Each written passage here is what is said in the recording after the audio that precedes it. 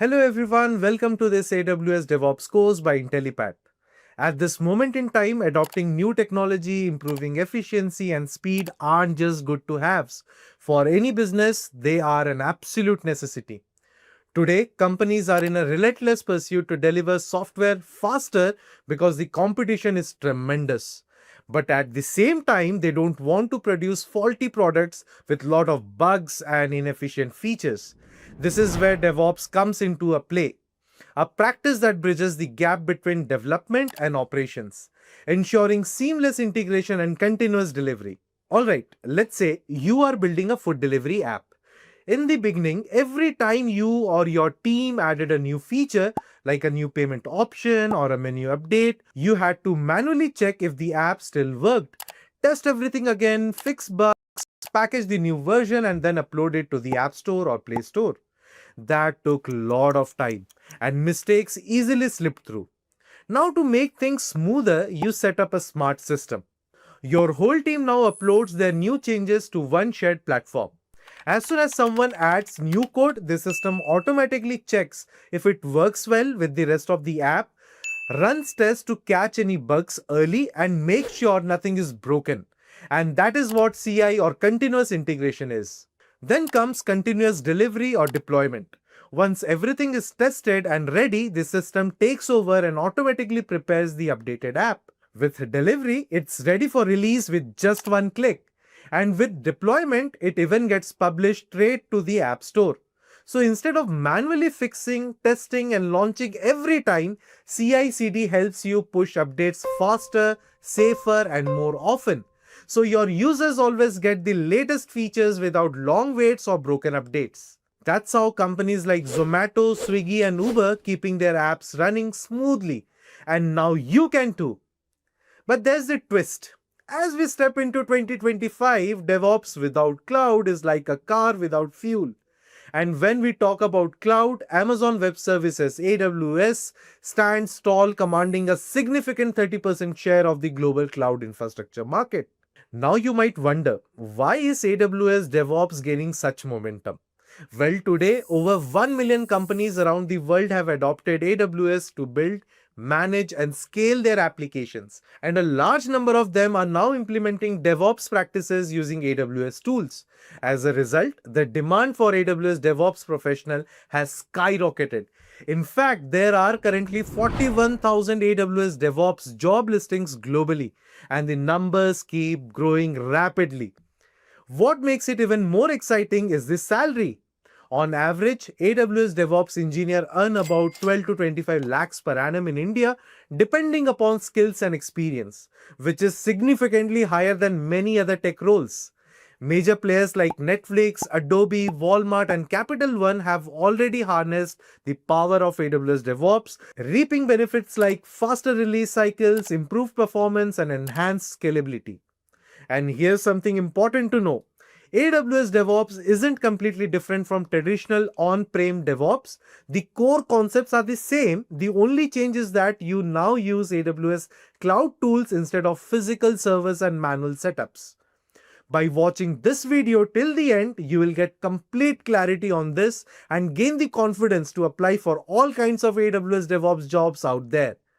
This course has been created by top instructors with minimum 10 years of real-world experience working with AWS Cloud and DevOps. By the end of this journey, you will not only grasp the core concepts but also gain hands-on experience through a practical AWS DevOps project, equipping you with the skills to thrive in today's dynamic IT landscape. Now that being said, let me take you guys through my agenda that I have at my hand for this particular course. First, we'll start with an introduction to DevOps. We'll cover what version control is, the types of version control systems, how Git works, its life cycle, common Git commands, and how to merge branches and resolve conflicts using Git workflows. Next up, we'll move into the world of CI, CD, Jenkins, and AWS code tools. We'll explore AWS services like CodePipeline, CodeCommit, CodeBuild, and CodeDeploy. After that, we'll move to Docker and Container, where we'll understand Docker images and also get some hands-on experience working with Docker in real time. Next, we'll look at infrastructure as code using Terraform. Then we'll wrap up with monitoring and logging AWS. We'll explore AWS CloudWatch for logs, metrics, and alarms, and AWS CloudTrail to keep track on all activities with audit logs. And finally, we'll finish with some top AWS DevOps interview questions to help you prepare for real-world job interviews with confidence. So now that we are done with the agenda, let's look at the very first topic on our list. DevOps. What is it? Why is it essential in today's work culture? You'll be getting an entire idea as we proceed. First of all, let us understand what led to the DevOps movement. And to know that, it is essential to learn what sort of difficulties came across while getting a software out in use. Development versus operations. Yes, development and operations are two different entities in an organization that never get along, though they ideally work in close coordination. You might often have heard about the frictions between the two teams due to this siloed mentality. Many times what worked on developer's side failed when got on the operational flow, and hence the never-ending conflict arose. To operations, developers always build code that are oblivious to real-world constraints, and developers are under the impression that ops are resistant to change and hence becoming an obstacle to get a perfect product out. So, they tend to lack a synchronization that affects and definitely delays the process of development and ultimately deployment. Another reason for this big delay is the traditional waterfall model most of the organizations operated on. Testing is done only after the entire code for a product is written, just like that. And every component of the process is dependent on each other. So, how does it hamper the overall performance? Let us understand in this way. So, let me give you an example for that. Suppose you have got 4 phases to develop a whole product. So now you have developed phase 1, then phase 2, phase 3, and finally phase 4 is also developed. And after the phases, it go for the testing. And testing team finds a bug in the phase 2 itself. That means all your efforts in coding phase 3 and phase 4 went in vain, since phase 2 itself was faulty and needed correction. So the logical building of phase 3 depended on phase 2 and so on, right? So what will happen? Again, you need to rework from phase 2, which killed your time, your efforts, and of course, delayed the process of product development, one of the major reasons of delays. And as a result of that, your productivity decreased because of the dependency on each other, and it increased the cost and timing required for the product to be up and running. So to address all these issues, to solve the conflicts between development and operations, DevOps was introduced. So what does it really mean? Let us go in detail. So it was introduced in year 2009. Let me tell you one thing, that it's not a tool, a software, or a language, but it is a culture, a philosophy, a change in mindset that encourages everything which is required to improve the way you do your business, to increase the productivity, lower the cost, and smoothen the process. DevOps requires a change in the mindset of how people work. In a DevOps environment, development and operations work in collaboration with each other and not against each other. It firmly believes in eliminating manual intervention, for it takes time, and automating the process and continuously integrating them. And most importantly, it works on agile methodology, means different phases of a product are developed and tested simultaneously and not sequentially. Since you now know and you have the knowledge of what is DevOps and which methodology it operates on, let us talk about the phases it incorporates. So, it majorly has got 4 phases. Continuous development, that is continuous coding. Just like I told you that a software coding is divided into several phases to make the task easier. Continuous testing means whatever code is being generated is constantly being tested, and hence doing the testing in a few minutes or hours, which would otherwise might take days or weeks if done manually. And flaws are immediately detected if there's any and sent back to the coding team to rework. That means development and testing keeps on happening simultaneously and not sequentially as happened in waterfall model. Then it has got continuous integration. That is to say, whatever code is being generated or different versions of the same product is being saved in a local repository for future footprint. You can always review your work by using this continuous integration. And finally, development phase. So the coding is developed continuously and operated on the operational floor to check the efficiency of the product in real time. So these are the various and essential phases of DevOps to create a smooth environment for the organization. Now, as I said, that DevOps is not any technology or tool or a language, but a culture which emphasizes on using various tools, automation, close collaboration, synchronization, so as to help the organization, thus benefiting the complete software development to deployment process.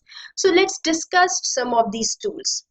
Let's start it off with Jenkins. Yes, it's an important tool in DevOps culture. It is a tool which supports continuous testing of the code, continuous integration, and deployment of the code. Basically, it automates all the processes.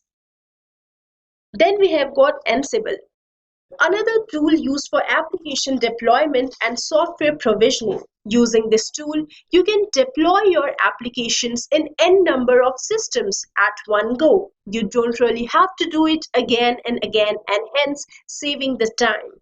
And then we have got Docker. It creates perfect environment for your applications to run. For example, if one applications run on, let's say, Windows and the other one requires iOS, so instead of having two different software codes, you simply have one Docker. Yes, and it would take care of all the requirements of your applications. Then we have got Puppet. It's a configuration management tool which enables system administrators to work faster and used for server provisioning. That is to say, it allocates the works to server and hence taking care of the management of your entire server infrastructures. Then we have got Chef. It is used for automation of infrastructure. With Chef, your infrastructure is defined as code, ensuring that configuration policy is flexible, versionable, testable, and human readable. It measures the load on the server and distributes it accordingly. Then we have got Nagios. It is a computer application that monitors system, network, and infrastructure. And what does it do? It alerts users if anything goes wrong, rectifies that, and again informs the user about the same. It also informs the user when any human intervention is required. And then we have got Git. It's a distributed version control system and one of the most important tools used in DevOps culture. And what does that mean? The distributed version control system means it is not dependent on any server. Even if your server fails, you'll be able to work. It maintains all the versions of your software with all the features. Like if you have written, let's say 1.1 version of a software and then 1.2. So it'll keep all the versions. So anytime you can have a look on that and use accordingly. Also, it allows the users to work on different versions of software simultaneously. And finally, we have got Maven. It is very simple. It is used for compilation of source code and running tests. So these were a few of the tools used in DevOps culture shift to make your organization run smoothly and effectively.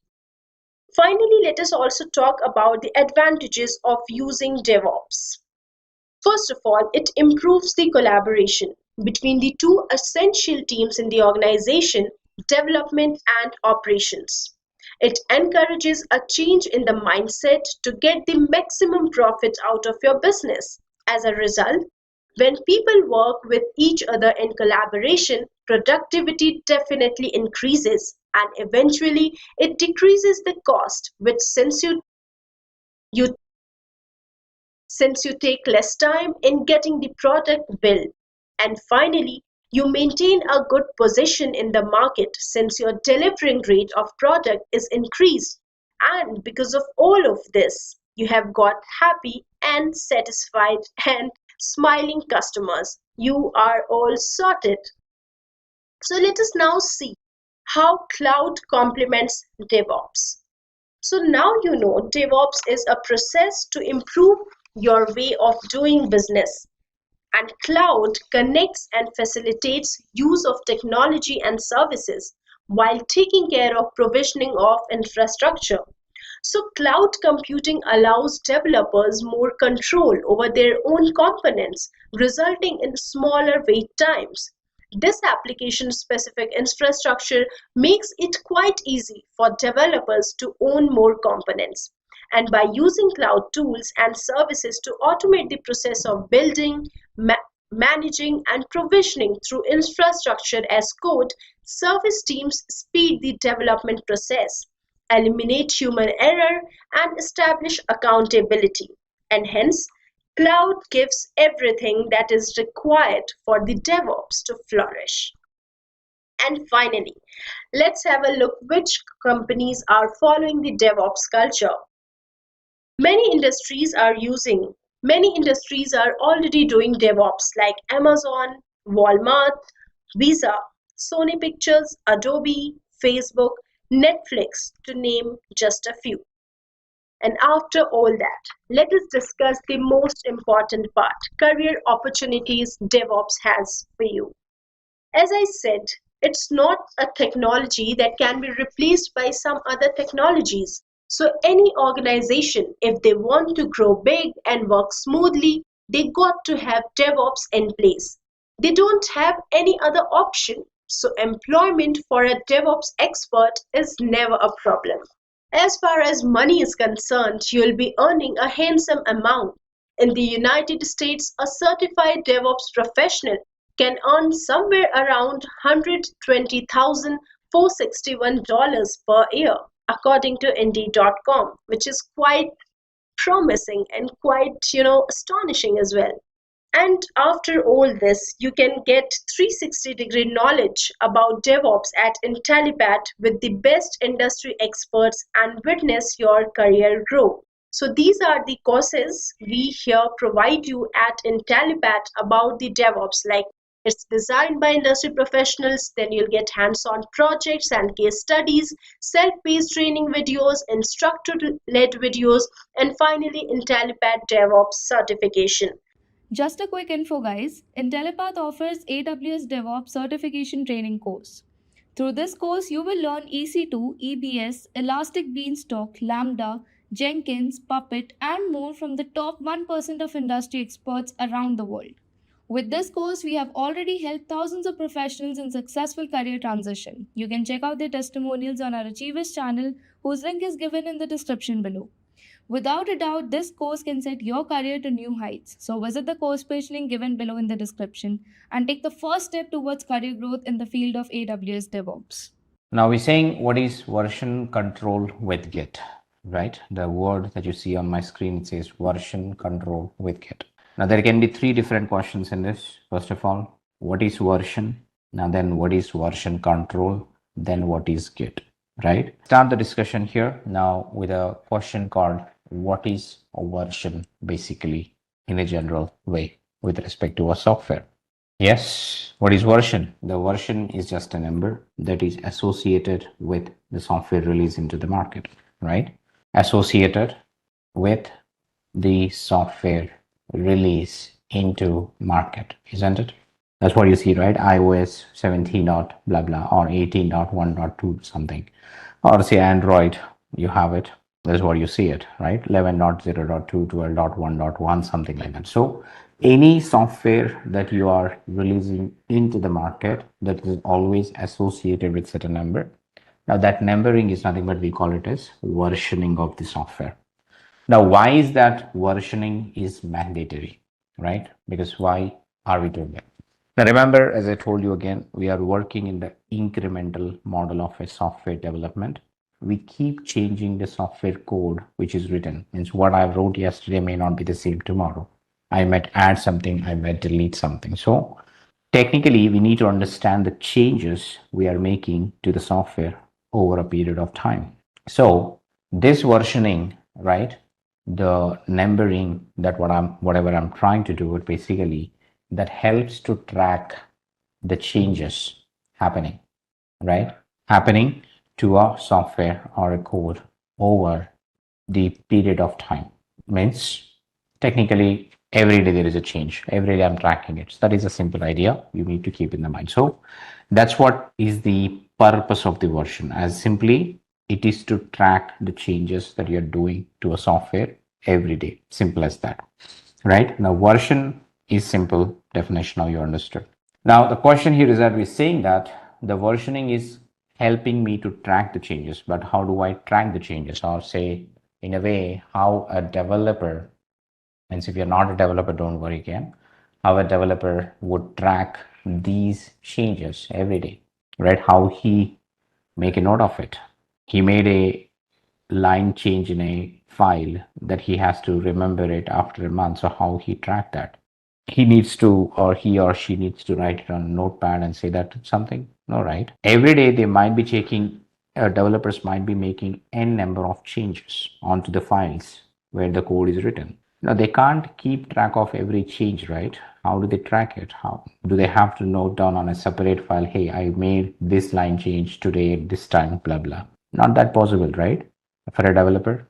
So that's where we talk about something called they need the help of a tool, right? Some tool that help them to track the changes. So that is where we say that developers will use, right? Or developers will track these changes using version control tool, or you may call it as a version control software again.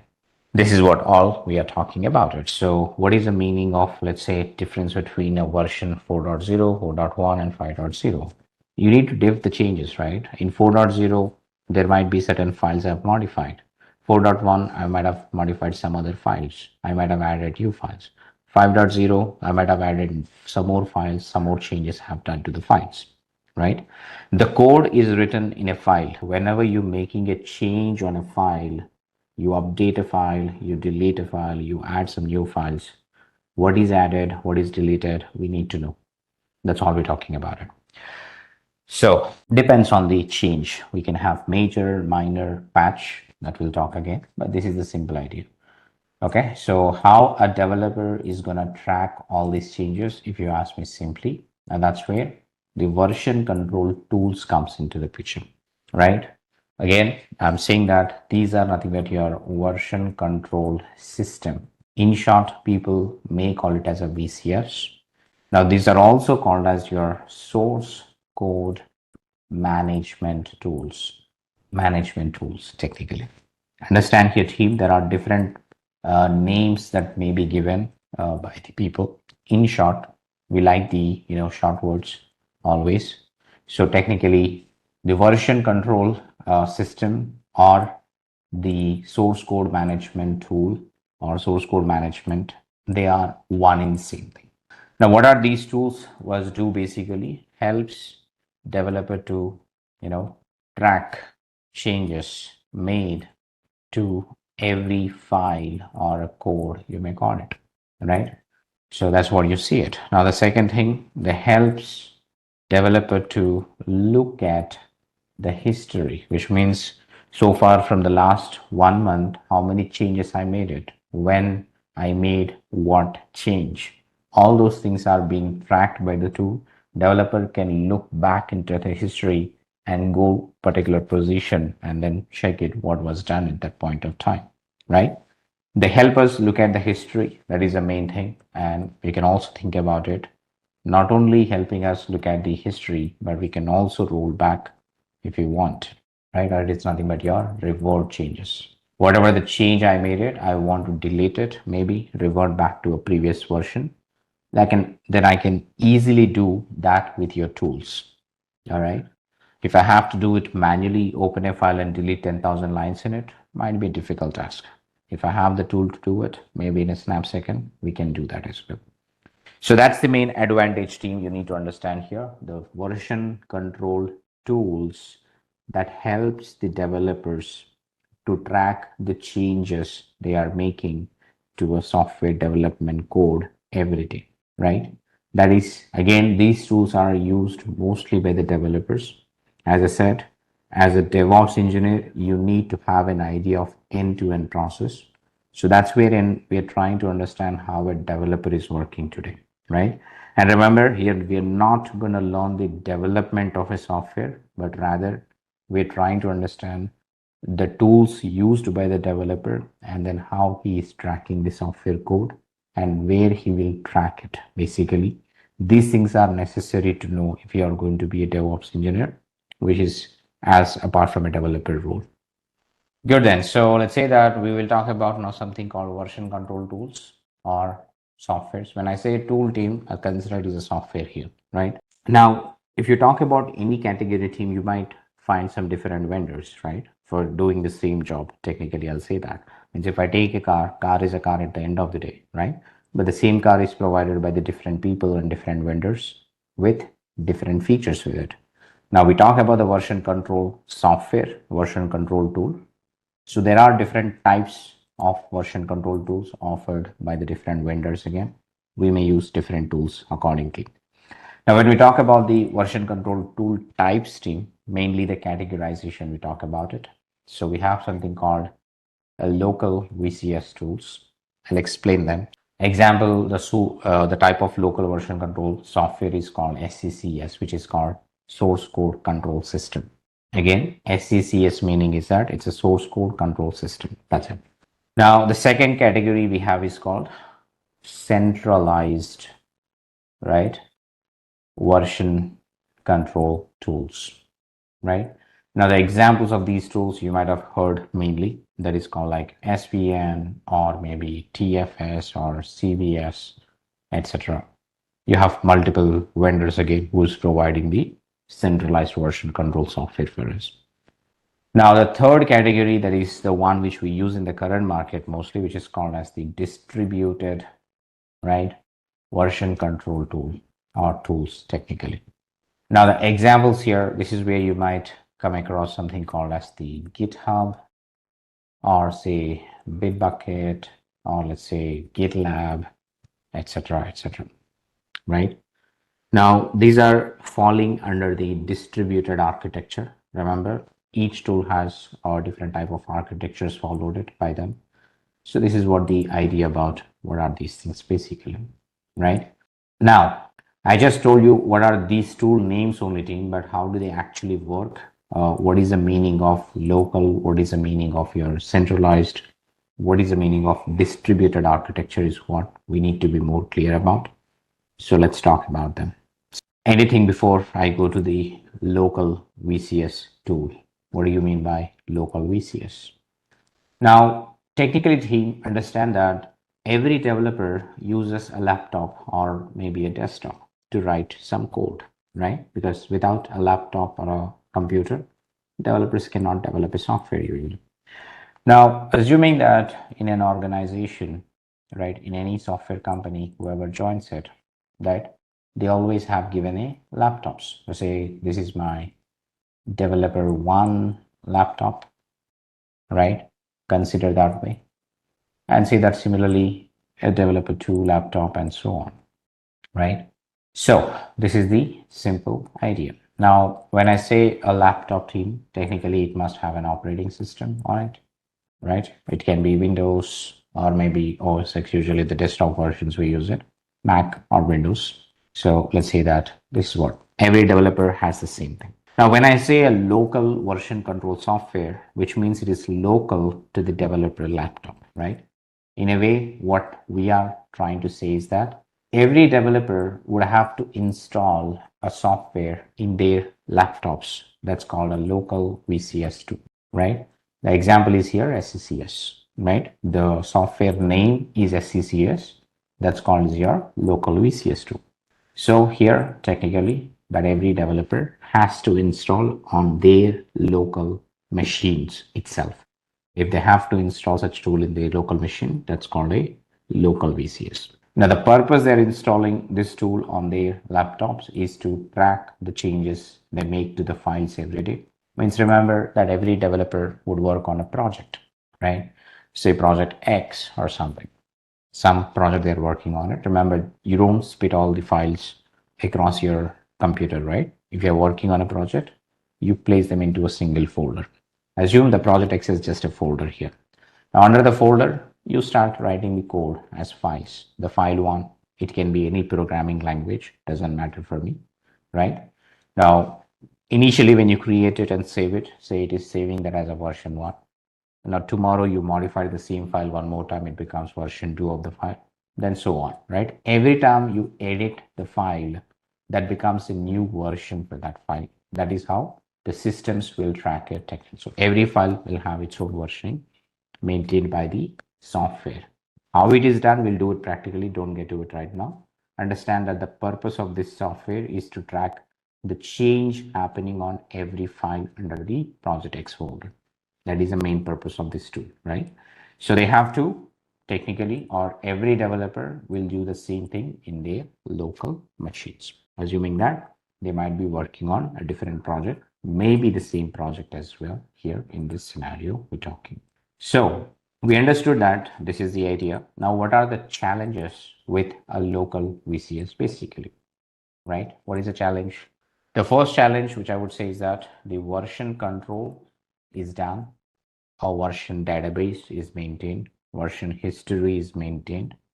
Is done only on local dev machine, developer machine. I mean to say that it's there on the developer machine. Then what's the problem here, right? What's the problem here?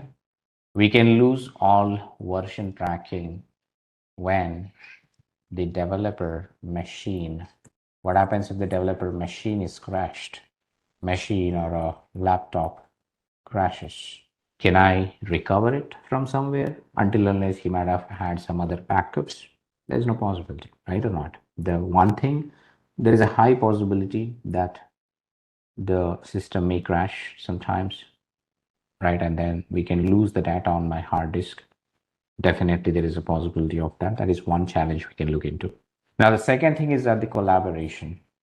Now, what do you mean by collaboration? So between multiple developer is not possible. Now, what do we mean by collaboration between the developers is not possible? Now, based on the scenario team here, both are working on the same project called project X. Now, let's say the developer 1 is working on feature 1, developer 2 is working on the feature 2. They wrote the code independently, right? Without knowing what happening on the side, definitely. They tracked the versions of each feature independently. Now, when I have to release the software, I have to merge the code from both developers. Yes. Should I take the code from both developers and then only I can release the whole software with feature 1 and feature 2? I don't know. That's what needed, right? Now, when I merge the code from both people, what version it is again? How do I track the version when I merge the code files from different people?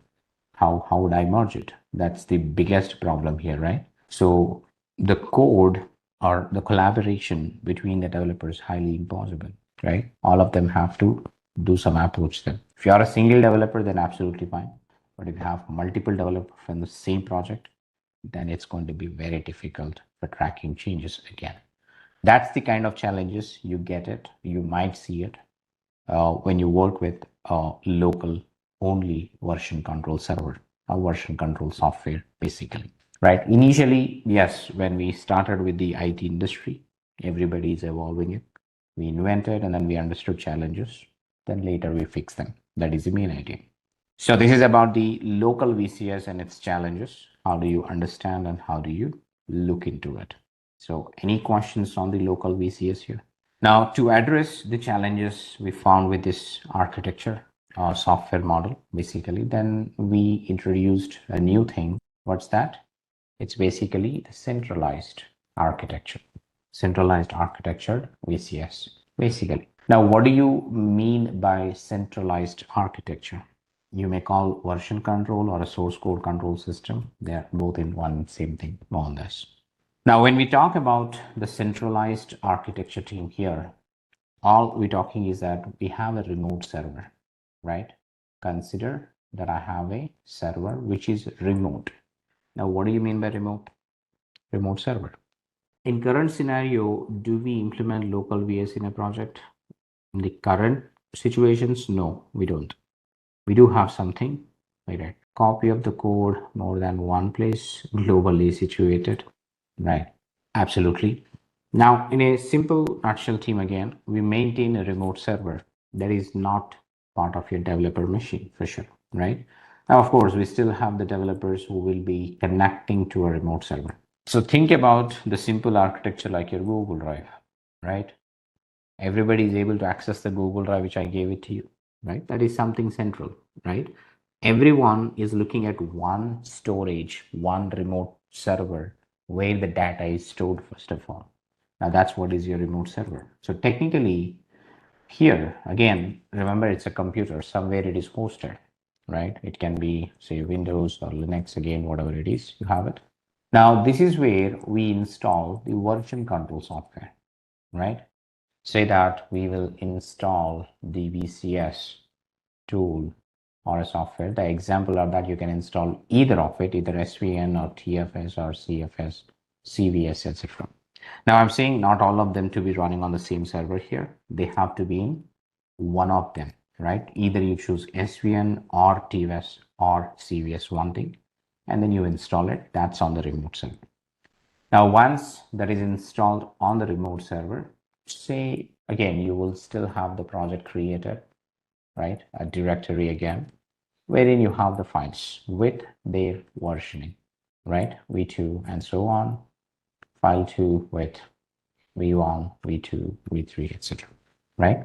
Now, the idea here is that all the developers, if you talk that, okay, this is my developer 1 again, or this is my developer 2, all we need to say that developers now need to connect to this remotely, which means that over a network, they will connect to the remote server, right? And say that they get the data to the local.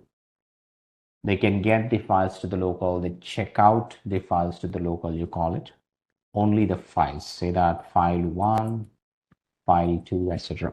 Remember, in this scenario, the version history of that file or the actual version changes of that file is not going to be available on the developer machines. They might have the files, right? The same file is available in their local machine. They may download it. They can keep it, a copy of it. They edit the file locally, not in the local developer machine here. That's the idea, right? The local developer machine, there is no version for that file. All they do, they check out the files, they modify the file, right? And once they modify the file, they upload it, right? They push it back to the remote technically, right? Push in the sense you just upload it, right? They upload it. Now, when you upload it to a remote server, say I have modified, the developer 1 had modified the file 1. Now, when you update the change, the remote server recognizes the change made. Now it creates a new version for that particular file as v3 something and records it for you. That is a simple idea. Until you push it, the change will not be happening. Now, if the developer 1 needs, or say the developer 2 needs the latest change made by the developer 1, he can say simply the pull. Download option, again, we call it pull. Pull error or nothing but equal to a download, basically. That is how it works, right? So the developers will keep, modify, update the code on the local. They push it. When you push to the remote server is what responsible for tracking the change, right? And then creating the history for that change, version history for the change in the server itself. That is a simple idea. Okay, so that's how you understand a centralized architecture technically here. Now, one thing here, I mean, not one thing here. So to understand what exactly is the, solution we're talking. Now, first thing is that here, the challenge we had with if you talk about the version control, right, is done only on remote server. Just like in the local, it was only on the developer machine. Now all the version database, version history of each and every file is maintained only on the remote server, right? So everything is there on the remote server itself, completely maintained there.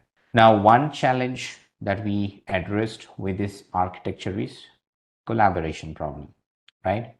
Collaboration problem is, right, solved here, which means that now developers are updating their code into one central repository. Now all the files are being tracked there. So I have all the code from both developers. Feature 1, feature 2 is updated at one centralized place, one central server, a remote server, where all the versioning is done for each and every file. So I have a clear picture, right? Then I can simply take the code, what is on the remote server given by the developers, all developers, and I can go and release it. Merging all things are done on the remote server itself, right? So remember again, the version control is done only on the remote server here. No version database, no version history on the developer machines. The second point is that the collaboration problem is solved with this approach. Whatever the collaboration problem we have with the local is completely addressed here. Now, what is the challenge again we have with this kind of architecture? The version control in this architecture is very great. It was working good. But what can be the challenge again here? If you lose that, if we lose the remote server, right, then we still have a choice. We still have a chance, right, to lose all the version title, version history, right or not? Now, until unless if you have the backups of your remote server, you can recover from a backup. On a big bad day, say that I lost my server and I lost my all backups, then you're still gone, right? That is the possibility available for you. Okay. The one thing is that again, the remote server can be lost. The version history maintained on the remote server can be lost if you do not have backups. If you had a backup but you're also having the backups lost, then I can't help it. So everything is lost. That is still a choice, a possibility we have it. Now, is there any other challenge we see here apart from the remote server being lost? Anybody would like to say it quickly? Any other challenge apart from the remote server being lost? Comparing two versions in dev machine, push pull. What is a push pull challenge here? We can push, we can pull. Have the same name. The conflicts you're talking about, it's there everywhere. There is a possibility of conflicts if you are updating the same files. Absolutely correct. Conflicts can occur. There's nothing that I can avoid about it. So I have to look into a conflict and I have to resolve it by myself again. Any other challenge, generalized challenge, not about the code. So if you understand team here, if I say that developers are dependent on network to make a version change, right? To create a version, to make a version change to that file, recorded basically on the server, they're dependent on the network. Now, while I'm pushing it, what if the network is not available? Can I push the change? Yes, team, what do you think? Can I push that? Definitely not possible. Until that is pushed out, until that is pushed to the remote server, developer may not be able to continue because before he give that, he can't work on some other changes there. So he's completely dependent on the network sometimes, right? Nowadays, you're getting the very good speed network team, but think about 20 years back. What is the network speeds we had it? I know they are simple files again, but think the idea of how faster network we had 20 years back, right? Because we are evolving with every tool technology here. Nowadays, you get a very good speeds, right? Also can't get list, can't get it, can't push it, both the same, right? Saving changes is not possible, getting the latest changes is not possible, right? All those are challenges. So completely dependent on the network situation here, right? If the network is not there, developers' productivity is gone, because until the network become available, they wait. So you're losing time. That will in a way impact your delivery time as well. So all those things are cascading effects, we can say that, right? Something or the other way, it is going to affect you in the whole delivery of the software itself.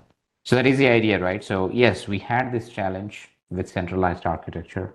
It is working great. It works really great. If you're already working with it, I can say that. But these challenges also needs to be addressed. Now that's where we introduced the last one that is widely used in the current market. I will say that 95% of the industry right now is using the last architecture, which we are discussing right now. The last one is nothing but your distributed version control softwares, right? Now, what do you mean by a distributed here? Say distributed version control system. So now what is distributed? So I call this is a hybrid model, right? Now what is hybrid model? You know that, right? Decentralized, we can say that, of course. So the hybrid model theme here, if you talk about in general, which offers multiple solutions in one piece, right? So technically we can say that it is the combination of your local VCS plus the central VCS basically. That is how you understand. The centralized server, a remote server, is always necessary for us to collaborate or for the collaboration purposes between the multiple developers. That's the idea.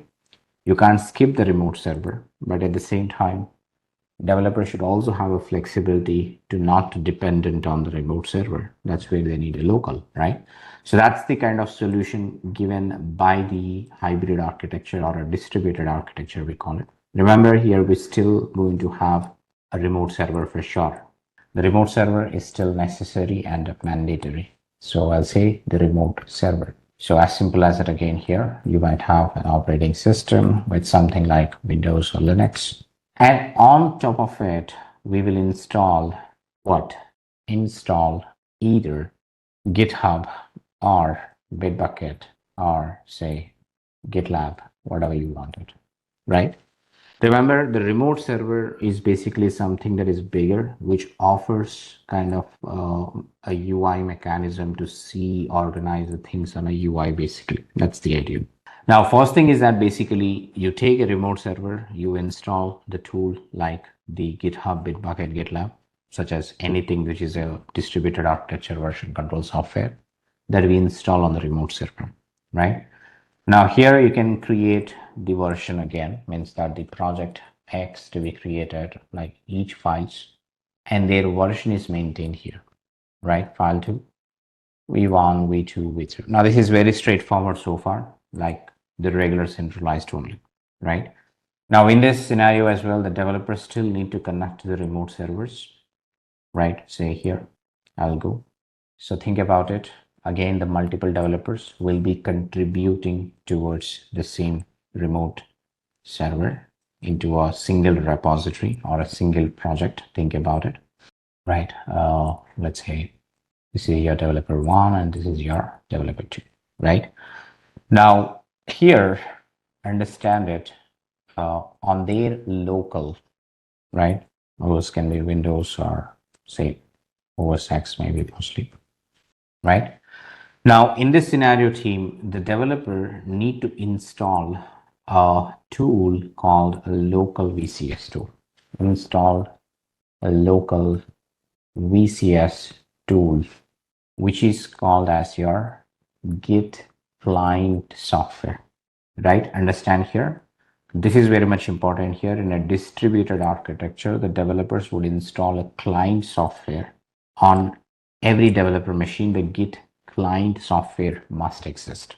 Now this Git client software here is going to act as your local version control tool that helps the developer to make versioning of the changes in the local server itself, again local to the developer machine itself, right? So what I mean to say here again, the developers can pull the changes, get the changes from the remote server, but this time along with the file, you also get the version history of that file maintained in the developer machines, right? In the centralized architecture, you do not see the version database, the version history of each file in their laptops. But when it comes to the distributed architecture, version control, wherein you have a local Git client software, we call it. That is the one which is called a local version control tool, which offers or which helps developers to track change locally, maintain every version locally, create every version locally in their laptop itself, right? That is the main change that you see from centralized to the distributed architecture. Let's say that here we talk version tracking is recorded, right? Recorded or maintained, you may call it, or done on remote server and also on every developer laptop. That is the main thing you need to understand. Okay. Now here in this scenario, how a developer will do the changes. Remember, the developer may change locally or on local instance their laptop, and create a version in local laptop itself, right? That's what you see it, laptop, and then push to remote server when required, right? That is what you do it, or need to be shared with others technically. That's how you need to look into it. The idea here is that, say the developer one is modifying a file called as file one on his machine. He create a version of it in his local itself, right? He don't need to depend on the remote server to create a version for that file and record that in the local itself completely. And if he needs to change or share this code with anybody, he will go ahead and then push the changes, which means upload, right? Now, when you upload it, whatever is done in the local gets updated here. Remember, remote server is not creating a version, rather updating whatever is in the local there directly. That is a simple idea. Okay. Now, this is how you understand it. Now, if the developer one gets the change or needs the change, he will pull it, right? When he pull, he get all the change automatically into his local machine. Pull is nothing but your download. That is how you understand it. Okay. Now we need to get into the practical mode. We will be doing practical stuff now from now on. So there are two important things. If you are working with Git, distributed architecture version control server, first thing is that you will have to install something called a Git client in your local, right? Think about it. Local laptop. You can install in your laptop as well, or you can also take an EC2 and then install on it, right? As long as it is operated by you locally on an EC2 or on your laptop, it doesn't matter. Now, you may have your operating system if your laptop is something like Windows or maybe Linux if I'm taking EC2, or it can be OS X if you're using Mac, basically. Now we install Git client here, right? We install Git client software. That is what we're going to do it first of all. That's what we're going to do it now as well, so don't worry. Now the first part is that we will install it here. Then for our understanding of remote, remember setting up remote is not that easy, and then it requires a lot of big computer. Maybe it cannot be done within your laptop, neither in the EC2 instance of free tier, because to install a GitHub like application or a big software module, software application, I would need a server with huge capacity, such as your maybe 8 CPU, 16 GB RAM, something like that. So we're not going to install it, remember. We're not going to set up, or we're not going to learn about setting up this one.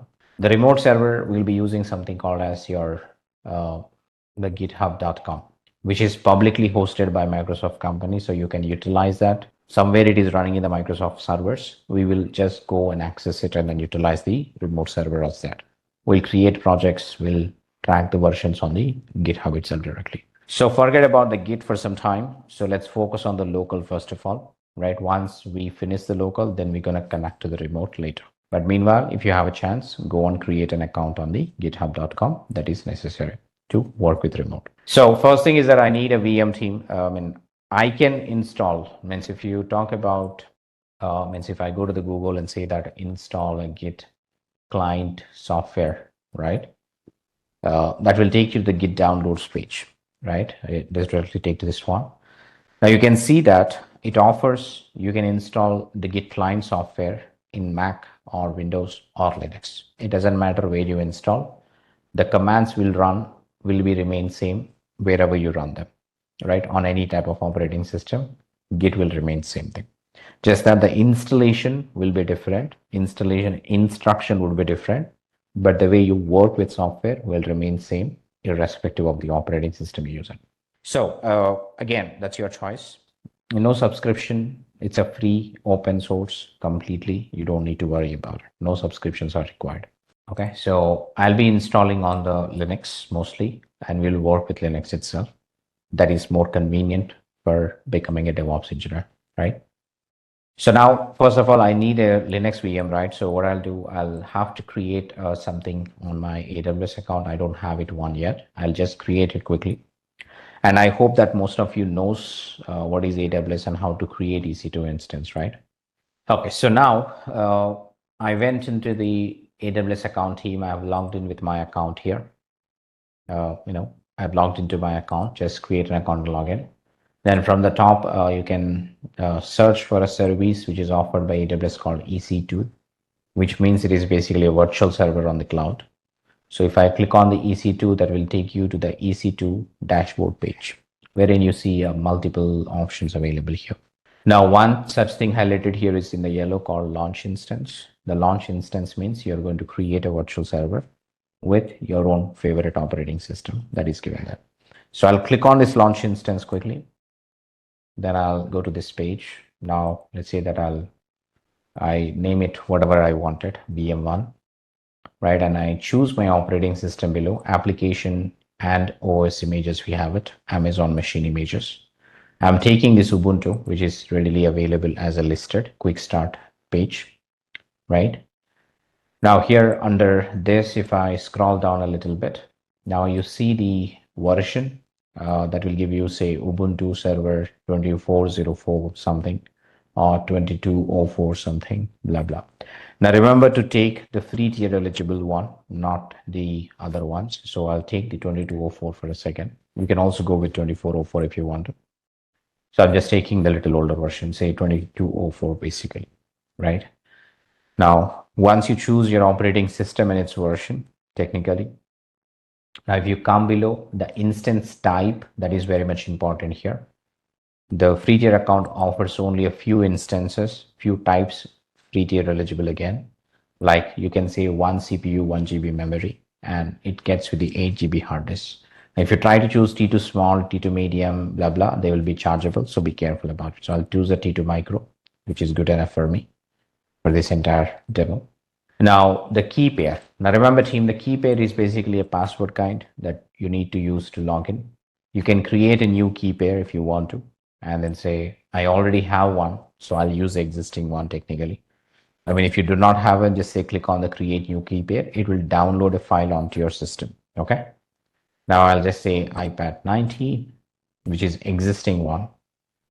Now, along with that team, there is some networking settings here, right? By default, this is basically choosing a security group, we call it firewall security groups, which allows the connections to your server from public internet, basically.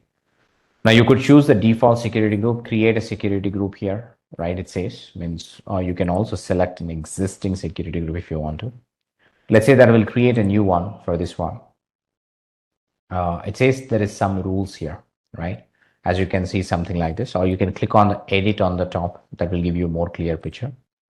So if I say click on the edit option, say VPC, whatever you have it, all this stuff. The name of the security group, let's say I call this as the iPad. That is what I'm giving a name. You can give any name to it. Now it says description is something again. I'll say iPad again, whatever the description you wanted. And if I come a little below, I will ask you to add some firewall rules, right? Which is very much important here. Remember the inbound traffic, it says by default SSH is getting enabled. And there is a source type anywhere, blah, blah. Now, what I want to choose is that basically, this is the one, right? Now I'll leave the default rule, which is a SSH, right? SSH protocol, that it's from anywhere you can accept it, blah, blah. Now I want to add one more additional rule as well, team, that we will be using throughout the next course. So add a security group rule, and I say all traffic.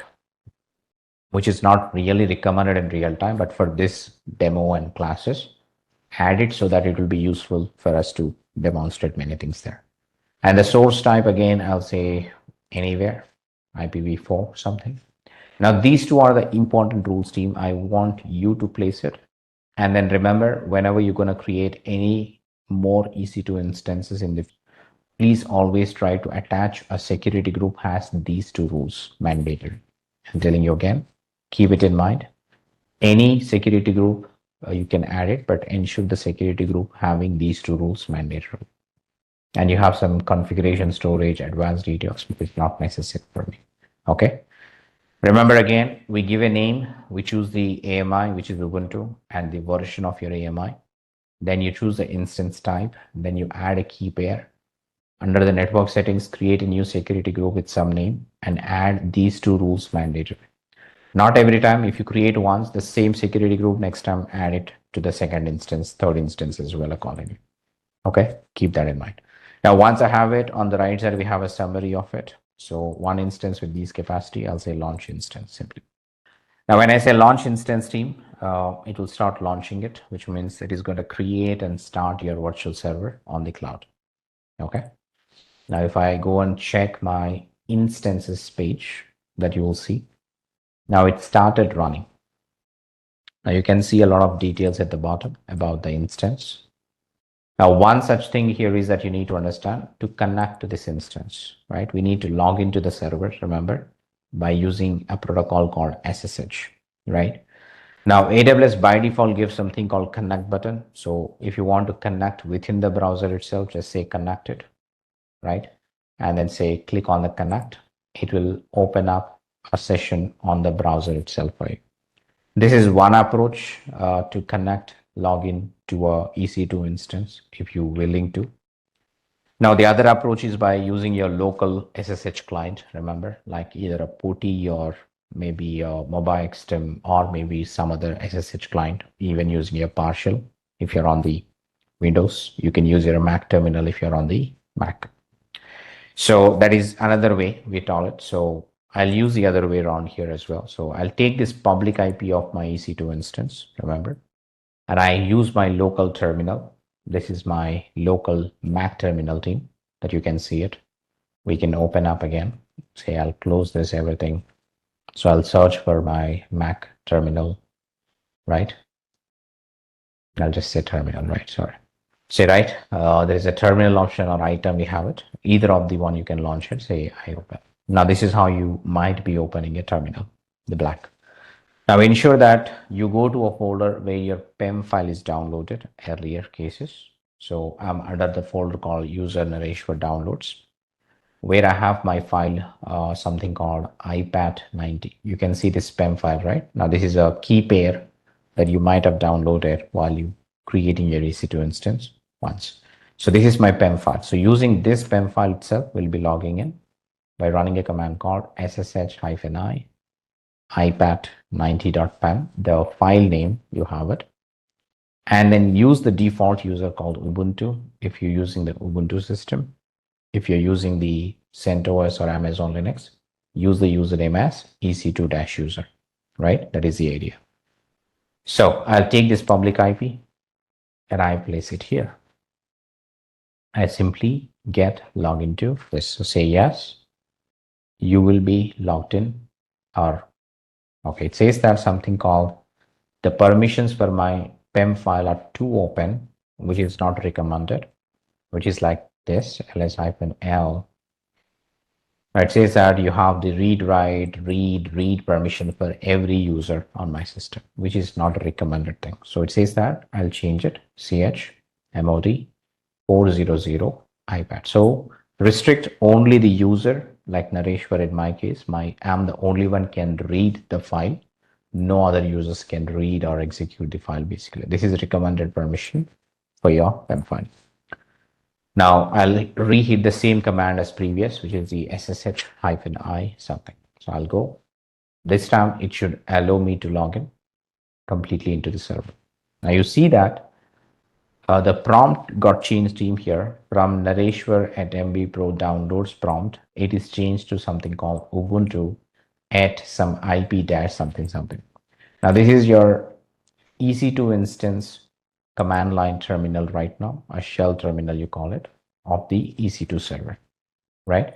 Now I'm sitting on my EC2 terminal. That is what all you need to understand. If I want to check it, this is my host operating system right now is Ubuntu. As you see, operating system is your Ubuntu basically, which means I'm not in my Mac terminal anymore. I have connected to a remote server and I'm logged in that, and I'm working on that remote server command line terminal. Remember, all the Linux are the command line, not any graphical user interface you will see for them if you are creating an EC2 instance of Linux. About the way we can set up a local instance, either it could be your laptop or maybe an EC2 instance.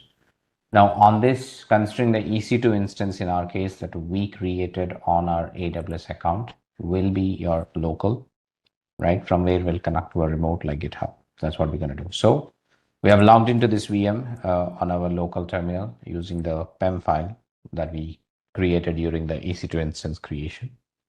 And then yes, we logged into it and we are seeing it that this is available. Now, how do I install a software package on my Ubuntu like operating system, right? Usually we use something called as package managers, or generally if you go to a instruction that is given from the official website as well, right? This is the official website from where we're going to grab the instruction technically, right?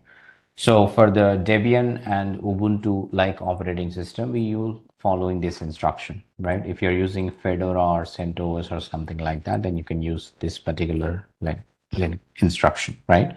Now this command line utility team called a package manager, right? If you talk about the apt get in a general way, what is an apt get, right? The command line commands we're going to use going forward.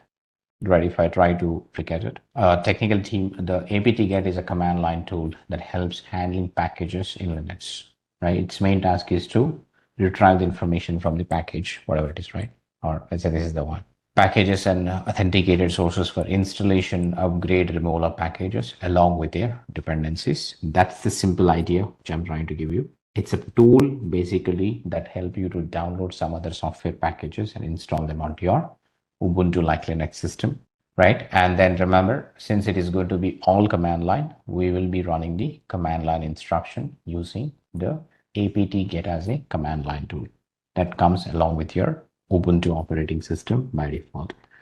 So this is what I'm not going to run. This is what I'm doing it from the PPA provides the latest stable upstream Git version. That's all I wanted. So I'll say first add apt repository, which it's like I'm adding the official source from where the lookup and then download can happen. Now it also giving you some error that you must be running as a root user, right? Which is very much important when you run apt commands. So you can add a sudo in the front, right? A sudo means super or switch user to basically call it. So technically, let's say that you enter it when it prompts you, then it will start running that. Right, it connects to a online repository such as your PPA, Launchpad.net, Git core, something, right? It is trying to connect to some repositories or official source from where the Git client software that we can download. Now, once you run it, then we run an update and the install command like this. So I take this command, right, and I just execute the command which is available. Remember, you need to add a sudo for both the commands, otherwise it will fail, right? Or you may run them as separate as well. That's okay. Now ensure that you add a sudo command compulsory so that it will continue without any permission denied problems. Okay, that's all you're going to do. So now this will download the Git client software utility and installs it on your Linux like machine, or the Ubuntu Linux machine, we call it here. Okay, so that's what it is trying to do it, right? Downloading, extracting, installing, all the things are done. Now once it is installed, like you see the messages, whatever you see it, ensure that you follow this output sometime if necessary, looking at that you don't have any issues while the installation is done. Everything seems to be good without any errors here. right? Always observe the output team when you run the command, which is recommended, so that you get to idea. Now, once it is done, if you want to validate the Git is installed, then we can run some code called git -- version. Now that gives you the latest Git client software version, which is installed on your local itself, right? That you can see it here. Or you can simply hit in a Git and then see it will respond with some responses like this. That's okay. You can hit version, or you can just simply hit Git and it responds to you with some additional commands which are there. Okay. Right. So this is the idea about how do we understand on the way we install a Git client software on your EC2 instances technically. Okay, these are the instructions that I ran so far on my EC2 instance. But yeah, this is how you install team, and I do not want anybody to follow and do at the same time I'm doing it. Run the same which I'm running it. Check the operating system if you are not aware of it. Run the hostname CTL command. That should show you the Ubuntu as an operating system. Then it should work. That is the one which is installing your software. It says apt install git, right? Before that, you just update if there are any updates to the repository. That's it. And the 9 here is installation of Git client. So that is what it's trying. It downloads the Git software and installs it in your laptop or in your Linux machine. Now that we have installed successfully, you might be doing some typos and all that stuff. That would be the problem. It says pp, right? Git code /pp. You missed a there. There is an a as well at the end. So that is what is causing the problem. It should work if you are doing it properly, because everything is that depends on the instruction, previous instruction you run. Now, don't try to run this simple instruction. As I said, you need to follow these 2 instructions to install the latest Git client. This is mandatory and this is mandatory. Right, so now that we have the Git client software installed, now it's time for us to understand how this Git client will start tracking changes on the files we do it. Now remember team, by default on your Linux VM or an operating system, when you install it, it comes with many directories by default, isn't it? Right? As soon as you install operating system, there are many operating system related files, directories are placed on your drive like C drive. On your Linux, it is a \. Basically, you see that the root file system, wherein you see n number of directories and files are available. So does my Git client track each and every file under each and every of this folder? Should it need to track all these files or folders, everything, or does it need to track only a folder where I'm going to write the code, which is the right thing to do it? Yes, Steve, which is the right thing to do it? It should track only my project code, right? It is not going to track, or it should not track every file available on my system. So how do I make that is a question. Now that's why team, remember, by default, Git client software that we install is not gonna start looking at or track any file available unless we initialize a local repository. The local repository is nothing but a folder, and that folder is the only one which Git will track it. Now, how do I do that? Now, remember the current path always team that you're in, so that you can go to that path later as well. So technically, I'll say that the current present working directory is your /home/Ubuntu. Now, under that, I'll be initializing a Git project, say Git init, I'll say project X, right? This is what I'm trying it. Now, what I'm saying is that, hey, Git, initialize a project with a name called project X. That would, in turn, will just initiate a local folder under my home Ubuntu. Like you see, it creates a folder called a project X under home Ubuntu. That is what the idea is. Now, there is a possibility that you might work on multiple projects as well. So you can initialize even a multiple projects on your local if you want to, like this. That's okay. Absolutely okay that you can initialize multiple projects as well, but you always focus on one project. Now, here the project creation is nothing but your just the directory creation. Like when you do a Git init, the project name, we are saying that, hey, Git, initialize a project folder and you're responsible to track every change in that project folder only, not anything else, right? Inside that folder.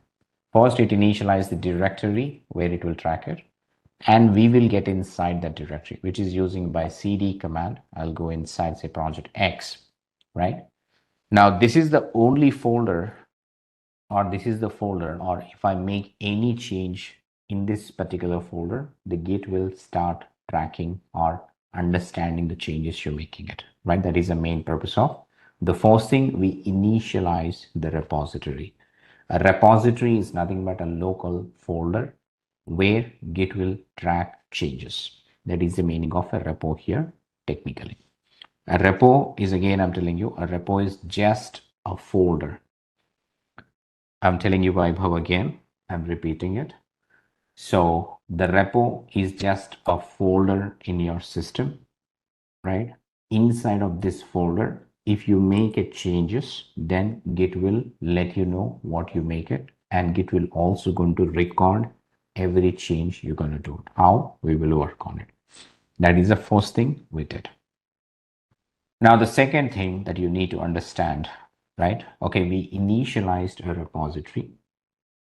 We initialized a local project where Git needs to track changes happening to the files.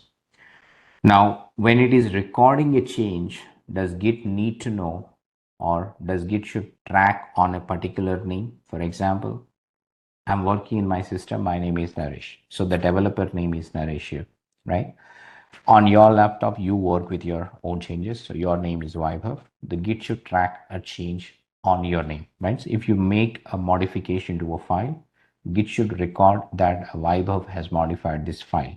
If I modified a file, say Naresh has modified this file, the Git should record the name of the developer mandatory, right or not? Does Git needs to record the name of the developer so that later we'll come to know that which developer modified which files technically? That is the whole purpose of the Git itself. Now, for that reason, team, you need to tell the Git your name. By default, Git does not know who you are or what's your name is technically. It is necessary that you need to configure your name with Git repositories. Okay. Now that's where in your local, after you initializing your project, let's say that I will use a command called git config, right? And I say -- global and user dot name. That's a syntax, which is predefined syntax.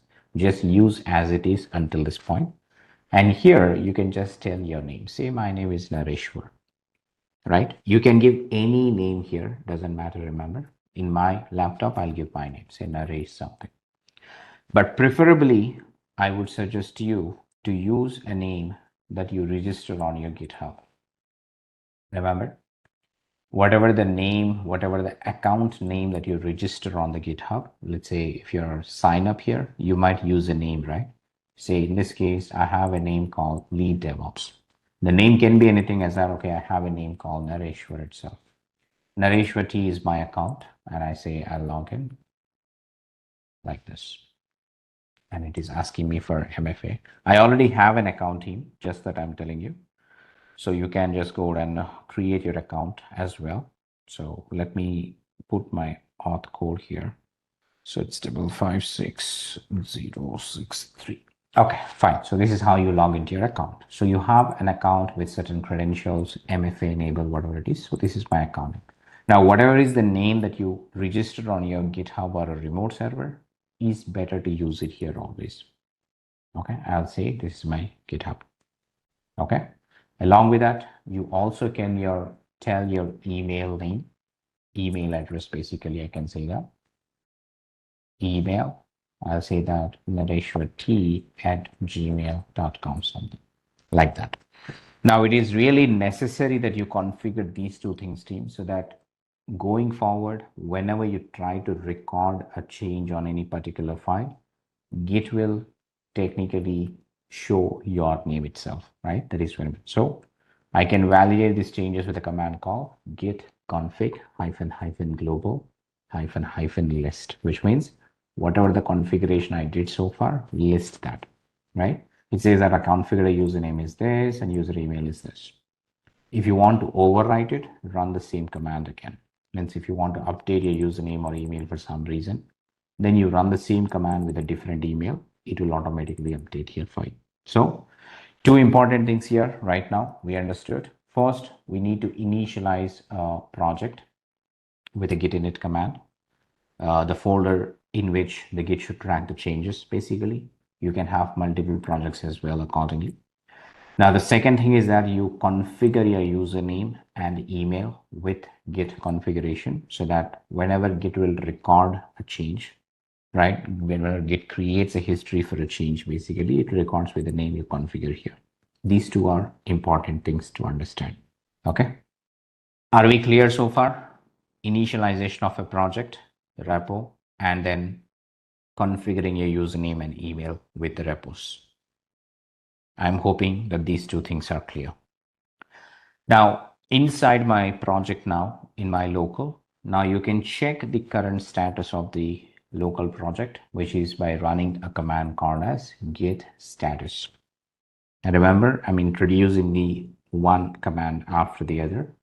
So there is a command called check the current status of the local repository or a local project by using a command called git status.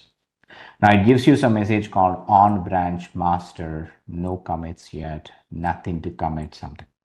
Now you will understand the words like commit, master, branch, something going forward. But right now understand it says there is nothing in this folder. Simple as that. It says, okay, there is nothing in this particular folder technically. A repo is nothing but a folder in your local initiated by your Git in a simple way. A repo is a folder in your local that is initiated by the Git itself. That's it. ls is a command to list the content in a list format again, right? If I do a ls, you get like this. There is nothing. If I say ls-l, you see nothing is there. ls-al will list you the hidden folders in your local folders. That's it. Okay. All folders including hidden. ls-a is not all, it is hidden content. Yes, it's just like your dir on your Windows. Okay. That's why I said you need the basics of Linux. These are all the Linux basic commands of ls and ls-a, all the stuff. Right. So now ls-al is just to list the contents of a directory, see if there is something in that or not. Just list it. That's all about it. Nothing else apart from it. But right now, team, as I'm just talking it, as of now, in my current directory, there is nothing. It's an empty directory as of now because we haven't created files or modification of files is not. We're just taking the status. It shows, okay, there is nothing available in this particular folder right now. Now, in a Git way, what is called a change? There's something you understand here from going forward within our project folder. What is a change? You consider it. What is a change that Git considers it? So think about it.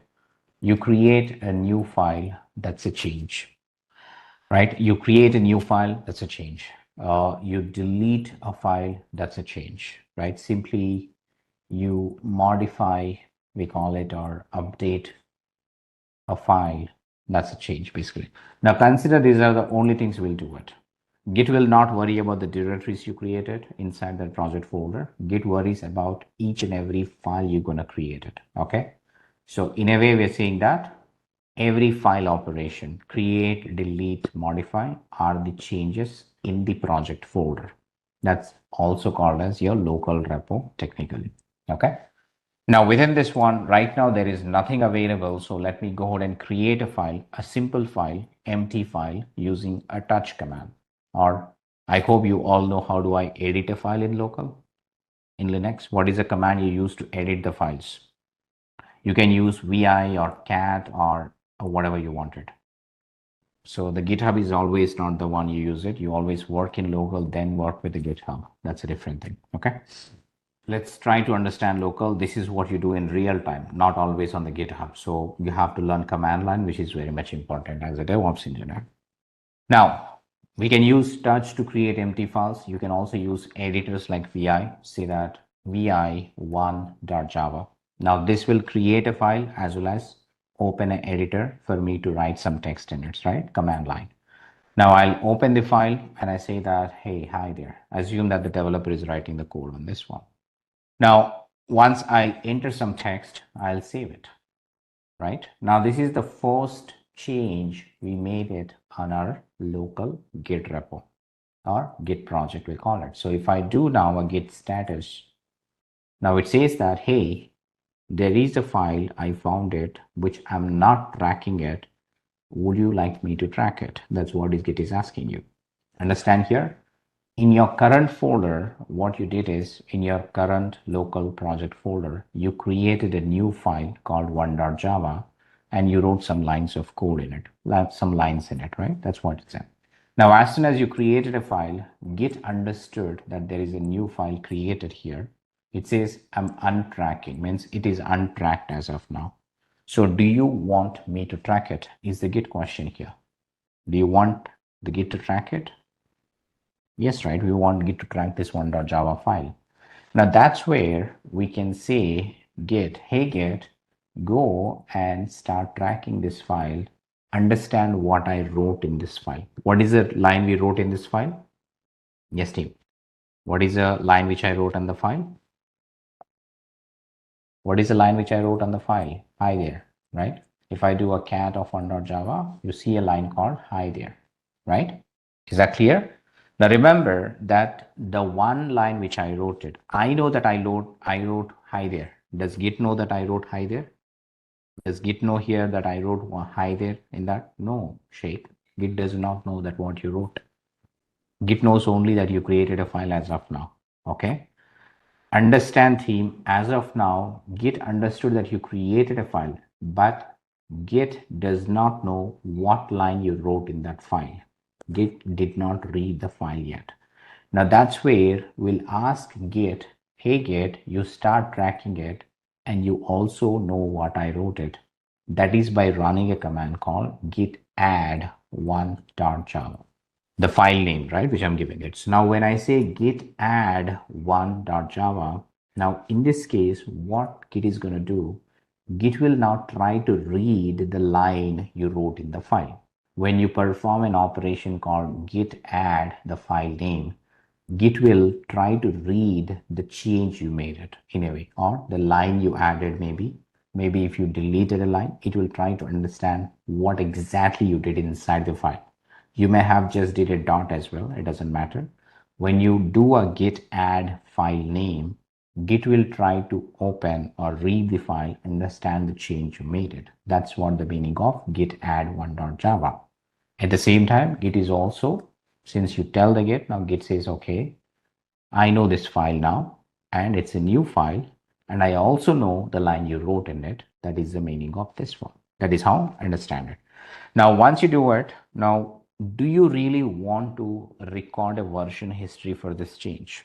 I mean, so that I can refer the change later, that who made this change and when was it made, what time it was made, all this stuff. That's where it says you need to commit, right? Now here team, you perform something called a git commit -m, a message, say that my first, right, record. I just simply say that my first record that I'm creating in my project, basically, which means later I can refer to the record, understanding what was done at that record, basically, right? Just like you have a record in the library, somewhere it is noted down that who took the book, when they took it, and all that stuff, right? It's a record maintained. Later you can refer it and understand that. Now the same thing here we're doing it, right? So technically, Git, we made a change, like you created a new file. Then we asked Git to read, understand the change we made it. Then finally, we also asked Git to record the change to the disk so that it technically recorded in the history. Means I can later go back to the history, visit the history by running a command called git log. The command is very simple, the git log. It will show you that, hey, here, the first record message was made by Nareshwar, right? And this is made on Sunday, February 23rd, some time frame. It is also giving you some random hash value here. That's nothing but your commit ID, a reference ID, right? Suppose if you order something in Amazon, you get an order ID, right or not? Your order ID is a reference point for referring the items you ordered. Simple. What is in the order is referred by the order ID. Similarly, whatever the changes I made it at this point, this is referred by a commit ID. Simple. Okay. This is how, remember, we start making changes, right? Our developers will work on the changes and they record the changes on their local completely. Now remember, I'm going to edit the same file again, say vi one.java, means I'm editing the one.java again. I say that the second line, how are you, right? Now remember, this is another change that we're making on the same file, okay, like this. Now I wrote a second line on the same one.java file. Listen carefully. I wrote the second line on the same one.java. Does Git know that I added this line here now so far? Okay, understand here, whenever you're making a change, right, Git by default don't know what you did. Okay, don't know what line you edited, maybe what line you added, what line you deleted in the file. It does not know that. That's where we need to tell the Git always, whenever you make a change, so you're going to add the change, git add again one.java. Now, when I say git add one.java, now understands Git, okay, previously there was one line in this file. Now you added this new line. Now Git understands that, okay, previous this is the content and now this is the new line which you added. So every time you make a change to any file in your local project, you need to tell the Git, hey, I made this change by using a command called git add. Now it understands, okay, you added this. Now, do you want to create a version record for this change? Yes, I want it. So technically, git commit -m, I'll say that second record, something you added, right? Now, which means that now in my history, I have one.java has two versions. One.java version 1 here, one.java version 2 here. In version 1, I have some change. In version 2 of the file, I have some other change basically made to the particular file. So this is a complete three-step process that we follow every time, either by developers or you may be whoever you are. Let's say this is the developer duty, regularly they do it, right? So every day when they start working on certain code in the morning, right, assume that they make changes, they add changes, they commit changes in the local repo, right? This is the three-step process that developers would follow always. So remember, we make a change, we add change, we commit change. You again make a change, you again add change, you again commit the change as necessary, right? Status, add, commit, log, simple, present. That's the approach you can check it. Now, it's not that I always have one file change, right? The scenarios is like that. You might have multiple files as well. Say, I'll add one more change to the one.java, right? I'll say doing good, something like this, right? Okay. I wrote one more line change on the one.java, but it's not necessary that I modify only one file always. There can be multiple different files, say vi2.java, right? Some lines I wrote it here like this. Now there can be one more file I modified, vi3.java, right? I wrote some more lines here like this, right? Now this is the idea, team. Like when you're modifying it, it's not necessarily that you always modify a single file. You can modify even multiple different files, adding different lines of code, right? Maybe deleting some lines of code and so on. Now, whenever you do it, I technically can go and add all the changes at once. Means I can ask Git now, hey, git add -- all. Means if I want to, if Git wants to read only one file, I give the one file name. But that's not the case always, right? We can say that, hey, Git, or add all of them. Means read all the files, understand all the changes in all the files which I made it.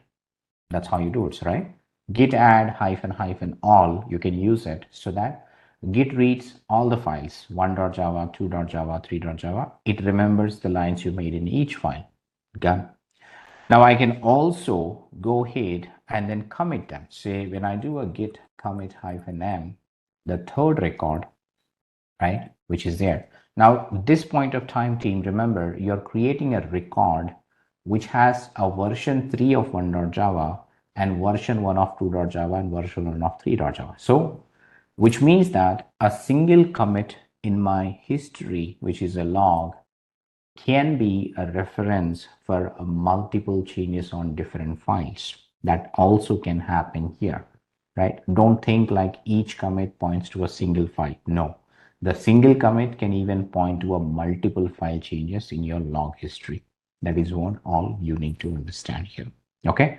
Again, I'm telling you, this is the 3-step process which we need to follow all the time technically. So again, just for your reference, usually developers are working in the Windows machine in the project. So will they need to create an instance in Unix commander? So they work on their Windows machine, they work on the IDEs, right? Now in the IDE, like a GUI, you click buttons. There is a button to add, there is a button to commit. Since we are a DevOps engineers, means mostly the not 100% developers, people work on the command line. So learn this. If you know the background, the front-end UI can be easier for you as well, right? Understand the developers work on these windows. There is a UI where they write the code like IntelliJ or maybe a Eclipse or a NetBeans or a Visual Studio Code, right? On those UI tools, you have buttons to add, commit, and then blah, blah, something like that. That's the only difference, but it is the same operation in the backend. So if you want to open second version of 1.java, you need to know, right? We will try to do it. Just give me a second. First, let's read this slide one more time to you all, and then we will go on to the next step. Now here, the git local, we're talking, right? The git local is always a directory that is equivalent to a folder. Let's say my project, right? It's a directory on your computer or a server. Now there is a 3-step process we talk here, right? The step 1, again, the more technical terms I'm giving you, so don't confuse here. The workspace or a work area, we call it in a more technical way, but it is just the project folder again. Remember, it is the place where you create, modify, delete files physically. Nothing but your project folder, isn't it? Right, so it's a local folder, project folder, we can say that. Now, as a developer or a DevOps engineer, we work on the workspace, nothing but the project folder in which you work always. That is the first step, like you touch, VI, delete, something on the workspace folder technically. Now, once you make a change, then we ask Git to read the changes, right? That's where we call it as the Git add. Now, when you perform a Git add, the Git moves the changes in a temporary memory, remember? Because Git is reading the file, understanding the line you added, and it is remembering that line, right? Somewhere in the memory. That's what is called as a staging area, or it is also called indexing area in Git terminology. So remember, the staging area or index area is a Git memory where Git read the file, understood the change you made. So that is nothing but in this area, Git is taking a snapshot of every version changes made to a file. Simple. Now it's a buffer zone between the workspace and the local repo. And now we say that we can't see this region, which is a virtual memory, like in the RAM memory, it maintains something. Once you say Git add, assume that Git is remembering, the virtual memory of your computer somewhere. Whatever the changes you made, it's there. Now, keeping something in virtual memory can be lost somehow the other way. That is the reason then we perform a Git commit. Now remember, team, a Git commit is nothing but it's a local repository, or also called a commit area. Now, where is this? Now, it is the place where Git stores all the commit locally in a folder called .git. Remember, there is a dot, then git git directory inside my project directory. Now that's what you see here in your project folder, like I'm in the project X. If I do a ls-al, along with the files you see it, there is a .git folder. Now this folder, as long as it's available, remember, every log you made it is maintained under this .git folder by the Git commands. Like when you do a Git commit, it's creating some entry here. That's it, right? A physical entry made by the Git command under the .git folder. of your project folder. Simple. That's what we call it as a local repository, nothing but your project folder itself again, right? So that's what I'm saying it. Understand here, somewhere it is writing it, right? If I'm writing a file, it is right into the disk. If I have the commit is also some kind of entry made in some files and written on my hard disk. Can I say that? All these entries, somewhere it is made and then written in the disk somewhere. Yes, team. Where is all this data maintained? On my local hard disk? Somewhere in my local hard disk, right? Should be somewhere in my local hard disk only. Now that is the folder here. All this data is available in the .git folder of your project. Simple, right? If you remove this .git folder, you will lose all this content. You can't get them back again. Understand it, okay? That's what I'm saying here. .git is a hidden directory in your project directory so that no one can delete it accidentally. Remember, we've been working from last 3 months and we made so many records. If I delete the .git accidentally, you lose everything you made it. If you have not stored in the remote, of course, right? If it's only in local. So understand that keeping the .git in a hidden mode is very much important. That's why you see the ls-al only list this .git. If I do a simple ls-l, which will not show you the .git folder, which is a hidden. Remember, in Linux, whichever starts with dot in front, that's a hidden. Means either a file or either a directory.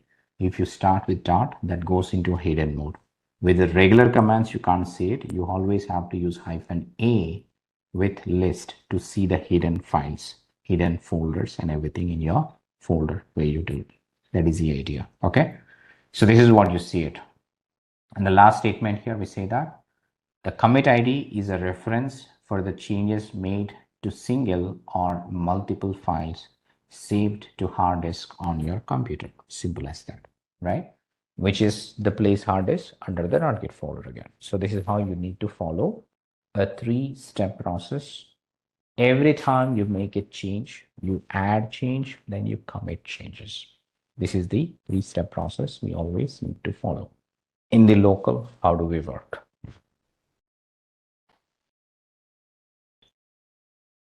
The git log is a command to see all the entries we made it so far.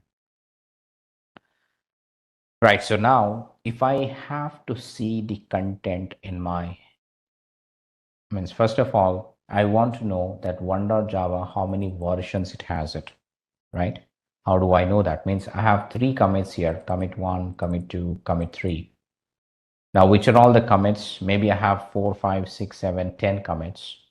Now, 1.java might have modified only in the commit 2 and then commit 5 and then commit 7, right?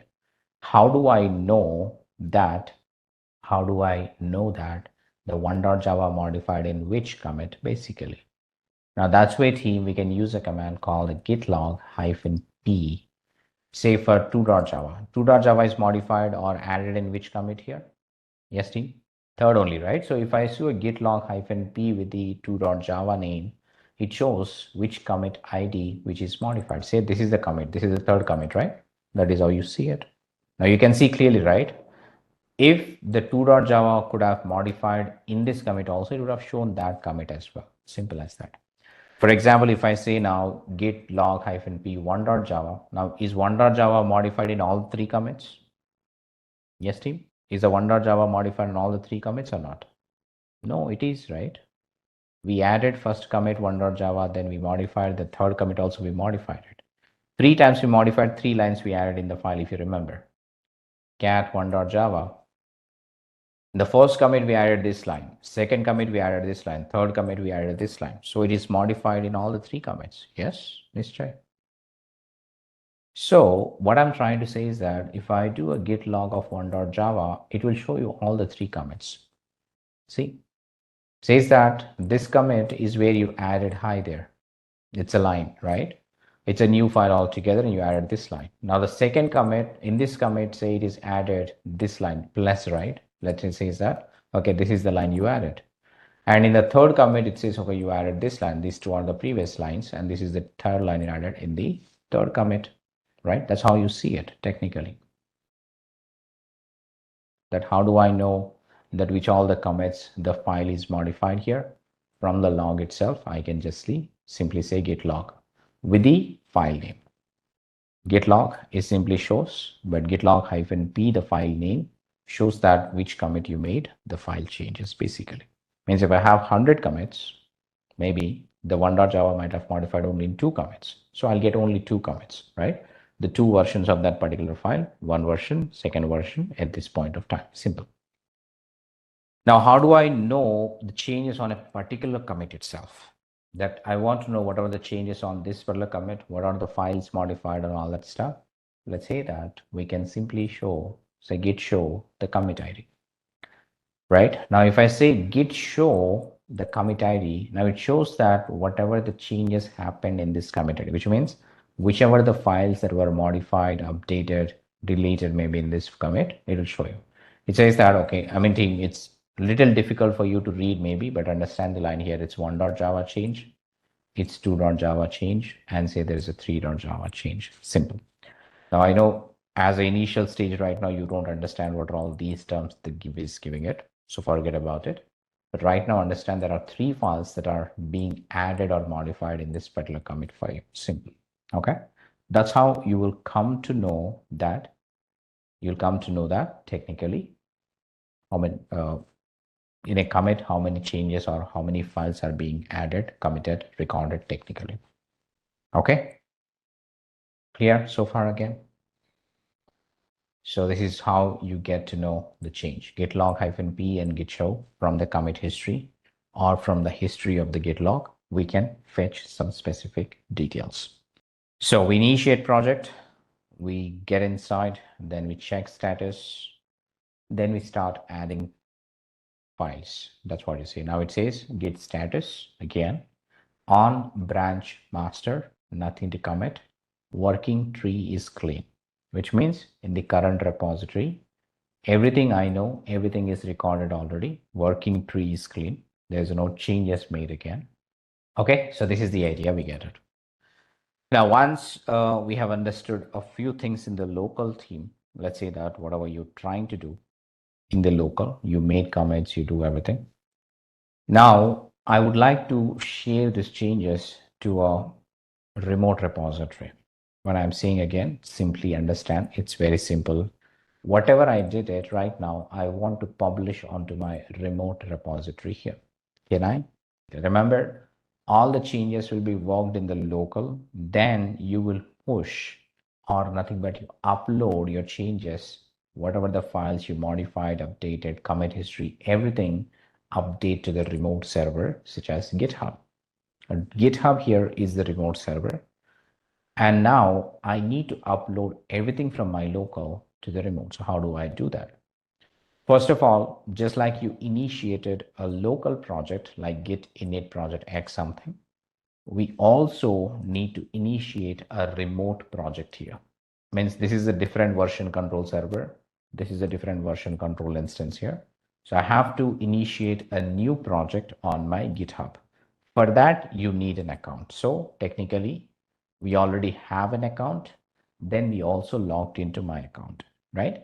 Now, how do I initiate a new project on my GitHub account? Something on the top, there is a search box. You see it, right? Beside to the search box, you see a plus symbol drop down. And there you see something called a new repository. I know it is all basically a UI based, so you can simply drop down and check that. So I'll initiate a new repository here. So I'll click on new repository. Now it will take me to the create a new repository page, something. Then you just go and edit something, say project X something.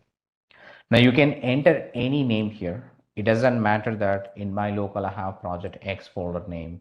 So I have to maintain the same name here. The answer is no. You can have anything here. Doesn't matter. Okay. But I'm keeping it same for just a scenario. Now I'm creating a new repository. I'm giving a repository name here. And I'm making it public, which means that anyone on the internet can see the repository. Now, I don't want anybody to see it's my private code. I don't like to share with anybody. Then I will make it as private. You choose who can see and commit in the repository accordingly. So make it public so that everybody can see it for working purpose. So I'm making it public so you all can see it. Now, before that, if I come below, add readme, git ignore, something says, don't select anything here. We want a plain empty repository. If you add this, it will add something else. So I'll go here at the bottom. I'll say create a repository, nothing but a project on the remote server, right? On your remote central server, you are creating a new project, nothing but here also it is a directory itself. Remember, just a project X directory, something. Under that, you will upload your files again. Simple. Now here under the project X right now, it says that, okay, there are options given here. It is initiated, it is created. It says, hey, create a new repository on the command line. Like it says, echo something and say git init, git add, git commit, blah, blah. Now we already did these things multiple times in the local, so I don't want to do it again. Now what I'll do here, simply go to the second option, push an existing repository from the command line. Now that's where it is giving you certain commands to connect your local repository to the remote repository. Means it's like you're having a network connection established. It's command line, right? You do it. Now what I have to do here in my local, is this local project connected to any of the remote project as of now? To check that, we can simply run a command called git remote -v. Now it throws some output, which means it is connected. If it is not throwing any output, which means it is not connected to any of the remote server basically yet. So to do the connection between the local and the remote, to link both of them, the command is here, which is git remote add origin and your remote server URL. Like you have a Google Drive.com something, you share with a link to somebody.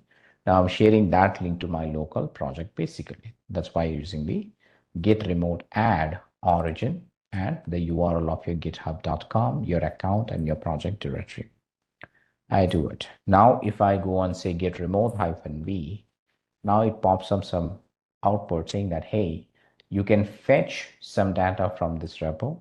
You can also push your changes to this repo. That is what say fetch or push can happen to this repo right now.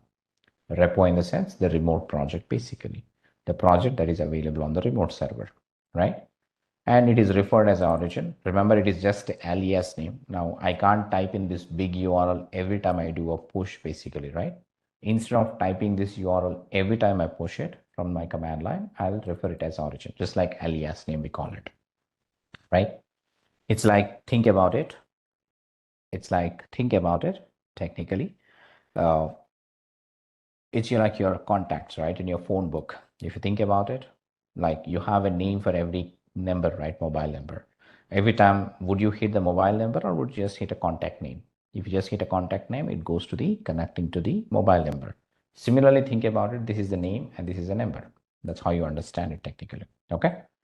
So this is the idea. We talk about it. So we initiated a project in the GitHub and then we linked that into the local right now. So now once we added the repo right now the next thing, it also says that, hey, git branch -m main. Now this command team is going to rename something called a branch. Let me tell you again, if I type in something called a git branch in local, now it says something called master, right? Now again, it's not mandatory that you run this command, which is called git branch -m main. If you want to skip it, skip it. But it is given, so I'm running it. So technically, what does it do technically? What did it do? Can I say that master is renamed to main here? Right? The simple command, right? This command is just renaming your current existing branch named master into main. That's all. What is the reason behind it? If you ask me something, Git is changing, or in a way, what do you call the master slave architecture, right? Some people may not like to say master slave, some kind of a terminology issues we have it. Some people may feel it is bad if we use master slave, something like that. Now Git wants to come out of that terminology. That's why they're asking you to rename the default branch main. That's it. Nothing else apart from it. It's not significant. If you want to keep working with master, you can still work with master. Nobody going to do anything, as long as nobody's feeling offensive to use the word master. Okay, you can use it. If somebody's feeling offensive about that word, then change it to some other name as you like it. It doesn't need to be main again. It can be any name. I can say it is git branch -m Naresh are also there. You can do it. A branch name is Naresh. So we linked our local project to the remote project, or say local repo to the remote repo, something. And then we tried renaming it, not necessarily that. Now the next command says it is called a git push, right? Now here the simple command git push origin main. Now the command git push means we are trying to upload whatever is in the local to origin. Now what is origin here? When I say origin, remember it is connecting to this. And the main again is a branch in the remote, because every git repo will have a branch default. So technically we're creating a branch in the remote also main. So local main and remote main, that's it. Now if I push this command, it will prompt me for my password, username, say which is my Nareshwar T. Remember the GitHub account name. And if you try to use the password team, it will not work basically. It is expected that it says support for password authentication was removed on August 13, 2021, which means 4 years now. Now, for more security team, this is all for the security purposes technically by the Git. It says that you use something called authentication token instead of the password. Remember again, the password that we used here to log in, the password you used to log in on the github.com page will not work on your command line. Now, what should I use my password then, technically? That's where you just need to create something called authentication token. Now, what is this authentication token? It gives you the access to the same remote account, basically, right? So how do I do that? I have documented those things in a step-by-step approach team. I'll give you the document so you can use it. This entire repo, you'll get it again, but just for a second, say, okay, here it is, right? So there is a document that I'm showing you the step-by-step process of how do I create something called a GitHub personal access token to push Git repositories from your local machines. That's the simple one, right? Now the link which I'm pasting in your chat box, so you can just open it and look into it when you get a minute. But yeah, if I scroll down this page, you will see it. Now it says simply that you need to sign up if you don't have an account, right? And then create your account. Sign in if you already have an account, like whatever the account I'm using here technically, and say that once you logged in, right, click on account menu drop down on the top right corner and go to settings like you see here, right, and then go to settings. Now from the settings there's a left menu called developer settings that you see it, and if I go to this personal access tokens and then create one, generate a new token. Now this is a step-by-step I've given you, including the screenshots. So please do create when you're trying to do from your accounts itself. So I'll show you right now on my account. This is my account basically. I'll go to my account settings on the top right by clicking on the icon. There is settings option, I have it. So I'll click on open in a new tab. Now this is my account settings on the GitHub, right? On the left menu, the last option you will see is a developer settings. So click on developer settings. Now on the left menu, you see something called personal access token. Right, auth tokens with expiry date. Now you can set this, the token classic, you use it. Now on the right side, you see personal access token. I had a few previously and they are expired as well. Now I'll generate some new token.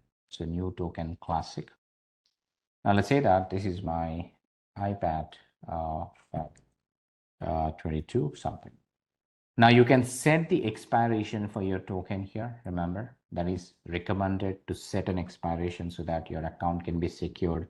Even if you lost the token or if somebody stole your token, that will auto expire after some time, right? Now you can set the expiration like 7, 60 days, 90 days, custom or no expiration. It is not recommended to set no expiration. So I'll keep 30 days by default, all right? And I select that with this token, I can perform all the actions like create, delete, modify options. Like you can read this. Admin access is what I'm just giving it. So all the options, I'm just selecting it. Just simply select all the checkboxes. So it will give a full access on your account basically from the command line. Okay. So I just select all the options here and then say generate token.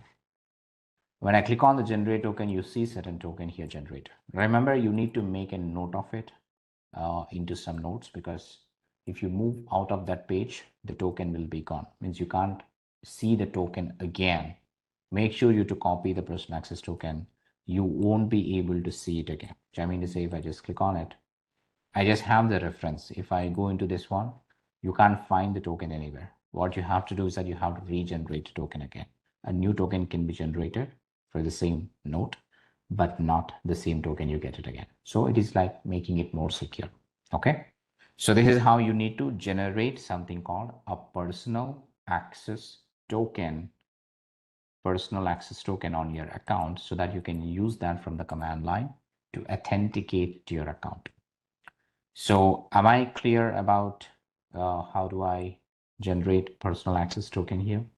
So now what I'll do, I'll use the same command again, git push origin main. Now I use the same name, which is Nareshwar T. Now in the password field team, you have to make sure you copy paste this one, not your password that is on the browser, but this one. Now when you paste him, it is not visible for the security reason again. So you can just hit enter. Now you see it works, right? It will not be visible on the screen when you enter it. So even if you type it, if you paste it, will not be visible. So don't confuse there. That is for the Linux security, they made it. Whatever the password will not be visible on the terminals. Now, once I do it, it says that, okay, it is writing objects and blah, blah, blah, which means now whatever the changes you had in your local, the files, everything are now uploaded on your GitHub project. Go to this page, the project X repo, refresh it. Now you see the files, which is 1.java, 2.java, 3.java. It's not only about the files, but it is also the commit history, the log history, right? That is also there. So below this code button, you see the 3 commits. If I click on the commits, you see the commits made here. The first record, second record, third record. If I click on this one, the commit message, okay, it will show you that, okay, these are the files you modified on the third commit, which you made it, something like that. So it's very clear, right or not? So you can see that everything got updated to my remote repo, right? That is how the developers will make changes in the local. They work in their local, they commit everything in the local, they record everything in the local. Finally, when they would like to share it, they will simply upload it. That is nothing but a push operation is what all we're talking about it. So we now successfully understood about what is a local project, right? A local repository that you initiate by using a git init command. Then you configure a username, everything. Then you make changes, add changes, commit changes in the local. Multiple changes can be done accordingly.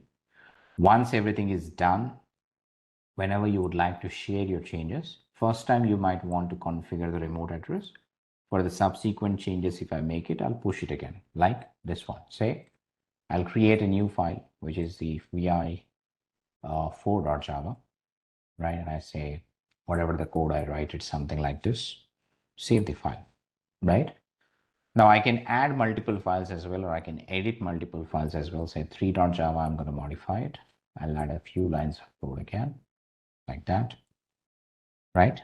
And I say that git status. It says that, okay, there are 2 files. What I'll do again, git add -- all, or you can even use something called as dot, which means everything in the current directory. Remember, team, in Linux, the dot refers to the current directory, nothing but your project directory here. Whatever the changes I made in the current directory, add them. That's all you do. You can say git add dot, or maybe git add all, or even say that git add star, right? Like selecting everything. You can use anything. They're all one and same thing for me. Okay, like this. So git add dot status. Now git commit. Remember, as I told you earlier, all the commit history is made in the local, right? It says a 4th record for me. Now I made a 4th commit in my local, that is there here. Now I would like to upload this change along with the files to my remote. What should I do again? Now you see the 3 commits only, the 4.java, 3.java change is not available here. something. Now I'll push the changes again. Whenever I make changes in my local, I'll start pushing it. Git push origin main, enter your username, which is always necessary while you're uploading it, and the password like this. Copy it, paste it, and hit enter. Done, right? Now you see the files. Now if I go to the GitHub, now you see the 4.java, whatever it is, and the 3.java file, modified as 2 new lines, came up. And commit history, you see the 4th commit, which is also came up here, right? Now, this is the regular process team that the developers would follow every day. They make changes in their local, they commit, they record everything, and they upload everything into the remote whenever they want it technically. So this is the idea team about a quick introduction about your what is Git as a local client and what is as a Git remote, which is a GitHub basically. How do you understand it?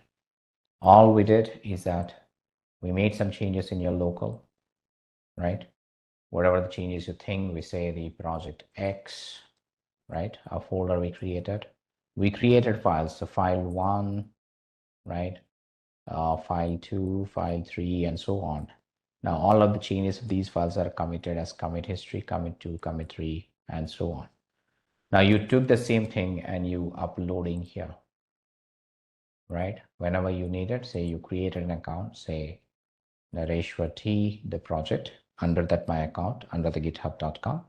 All the files and commits are updated here, simple. Now, what you did for that, basically, it's an operation called as a git push, something that you did, simple as that. Now, whenever you perform the git push on your local with necessary credentials, team, remember, it's the remote server. For that, always secured it. So you need to have your credentials to connect to it, upload it, update it, anything on the remote server. That is very much important. For that, we generated our personal access token using with our account name, which is in a ratio T in my case. Okay, so this is the idea team about what is a local Git client versus what is GitHub, a remote server versus the local, a remote repo versus the local repo, a remote project versus the local project. Anything you call, they're all one and same thing. Okay. Okay. So now the next scenario is that team that now you understood so far you are the only developer for your project X. Now you got more work from the client, so you had to hire a new developer, right, to support you to deliver the project in a more quicker way, everything. So this is what I'll be trying to do it. So let's talk the scenario here. As I'm saying it, if I've hired a new developer now to my team, so far I was the only one. Now assume that he will be given a laptop, right? Or a desktop basically, correct or not? That's what happens next. So assume that, so there is a second developer came into the picture for me now. Now he also created his own laptop with Linux or whatever it is with certain operating system, right? Maybe Windows or maybe a Linux or maybe a OS X something. Think about it, right? Now, assume that he installed a Git client on it. It is mandatory that if he has to contribute, now he need to install. So installed a Git client software on his laptop, right? That's all happened.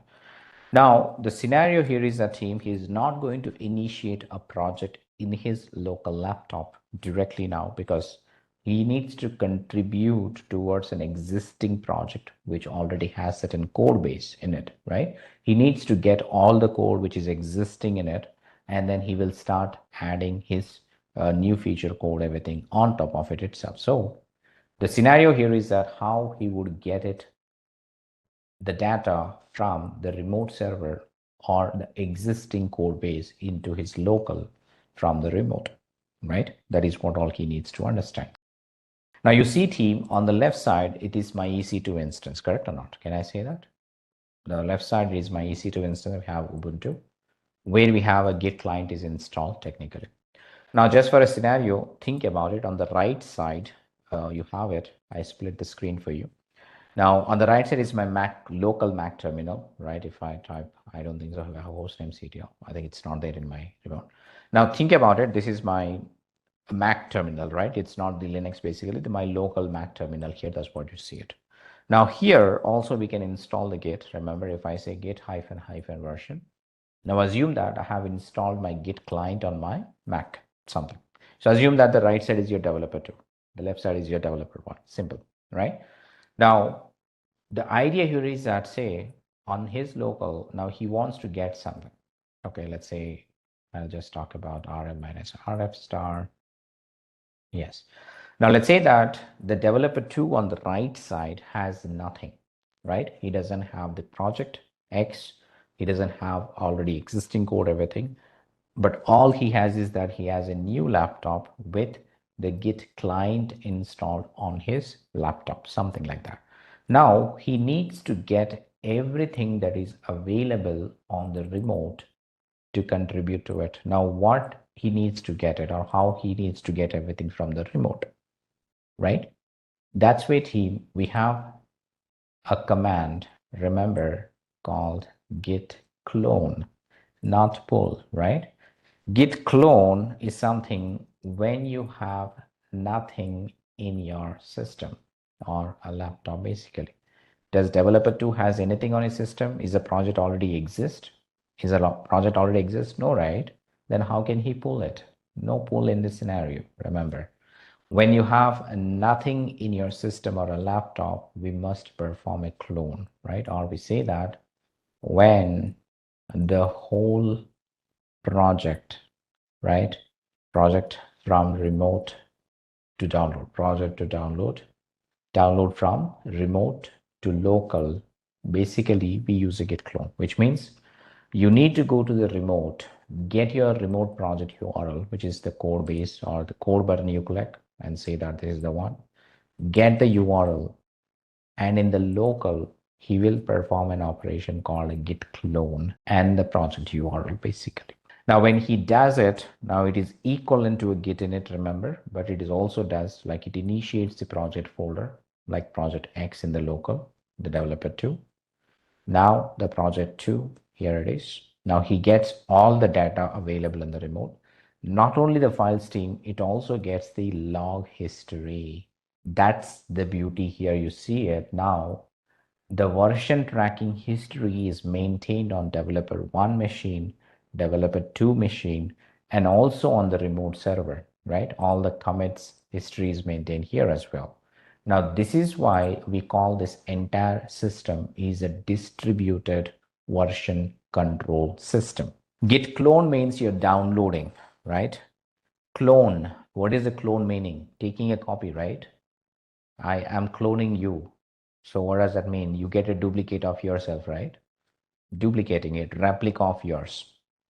So that's what I'm saying. It clone this project into my local. So clone everything as it is in the remote to the local, download and make it everything in the local. That's called as a clone operation, right? When you perform the clone operation, you get a copy of the remote project into your local server. That's it. The operation is git clone operation, which basically creates a copy of the remote project in the local server. That's it. Everything you will reflect, right? Why not the changes? That's what I'm showing you, right? It creates a copy of the project. You get a project X directory. You also get the changes. You also get the changes, right? Changes are nothing but your files only, right?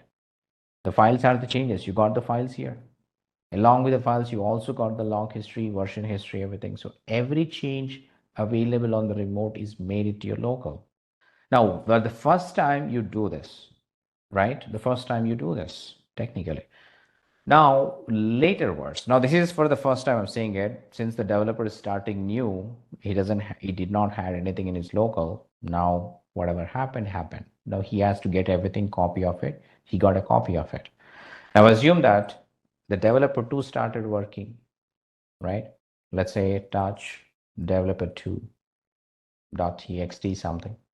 He's adding some file, git add dot means he also follows the same thing, say dev.txt something, and he also commits it, say cut commit -m dev to change. Just for understanding, I'm writing in a message, right? Now he made a new commit in his local that is not there in the remote, right? This new change, let's say that the commit ID here, blah, blah, which is not available in the remote now. Now what he needs to do? He needs to push, right? He needs to push it. So he will push now. So git push origin main. Now he will upload his change to the remote. I think team, it took my previous credentials directly.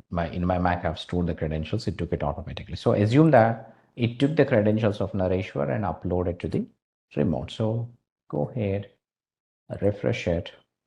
Now you see that dev.txt is present. The fifth commit is also made. It is also present, something like that. Now, the whole thing that you need to understand here, the developer 2 had made a change and uploaded to the remote. Does the developer 1 has the change now? Developer 1 has the change. Does developer 1 has a file called dev? No, right? Did he has commit as well?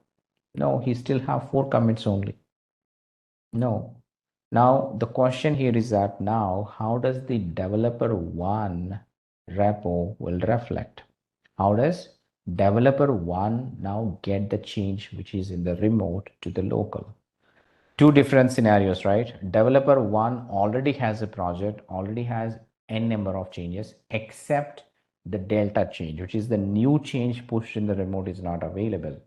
No adding here. Check. We are trying to download change, right? It's not about the change made by the developer, the change made by other developer pushed into the remote, then they need to download it, right? You don't need to clone in this scenario because developer 1 already has everything, right? Except the developer 2 change, correct or not, team? Developer 1 already has everything except the change made by the developer 2. That's where he can simply say, hey, git pull origin main, which means that pull everything that is made on the origin main. Remember, the developer 2 will upload to the remote origin, remote main. He will download it from there. Now, simple. When I see a git pull operation, now you see the dev.txt along with the commit history also updated here. Simple, right? Now that's the idea, team. We're talking about it. Git clone, when you have nothing in your system that you'd use to download, take a copy of the remote to the local. Now for the subsequent changes, say the developers can start running a simple command called as git pull, right? Now when you perform a git pull, technically, when you already have the project in your local, all right? And to get the delta changes only, not everything. Changes only. That is a simple idea. Okay. Git pull is done when you already have the project in your local, and to get the delta changes made by the other developers into your local repository, we use a git pull operation. Okay. So this is how you perform. You push, maybe you clone for the first time, but for the subsequent, you start pulling it, which means that again, if developer 1 makes a change again and he pushes it, say, I call it as now.java something. Now something, a simple empty file is what the developer 1 creator. He will add it, he will commit it. So commit, say now file. Now he will push it again, say git push origin main, enter the credentials, Nareshwar T, and get my password. Sorry, that's the one. He pushed it, right? The developer 1 pushed another change. Now the remote is reflected with that change, right? The now.java is changed. You got a new commit here as well, something like this, right? Now what you can do that this developer should do now, developer 2 is missing. Now what the developer 2 should do again, this time, he simply has to pull because he has everything now except the delta change again, right? The new change made by the developer 1. So we can simply say again git pull origin, right? Main, simple. Now he gets the change like this. Now this is how the developers will update their local from the remote by doing a pull operation. So git push, git pull, git clone. These are the 3 different things that you need to know when you're working with remote. Simple. Okay. And we also understood about how do I update changes to the remote server as well. This is the simple idea. Just a quick info, guys. Intellipaat offers AWS DevOps Certification Training course. Through this course, you will learn EC2, EBS, Elastic Beanstalk, Lambda, Jenkins, Puppet, and more from the top 1% of industry experts around the world. With this course, we have already helped thousands of professionals in successful career transition. You can check out their testimonials on our Achievers channel, whose link is given in the description below. Without a doubt, this course can set your career to new heights. So visit the course page link given below in the description and take the first step towards career growth in the field of AWS DevOps.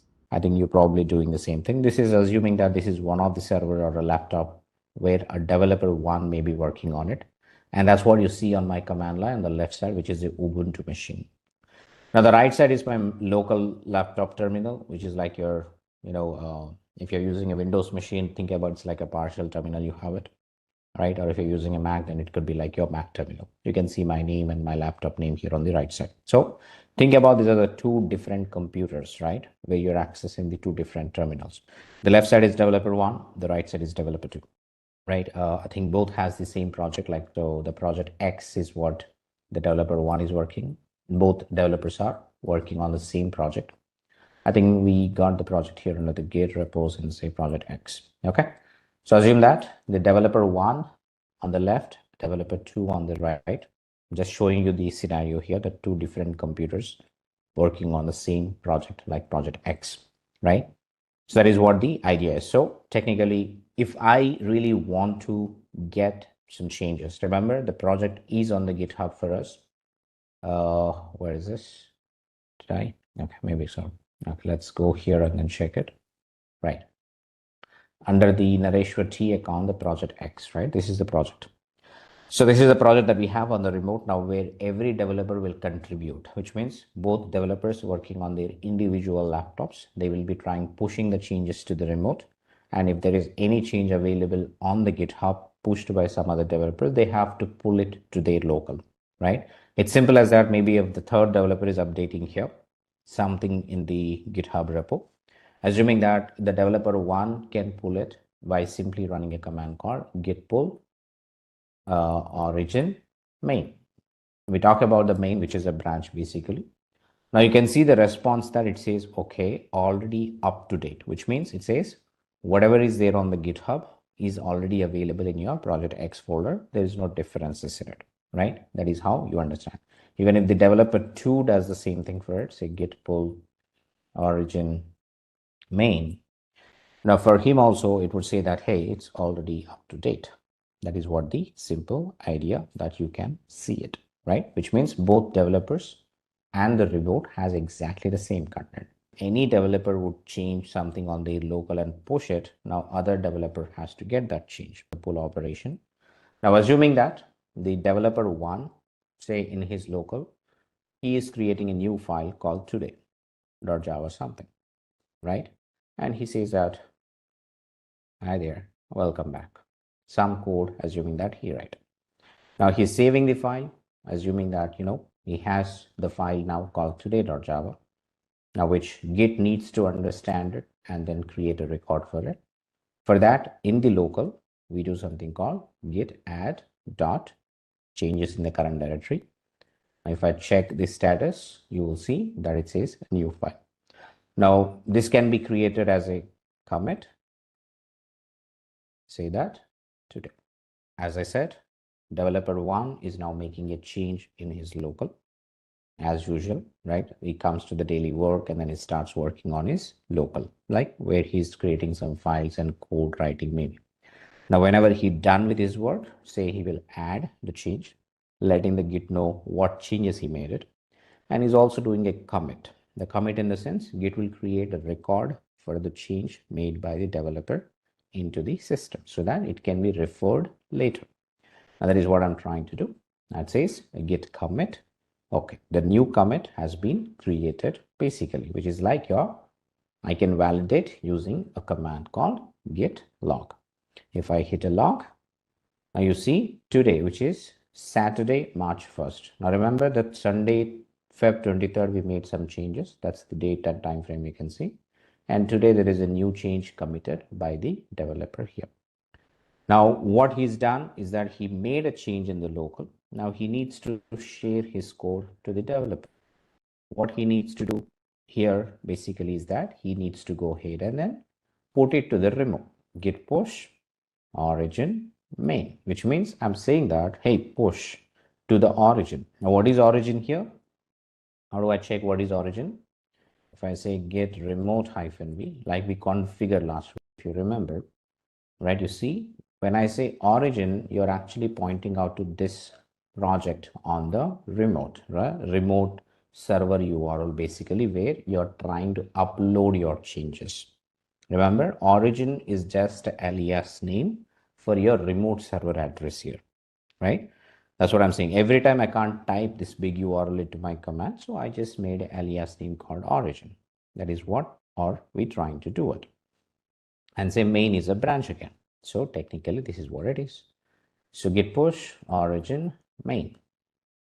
Now I need to enter the username, so which is say lead DevOps, and the token, remember, I'm sure I should have it here. Probably I think I lost the token team. Maybe. Remember, if I lost the token, I would have to go and recreate it because I can't get the same token again.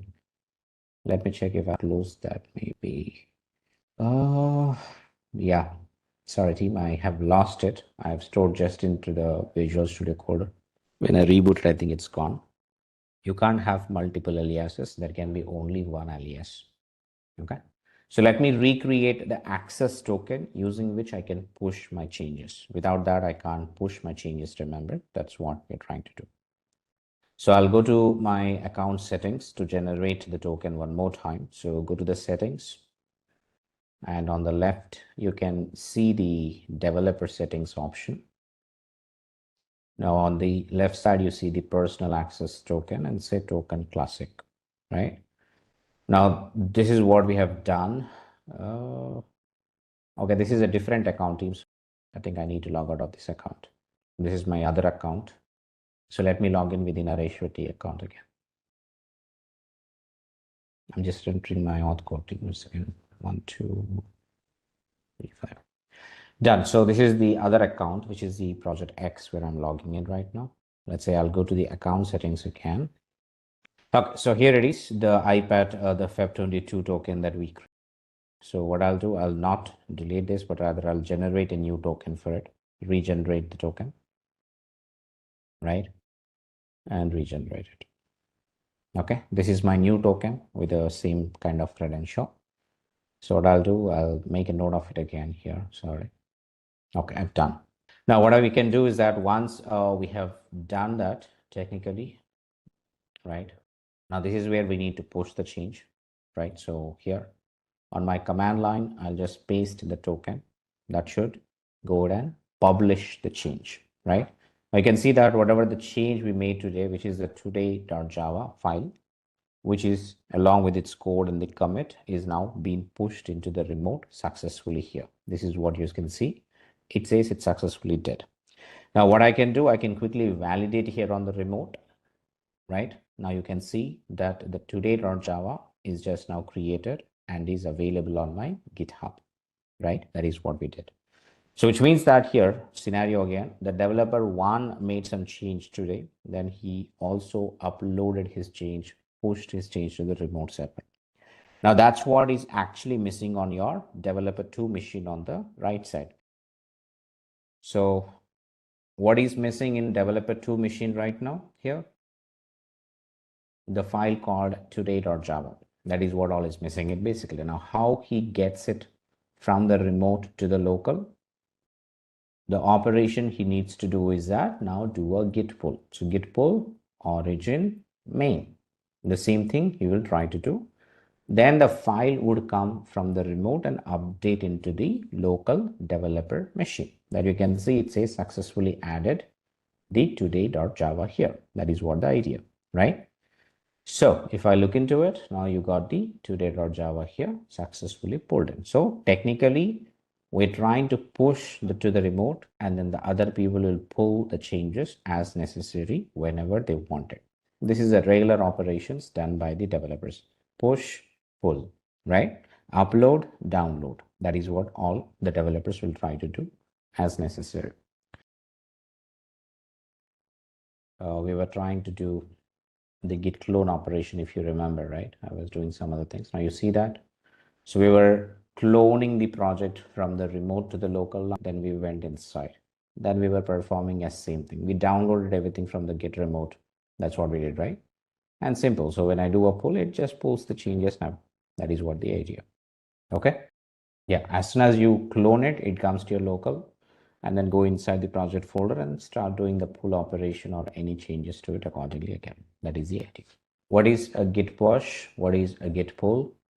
Right? All these things you have a clarity. And whatever I'm talking team, everything is available here as well if you look into it. Now this is what all we're trying to do it. Developer 1, developer 2, and then git pull, git clone, all these things. Okay. The next topic that I would like to talk, which is a simple one again on the GitHub itself. Not sure if you have heard about it. In front of your laptop and you have created your account. Is that right? Okay. So if you have done, right? Now, if you're already logged in, then say that you open this URL in your browser. Forget about what you logged in, but open a new tab after you log into your GitHub account. Open a new tab, right, of your browser, and then put this URL inside your browser tab window. Hit it, right? Say in my case, say I'm opening another browser for your scenario. Say I'm opening a browser called Safari here. Other browser is this one. So here it is. Now I just open it. Okay, so now you see an option, right? Everybody might be seeing an option, something called a fork, right? If you see the code button in the green color, above that you might be seeing some options like security insights. Just above that you see something called notifications, and you see an option called a fork. Are you all seeing the option called fork? So you are seeing an option called fork on the screen after you open the project URL that I gave you, which is under my GitHub account, right? So you can click on the fork option, right? Again, if you haven't logged into your account, it will ask you to log in. So technically, so let's say that I log into my another account called Lead DevOps, right? Assuming that there's some other account, right? So let me put my MFA code. Okay. Again, this is my Nareshwar T account, right? Now, if I click on the fork after login, now if you haven't logged in, it will prompt you for a login actually. That's what happened just now. I logged into this with a different account called Lead DevOps, not Nareshwar, but Lead DevOps is opening a project of Nareshwar. Now I'll click on the fork here. Now this is what the page that you will be seeing it, remember. If this project name is already taken, you can say I'll just keep it as project XYZ something.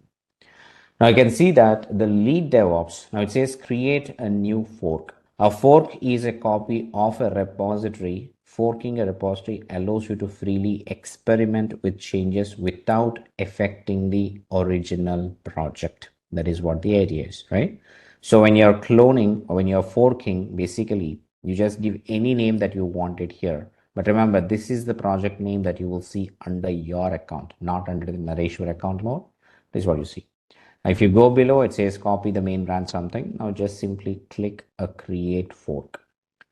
Now what exactly happening here is that it is technically copying, right, whatever under my account, my project, into your account as your project. That is what simply cloning it. Almost you took a fork copy of my entire project here, right? Now this option is called as forking team. Remember, this option is called as forking, and I believe that most of you are able to fork as well. Do I see? Yeah, I can see people forking. There are 9 people or 10 people who forked my project now.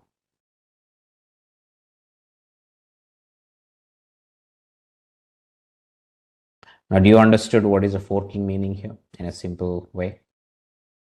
So how do you define the forking now? And remember team here, right? So there is something called a GitHub, right? Which is the remote server for us, github.com something, right? Now here under this, there is an account called Nareshwar T, right? He owns a project called Project X. Just for others understanding team, I'm telling it, remember. Now, whatever the code he has inside, let's say files, right? F1, F2, whatever it is, F3, file 3, I'm saying it. And along with their commits, basically commit 1, commit 2, commit 3, something. Now, assuming that here, the Nareshwar is maintaining something called as an open source project or a public project, public data basically, then it can see what's inside the Nareshwar account project X basically. Now you have gone through that and then you liked it, right? What do you mean that here you have some useful information, right, to you, or it's kind of a project you might want to contribute towards to it. Now what you can do is that, remember, if you want to contribute towards this project, you may not be able to push your changes, whatever the code you write, directly into the Nareshwar account, right? That's where GitHub gives you an option called fork, right? Now, when you do a fork on the account of Nareshwar, the project, basically what happens, basically there is another account called as lead DevOps in my case, and say that project XY. Now remember, here you can keep any name under your account as your choice. Now what simply happens, basically it copies all the code from the Nareshwar account into your account. Basically that's what you just observed it technically, practically as well, right? Now this is called your forking. As it says that once you fork it, it's a copy in your account, so you can freely experiment with it, anything, without affecting the Nareshwar project or a code written by the Nareshwar here. Correct or not? Can I say that now? Since it is under your account, you may modify any file, you may delete a file, you can try doing anything, freely experiment whatever you want on the code taken from the Nareshwar. And then, yeah, if you're done with your changes, then you can propose your changes. That's a different case. But understanding here is that technically, this is what all you're trying to do. So fork means that I'm trying to make you a concept understanding here called forking in Git. The fork is a concept, or a fork is something that allows you to copy a project from someone else's account into your own account so that you can experiment on that particular project if you wish to, if you would like to. That is a simple idea. Okay. The forked copy here, say this is under the lead DevOps account. Understand the concept, team. Remember, now this guy is a lead DevOps. Now he is getting this one.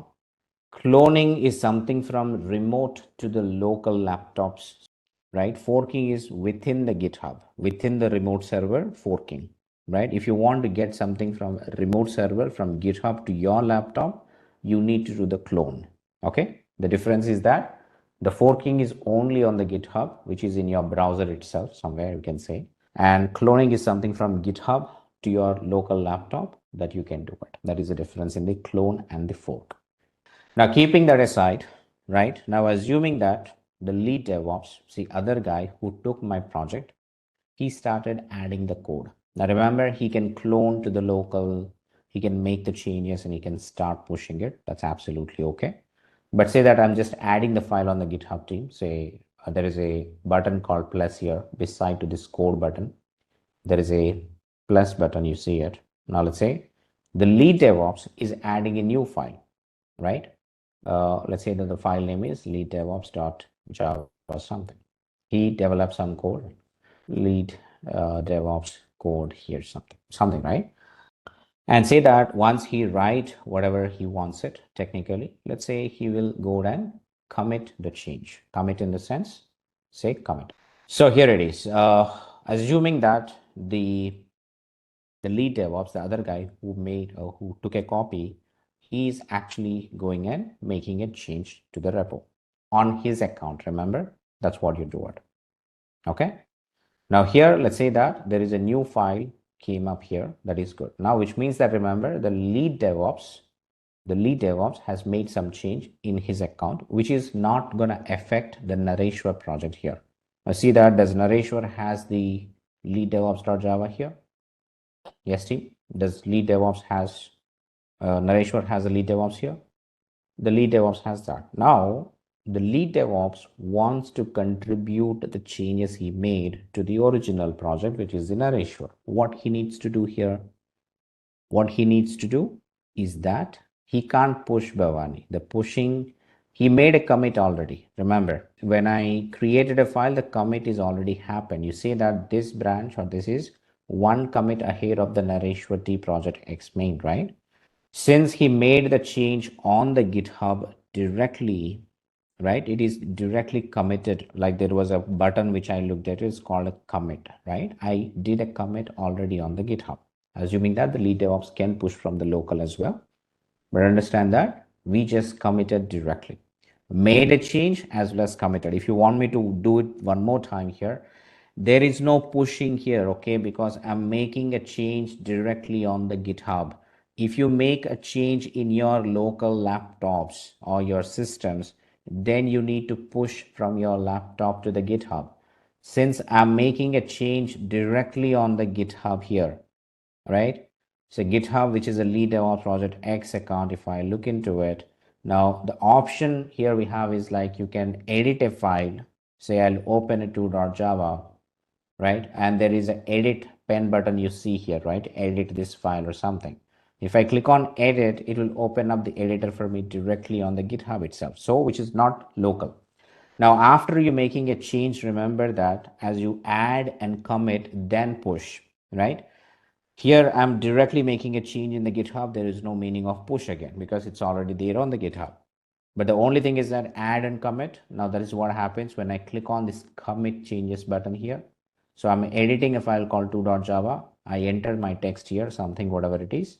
Then I do a click on commit changes. If I click on commit changes, it says that, okay, I'll commit with a commit message, something, and whatever you want, right? Commit directly to the main branch, something. So commit it. Now we already committing in the GitHub here. Now, since the change is already on the GitHub, do I need to push again? The changes are directly made on the GitHub. Is there a meaning of pushing again here? No, that is what I was saying. Now, the understanding here is that the changes were done on the lead DevOps account. The other guy who took a copy of my project makes some changes, right? That is what he did. Now, once he did with that change, now he need to publish or he needs to give those changes to the Nareshwar, how he can give it, right? Now, this is where team, this is called lead DevOps wants to contribute to the Nareshwar project basically. So he needs to give whatever the changes he made in his account to Nareshwar account now. Remember, the changes needs to go from lead DevOps account into Nareshwar account, right? So can lead DevOps push changes directly to Nareshwar? Is that allowed? Can you all push changes to my account? Is that allowed? Should I allow it? No, right? It's that individual accounts are secured with your own password, usernames, everything. So technically, nobody should be able to push to your account. Similarly, the lead DevOps can never push directly to the Nareshwar account, but he made changes in his local, right? Now that is where the GitHub gives us an option here, right? GitHub is giving an option that, hey, lead DevOps, you can contribute your changes to Nareshwar by raising a request to him, right? It's not a direct push. You need to request the Nareshwar, hey, I made these changes. Please accept my changes. Understanding the point here? Since he's not directly allowed to push to him, he needs to request, hey, Naresh, I made these changes. Please review it. And if you're okay, please add the changes to your project. Now, this is what we call it as a pull request. Remember, on the GitHub, if you observe, there are many options, right? Under the lead DevOps project XYZ, you see multiple options like code, pull request, actions, projects, wiki, security, blah, blah. Now, one point we are interested in here is that called a pull request. Now, what are we trying to do? We are asking Nareshwar to pull the changes. We are not pushing it, but we are gonna request Nareshwar, hey Naresh, I made these changes. Try to review them and pull them into your account so that you get the latest changes I made. That is what the meaning. So the concept here is called a pull request. So I'll click on a pull request here, right? I just click on the pull request tab. Now you see something. There is an option called as a new pull request under the lead DevOps. Remember, lead DevOps is requesting or is going to request Nareshwar to pull the changes. That's why it is called a pull request. So I click on the new pull request. Now here it will show you clearly that you see this, right? On the left side, the base repository says Nareshwar T project X. Now, to whom you are actually raising a request? I can raise to many people, right? Ankita or Joy or Akhilesh or whatever it is I can. So whoever is on the GitHub, I can raise it. So technically, I'm going to raise a request to the Nareshwar. From where? Which is from the lead DevOps account, which is this one, right? So once I see everything is doing it here, now these are the changes I'm proposing it. The commit IDs, the lead DevOps made it, the files he changed, everything is it. Simply create a pull request. Okay. Give a title. Okay. New landing page changes something. I'm just giving some random data here. That's it. Whatever it is you did, and then say below you have an option called a create a pull request.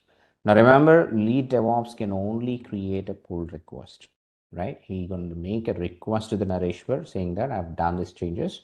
You can review it and then pull into your account basically.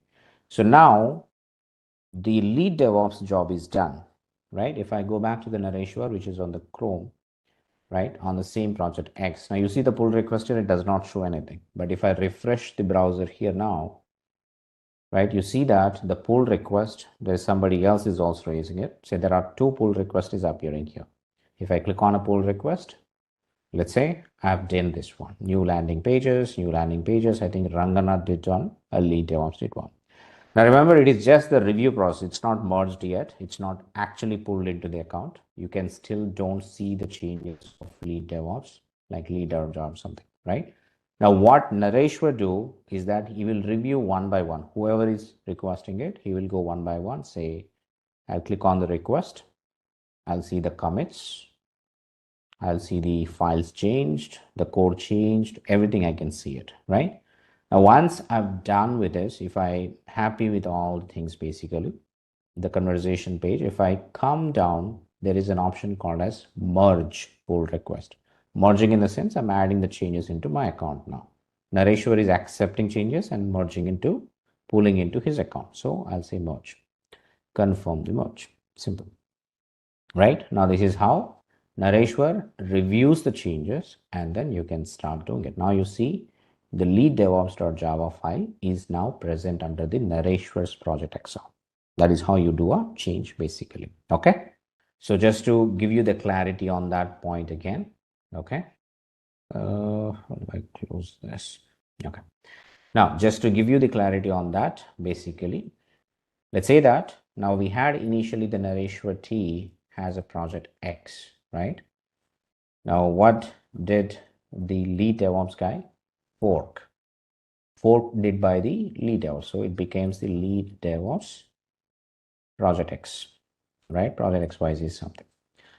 Now, let's say that the lead DevOps added changes in his account itself. That is what it, right? Or pushed or pulled or whatever it did, he added some changes into it. Then what happened here? Lead DevOps will need to request, which is the pull request for me, right? Request Nareshwar to pull changes. That is what the meaning of it, right? He will raise a request, right? Lead DevOps will need to request or raise a request. That is what do it, right? A raise request, that is pull request to Nareshwar to pull the changes. That is what. Now, Nareshwar, right, will review and merge. Sorry. Nareshwar will review and add, nothing but merge changes to his account. That is the idea. That's how you can contribute towards any open source project that is available on the GitHub. Remember, team, there are many open source projects out there. The developers across the globe are really contributing towards the n number of open source projects by using this concept. So everybody takes a fork of the original project, develop something, add them to the account, and then contribute them, or let's say that you request the original guy basically. Okay.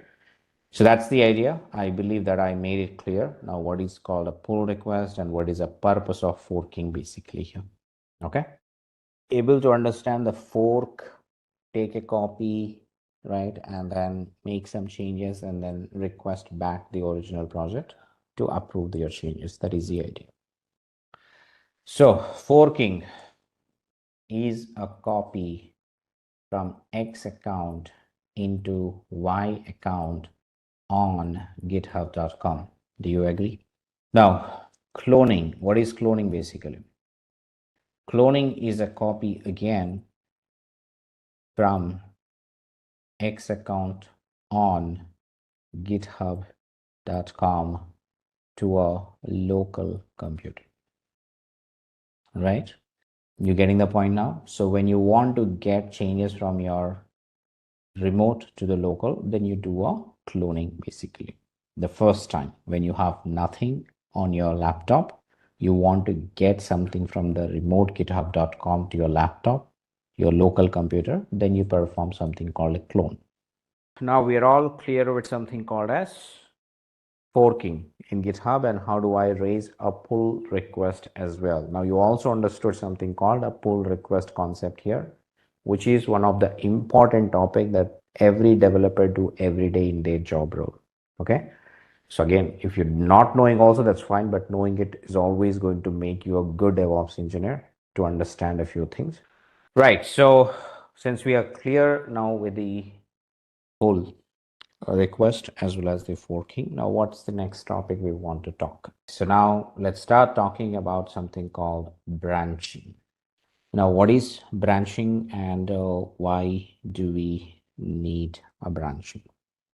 Okay, the question is, what is branching in Git? Almost forking, but in local machine. Not exactly in local, that also happens in the remote, and then you, hey, within the project, you can say that. Within a single GitHub project, the remote project, you do the branching basically.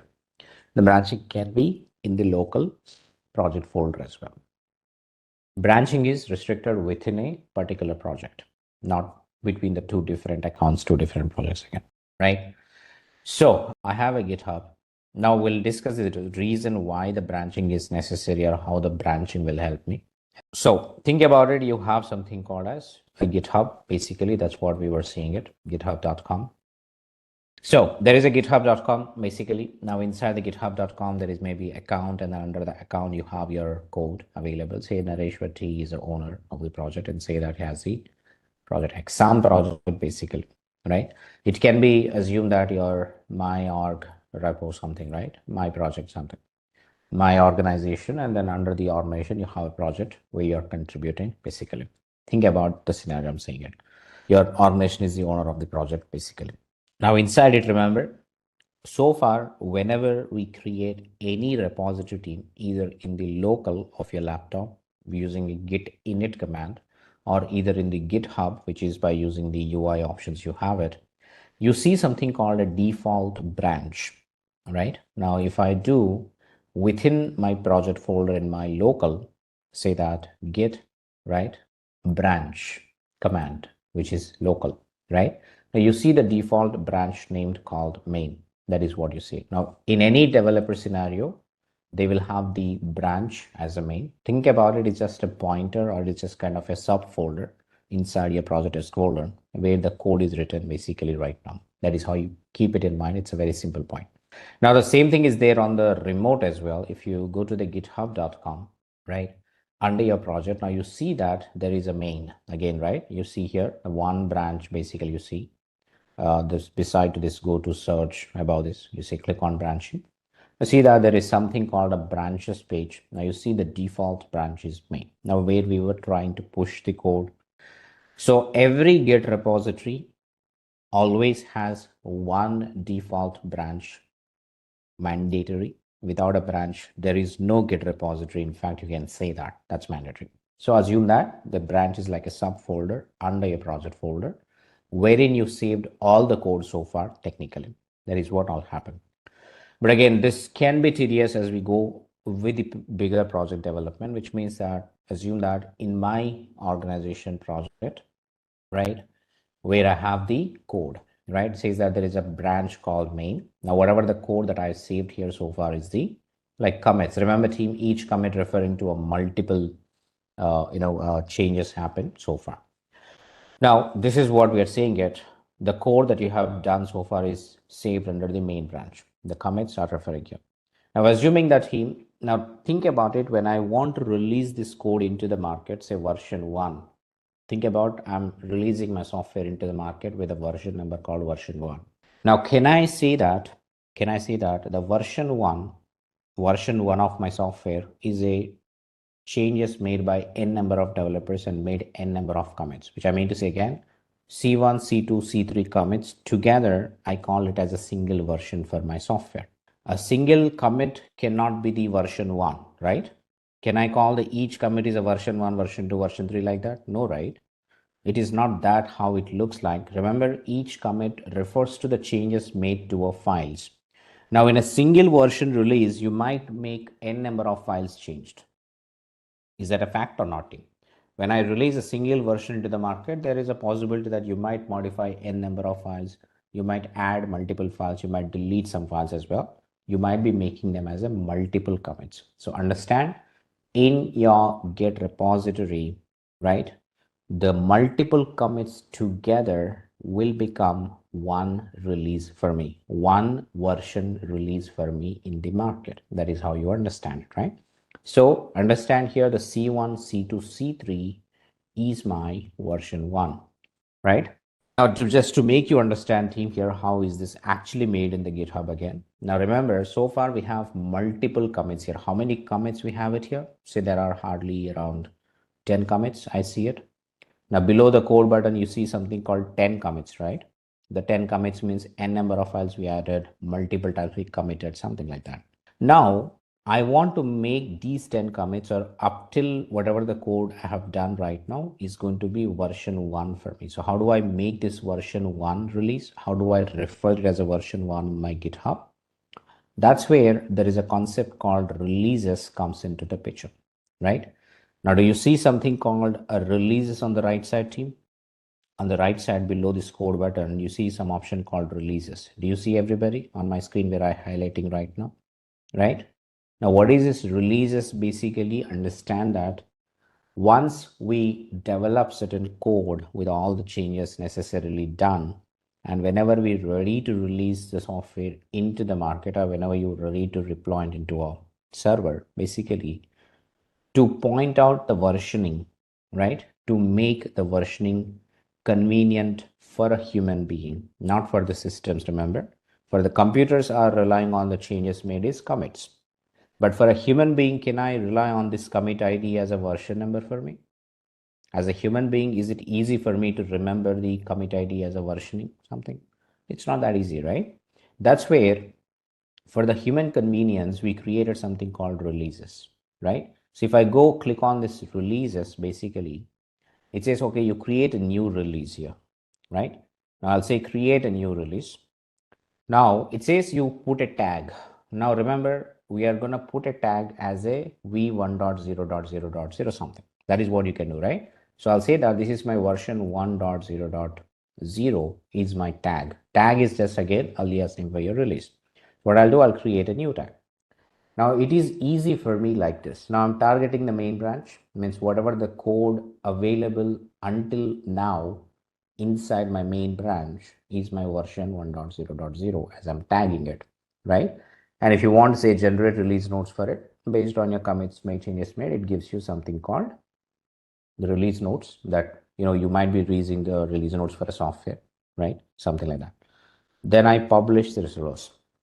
Now, when I publish this release, now you see that technically this is my version 1.0.0. Now, if I go below, I can even download the source code of that version 1.0.0. Okay. This is the simple idea that how we actually start versioning in the GitHub after we have a certain changes for a particular version is done. Particular feature development is completed technically, right? Now you have version 1.0.0 released. I can download the code and then go for it. So the V1 here, understand that V1.0.0 code has the changes till the 10th commit. Remember, from the first commit in your repository till the 10th commit, which is this one, whatever it is, say, the last commit is something called merge pull request. And before that, we have multiple commits.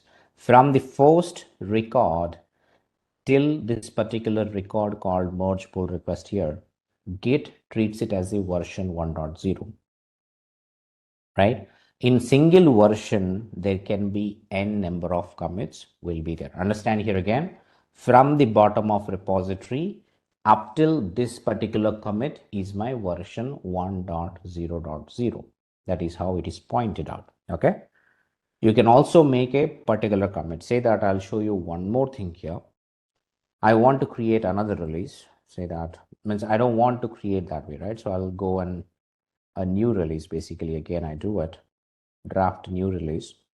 Now here, I want to say release a previous version, right? I want to mark it. So I'll say that v 0.5.0 means it is before the version 1.0.0. We have something called v0.5. But again, which commit it is? Target main, right? Sorry, first let's create this tag.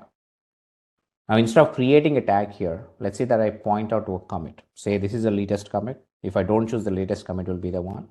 But say that up till this commit ID, which is BD something, is my version 0.5, something like that. So we tag up till certain commits as a particular version, something like this.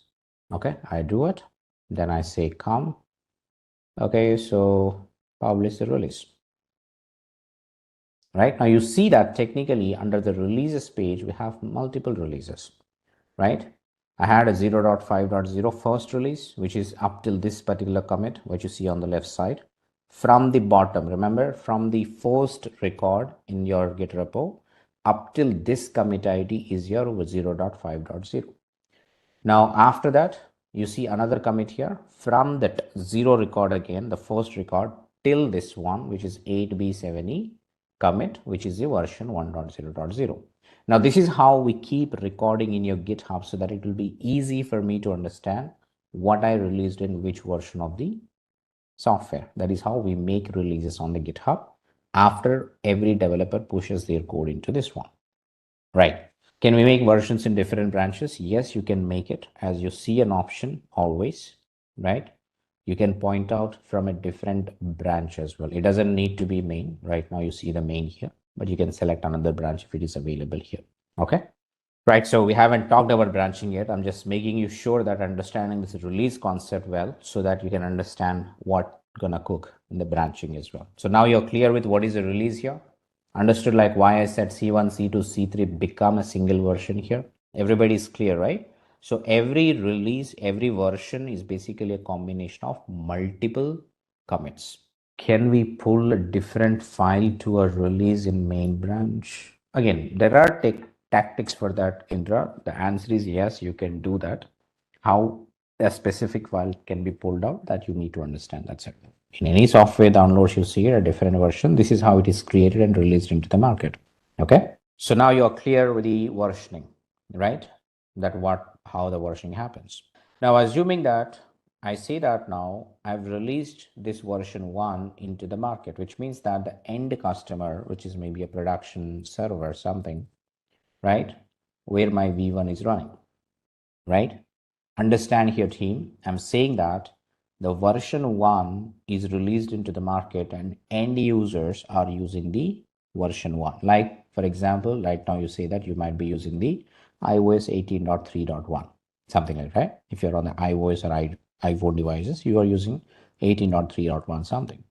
Or if you're on the Android, you might be using some other thing called 13.14. Something. That is what you see, right? That is the end user using thing. Now, once that version is released, did the Apple company stopping the development of iOS, or it's still continued with maybe new features pointed out for version 19 maybe? Correct or not? Still continues. The development still continue. In the next releases, Apple may be bringing you some new features that the customers may like it. Is that how the software development is going on? Like every 2 weeks, the incremental model development, we call it, right? So every 6 months, every 2 months, every 1 month, you might be getting some new features added to the existing one. So assume that the version 1 has XY features. We're going to have a new feature that will be developed and then released into the market maybe later. That's where I'm saying that I want to go and develop the feature Z, right? And say this is one I'm targeting for a release in March 1st. Say we are targeting this release on March 15th, right? release on March 15. That is a deadline to release the feature Z to the end customer. That is what your client is requested. Now, there is one new feature we targeted for customers on March 15 that we can see that. So development need to be started on it. And say that meanwhile, there is a possibility that in the existing version, there can be some defects, right? So there can be some other feature you targeted, say feature A that is targeted for 30th March maybe, right? Something you plan the releases accordingly as per your development going on. Now let's say that like Apple is planning the version 19 of iOS in the next September, maybe something, right? Every year they get a new version. That's how you do it. Now there is a possibility that in the existing version also there will be some defects, bugs will be there that also need to be fixed. But since the bugs and defects are affecting the live customers for me, we might have some urgency to it or the priority is different for it. So this is targeted for only 6th March, right? Which means the defect that is found in the V1 needs to be fixed and then released into the market again by 6th March itself. So remember team, this is how the development team is planning their releases technically, right? They have the sprint planning meeting and they discuss what all the requirement we have it. And then technically they start making the release plan accordingly. That is what happens. There are multiple features needs to be developed and defects in this one. There is a possibility that now the parallel development will start. The defect needs to be 6 March and feature Z. There's a possibility that you work on a different things here in parallel now. Defect needs to be started development, fixing code. The feature Z needs to be started development and then say that you need to start writing code and all that stuff. Is the parallel development starts now? High possibility that everything has to be done in parallel to meet the deadlines, to meet the release goals the development team has it. Now this is where, assuming that the overall strategy that we are working in right now, remember it is single project, right? That's how I'm looking at it. Now every developer, assume that if multiple developers are working on the same project, this is how you see the multiple developers. So far with the ideology that you have, how we're working it, this is how it is, right? Connected to the remote and say that they got the same project into their local with the code they have it. Say that this is how the developer one has the code. Now all the code is available on the remote main branch itself, right? Think about it. The sequence may be different here and all that stuff. Okay. Which means that let's say that whenever they're pushing it, say developer might be pushing it differently, right? So say when it can be like F2, then the D2 came in. Like the sequence of the commits can be different. The developer one may be pushing first and feature code pushed it. Assume that that is how it is. All the code is there on the remote main branch. Now this is how it is shuffled as well for me on the commit history if you look into. Now assuming that the developer 2 said I testing in my local because he just took the only development of the version 1 and development code, defect code only. Assume that he completed testing in his local. He said, I pushed everything there, but other developers also pushed it, right? Now, can I take from the remote GitHub and then release into production the next version? I want, let's say that on 6th March, I want to release only the version 1 plus defect that says that it is going to be version 1.0.1. Can I do that? Yes, Chief. Can we do that? How can I mark a release basically in my GitHub having only the C1, C2, C3, D1 and D2?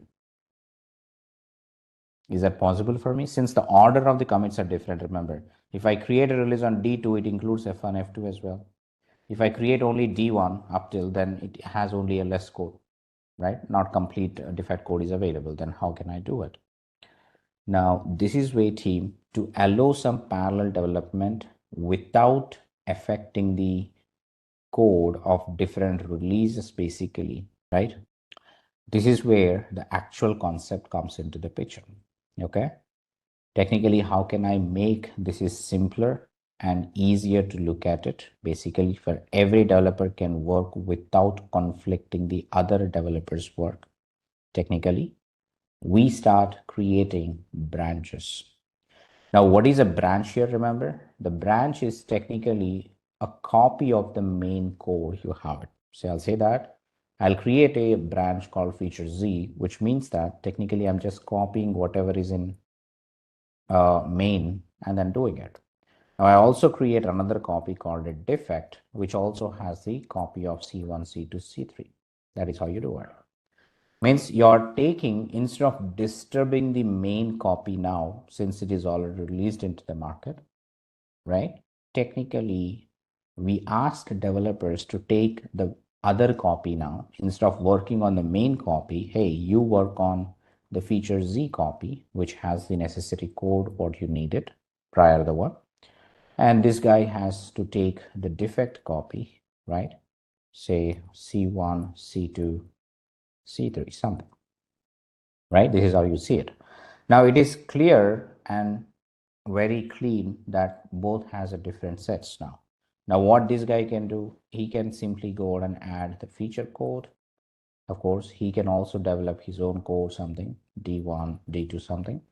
But they upload it into their own copies here without impacting the main copy, right? So let's say that this is where the copy is.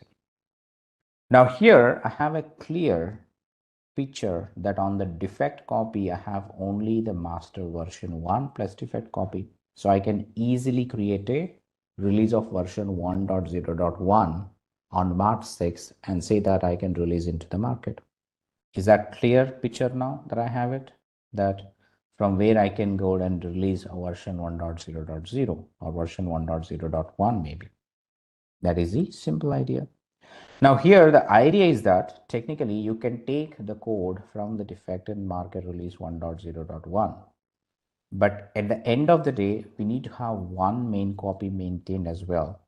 So technically we can merge the code, which means whatever the code inside the defect branch, we can add it into the main copy as well. That's your choice, right? Say that when I'm releasing it, when I want to release my defect code, I can go and add all the code in my defect branch into the main branch, main copy, and then make it release it, right? Now, when you start going for a release of feature Z, so let's say he will get an update from the main, it is moved ahead. So technically he'll test it. Then finally go and update the feature code as well into the main after the release of the feature. Then main looks like this, right? So F1, F2, something. So it's just that you need to add the code, get the code from different places to mark your final copy, to get your final version that you want to release into the market, right? So this is the understanding team. We're talking about why the branching is necessary. Branching makes a clear segregation of a code from developer to developer so that he can test it the way they want it. It also helps us to do the parallel development without affecting the other developers' code and make a easier, cleaner releases into the market. This is very much important that we always work with in the real time. So just a quick understanding of why branching is necessary here. If you're clear with the theoretical part of it, then I'll get on to the practical. I'll show you how do we create branches, how do we get branches to the local, then how do I make all the changes basically. Okay. So the first thing, team, remember the branches can be created in remote GitHub, right? In GitHub directly. Recommended. I'll say that, right? Always we create on the GitHub, right? We can also create in your local project folder. Not recommended, right? That's what I can say that. So it's better that you always go on and create something in GitHub, then take that to the local, okay? Don't create in your local and push it to the remote because that's can lead to a lot of confusion. That developer 1 may create with some other name, developer 2 create different names. The naming convention can go wrong, right? Maybe a duplication can happen from where they're taking copy, it doesn't understand. So kind of a lot of confusion things will happen. So it is recommended that as part of your sprint plan, we know what is the next release, and based on the next release, that the GitHub, we create some specific branch based on the release names. Then let's say that the developer will take the copy of it and then technically go and work on it. Again, remember, I'll show you both. First, we'll work on the GitHub part, then we can go on showing the local as well accordingly. That's one by one we look into, okay? So we'll focus on the GitHub part first of all, so we can understand the real-time strategies, what we do. Okay. So now saying that, I'm on my GitHub, right? On the GitHub here, right? Once we done understanding, so you can see the branches here. You can see there are multiple ways you can do. So you can see the drop down of main here, just below the project X name. Under that, you see the default branch called main. And there's also a text box here. You see it, find or create a branch, right? Now you can enter a name here, say defect, something I do it, right? Just enter a name that you want to. Now, when you do that, below it gives you an option called create a defect from main, which means it is going to make whatever is in the main, creates a new branch called defect. That is how it works. So I'll create it. This is one approach of creating a branch in the remote. That is on the GitHub itself. The second thing, like you see on the defect branch I'm right now, but you can switch between the branch by just selecting it here. A simple idea of switch between the branches. The other way around is that you can also create a branch by going to the branches page. Just beside this drop down, you see the branch link, 2 branches available, right? Click on it. Now you do see that the branches page. On the top right, you see an option called a new branch. You can do like this as well. New branch, enter your branch name, feature Z something. Now you can source is a main branch again, which means I can take a copy of main and create a feature Z. So create it. The 2 different options that you saw right now. How do I create a branch on the GitHub? Okay. Now, if I go back to the project X, now you see under the drop down, there are 2 branches. One is the main, 3 altogether. One is a default main branch. One is a defect branch. One is the feature Z branch, basically. So this is how we create branches on the GitHub, which is recommended to do it basically. Okay. Now, once we create a branch in the remote, now it's time for developers to get the changes, right? Now, how a developer get the changes happen in the remote? How does developer get the changes happen in the remote to the local? I have some changes in the GitHub remote server. Now I need to get that. So yes, you can do a simple pull. So technically, let's say that I'll do a git pull origin. I'm not mentioning the branch this time. Remember earlier we were mentioning the branch. I'm not mentioning the branch. When I say origin, okay, give me all the changes, maybe on all the different branches on the remote to the local. That's all the meaning of it, right? Now you see that it is not only getting the branches stream. Remember, we also created some tags earlier. So it is also pulling the tags that you did it on the remote. So everything that is basically did on the remote now has come to your local. I can see that, right? That you see the different things. Now, if the developer 2 wants the same thing, you can also say that git pull origin something. He's also going to get that information to his local, basically. That's how you can see. Now, understanding is that by just pulling it, it won't create a branch locally. Say that, sorry. I do a git branch. You still see only the main branch in local, not the defect or not the features. You remember? The pull will fetch all that information, updates your local repository, which is .git. But if you still want to create the branch in the local, understand here, if you still want to create either a feature Z defect that points to the remote feature Z branches again, what you need to do is that I can do something called a git switch, right? And you need to mention the branch name, which is going to be, let's say I want a feature Z. Checkout or switch, one in same Bhavani. You can do a checkout or you can do a git switch. Both are exactly the same thing we are trying to do. Okay. Right. So now you can see that the git switch feature Z, right, says that a branch feature Z set up to track with the origin feature Z. Now you can say that it also says switch to a new branch called as feature Z, right? If I clear it and I do a git branch now you see that there is a new branch in your local called feature Z, right? Whatever the feature Z that you wrote. Now the same thing, the developer 2 on the right side, let's say he might be working on the defect. So he switched to the defect branch. First you do a git pull, then you start performing the git switch of the branch name that you created on the remote. Remember, it has to be exactly whatever the name you give it on the remote, you do the same thing in the local. Git switch of that name, so it will create the branch locally for you. This is something that you see now. The developer 2 has defect branch, developer 1 has a feature branch, right? That is how you do it. So once this is done, let's say that, assuming that I'm doing from the right side, the developer 2 working on the defect code, right? So for that, say he might be modifying some existing files, say now.java defect fixing here, something like that, assuming that he writes the code necessarily. Now, whatever the thing he did, say git add dot, right? He commit in the local git commit -m, say d1 something. He can also do some other changes. He might create a new file as well. Git add dot git commit -m, say d2, something like that. So assuming that the developer 2 working on his own branch now on his laptop, right? He made some changes to the existing files. He might have added new files as well. Then he committed in the local, which is like 2 new commits he made, d1 and say d2, that is there.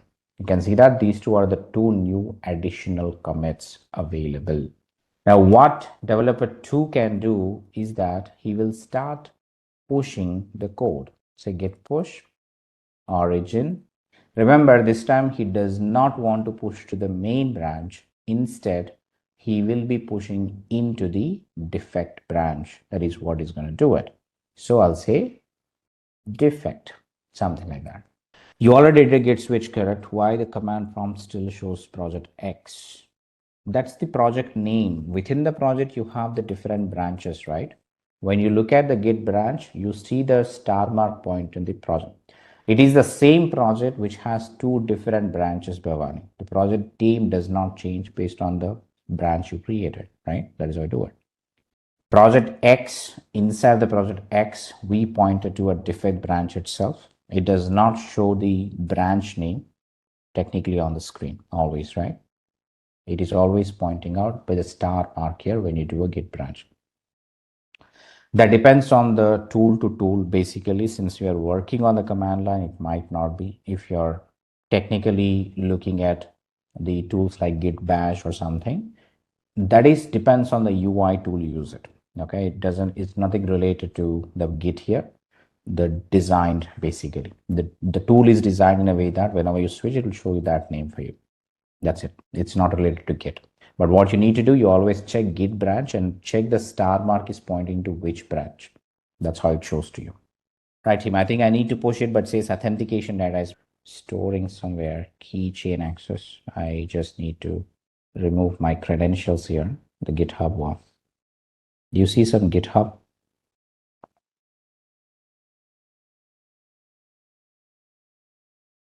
I missed it. Where did I miss it? Yeah, here, sorry. Yep. Okay, I'll delete this GitHub. Okay, delete it. Thank you. So now let me add it here again. Okay, it is prompting me, so I'll say that Nareshwar T and the token which I'm using it right now.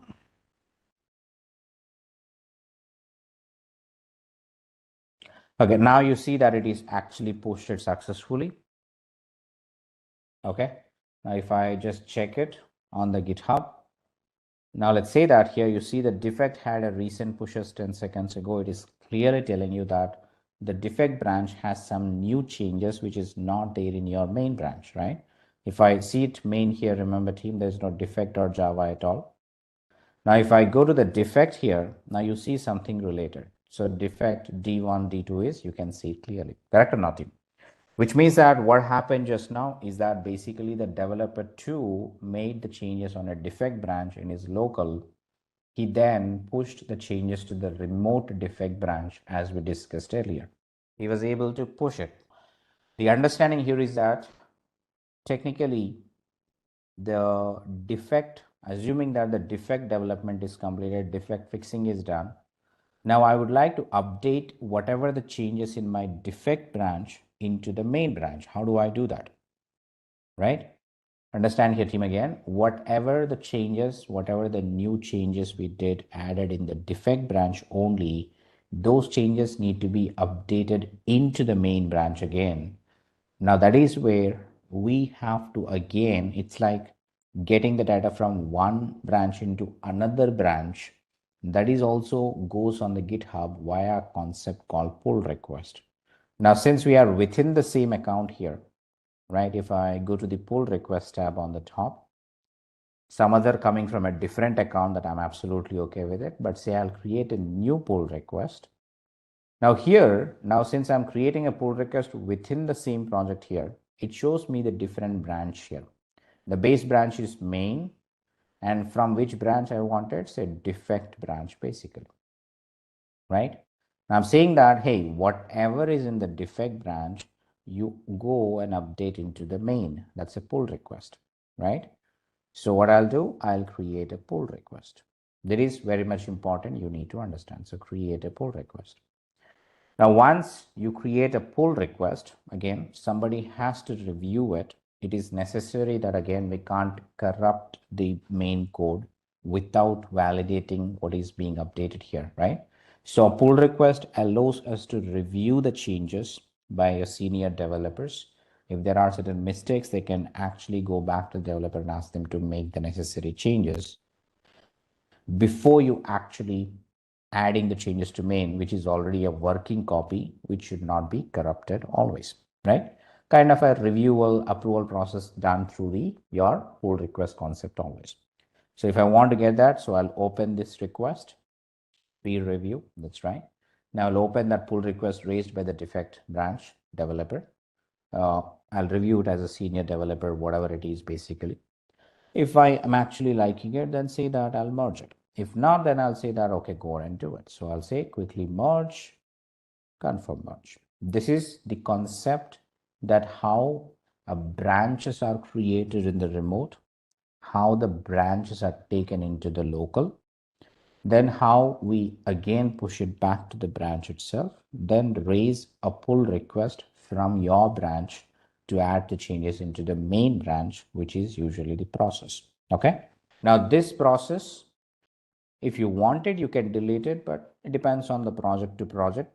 You can just create or keep it basically. If I think that I don't need a defect branch anymore, I can delete it here. That's okay. I can also delete in the local as well, but it's not necessary that you must delete it. You can keep the branch as well accordingly. That now we understood the two things, right? The way we are actually updating the changes from one branch into another branch via a pull request. Now, whatever the approach we are talking is also something called as a workflow stream. I'll just give you a topic understanding here. There is something called workflows in Git, right? Now understand there can be a branch, a default branch in every Git repository that can be either a master or a main nowadays, always can be. So master is equals to main, main is equals to master, understand that way. Now we're talking about a concept here, simply give you the understanding. That's called workflows in Git, right? When you start working with projects in Git, version control software, this is one thing you do. Now, one thing is something called, the first one is called a centralized workflow. Now, what is centralized workflow? Before we starting branching, we were doing the centralized workflow. What I mean to say, you will have one remote main branch or a master branch. So you get to the local main branch or master, you make changes in your local, push back to the remote main and release from the master into the production. This is what we were doing it before we creating a branches, isn't it? That is called your centralized workflow as per the Git terminology. The first one, which is a centralized workflow, which is straightforward, which we did it multiple times just before we started branching concept in theoretical. Okay. Now, the second thing, from the time we started creating a branches and then start working with your branches, technically that's called a feature workflow in Git, right? Now, what is a feature workflow in Git? Now you have one remote main branch. From that, you create feature defect branches as necessary. And the developers will take those branches and work on them. And the developers will push back into their own branches, which they worked on, can be feature defect branches. Then, of course, you can start releasing your code from your feature defect branch into the market. Then finally, merging into the main branch via pull request is mandatory. Okay, so you can release code from the specific branch, then merge it into the main, or the same concept, right? So first you merge it into the main, then release into the production. So how you want to do it, that's your choice. It's just an adoption from the development team, how they release the software into the market, or from which branch they would create releases and then release into the market. That is the concept here. That's what you can see here. One more time I'm doing it. Let's say the developer 1 is now working on the feature, right? Feature Z is a branch he's working on, as you can see it. Assume that the developer 2 is making a change on his own branch in his local laptop. Say now.java feature Z code added here, something. Just that some data he's writing it. That's one change he's making it. So he add git add dot git commit -m, say f1 something, right? And I say that vi feature z.java something, either feature z here. Okay, something like that. So say that again, git add dot git commit -m f2, something like this. The developer 1 is working on the branch called feature z, right? Feature z, right? And then he made changes in this branch and then say that he add commit everything in the local, done. That you can check here by git log. You see these are the two new commits made by the developer 1 here on his local. Now once that is done, let's say he will push it back to his remote feature z branch. Like if I go back to the here, if I go to the feature z branch, now do I see the feature z file here or changes related to feature z?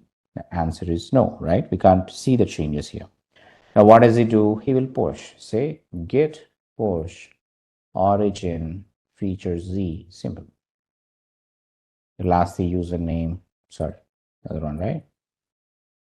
Nareshwar T, and the code, which is this one. Now let's say that the changes are pushed into the remote, correct? So if I refresh it, now you see that the feature Z file came up, the now or whatever the other one, the now.java modified, all the code is up here. Now what the feature Z, now it needs to update into the main branch, what it needs to do basically, create a pull request, right? So go create a pull request. It says that can't merge automatically something, because remember that the main branch was having some defect code that's not available in the feature branch. So what does developer 1 needs to do before he does that again? He might have to pull the changes from the main branch, isn't it? Isn't it or not?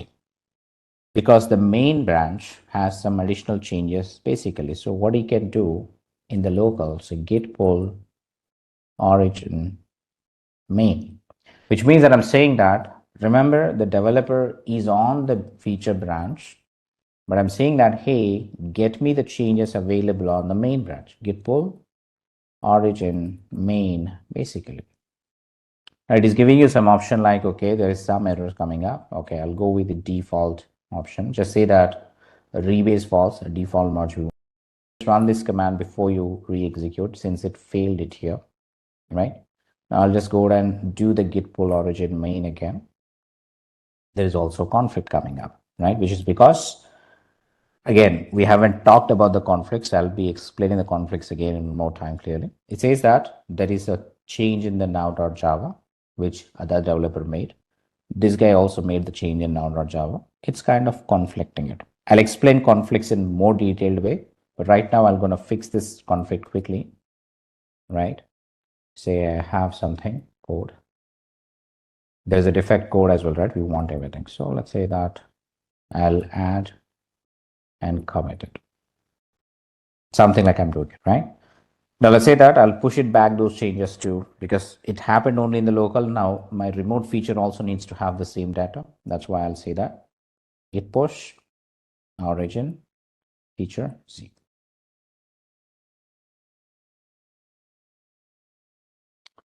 Okay, copy it. Done. Now it's updated here.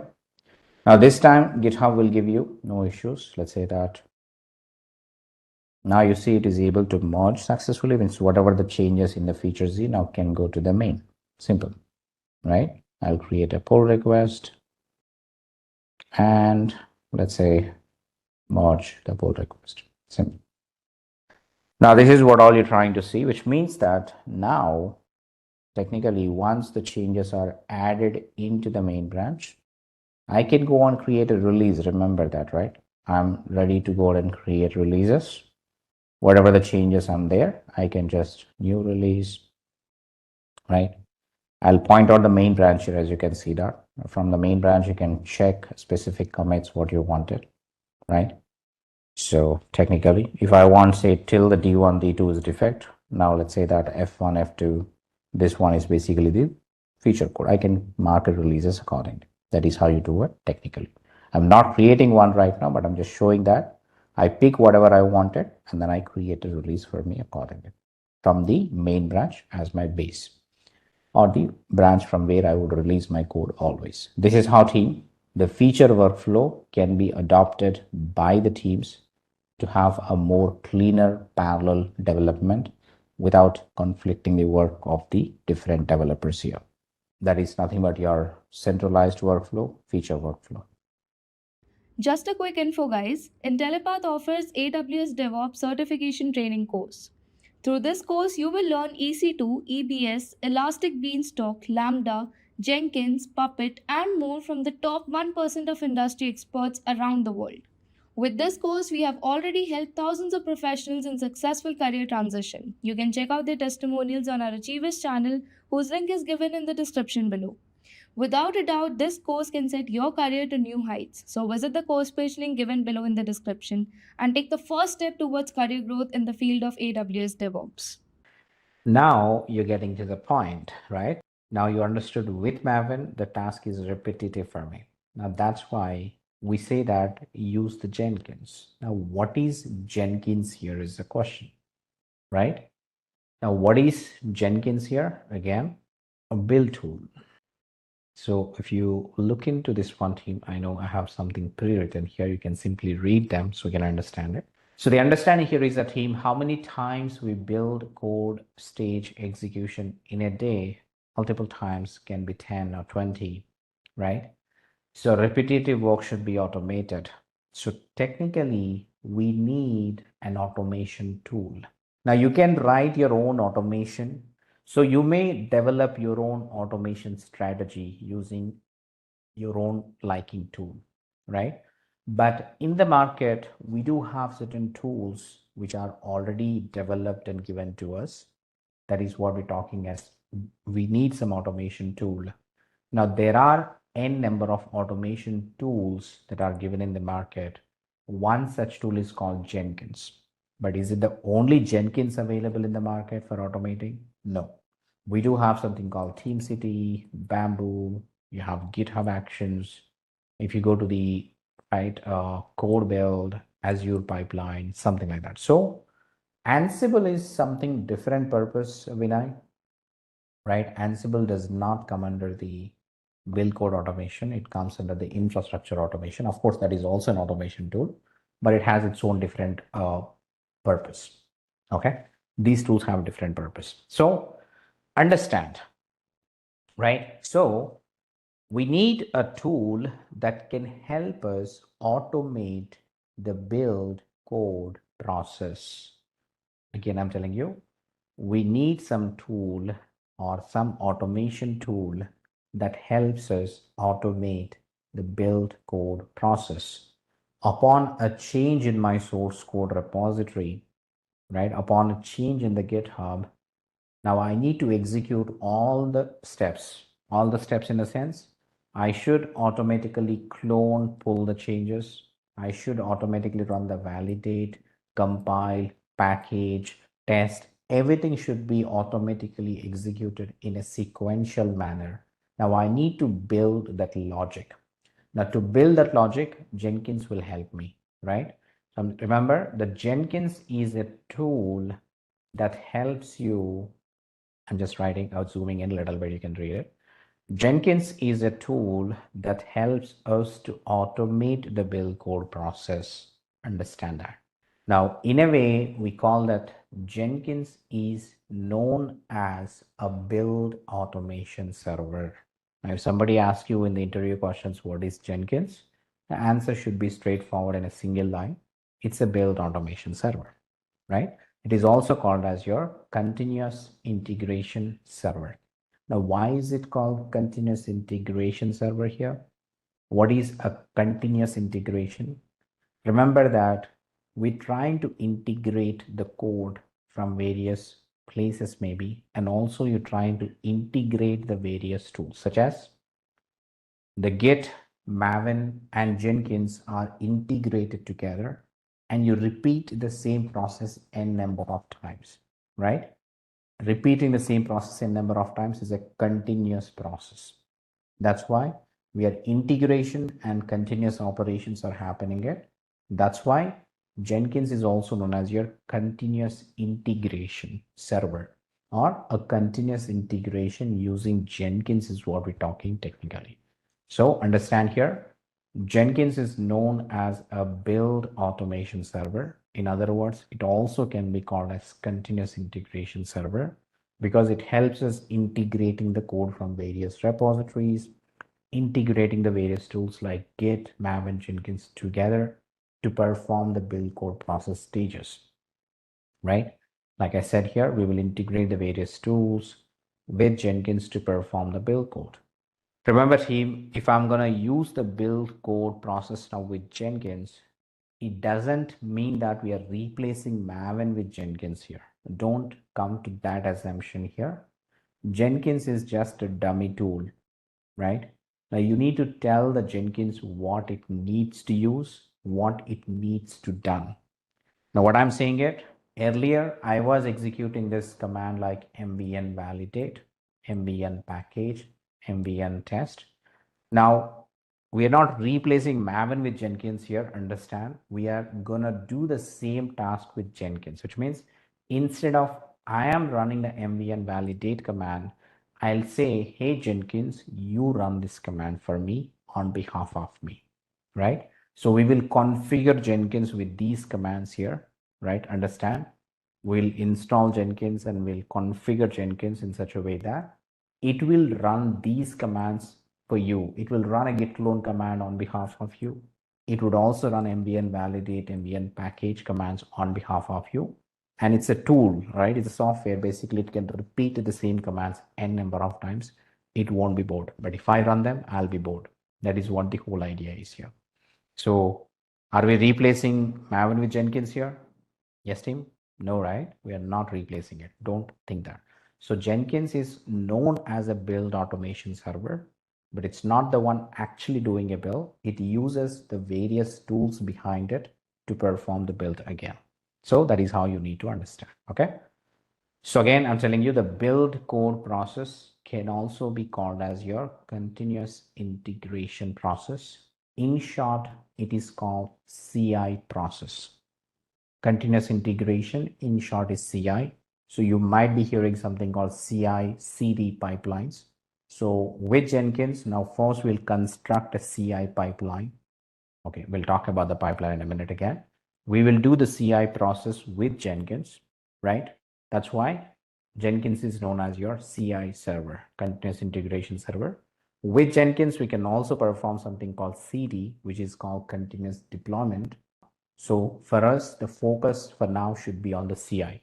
If you complete the CI process, then we'll go back to the CD, or we'll go to the CD process later in the future session. Until then, keep the CD aside, focus on CI. Okay. I hope that is clear. Now we're also talking something called a pipeline. Now you might be hearing CI pipeline, CD pipeline, or maybe a CI CD pipeline, something. Now what is pipeline here, right? What is a pipeline? In simple words, again, I'll tell you. Now we understood the build code process is also CI process. Now within the build code process, we have multiple stages, multiple steps, right? Like you have a cloning task, validate task, compile task, unit test task, package task, something. Remember, these are different tasks we have it. Now we will be running them in a sequential manner as we thought, right? So I'm saying that a multiple steps or a stages in build code process are executed in an order or a sequence to reach from start point to end point, right? So there is a start point, there is an end point, basically we talk about it.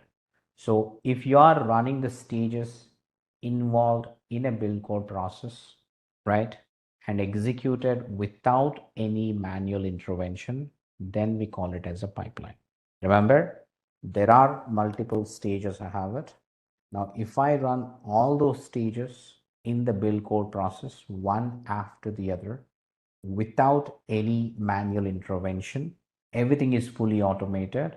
Now that's called a pipeline, right? A pipeline has a start and also an end. So you start from a start point, go step by step, and then reach your end point. So if you attach all these stages one after the other to run automatically, that becomes your pipeline. Okay. So technically we're saying a build code process is nothing but your continuous integration process, in short a CI process. So the build code process itself is nothing but your CI pipeline. Okay.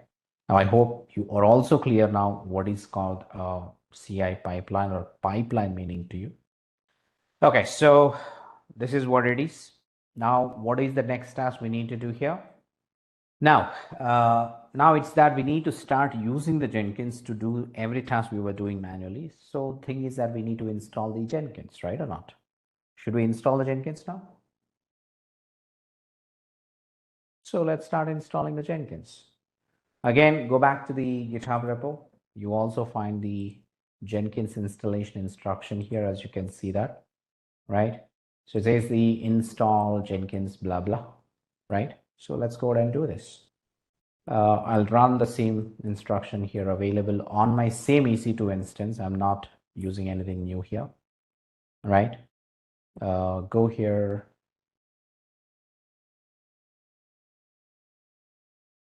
I'm just running.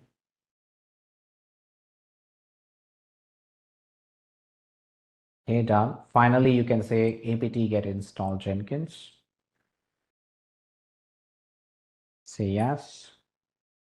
Now this will start installing the Jenkins team here. So once the Jenkins is installed, remember, unlike the Maven, Java, Git team, they're all CLI tools. Now Jenkins is basically a web-based application. You need to open it in your browser. It's not a CLI application or a CLI tool. Jenkins is basically a UI application, a user interface application. So you can open this in a browser. This is like your web application. Again, I'll talk. So you can open Jenkins in a web browser and then start working in the web browser directly. We don't work on the command line. We work with Jenkins on the UI part. Okay. So once we install Jenkins, as you can see, there are certain commands I have given to validate. So don't restart directly, team. Just check if you're able to see if the Jenkins is installed, first of all. Right. So this is a command to check if the Jenkins is running on your system, installed on your system. You can say it is active and running it 42 seconds ago, blah, blah, blah. Okay. Right. So now that we installed a Jenkins team here on our server, and we have checked the Jenkins working or not by running a command called sudo systemctl status Jenkins. So this is what you see it now. It's active and running it. Okay. Now understand, team, as I told you, Jenkins is a web-based application. Again, it's a UI-based application.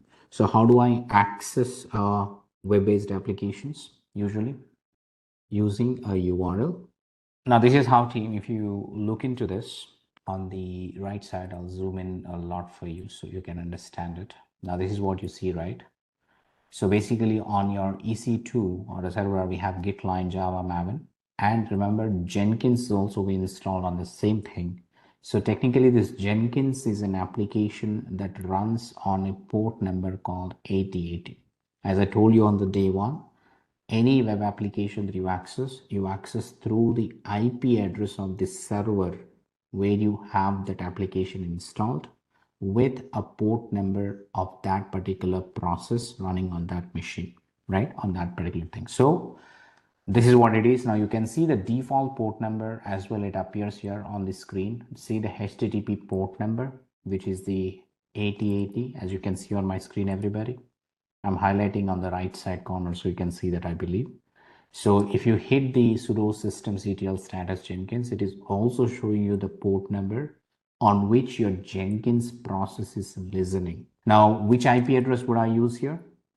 Where we have installed Jenkins, it is on your EC2 instance, right? So you need to use the public IP of your EC2 instance, which is like if you go to the AWS console, you see that there is a public IPv4 address.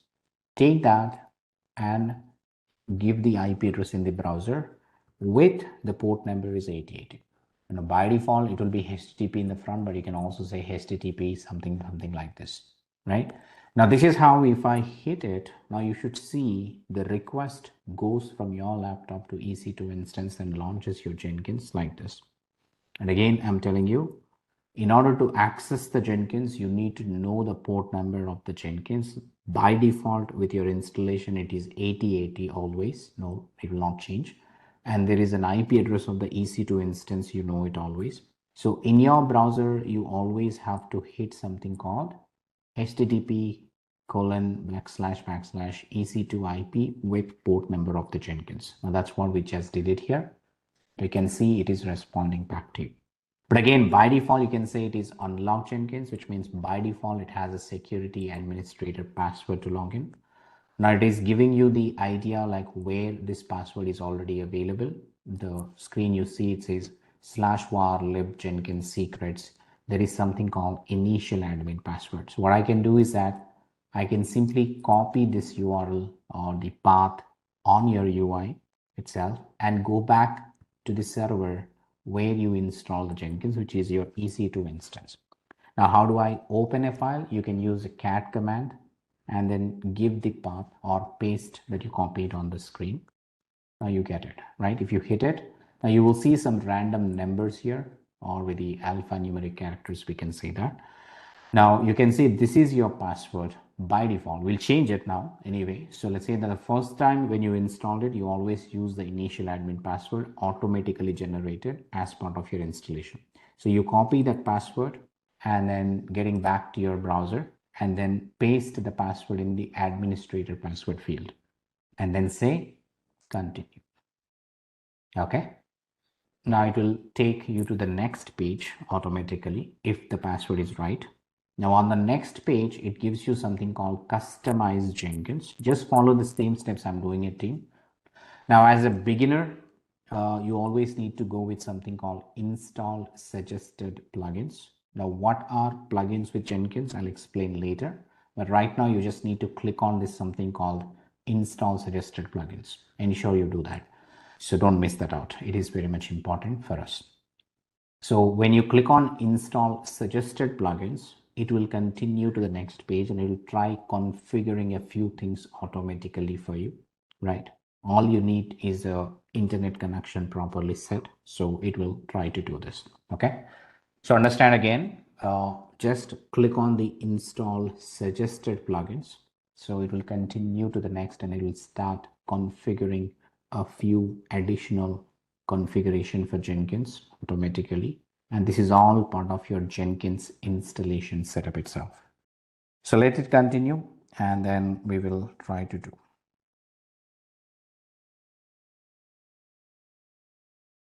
Okay, so let it finish. Now, once you see that page is done, team, and it will take you to the next page. And you also can see it is asking you to create your first admin user. Means you can use these credentials to log in later again to the Jenkins UI. Whenever you stop EC2 instance and come back later, you need to use this credential. So whatever you give it on this page, please remember accordingly. So let's say that I'll use an admin and some password for the admin, right? and say that my name is whatever the name you want to configure. You can say admin or Naresh or anything that you want. So I'm just keeping the same thing name here, gmail.com, something like this. Now you fill out the form. Remember, please do remember, if you forget them, you can't log into the Jenkins later again. So I'll save and continue. On the next page, it might give you something called Jenkins URL, which is same thing as in your browser. You can keep it as it is if you want to, and save and finish it up, right? And then once you do the save and finish and say it says Jenkins is ready, now you can say start using Jenkins. Okay. Now if I click on the Jenkins, start using Jenkins, now this is the UI that you see it. Okay. Now this is the UI that you see. This is how you install Jenkins and launch a Jenkins UI so far. So I believe team, I'm clear so far on the setup. Now, if you are having this UI in front of you, now the next task is to start build code process using Jenkins. We automate everything using this UI itself accordingly, step by step. Okay. And before I start using the Jenkins team, I want you to be clear on something as well. Remember that you are installing the various tools on your EC2 instance. Do you know the installation path of your each tool you install so far? Remember team, why I'm asking it is very much important as a DevOps engineer, right? If you are working with Jenkins, if there is a problem, troubleshooting scenarios, you need to know where they're installed. So technically, we installed Git, we installed Maven, we installed Java, and we installed Jenkins as well, right? So every software has its own installation path. Like in your Windows team, usually it is always that you go and C drive, profile, something, right? That's where you install everything. So remember that every software that we install on your laptops or on a system has an installation path. So just to show you that basically the way we understand, so the default installation path of your Java, which is user lib jvm something. I mean, if you follow the instruction which I gave you on the GitHub, these are the installation paths. But again, these can be configured when you're installing it. We haven't configured anything, so using the default paths, right? So this is your default installation path of the Java. Remember the path. This is where your Java is installed. That is /user lib jvm something. Now the Maven is installed under opt Maven. This is again, if you look into it, this is your Maven installation path where the Maven is available. And your Jenkins installation path, or we also call that as a Jenkins home. By default, it is called a var lib Jenkins, right? This is where you see all the Jenkins related software binaries as well as Jenkins related logs. In case if there is a problem with Jenkins software, you can come back here and check the logs of the Jenkins to understand the problem of the Jenkins. Based on the findings, you can troubleshoot further. That is the area. So three important things to know here: the Jenkins Java installation path and the Maven installation path and the Jenkins installation path. The Jenkins installation path, Maven installation path, Java installation path are also referred as your Jenkins home, Maven home, Java home, something like that. Okay. When I say Java home, it is a Java installation path. When I say Maven home, it is the Maven installation path. If it's a Jenkins Java home, it is Java installation path, something like that. Okay. So keep these paths in mind always, and then you have to work on the terminal sometimes to understand the problems as well. Okay. I hope that is clear, everybody, knowing the paths. Anyway, we will be configuring the paths again with Jenkins right now. So this is your Jenkins UI, as you can see, right? Now on this particular page team, right, on the top, you can see log out and log in as usual, just like any other applications you see it. Now I can log in with my credentials, right? Log out and log in. Now you see this page. Now on the left side menu, you see something called dashboard. Below that, you see some options called new item, build history, manage Jenkins, my view, something. One important thing here is that your manage Jenkins. This manage Jenkins is same as your settings on your phone, for example, right? In a simple nutshell, if I say it, if I have to configure my phone, if I have to customize my phone configurations, I go to the settings of my phone and then I choose what I wanted. I configure what I wanted. Similarly, on your Jenkins, if I have to configure something, if I have to customize my Jenkins behavior, I always go to an option called Manage Jenkins on the left menu, right? And if I go, you see the n number of options like system configuration, security, status information, all these options you will see. Choose the necessary options to configure, customize Jenkins behavior accordingly. Okay. Now, why I have come to this page, remember, the first task in Jenkins is to integrate the Git and Maven to the Jenkins. Remember that I want Jenkins to run a Git clone operation. I want Jenkins to run a Maven validate commands, right? So technically, we need to tell the Jenkins where I install Maven or where is the Jenkins Git available, all that stuff. Because Jenkins does not know, right? Does Jenkins know that I installed Maven here? Does Jenkins know that Maven is available in that particular folder? May not be, right? So it is your responsibility to tell the Jenkins that, hey, Jenkins, the Maven software is available in this folder. You may use it when I ask you to do something with Maven, right? That is what is called integration, right? We are integrating Maven with Jenkins. Similarly, the Git. Say Git binary is available under say user bin Git something. So I need to tell that, okay, this is where the Git is there. Similarly, this is where the Java is there. So user lib something. So Jenkins will use all these different tools to perform the build code process. We need to configure them. That is where I've come to the manage Jenkins and on the system configuration, see system. And the second thing you see is the tools, right? Tools, that configure tools in their locations and automatic installers if you want to, right? So I'll go to the tools option here, click on the tools option. Now under this, you might find the default options already available, like say tools like Maven configuration or the JDK installation path, something. JDK is nothing but a Java, right? If I click on add JDK here, it will ask you, okay, give me the Java home, right? I'll say this is Java 1.17. You can give any name here, remember? I can say any name, that is also going to work for me. It doesn't matter what you write it, but write some meaningful names. Java home is nothing but the installation path of your Java. So where would we install? Now this is the path, right? Copy this path. I paste it here. Simple. If you want to install automatically, Jenkins can do, but I don't want to do that. We already installed Java. That is the idea. Now the Git, second one, as in Git installation, it is asking you, okay, this is default, it is giving it something, okay, and says Git. Something if you want to configure the absolute path, say user bin Git, just give it as it is. Okay, that's how you can do. Now below, if you say something called the Gradle and Maven blah blah, but by default Jenkins supports the Java project, so it is by default giving all the Java related build tools here. But you can also add the build tools of .NET, Python, Go, anything you want. I'll tell you how to add them as well. But right now, let's say we configure Maven. So I'll say add Maven, right? Okay, 2 times added. So let me remove one. So add Maven, and I say Maven 3.9 something. I don't want to install automatically because I already installed. So I'll untick this install automatic option and I give the Maven home path. Maven home is opt Maven. So I'll go and I give it. Simple. Apply this, save it. Right? Now this is how team we need to configure the required tools according to your build requirement, according to the programming language builds you do it. You configure the required tools here always.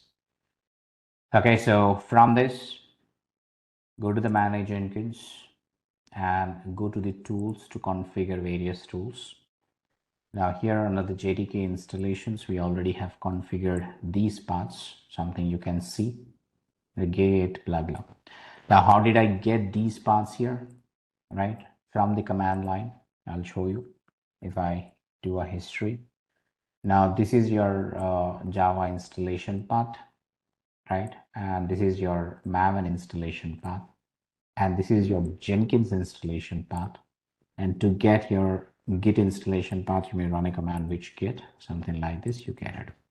Right, Neha? This is something which you will get to know as per the installations you do it. Okay. Now, once you configure your tools, now we are ready to tell the Jenkins to do some task. Which Jenkins does it work? I don't think so. Yeah. It gives a different path. It's not the installation path, it's the executable path, you can see. Okay. Right. So now that we have configured successfully, the next thing is that we tell the Jenkins a task, right? I want Jenkins to do some task. I want Jenkins to do some job on behalf of me. Understand here, team, I'm saying it. I want Jenkins to do a job on behalf of me. Whatever the job I was doing it manually, I want to give it to Jenkins. So Jenkins does it for me whenever I ask to do it. So to do that, basically, or whenever you would like to give a task to the Jenkins, we use an option on the left menu called a new item, right? Always use the new item on the left. If I click on the new item, it will give you a page where it will give you some options. Say new item, you give a name. Say, for example, I want to give a sample app, right? This is my sample Java app, right? As I simply call sample app, right? Underscore or dash something, validate. Means depends on the goal. Now remember, this name can be anything as your choice. I'm just giving what I'm trying to give it. Now, once you choose a name for your task, I want to do a validation first of all, and I'll say select item type, which is a freestyle project. Now, as a beginner team, you always go with a freestyle project, which will help you understand the basics of Jenkins and configure whatever you would like it. So I'll choose a freestyle project here. Then I say OK to it. Now, when I select a freestyle project and I say OK, it will open up something called a job configuration page. We call them as a job or a project in Jenkins, remember. I simply save if I want to, remember. On the dashboard, if I go back now, you see what you created. Now, this is simply called as a job in Jenkins, or this is the same thing we can also call as a project in Jenkins. It doesn't matter what you call, but this is what it is, right? Once you create and save it, it's an empty job right now. There is nothing given in this, but if I want to re-edit it, I'll click on the job. It will open up the job page again. Now on the left, you see the various options, like you can delete it, rename it, can find the changes. There is one option called configure it. Configure in the sense you can configure what you want again with Java. So I click on the configure, it will go back to the same page. Now on this page, on the left menu, you see the various options. Now you can tell the Jenkins what it needs to do, what this job needs to do, what task it needs to execute. We'll see that. The general, you can give just description of the job if you want to, and choose the various options here. We'll come across them later. The main thing we want to do here is that basically clone the source code, isn't it? What we want to do technically, where is this? Sorry. Right, so here, right? Now, what we want to do here is that first thing is basically to clone the source code, isn't it? Right. So we want to clone the source code, then go and run the various tasks on the source code. That is what we want to know. It's going too much, team. That's okay. Okay, my mouse is really bad. Okay, anyway, you understood, right? So technically what we want is that cloning it. So on the left menu, there is an option called as source code management. Now on the source code management, if you look into the page, it says connect and manage your code repository to automatically pull latest code of your builds. So it says, okay, there is none by default. We can choose Git. Even if you have a source code in SVN or some other tool stream, we can add them as well. By default, it is supporting Git for you. So let's say select a Git. Now, if I select a Git, it simply asks you the repository URL, right? What is repository URL here? Your Java source code. So I'll take this URL, copy it, and then paste it in the box. That's it. Now it automatically detects it. Now it is also giving you an option team credentials. Now, when should I use the credentials here? When do I need a credentials probably to clone a Git repository? Basically, when the project is private, isn't it? Basically, when your project is private, you need to give the credentials, remember. Now, since I can't provide the credentials every time, Jenkins gives an option for me to store my credentials in the Jenkins itself. Say, for example, I'll add the credential Jenkins. It will open up this page, right? Now, where I can say the credentials, the username and password or something else, we can also configure SSH and everything. I'll say username password. So username of my GitHub, say this one it is, I think, lead DevOps. Some username of your GitHub. And let's say that the password is nothing but your token team. Remember the token that we were using to pull, right? This is the token, right? Clone, push, basically you use that. I'll say this is my GitHub credentials, for example, right? So you save it with a proper name. That what is this? Now I'll say add. Now, once I add it, basically you can see from the drop down the right credentials to clone this repository. Remember, in case if this is a private repository, I must provide the credentials like this. If it is public, you don't need to actually remember. This is a public basically. Even if I select none here, it will still clone it without any issues. But if in case it is private, ensure you add a credentials and store your username and password here, and then map it accordingly. Otherwise, the clone will fail. That is the idea. Okay. Now, along with that, you can also choose a branch you want to clone or any specific branch that you want to work on, the master or a main or something. By default, there is a master branch here, so I'm using a master branch itself technically. If you want to build code on a different branch than the default master, then you use it accordingly. Okay. So this section team just tells you that Jenkins is going to clone the Git repository on behalf of you. Just configure the URL. Jenkins will take care of cloning it, pulling the changes from the repository automatically. That's the idea. Okay, done. Now, first thing, Jenkins have to clone it. This is done. We configured. The triggers we'll talk later. Environment also we'll talk later. One important thing in this job is called a build step. Remember the build step, the building, right? We talk about it. The build step. What is a build step? Basically, what Jenkins needs to execute on behalf of you after cloning the repository. Remember, the build steps are something after we clone the Git repository, we run some build steps like mbn validate, mbn package, right? Those are called the build steps, the process. So the build steps is where you can actually configure whatever you want. Say if I have to run some Windows commands, I can run Windows execute shell, something like with the different options. Remember team, whatever the commands that you're running on your terminal, now these are all called as your shell commands, right? So shell terminal where you run it, that's why it is giving something called execute a shell commands basically, like we were running. So I'll say which Git, I can run it, right? I can say touch nourish.txt. It's like, remember team, all these regular Linux commands that you are running so far now can be given to the Git. Sorry, Jenkins, right? Sorry.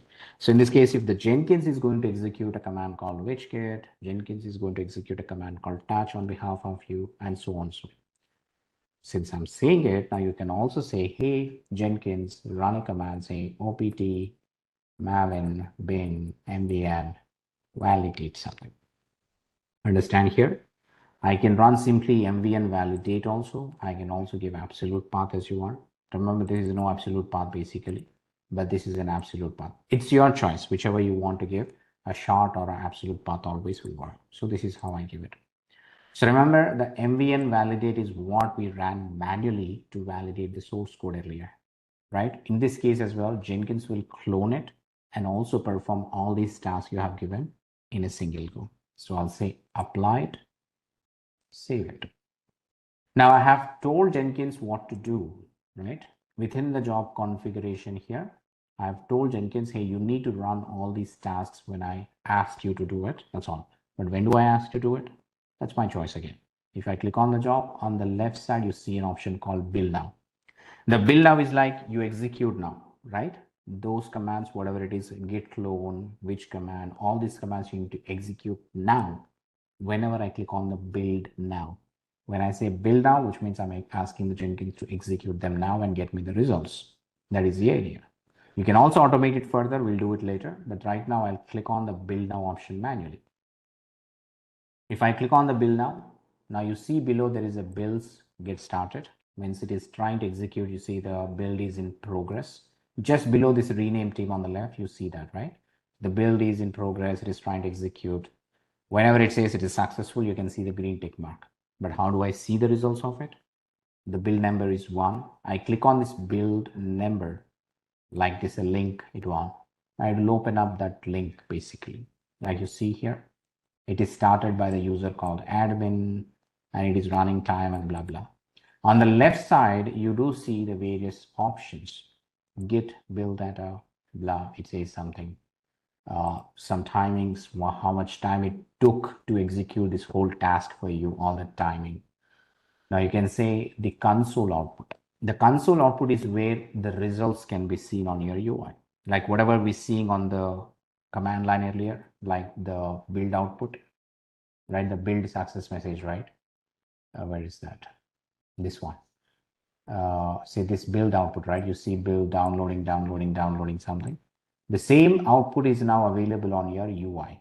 I say the build success, blah, blah, right? So you see this, the same output, right? You see, first of all, it says, okay, let me zoom in a little bit for you. It says that using the GitHub credentials, blah, blah, and says cloning the repository for you and so on. So whatever it is, trying to write some data, right? If I try to look into it, it tries to clone the repository successfully. Once it tries to clone the repository, then say it is running a command called which-git. Then it is trying to print that output. Touch narration.txt writer. Then it is also trying the opt mav and validate. Same thing output again, right? Downloading something. All the output that you saw earlier on the command line now is available here. Like you see at the end, it would say that the build is successful. The build success, right? Now you can see that now, since I configured once, now next time onwards, I don't even need to remember those commands. I click on the build now again. Means when there is a new change available in the source code, I can simply click on the build now. It will again start the tasks for you. It clones the latest task, latest changes, and then executes the same validate command. Run again, right? Whenever you are making a change in the source code, just click on the build now. It will keep building the same thing for you. That is the simple idea we're talking about. I'm hoping that I'm clear on how do I create a job on the Jenkins and how do I execute them whenever you want it so far, right? The commands are under the job. So if I say configure, I can just go and check the build steps. I want to modify them, I can modify. Say I want to run only the validate instead of those things, I can save it. Apply, save, simple. You want to remodify it. Otherwise, okay. Every build will give you some output for you. So remember, Jenkins is also preserving the output of every time you build. Now, this was not possible on the command line, correct or not? So you can go back in the history and check when a job is failed, the reason for failure, everything can be checked on the Jenkins UI. If I run manually on the command line, how do I get track of how many times I failed? What is the reason for fail? Can I do that? Now, isn't that easy basically, team, everybody? Configuring something and asking Jenkins to do something here. Okay.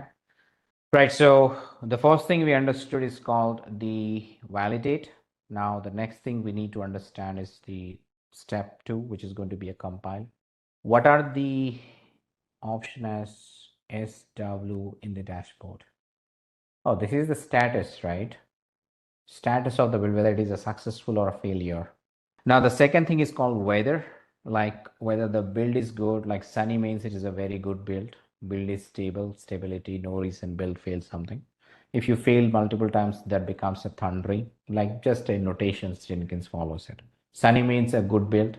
Thundering, like cloudy comes up, then the bad build means the build might have failed, something like that. That is the idea. This is called weather. This is called status. And this is like the icon sizes, small, medium, large. That's it. Okay, so the next task in your build code process team, I think we haven't written the build code process steps. I will write it now for a second. You can understand them. As I said, we will be doing in a sequential manner. It's not that you will be doing inside, this one. So there are certain stages we follow mandatory for every code. So technically, the validate you did right now, that is may do it or may not do it, that's fine. But there is something called a compilation. Then we have something called as a code review. Then we call it as a unit test. Then you may also do something called a code coverage step. I'll talk about all these steps. What are they one by one? Then finally, package. Remember, team, the final goal is to package it, right? Package is the step where you get the executable or a deployable format of the source code. But what are these stages before? What are we trying to achieve by using these stages above the package?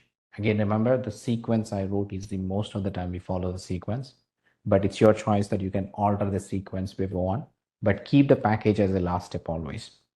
Now, what is the meaning of each stage here? We'll try to understand. You already know the validate. Let's say that what is compile, what is code review, what is unit testing, what is code coverage. We'll try to understand now. Right, so understanding is a team. All these are of certain validation and testing process, right? So assume that,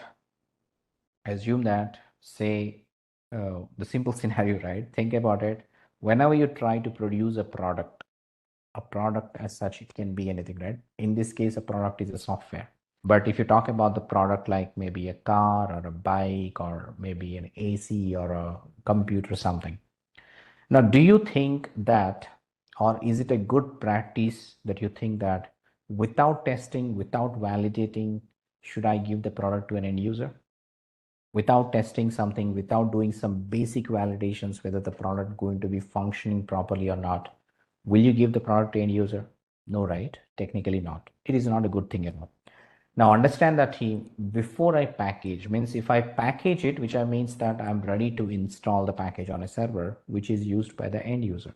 So understand all these stages are certain validations and testing, right? Whatever we're trying to do above the package are certain validations and testing of the source code to ensure the quality of the software, right? Remember, in this case, the product is the software technically. Now we need to ensure that quality of that software product is absolutely good, right? At least some validations to be done so that the product functions well when we try to install it on a server, and the end user should not see the problem. That is what the purpose we are running all these stages above the package always. Now, since everything is a validation, now different type of validation is what we're trying to do. Now, what is a compilation meaning? Have you ever run a compiler? Have you read about the compilers in your graduation sometime somewhere or anywhere outside? What is compilation meaning? Convert source code into a binary code, source code into machine, convert data into machine language, right? Now it is also validation team. What we're trying to say is that we're asking Maven to compile the source code. Now, what is the reason we are compiling it? Remember, there is a lot of source code programs are written here, which are in the human readable format. Means as a human beings, we are the one who understands the lines of code here written and we modify it. But at the end of the day, these programs needs to be executed by the machine or a CPU computer on your hardware. So those things should understand these lines of code. That's where we need to convert the source code into a binary code, right? Whether it is convertible or not. Means sometimes if you make a mistake in the program, that cannot be executed in the CPU, right? On the binary side. So whether these programs written by the developers are or can be successfully converted to a binary code or not, that's the validation we're trying to do as a compilation. Means we ask the Maven, hey, Maven, go to the source code, whatever is available, you try to compile and see whether the compilation is getting successful or not. Means whether these programs can be compiled, can be converted as a binary code or not. We're trying to ask the Maven to do that. If it is not compilable, does it make sense to package? If the source code is not compilable or it's not compiling properly, does it make sense to package for me? Definitely not. Because it will error out anyway, even if you package it later when it's trying to run on a computer, it will error out. Some errors will be given. That is the reason we perform a compile step, not a compile stage basically. So what do I need to do in a simple nutshell? That I'll build a new item I'll say, okay, sample app, right? Sample app, compile something. I'm just giving a name. I'll say select a freestyle project, say okay to it. Then I give the source code which needs to be compiled. So I'll select the Git again, right? I'll just give the project URL. Same steps team. If required, give the credentials and choose the branch from which you're trying to compile the source code. And then go to the build steps, right? Right now we use build steps and source code team. Later we use other options. Let's say now execute a shell. Then I ask Maven, say opt maven bin mvn compile, right? The compile is the option. Apply it. Now remember, this command should be properly written here, otherwise it may fail, right? Save it. Then say execute. Execute in the sense build now. When I click on the build now, the Maven will start compiling the source code, right? Then it will generate the results. What is the outcome of the compile stage? If I click on the build number 1, see the console output, it is trying to do something, whatever it is. It says build success, which means it is compiled successfully, right? There is no issues while I'm compiling it. There is no issues while the Maven is trying to compile the source code. One thing you need to understand before we go further anyway, team, understand it.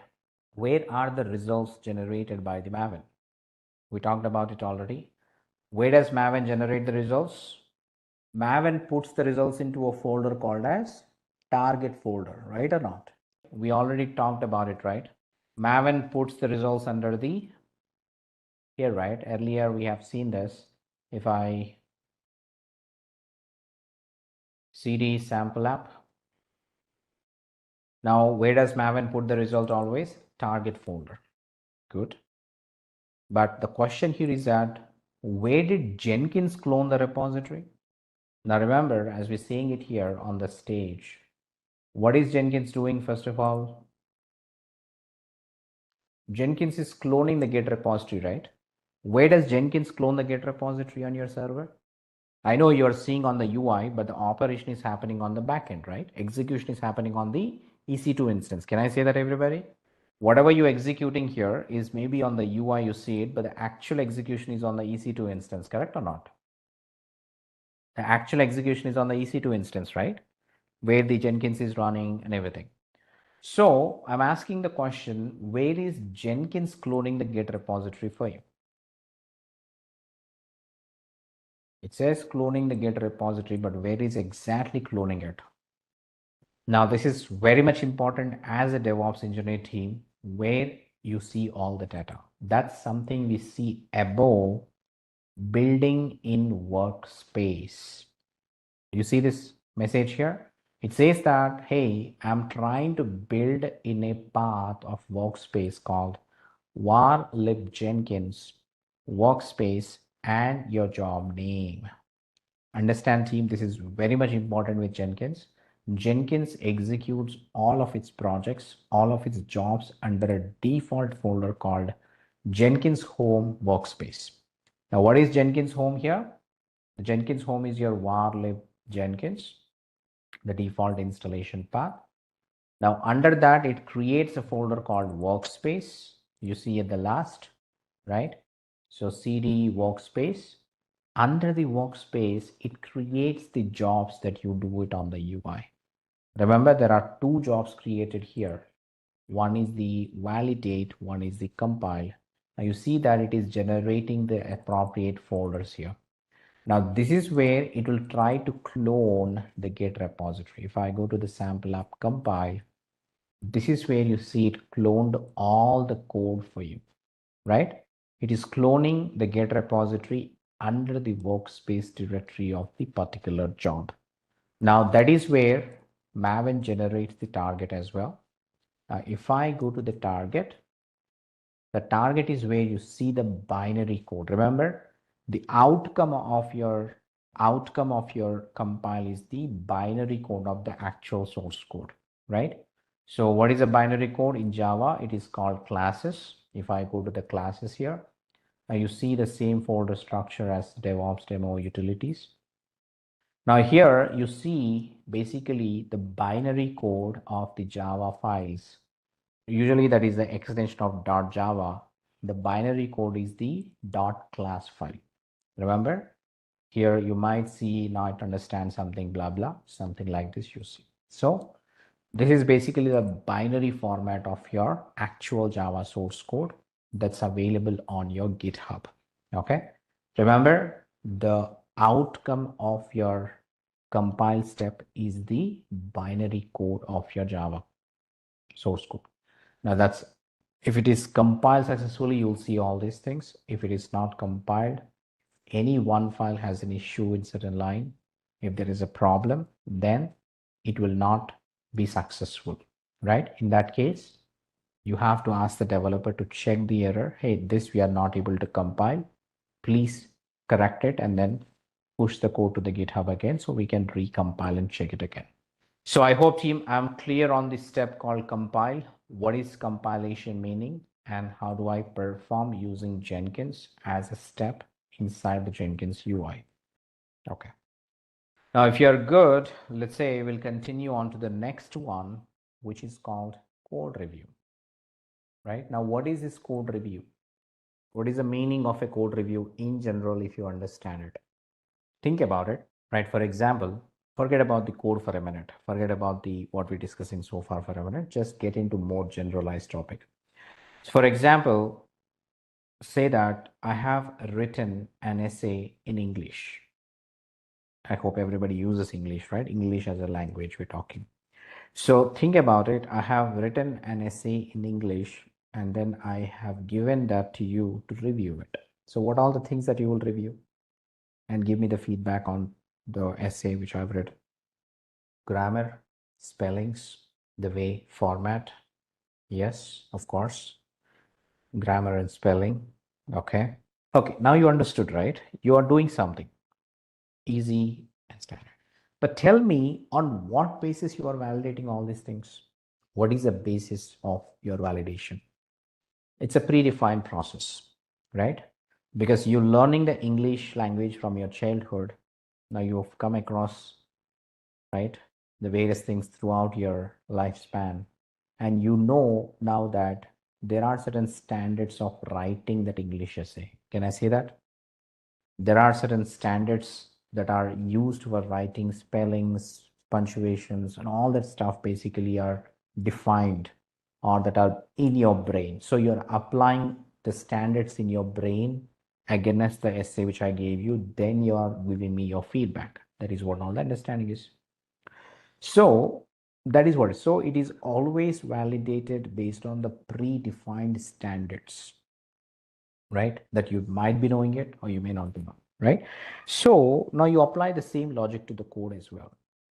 Now, initial days team, there was no code review process, right? Initial days in the sense, say, if you go back in time, say 30 years back or 3 to 4 decades back, where everybody started coding freshly, there was nothing like that, right? There was nothing like a code review process we went.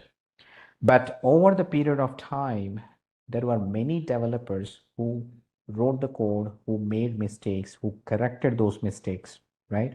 And they have written some guidelines on developing a software, right or not? There are certain standards that are given by the developers to develop a new software always. Can I say that? Because that is all coming out from their experience that the future developer should not do the same mistakes again. So they have developed some standards of writing a coding and then applying it into the process. Because we are in 2020s now, 2024, 2025, right? N number of developers have gone through N number of issues already. We should not make the same mistakes, which means you know that there are certain standards you can follow to produce a better software. So what are we trying to say here is that team, when we say code review process, right? As a developer, as a fresher, right? Think about, I'm a fresher that I've joined in 2025, 2024 as a developer. Then I started writing the coding. I started developing some coding, right? Code something. Now, once after I develop it, Did I really follow the standards that are written by many people already? Did I make some mistakes? How do I get to know them? That's where the code review comes into the picture. Okay.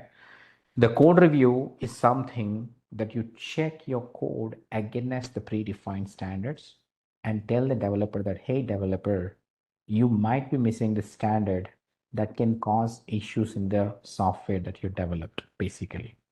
Understand your team again, I'm telling you that the code given by the developer is validated against certain set of standards given by experienced people, which are given accordingly. We validate this code and we highlight some issues from the code to the developer saying that, hey, developer, you're missing the standards in this code. Maybe better you follow the standards to have a better quality software delivered out to the customers again, right? That's what the process is called as a code review. Review the code against the standards and provide the feedback to the developers accordingly, right? That is what all you need to understand. I hope that I'm clear on what is a code review process, right? So again, in this scenario, we're going to use some predefined rule set, something called a PMD. A PMD is basically a program mistake detector, we call it. I mean, it's a very lightweight, certain predefined standards given by certain things, right? So I'll say PMD here, sorry, code analysis. Now, if you try to look into this PMD, just an example team, you can also use something called SonarQube or some other tools. There are many tools again, there are many different standards available in the market. For our scenario, I'm just using this particular basic thing. Okay.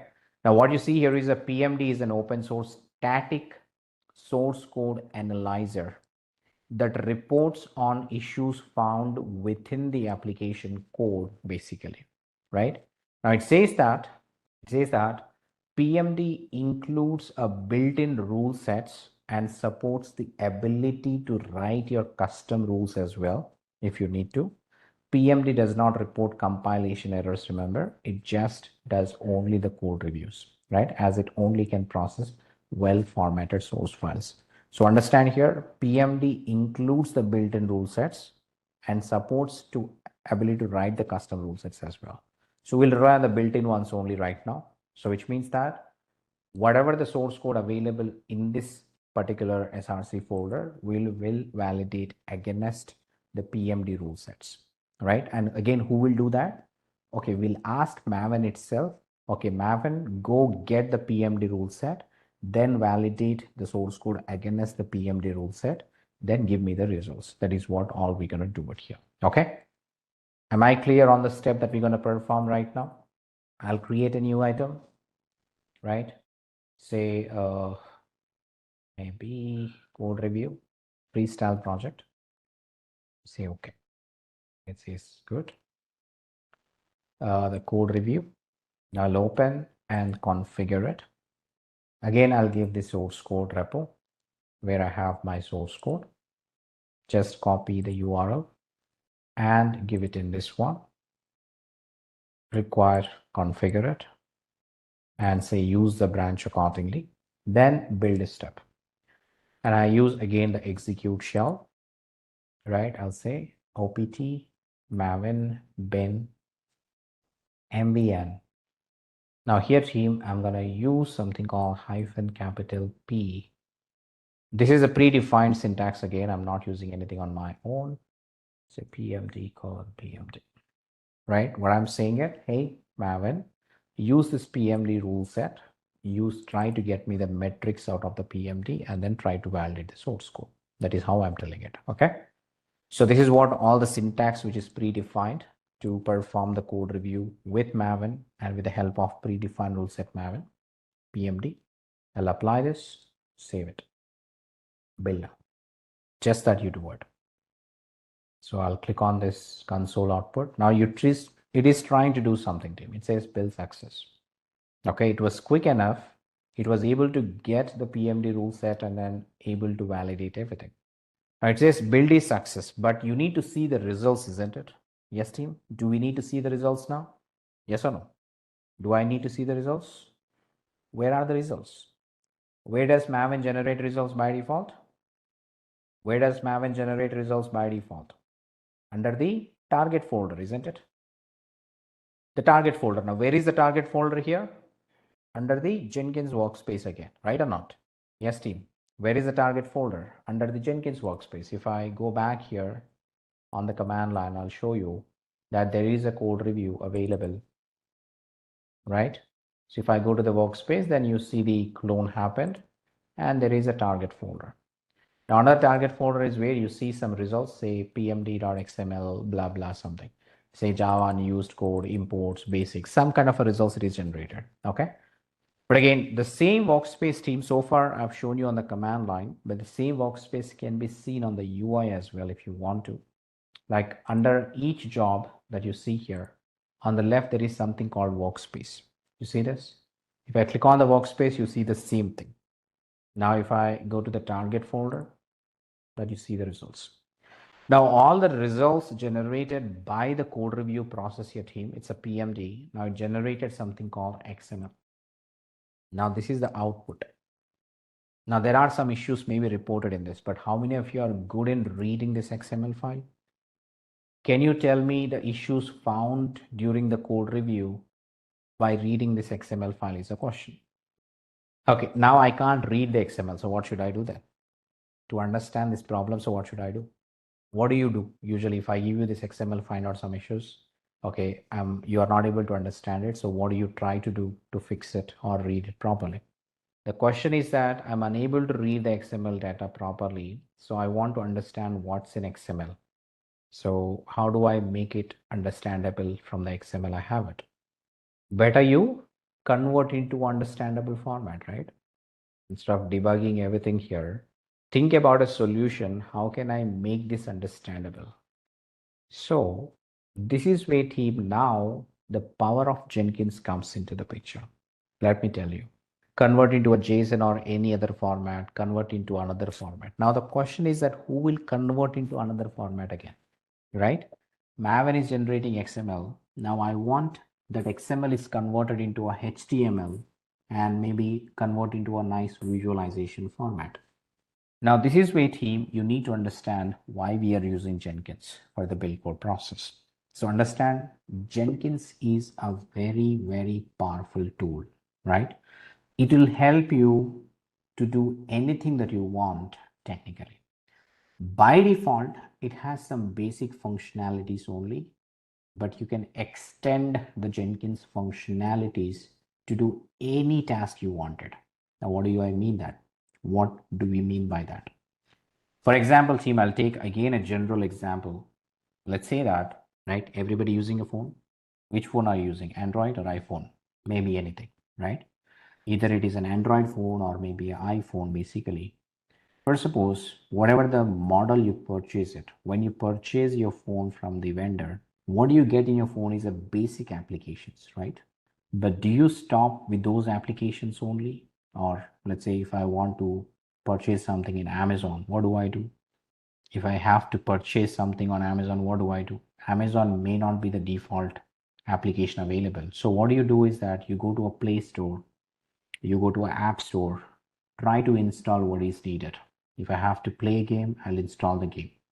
So remember that the basic phone has a basic applications only, but you extend your phone capabilities by adding the additional applications as and when necessary.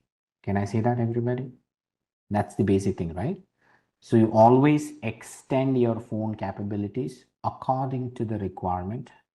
Whenever there is a necessity of certain application, I'll go to either Play Store or App Store, download that, install it on your phone, and use it accordingly. That's by extending your phone capabilities. So think about it, team. The Jenkins software that you install is like your basic phone so far. We are trying to use whatever is default given. Remember, the Jenkins application that you're using so far is the basic Jenkins software. You're trying to use whatever is given as a default. But Jenkins functionalities can be extended as you like it, whenever you want it, in any direction you want it. Now that's where there is a concept called plugins comes into the picture. Remember, the application that you're installing from your Play Store or App Store are like plug and play applications, right? You plug it and play it with them whenever you want. So kind of plug in, you do it. Now, same thing we're talking about the Jenkins as well. Jenkins also has something called plugins, right? Now, whichever the functionality you don't see in Jenkins, but you want it, you try to look for a certain plugin that will extend your Jenkins capabilities. So if I go to the Google and say Jenkins plugins, something. Now you go to a place called plugins.jenkins.io. Now this is like your Play Store or App Store. Understand, team? This place is like your Play Store or App Store for Jenkins only, right? It says that here you have over 2000 plus community contributed Jenkins plugin to support building, deploying, automating any project, right? Somebody said, I want Selenium integration, right? I hope the spelling is right. So technically you see the Selenium plugins available. So what you need to do, you just need to install the Selenium plugin on the Jenkins. Now, if I have to work with Python based projects and I say Python, then you might find the Python related plugins accordingly so that you can build the Python code using Jenkins. Maybe a .NET related. So if I search for .NET related, you will find all the .NET related plugins available. Remember, by default, Jenkins was showing you only the build tools of Java because Jenkins is built on Java basically, right? Then you want some Python or Go or anything, there will be an essential plugin available, developed and available for Go. So that is what I'm trying to understand it, that you can extend the Jenkins capabilities, functionalities as per the requirement. Now that's why Jenkins is so famous out there, right? The kind of vibrant community that Jenkins has, you get a solution for everything that you look using Jenkins, okay? You get all the newer plugins, updates to it very regularly. You can completely rely on this one. So it is an open source, completely free to use it, but you also have a very good community who supports everything on the Jenkins very properly, right? So yes, that is what we're saying it. Now we can start installing the necessary Jenkins plugins inside your Jenkins. Remember, initial also you did something called install suggested plugins, right? There it is already installing a few basic plugins which are required. Now you extend them as you need it again.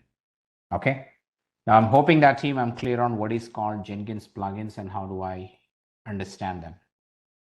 If you're clear on that point, team, now why am I talking all these things is that I have certain plugins that will convert this code review results into a nice visualization format as well, right? Remember, there may be n number of build tools generating, right? There may be n number of code standards, different tools are available. You might get results in different formats, but again, not everybody can read this formatted files. So Jenkins is there for us to help in converting this code review results into a nice visualization format, more understandable format. So for that reason, I will install certain plugin here. So how do I configure something with Jenkins again? Always you go to a manage Jenkins on the left. Now on this system configuration, you see something called plugins, right? Add, remove, disable, enable plugins as you need it. So click on plugins. Now here on the left, you see something called updates to existing plugins, like your updates to existing installed applications. Available plugins, like you're searching your Play Store, right? I can search here for existing Play Store like this one. Already installed applications, you can see that as well, right? These are all the installed plugins already. So if I go to the available plugins and there is a plugin called warnings, I'll see. Right? There is a plugin called warnings, or you can even search here something called warnings, right? This is a warnings plugin I'm talking about. Now see that here, it says the Jenkins next generation warning plugin collects the compiler warnings or issues reported by static analysis tools. Remember team, your code review is also called as static code analysis. The another name for this is static code analysis basically, right? So you may say static analysis tools or a code review tools, both are one and same thing. Code review standard, basically, right? Says static analysis tools and visualizes the results. It has a built-in support for more than 100 report formats among all the problems it can detect technically, right? So it can be used with any type of programming, again, it doesn't matter. So that is the idea. So what I'll do on my Jenkins, right? I'm searching for this plugin, I select it, and then I say install on the top, simple. Now, when I install it, it will try to install whatever other dependencies if it is requiring again. So let's say it is trying to install some dependencies as well. That's okay for me. Now, once you install this plugin, then I can start configuring to visualize those results as well. Okay. So, okay, now you see it is successful. So what I can do is that I go back to Jenkins dashboard. I'll open my code review again. Now I reconfigure my job. Now remember team here, we understood a source code section where we give the source code URL.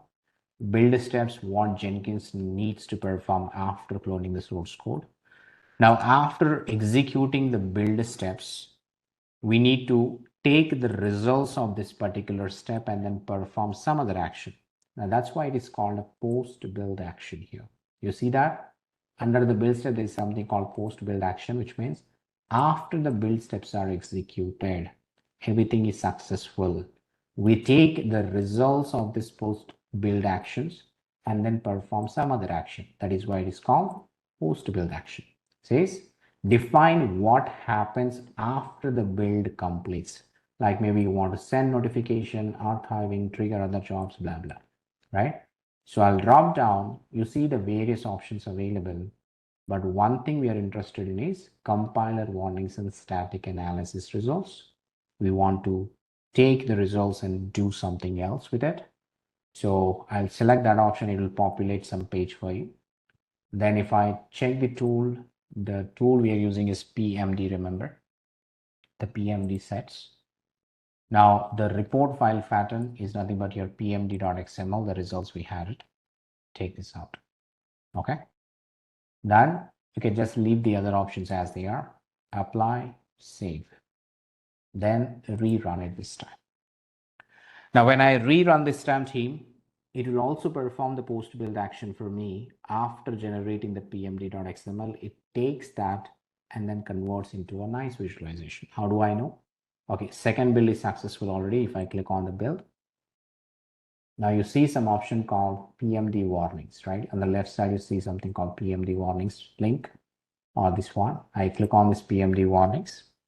Now you see directly the results of those XML in a more better way, right? You can see here. Okay, that's good. If I come below, it says files that has a problems, the issues that you see here, right?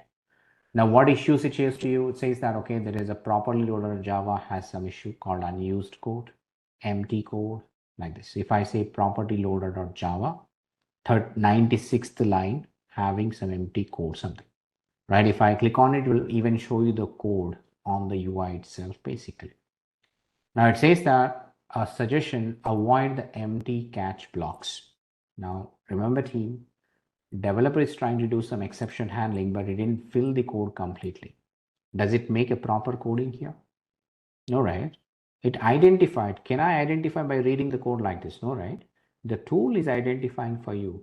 Now you can tell the developer, hey, it's better you write a proper code, catch the exception as well properly, technically, right? So we ask the developer to fix such silly mistakes here. Maybe he might have thought I'll write it later, maybe forget about it. So it's better that we identify such issues at the early stage of the development before we deliver it, so that we can minimize the end user issues. Correct or not? Right or not? If I identify now, I can ask the developer to fix it. It shouldn't be identified after delivering the product, right? It should be identified at the early stage. This is how the code review will help us, right? You can see the code review will highlight all the issues available in every different file. Go with that and ask the developer to fix it. Simple. So this is what is the meaning of code review. and how a Jenkins is helping us to perform the code review and visualize the result. If I simply use Maven, this is not possible. Jenkins is extending the way you actually perform the build code process as well. Okay.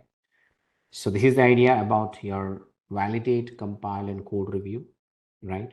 I want all of you to do the same things, right? By installing Jenkins and you all these things. Don't worry. Okay.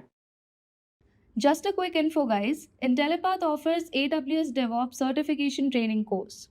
Through this course, you will learn EC2, EBS, Elastic Beanstalk, Lambda, Jenkins, Puppet, and more from the top 1% of industry experts around the world. With this course, we have already helped thousands of professionals in successful career transition. You can check out their testimonials on our Achievers channel, whose link is given in the description below. Without a doubt, this course can set your career to new heights. So visit the course page link given below in the description and take the first step towards career growth in the field of AWS DevOps. AWS DevOps. So we can able to build an application. Okay, we can able to get the code version control system. We can maintain the version control system. We can able to build an application. Then later we have to deploy an application. So as part of the deploy, you can say even you can able to create your infrastructure as well. So that can be anything. It can be a AWS, it can be a Azure, it can be a GCP, or it can be a on-prem servers. Make sense, guys? Then you can deploy an application. So nothing but as part of the deploy itself, we can able to do these two activities. And all these stuff, I'm going to do that through pipeline. Agree? Is that clear? Pipeline, we can able to use it so that one click or one change automatically trigger your pipeline, and the pipeline can perform multiple tasks. The task can be a build or a test or a deploy or creating an infrastructure, right? Anything we can able to perform. Tasks are nothing but these points we can able to use it. Build, test, infra, and deploy. Okay. Now for this case, what we have done, we have used CodeCommit from AWS point of view, right? From AWS point of view, we have taken CodeCommit is one. We can use it for version control system. And the second one is about, we can take it up about what? Code build. Guys, am I right? So as part of the code build, what we can use it? We can use buildspec.yaml file. Agree? We have used buildspec.yaml file. What it contains, guys? Buildspec.yaml file. It contains steps. What prerequisites required, what commands you are going to execute, you can able to give it anything. It can be a Maven, it can be a .NET, it can be a pip, what you call as npm, anything we can able to use it. Yes, buildspec.yaml file. Then apart from that, what is there? So once your build is ready, then I can able to take it up, code deploy part, how we can take it up. Then all these three options, I can able to run it through what, guys? Code pipeline. Okay, now let's move on. So code pipeline, it is pretty straightforward. Am I right, guys? Code pipeline is pretty straightforward to create, but it can use code commit and all. If you come down here, right? So see that here, code commit. You can have a look. You can get it here. So you can see we have a collect application. Here we have used this buildspec.yaml file. You can have a look. Am I right? Yes. See, after that, what we have done, we have taken build section, right? Build projects. See, we have a demo project. So if you click on it, you can get to know, even we can able to perform independently. I mean, here itself, start a build, it can start the build like this. And we can able to see the status here. See, everything is there here. You got it? Everything is here, properly is managed. See that here. Build success. Okay, phase complete, phase context status code, expanding base directory, assembling file list, expanding all this stuff. Okay, good. Next, what we have done, we just created a pipeline here, but the deployment option is also there. So that here, deployments. But you can see that pipeline, we have used this pipeline, but I think it's not there right now. I think we have deleted. All right. Now we'll try to do that one more example so that we can get to know. Okay, I'll take another example and then how we can able to take a code pipeline with the deployment options. Okay, in the last time we have picked up code build. Now this time I'll take a code deploy options. How we can take it up a deployment options. Okay, cool. Now I'll take two ways we can achieve it. Okay, we can able to create a deployment group. Where do you want to deploy your application? That is nothing but a deployment group. You can create a deployment group, nothing but a platform or Elastic Beanstalk. You can use it. You can use Elastic Beanstalk, or else you can go for EKS clusters. Anything you can pick it up. Okay, deployment group is nothing but your EC2 instance. Elastic Beanstalk is nothing but a platform as a service. EKS is also a platform as a service, or ECS also you can use it. Whichever you want. Okay, platform, you can pick it up. Okay, guys, cool. So once it is getting this right, how we can able to achieve it? Okay, let's see. So first of all, how to do that is I'll just come down here. Either you can create a code deploy group or by using option here, code deploy. See this here, deployments. This is one option. Okay, this is very easy. Yes, you have to follow the instructions to do that. See that here. So you can create one deployment groups. So you can go with the getting started and you can see create a code deployment, same like a code build option. Or another option is if you come down, see, for example, I have Elastic Beanstalk. See guys here, I'm just setting up the platform. Okay, quite interesting. Okay, you can get to know that. What is the difference? Okay, guys, now see that here, easily deploy your web application in minutes. But it is providing a platform straight away.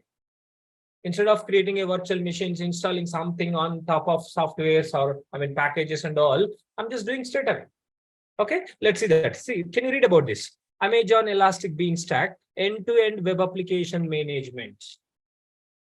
Amazon Elastic Beanstalk, an easy-to-use service for deploying and scaling web applications and services developed with all these Java, .NET, PHP, Node.js, Python, Ruby, Go, and Docker on familiar servers such as Apache, Nginx, Passenger, and IaaS kind of servers it can be used. Apache server, Nginx server, Passenger server, IaaS servers, you can use it. Okay, guys? Yeah. Now let's see that. It's very simple. See, create an application. Okay, what is saying that? Web server environment. Run worker application that process long-running workloads on demand and perform. But this is run a website, web application, or a web API that serves HTTP requests. And then application information, application name. For example, my web demo. Simple web demo I'm just giving. Okay, just come down here, guys. You see, automatically, whatever name you have given name, automatically it is creating environment. So what is environment, guys, here? What is environment? Why we are going to use a different environments like production, staging, pre-prod, dev. So to maintain your platforms, right? We are maintaining different platforms to deploy your application. To run your application, you need a platform. That platform is nothing but an environment. We're just naming us environment. Dev environment, stage environment. As part of that, we are going to create a resources by using AWS services like EC2, ECS, Elastic Beanstalk, EKS, RDS kind of services, or DynamoDB tables. Multiple resources we are going to create it. Perfect. That is one thing. Next, once it is done, you can see that you can my domain and environment description, something you can use it. Just test environment. Okay, management platform, see that here. So which platform you're looking for? Node.js, Java, Docker, Python, Ruby, Tomcat, anything you can use. Okay, I'm just taking simple one, PHP. a simple file, HTML file I'm just picking up. You can use Docker. You can use anything, Python, Java, any platform. Okay, now let's see. Sample application or upload your code. Straight away it is providing the facility, but just taking sample application right now. Okay, just see that and simply say, I'm just giving single instance, free tier eligible, single instance using Spot instance, high availability, using Spot and on demand, custom configurations, you can use it. Okay, I'm just taking the first one and say next. Okay, just filling up, just like EC2 instance, guys. Okay, I'm just automatically creating use existing AWS Elastic Beanstalk service role and key pairs. If you want access, you can use it. See, you can able to get to know that if you want to use it. Okay, so simply next. And if you want to activate public one, you can do that, or else it will automatically generates. See that here, all this stuff, and simply next. Okay, guys. Simply, I'm just saying that next. Okay, and next. I'm going that everything is normal one. Okay, see everything what you have chosen. You can choose it, you can explore it. I'm just creating a platform, submit it. Got it. Right, guys? Good. Now it's going to create your environment. See, Elastic Beanstalk is launching your environment. Nothing but it is providing a platform. See, indirectly in the backend, it's going to use managed EC2 instances. You can have a look. Right? See, just observe this. Once it is done, it will automatically create. See. Once it is done, see, pending. My web demo, E8 IP B, something you can use it. See, created security group named using Elastic Beanstalk 1, create environment is starting, something like that, you can use it. Right? You can see that here. My web demo environment EBA, something you can use it. You can have a look. If it is everything is run, you can able to get it here. A simple application, sample one, it will get it. See, still is going on. Creation part, not yet completed. Right? See, pending, healthy. So once it is pending is healthy, this domain automatically creating. That's what you are getting URL straight away, public IP address. See, it's okay. View access, it's done. Healthy. Now see, creating environment is creating, Beanstalk API, created security group, created EIP, Elastic IP address, waiting EC2 instance to launch. You can have a look here, refresh. You can see, automatically created my web demo environment. Indirectly, EC2 instance created. Okay, now environment health is transition to pending, instance deployment, all is done. Now you can refresh. Just refresh it. You got it done. A simple sample application is deployed. But now I need to deploy my application on top of it. Nothing but I need my own page here. How can I do this? Okay, so for that case, same like how we have used here. See here in the source section, repositories, you have right this part. You can have a look here. Build spec, Docker file, pom.xml, source, all these we have. The same way we have to pick it up another one. But this one we can edit it. See, whatever it is coming, if you log into this host, yes, you can edit it. That is not, we don't want, right? Manually. All right. If I log into this environment, if I go into a particular location, I can able to get index.html. But that is not our intention. So whenever something is happened, modified in our code side, in our repository, should automatically change here. That is nothing but a deployment. Okay, so how can I do that activity? How can I do that activity? So for that case, we need a code here, appspec.yaml file, and some scripts we need. Okay, see that, guys. Okay, here, sample code, can you check it out? What is there in that? Okay, have a look here. Build spec.yaml file. Just a moment. Can you go into one particular branch called dev? Can you have a look? Different examples are there. Out of that, can you see this here? Index.html. if this HTML page, I want to print it here. I want to display it here.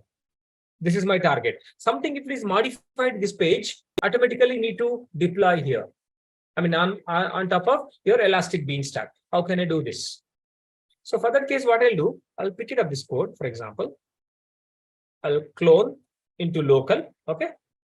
Instead of using, even I can use a GitHub also as a version control system from CodePipeline, but I don't want right now. I'll take our CodePipeline, okay? So CD and AWS DevOps. Here, I hope already there. AWS, VCS and all, it's not there, okay. CD 10, we have kept here, right? Here we have, right? AWS collect. I'm just going to say make directory, or else I can clone straight away this CodePipeline, guys. Okay, I'll copy this. I'm just cloning. Just have a look what I'm doing right now. I'll go into this AWS CodePipeline. Okay, AWS CodePipeline, you can have index.html, ECS deployment, dist and EKS, build spec.yaml file, cat, build spec.yaml. You can have a look, right? So what is doing that? Can you see that here? Not build spec, sorry, not build spec. What I need to do is, I need to use git checkout dev. Okay, I'm just switching to dev branch. You can have a look. You can see that app spec.yaml file. This is I'm expecting. Same like a build spec.yaml file, but what is doing that? It is stage by stage some task can perform. So what it is doing that source index.html file is copying into this location. After that, it is hooking like it is running these scripts, start server, stop server, application stop, before install, application start. And it automatically starts according to the requirements. That's what step by step can perform. Now I need to pick it up this code. And then I need to run it. So how can I do that? So if you see that in the git remote -v pointing to the GitHub, now you can come down here, guys. Go into code commit section. Okay, right now what we have repositories, collect is there. I can create another one. Okay, you can give same name here. What we are using, what is the name? It is used AWS CodePipeline, for example. I'm just picking up same name, repository name. Okay, just create it. Done. AWS CodePipeline. This is one thing we can able to use it. AWS CodePipeline. Now you can just come down. So what you have to do in this scenario, you should be able to clone the URL, right? So you can take it up, clone SSH, copy this URL. All right. So you can just come down. So what we have used even for collect, git remote -v. Using SSH only, right? Same way I can use it here as well. AWS CodePipeline and git remote add. I'm just giving, for example, code commit CC. Instead of origin, I'm just giving the name CC, this URL. Okay, guys. I'm just named it as CC. You can see git remote -v. Pointing, right? So I have to use, instead of origin, I have to use CC. Then I need to push it. Okay, I need to push this repository. So what I'll do that, git checkout. Okay, not required to do that. So git push straight away. Everything is up to date. Okay, git push CC and dev branch. Good. Right? We just pushed it here. See that? Come down into this code repository, pull request commits and branches and code. You can have a look at code. So it is, we have dev, all these points we have. Right? So we have this all test, task definition, license, index.html, ECS.yaml file, aspect.yaml, application.yaml file, everything we have.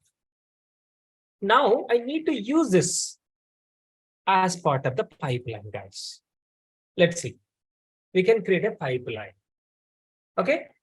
So what you've done, just clone the repository from GitHub and I pushed into the code commit. Okay, nice. Now you can just come down here. What should I do now? I should create a pipeline, guys. Create a pipeline. Pipeline settings and pipeline name. So what should I give? Just a demo, a web demo pipeline. And then service role or existing service role. You can, your wish. How do you want? So automatically it's going to create a new one. Role. Role is nothing but IAM role to run your pipelines with permissions. Okay, next. Okay, just have a look, guys, here. So what it is saying that add source stage. Because if you want to perform some task, we need a code. So that code I can pick it up from these options. You can go for code commit, you can go for ECR, you can go for S3. I mean, according to your requirement. Bitbucket, GitHub, GitHub Enterprise Server, like that we can use it. I can go for AWS CodeCommit. Okay, I can go for AWS CodeCommit and repository name, AWS CodePipeline, and a branch name, dev. Right? Done. See, we are pointing that source and with the dev branch. You can have a look, guys, here. Change detection options and output artifacts. See, AWS Amazon CloudWatch events. Use Amazon CloudWatch events to automatically start my pipeline when a changes occurs. When change occurs, nothing but whenever you do something in the code commit, whenever you push something, automatically it will detect to trigger. Same like a webhooks concept. Or else, see that here, use AWS CodePipeline to check periodically for changes. But that is not correct. So first one is the right option. Even if you go for GitHub also, we are doing same thing. Straight away this year options will be there. See that here, webhooks. So this webhook, see this, webhook allow external services to be notified when certain events happen. When the specified events happen, we will send a post request to each of the URLs you provide. This is the way we can able to handle it. Right. So now I'm just choosing this point. You can see next. So if you want to build an application, yes, you can also do that. If you have a Java-based application, if you have a .NET application, you can choose what we have chosen last time. So code build like this. And automatically project name will come. So like this also you can use it. Or else you can skip it. In this case, I can skip it because we don't have not required to build it. So if you have another pipeline, you can use it. Skip it. That's what I just skip this build stage. If you want, you can add it, what you want to perform. Okay, good. Now you can see add deploy stage. Now what I can do that here? See guys, multiple options. So deploy, code deploy section, add deployment stage. You can see multiple options. You can choose it. You can see Elastic Beanstalk, S3 Publish, S Service Catalog, ECS. See, ECS is nothing but Elastic Cluster Service or S3 Bucket Content. Whichever CloudFormation templates you can run it. App config, code deploy, CloudFormation stack set, apps work stack, anything, even code deploy. Anything you can use it. Out of this, for example, in our case, see, Elastic Beanstalk. Why? Because it is ready-made stuff. I'm just choosing this, see. That's what I'm choosing the platform to deploy my code, my index.html file. I'm saying that as part of this stage, my HTML file going to be deployed as part of this platform. So here, application name is my web demo and environment name is equal to mywebdemo.env. And what will happen is whenever something is happening here, right, you can see whatever code we have. All right. Here, whatever we have index.html file, it's automatically copy as per these instructions. So index.html will go into copy here in this location, where www.html file. Now, once it is done, right, you can see, guys. Okay, next. Done. See how simple it is. So you have to add a number of stages. Then you can simply say create a pipeline. Now let's have a look.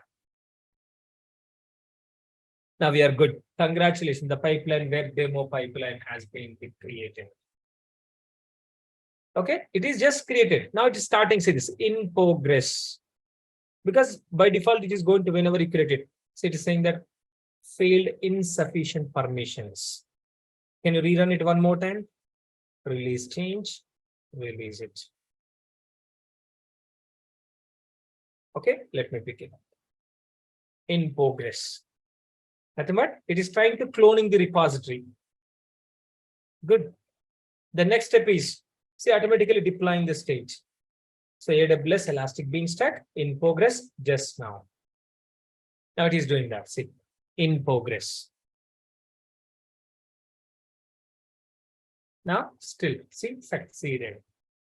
The pipeline is completed. Source updated readme.html file something. See 2D24, 2D24. Can see that here? Code commit. Right? Code commit. You can just come down.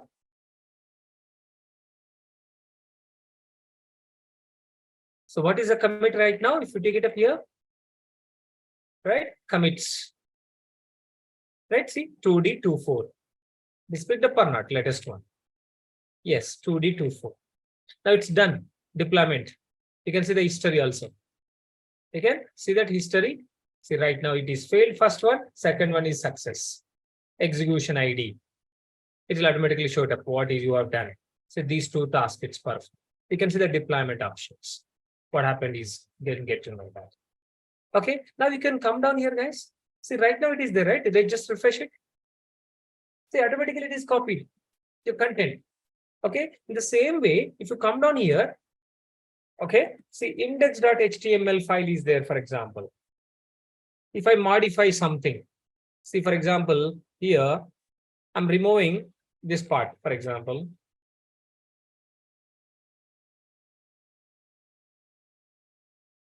I'm just giving only demo, for example. Okay, I'll just save this. Okay, guys, cool. Now, you can see git add dot git commit. Okay, updated code for demo something. Then you can say git push. Sorry, it's wrong. So you can use git push cc dev. Right, I have to push into a code commit. Now let's see. Done. Right, you can see the pipeline is triggered or not automatically. You can just come down to the pipelines. Okay, 3 minutes ago it is executed. Can you refresh it once again? Can you refresh it? Okay, now you can see just now started. You can see automatically it's triggered. All right, automatically pipeline execution ID, AWS Beanstalk done. So like this, we can pick it up. Now see, once it is done, in progress, right now is going on. It's pointing automatically Elastic Beanstalk. And it's going to update here. And now see, it's succeeded. You can just come down here, sample application. See, previously it is there working something here. Can you refresh it here? See guys, change it or not? Your code is deployed, nothing but copied. How it is copying? Indirectly, it is referring this code base. You can see code and see appspec.yaml file. And here it is copying the things straight away. Right? Install dependencies, start server, stop server. So this is the way we can able to achieve it one thing. Okay. For example, another option is also there, right? As part of the pipeline section, see this deployment option. See that get things started. This is also another one. It is completely manual. See this here. AWS CodeDeploy automate code deployments to maintain application uptime. See here. See how I'm created Elastic Beanstalk. Same way, AWS CodeDeploy is fully managed deployment service that automates software deployments to compute services such as Amazon EC2, Lambda, or your on-prem servers. And AWS CodeDeploy makes it easier for you to rapidly release new features, helps you avoid downtime during the application deployment, and handles the complex stuff updating your applications. This is one thing. And even not only that, as part of the pipeline, if you pick it up, right? See, you can have a look here and just select it. You can edit it anytime. You can modify something here. See, for example, you said edit deploy. You can add another stage. See that here, edit stage, add stage. See, for example, add stage here. So what I can do that, for example, CFN deployment. Nothing but CloudFormation deployment, for example. Now you can say add stage. Stage name is invalid, valid characters are A to Z and all. Say, for example, CFN, I'm just giving CFN underscore deploy. Capital letters, right? Okay, I think it is coming space. That's the reason it's getting. Okay, cool. Now add stage. Right. Correct. Okay, now we just got it. Right. See, another one stage is adding here. See, CFN deploy. After this stage, I can use it here. Now here, whatever activity you want to perform, you can perform. See that. Add action group.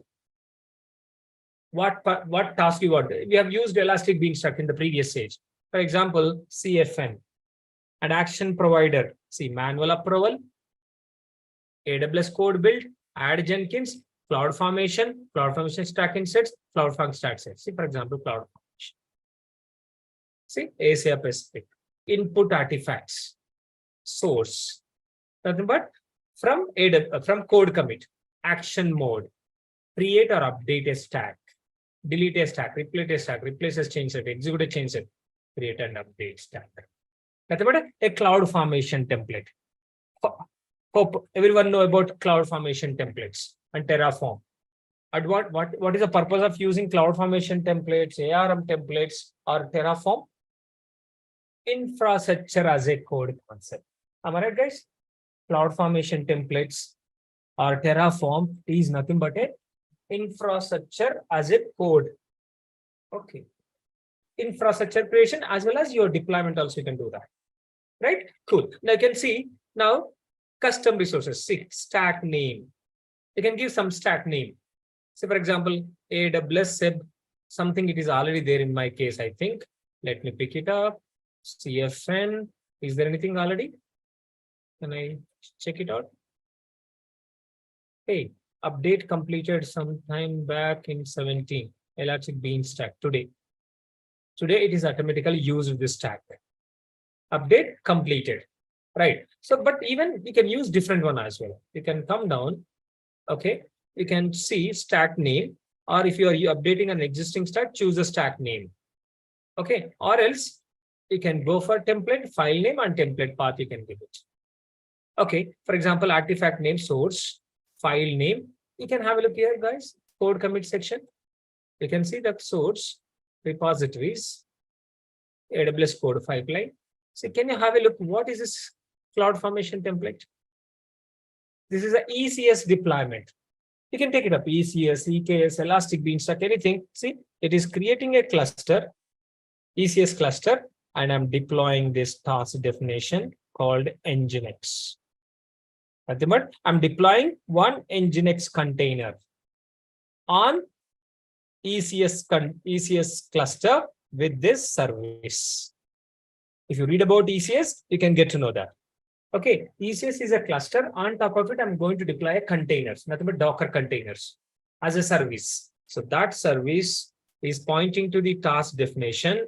The task definition is what image, what port number, all will be taken up and where it's going to deploy on this cluster.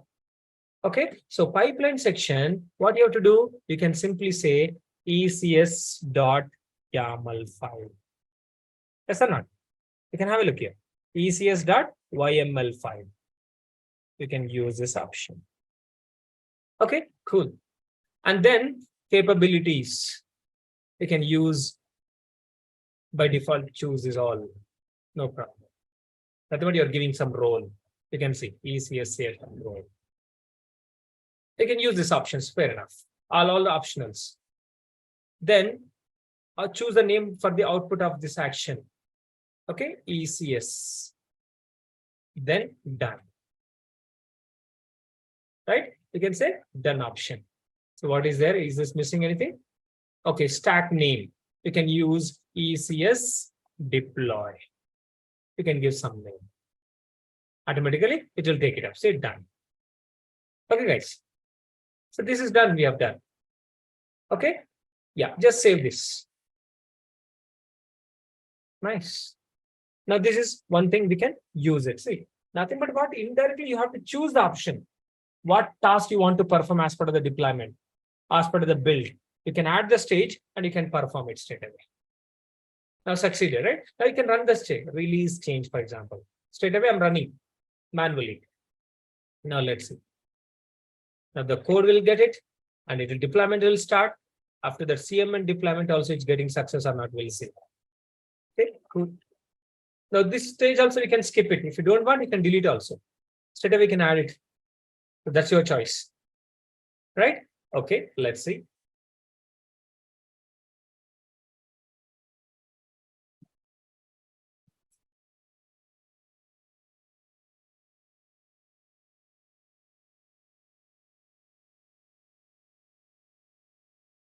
It is failed.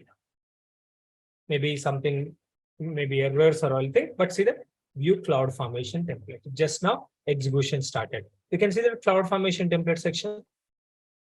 Can you refresh it? You see ECS deployments. Maybe permissions not sufficient. That's the reason it may be failed, but see rollback completed. But it's executed. See that. You can just come down. What is error? You can also get to know that. See what is an error? Events, rollback. ECS deploy. It is failed something resource creation cancellation. So why it is? Because CloudFormation template, if one resource creation failed, automatically everything is rolled back. There is an advantage. See, it is trying to creating ECS deploy, execution role, cluster, log group, container security group. Now, what happened is execution role. It is trying to creating AWS CloudFormation is not authorized to perform get role on resource deployment example role because no identity-based policy allow the get role action. This execution role don't have a permission to run from code deploy. Nothing but you have to come down in the pipeline section. You can just edit it. Whatever we have used here, this part, you can edit a stage. Here you can check it out what we have used. Okay, you can remove it once again. You can add it once again, that part. Okay, ECS and provider is CloudFormation, right? CloudFormation. And then is a specific. And you can, these all things are correct. Action mode. See, creator update, stack name, ECS deploy. You can, time being, existing one, you can delete it. You can delete this tab because already existed. So you have to automatically just refresh, done. Now you can come down once again, give that ECS deploy, same thing. Artifact name, template, and file name, something, ECS.yml we have used, right? Done. And see this here, template configuration, but capabilities and role name. So this is important here. This role is not sufficient.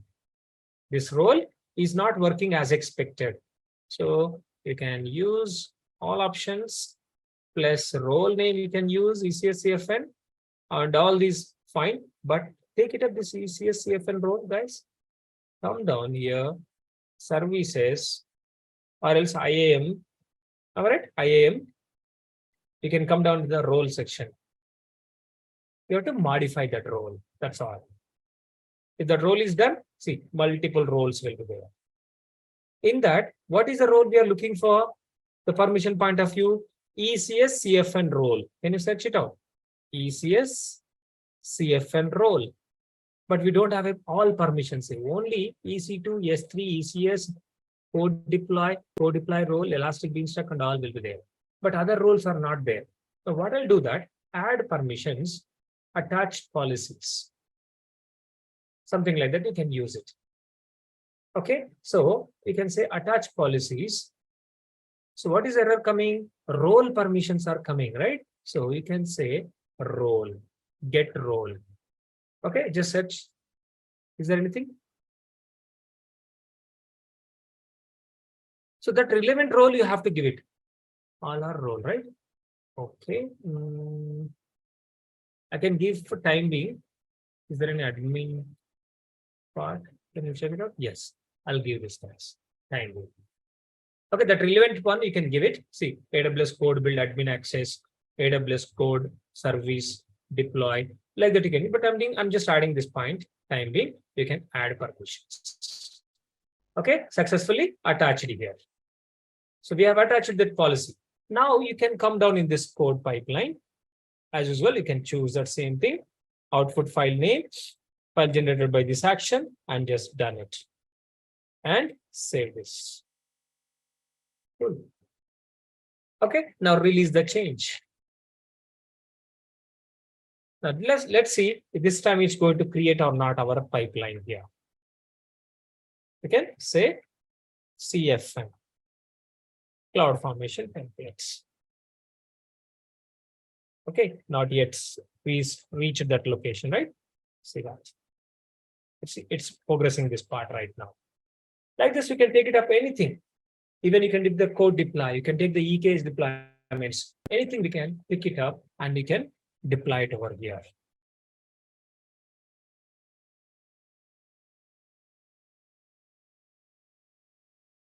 So that part you have to, whatever kubectl commands, right? You can take it up through abstract.yaml file.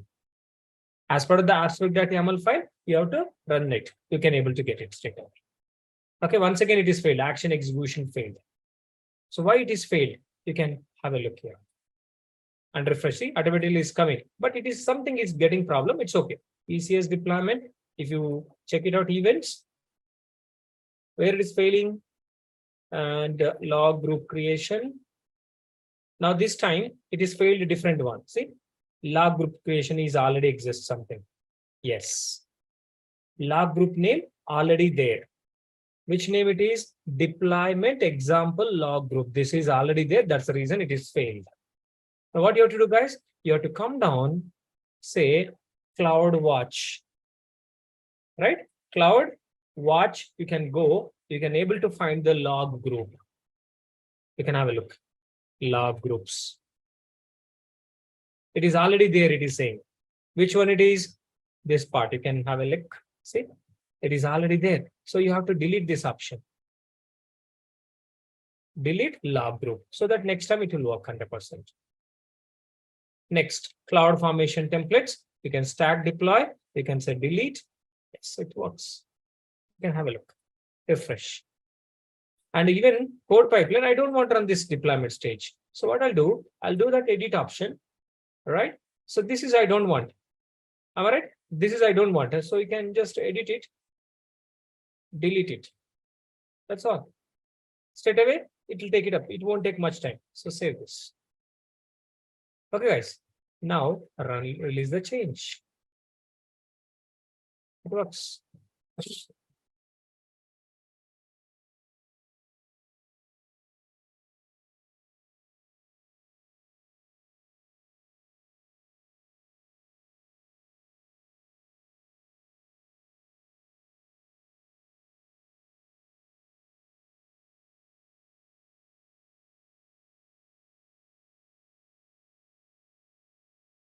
See, it's progressing right now. See, it is not taking too much time. All right. You can see the CloudFormation templates, refresh. Right?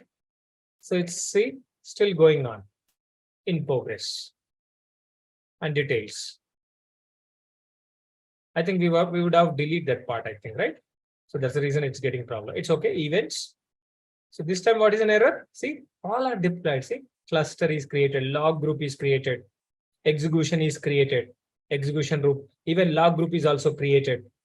Done. But after that, when it is failed, it is saying that does not exist subnet ID. So whatever it is referring manually as part of the code, in the code section, we are using one subnet ID. So that is not working. It's okay. If it is there, it will success automatically. So it's not a big deal. Okay. So that's the way it can work and we can able to delete it. Cool. Now it will automatically take it. Even this one also, if you delete it, right, automatically that relevant resource is going to be deleted. You can see delete in progress. Automatically, even if you come down, this resource also going to be deployed. See, automatically deleted. So automatically it will delete. You can see the services and even Elastic Beanstalk. See that it is automatically deleting time because we have deleted this CloudFormation template in progress. You can see events. So delete it completed, elastic beanstalk launch. So this is the way we can able to use it, the code pipelines plus code deploy. Okay.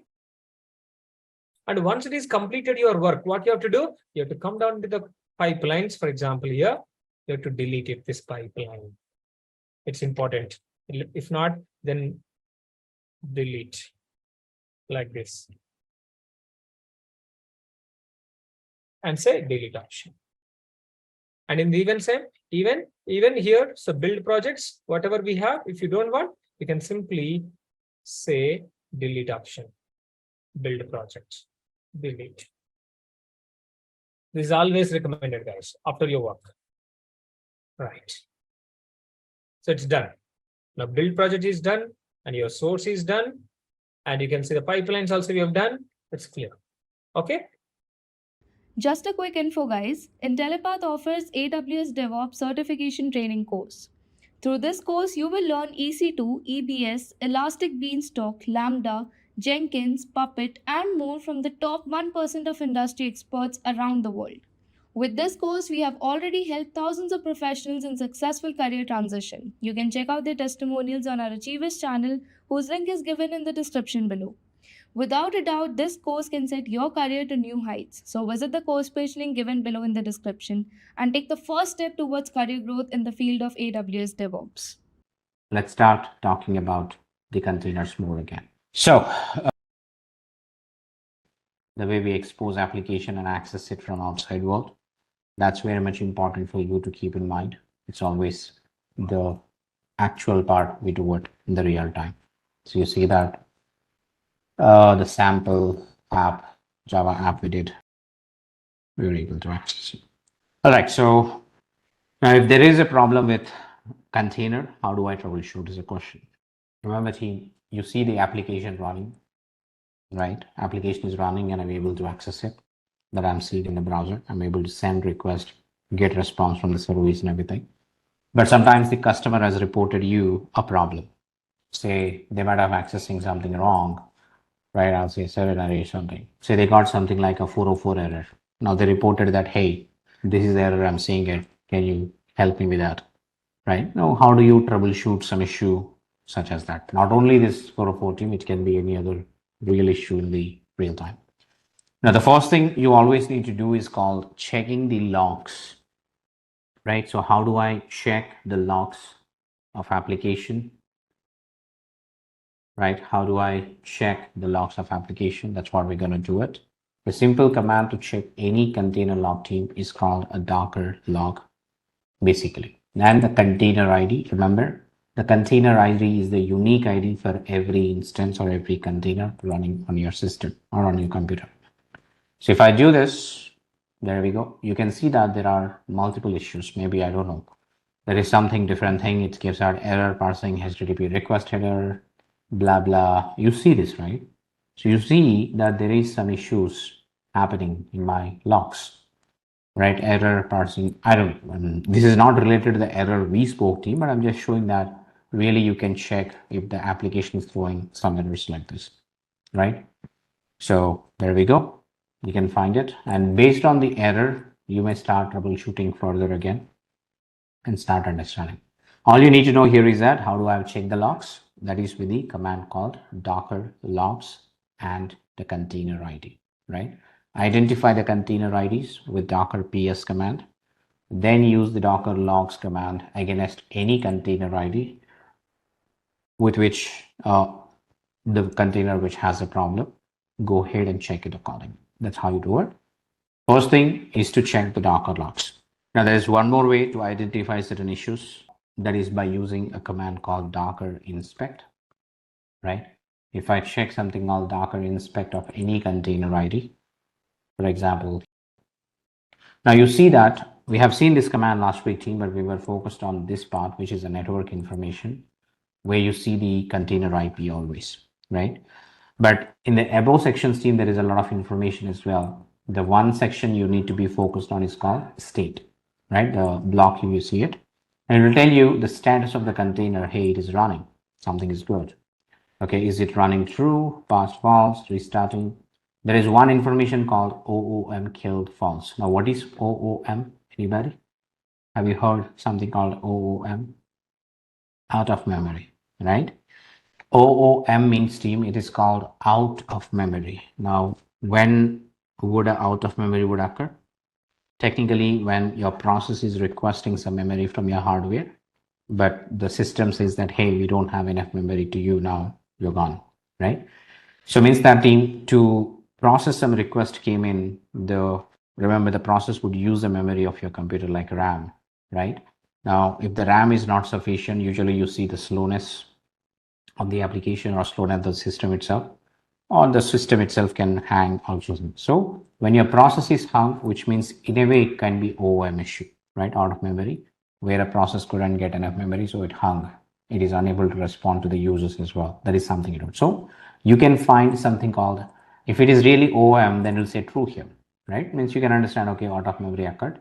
Then based on that, you can take the necessary actions. That is the idea, right? So there is some kind of error messages also can be displayed here with the error. As of now, it is empty because it's running successfully without any issues.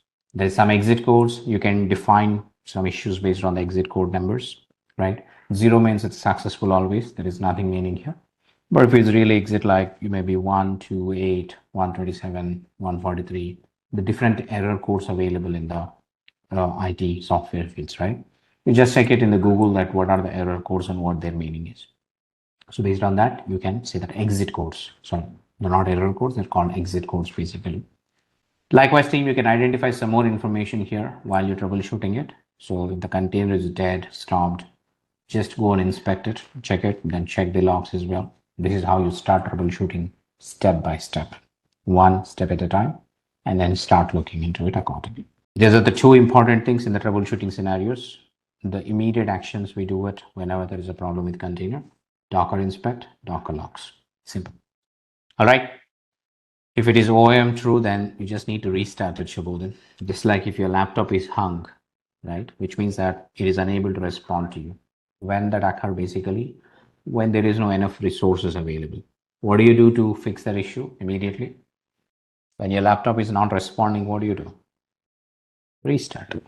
That is what it is. For OOM also, you restart it. Simple. All right. So now that you understood about how do we troubleshoot containers, how do we create, run containers, operate container lifecycle, then how do we expose applications outside the world using the port forwarding concept, then how do we troubleshoot containers. Now the next thing is that team, can I log in to a container? Docker PS. Now I have these many containers running here. Can I log in to a container? So understand, team, first of all, the way you are logging in, connecting to your EC2 instance, which is a Linux server, right? How are you logging into your Linux server? SSH. So what you do is something called SSH, right?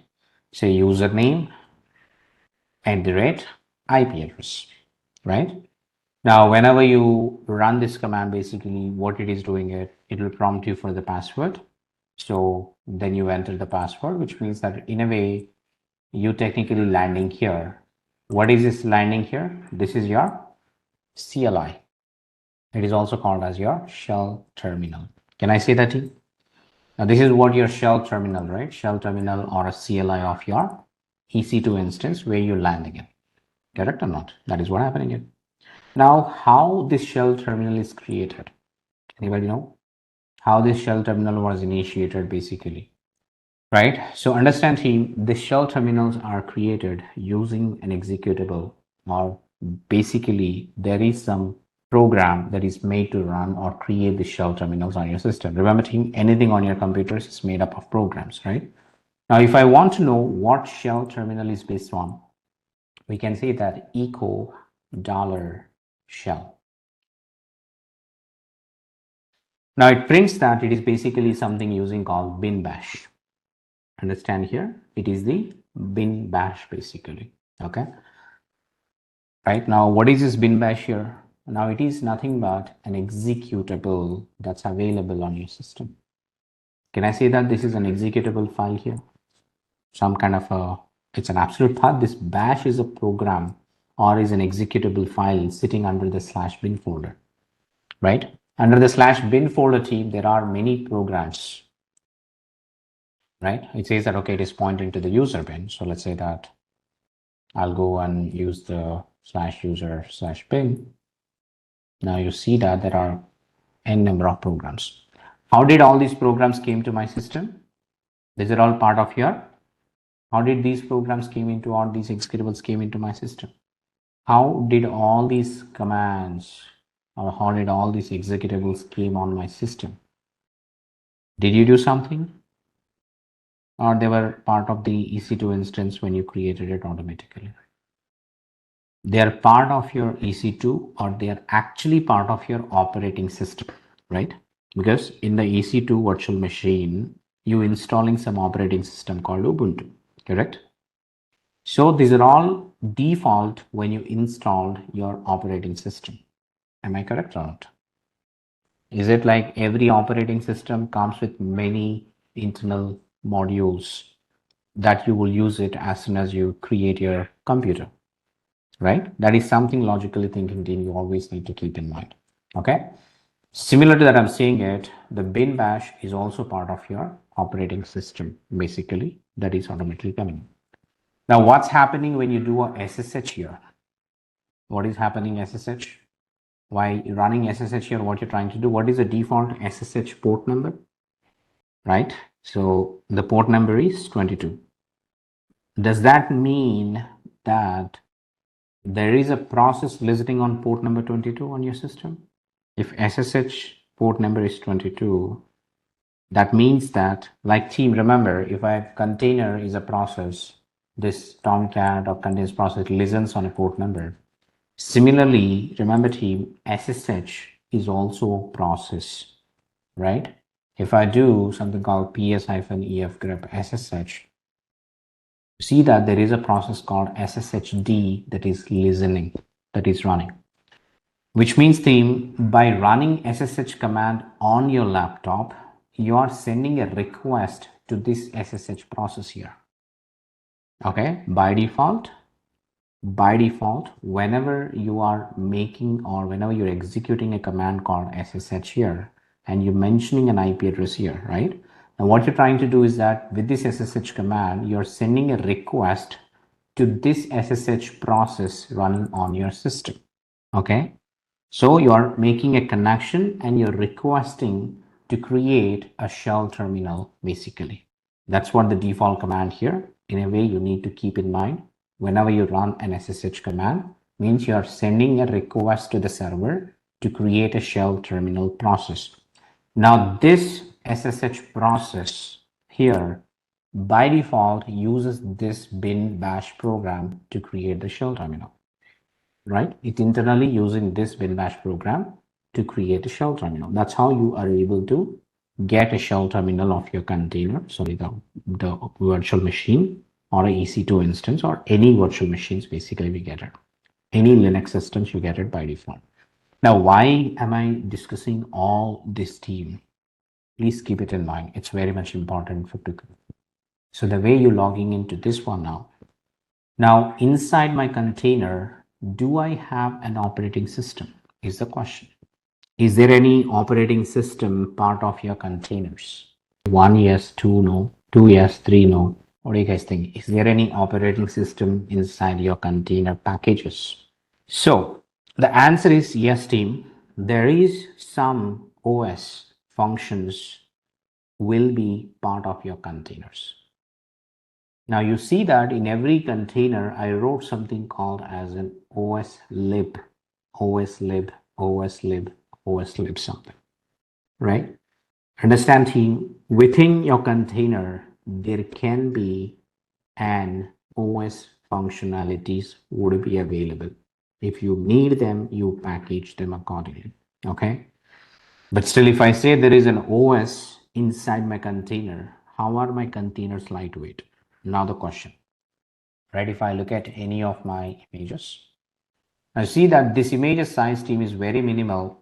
Everything is below 200 MB here or 200 MB or this is 240 MB. So this is below 500 MB. Now, if these images having certain OS in it, how are they so lightweight? How are they so minimal in size? Basically is the question. I hope you might have heard about something called containers are lightweight always. Am I right? You heard about it? So by including certain operating system in this package, this executable bundle, how is this just 192 MB? For example, if you have your operating system on your laptop, how much space would it take it? How much space would it take on your laptops if you install an operating system, if you use an operating system?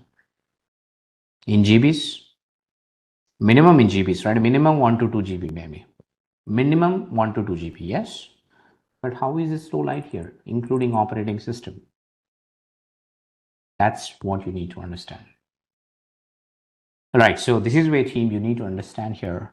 That's why I wrote here again, if you observe it, on the VMs, we have something called a full OS. I did write here Ubuntu Linux / full OS, that you see it. Now within the containers, I did not write it as a full OS, but rather I write it as the OS library. Okay. Now let's try understanding the difference between a full OS versus the OS library. Now, what do you mean by full OS, first of all, right? If you look into the OS architecture, right? Say I'll go to Google and I say that, hey, give me an OS architecture diagram. A simple OS architecture diagram, understand the OS, how it is made up. So there are many pictures that's coming basically. So let me take one simple picture, make you understand. Let's take this round, right? Now, if you look into this picture, team, it is that you see the core is the hardware, right? First you assemble the hardware, then you start installing your operating system on it. So when you're installing operating system on top of the hardware, team, remember the first thing that gets loaded in the RAM or hardware is called as a kernel. If you see that, the majority of your operating system is a kernel that will talk to the hardware and that loads into your hardware chips, right? And then makes your computer live. So understand this kernel modules, team, remember, are huge in size. That's why it takes a lot of space on your system when you install it basically. Now, once this kernel is loaded on your hardware, then it will give you an interface to communicate with this kernel and hardware that is called your shell terminal. Remember, team, when we talk about this interface can be your UI, GUI modules like your laptops, or the EC2 instances you see where is a CLI only, right? That is what you see it. Now, using the shell terminal or using the CLI interface or using the GUI interface, a graphical user interfaces, you try to install applications, you try to configure various utilities on your computers. Is that right? This is how you technically can look into a background of it. So when I talk about a full OS, team, which means that it always has something called kernel, right? A kernel is loaded on your hardware or virtual machines, whatever it is, wherever it is. So kernel will be in GBs, remember, the modules of kernel, the software programs of kernel to load into the hardware, everything is in GBs. That's why you see it is in GBs. Now, along with this kernel, you also get interfaces, which can be GUI or CLI, using which you interact with the hardware and process it. Now, on top of it, with operating system, you also get many utilities, right? By default, without you installing any applications, by default, you get a small utility, say a CD command, ls command, grep command, vi command. Did you install all of these things? No, right? They were all part of your operating system itself when you take a system. Now you may get something called SSH process, cron process, something like team. There are many things that are part of your original full operating system that we take and install on a physical machine like your computer, that we take and install on a virtual machine like your EC2 instances. The OS comes with all these different utilities basically. Okay. Now tell me something on my EC2 or on my computer. If I want to run my Java application, which is the WAR file we created, do I need the VI editor available? What do you think? Do we need the VI editor to run your Java application? Or do we need CD, ls commands to run your Java applications?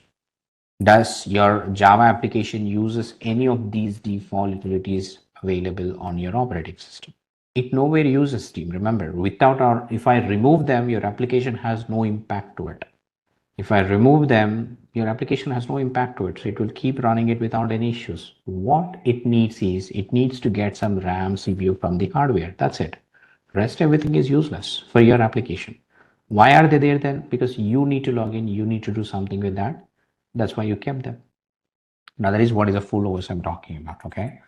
Now this is where team, understanding that scenario, in a container, I do not need to put everything technically, but still there can be some OS lib, we calling it. This is also, I call it as the minimal version of OS, minimal OS we call it. Now here team, the majorly when you put some operating system inside a container, we never use kernel. The kernel modules are completely taken out from the original OS you have it. Similarly, for your containers team, you never require a GUI, right? But there can be CLI available, or sometimes there is also no CLI as well. Means there will be no bit bash, there will be no shell modules, there is no SSH. Do I have SSH in my containers? No SSH, no cron for sure. But there can be something that there can be CD, right? There can be ls command. So let's say that no VI maybe, something like that. So remember team, the OS lib or a minimal OS will not have all these things provided for you, because these are all the things which the application does not require it. Remember, application would never use any GUI modules you have it. Even the CLI, which is bin bash, will not be used by your applications. But again, still, if you need the CLI, then you can install the bin bash inside your container as well, or OS lib as well, right? So this is what we're talking team. That's how whatever we use within a container is called OS lib. It can be termed as a minimal OS as well, right? Which is used because your application doesn't require anything else. So we prepare them such a way, but who will do it, right? So Ubuntu full OS, right, will be there, and there's also Ubuntu OS lib also there, provided by vendor. I'm not preparing, remember that I'm not going to do it. It is a Ubuntu full OS or Ubuntu OS lib is provided by the vendors itself. Similarly, you can say Windows full OS, right, or Windows OS lib is also provided by, who provides it? Windows operating system, who owns it? That's Microsoft, right? Microsoft will provide that for you. Similarly, you have the Alpine, and there's also something called Alpine OS. What is this Alpine team? It's a Linux basically. It's kind of Ubuntu. You have it, maybe CentOS, you may call it CentOS full OS version as well. CentOS OS lib will be there. All are provided by the vendors team, right? So you need to use the appropriate things. Okay, so if you go to the Docker Hub, and you can find some minimal OS like packages as well. So if I search for Ubuntu, you will see something here. Now, if I try to download this team into your local, say, doc, it's already there, right? So I'll say Docker pull Ubuntu. It's downloading it. How much size it is basically? If I say Docker image ls, you see that it's just 78 MB. Okay, there is something called Alpine. Alpine, basically I do it. That's also Linux OS lib. So if I check it, see that it's just 7 MB to it, right? So the idea here is that team, when you build your application packages, application container images, we can use these base OS libraries if needed. Remember, in this OS lib, there could be some default functions like cd command, cat command, ls command would be there, but not the advanced utilities that you see in your full OS. Okay, there can be few default utilities available in this and in this. What is there in it, if you ask me? I really don't know. I have to go through the documentation provided by the Ubuntu, what all they kept and packaged here. That is the idea. Okay, I hope that I'm making sense here, right? This is how you see how containers or container packages are lightweight in nature, because we use a minimal OS lib packages as necessary for your applications. But again, you can ask me like, is it OS lib packages mandatory to build my package? What if my application doesn't use any of this OS lives at all, right? It's a 78 MB I'm using it, but none of these are used by my application. Does it make sense for me to put it inside a container then? Yes, what do you think? Can I have an image? Can I have a container package without an OS lives in it? What do you think? Is that possible? No? Is it not possible? It is possible too. Okay. If you feel that none of the OS lives are not required by my application, then I would remove it. Now there is something called a scratch. There is an image that Docker provides. It says that an explicitly empty image, right? An explicitly empty image, there is nothing in it, right? So it's like a layer, some kind of a base it is providing to you. Remember, it's a very thin layer. It's like almost negligible layer there. That's what you do. So this image is most useful for context of building base images such as David. Means using this scratch image, people build OS live images. And then using OS live images, we build our application images. But feeling that if you do not require OS lives in your application images, start using scratch image that is empty, right? And then you just put Java, Tomcat, and then var and package it. That's it. It will be more or less size, right? Why not? So this is the simple idea, team. We're telling it that yes, there can be an empty image. There can be an image without any OS lives as well. Okay. Am I clear so far on whatever I said? All I'm telling you these things, team, because the question I started with was, can I log in to a container, right? This container, this container, this container, this container. I can log into a container provided if there is a basic OS library packages in it, and that OS library package would involve or include some bin bash programs as well, the shell programs as well. If they are there in it, I can do it. Otherwise, no. Okay. Is that statement understandable? So what I'm expecting that in all of these images, which I have downloaded, there can be a bin bash program. If not, then I cannot do it. So that's why I'm saying it. Sitting on my shell terminal now, if I have to log in to the containers team, there is a command that Docker gives called as docker exec. Right, remember, do I have SSH process inside my container to send a SSH into that container by default? Do you think we have SSH process running inside your containers? No, right? Definitely not. There will not be there for sure. 100% will not be there.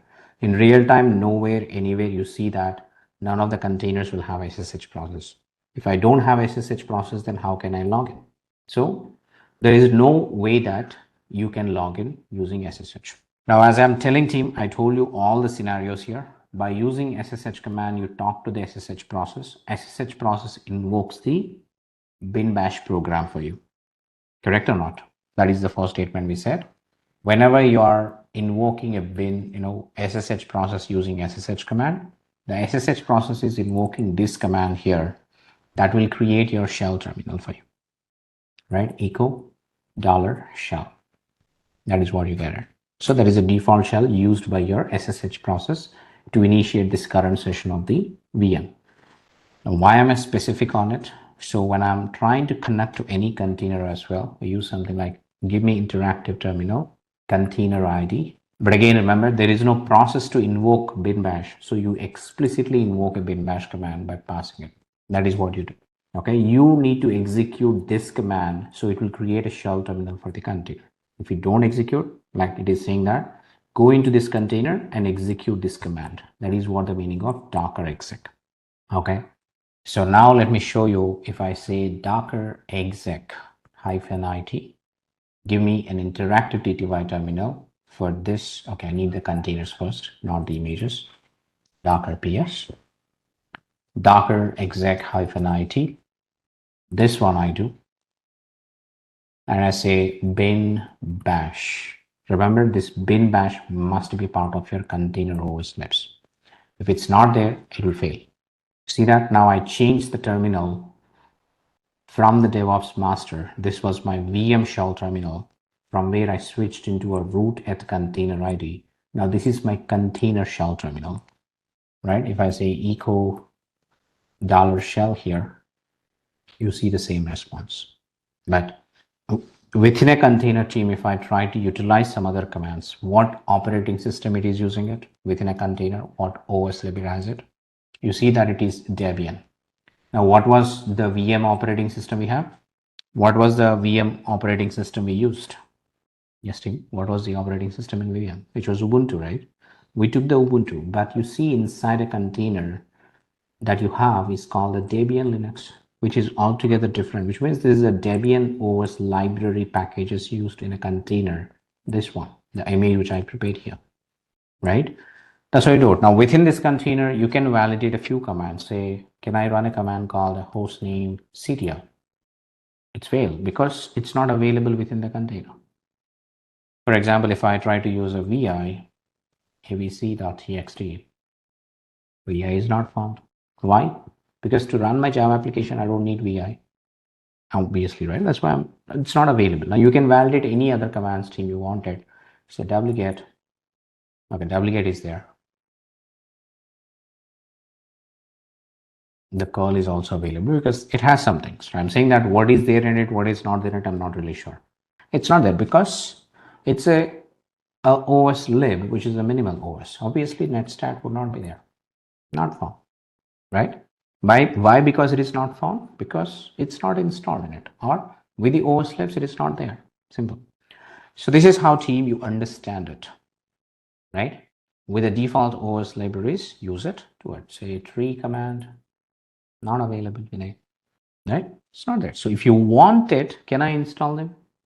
If you want it, can I install them? The answer is yes again, remember, right? If I want to install a command like tree, say, what do? Usually say apt update. That is even not working apt, you can see that. Probably I'm using the pretty old version of Debian here. It is not even connecting to internet with the package repositories, right? What version of we have it? It's Debian 9. It's pretty old Debian. The repositories for the old Debian 9 is removed. It says 404 not found. So I can't even update it now. You have to leave it, or you have to update the OS lib and rebuild your packages, right?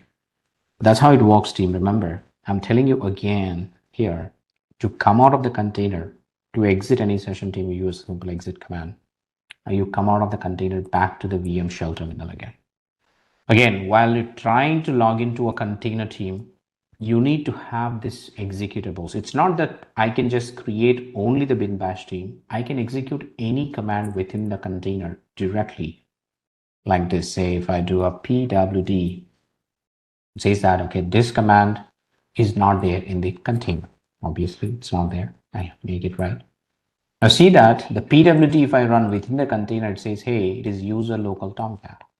What is pwd in my current folder? Running the command on your VM, it gives you this path. Now, if I use a docker exec with container ID and the pwd, which means this command is running inside the container shell terminal and giving me the path of the container where it is landing it, right? You can try any commands as such, team. Remember, say ls, you get all the tomcat thing.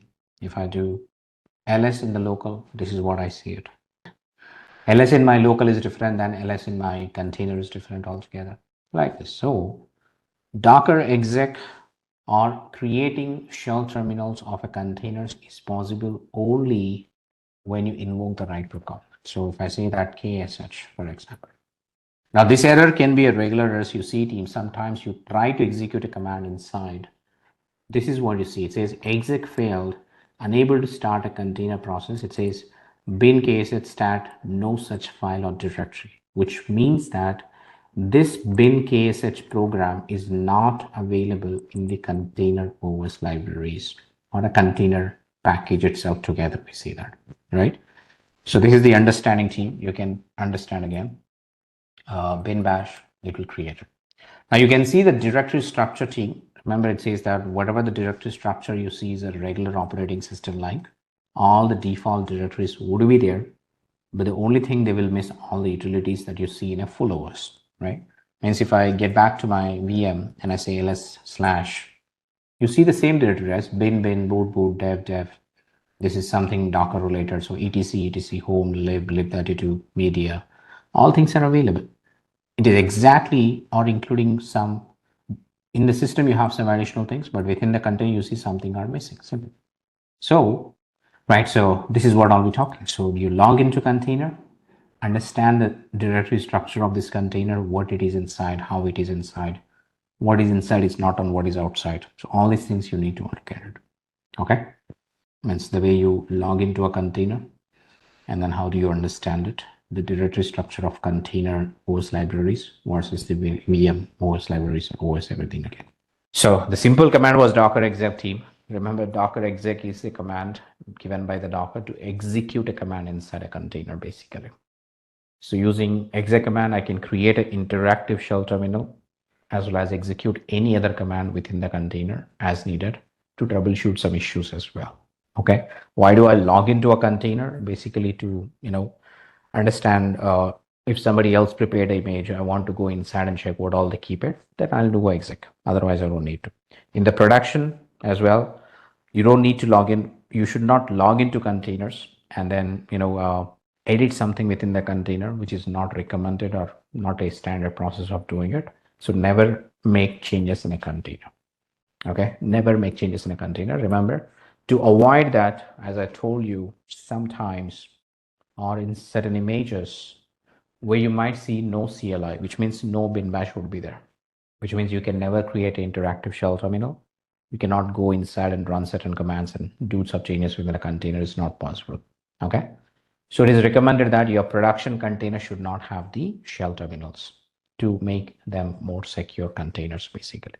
I spoke a lot of things.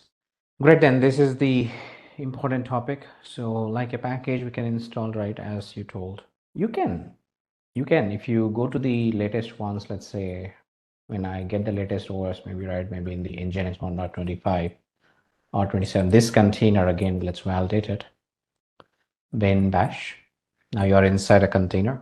You check the OS, what it is. etc OS release. Okay, this is also Debian, but say this is the latest Debian version, right? So using Debian means you can run apt commands, so apt update, it runs. So for example, vi is not there here. Yeah, vi is not found. So apt install -y vi. That will go ahead and install the vi editor. As you see, vi is installed. vi abc.txt. It works, right? It's straight. You can write files now. But again, it's not recommended that you actually make changes in a container.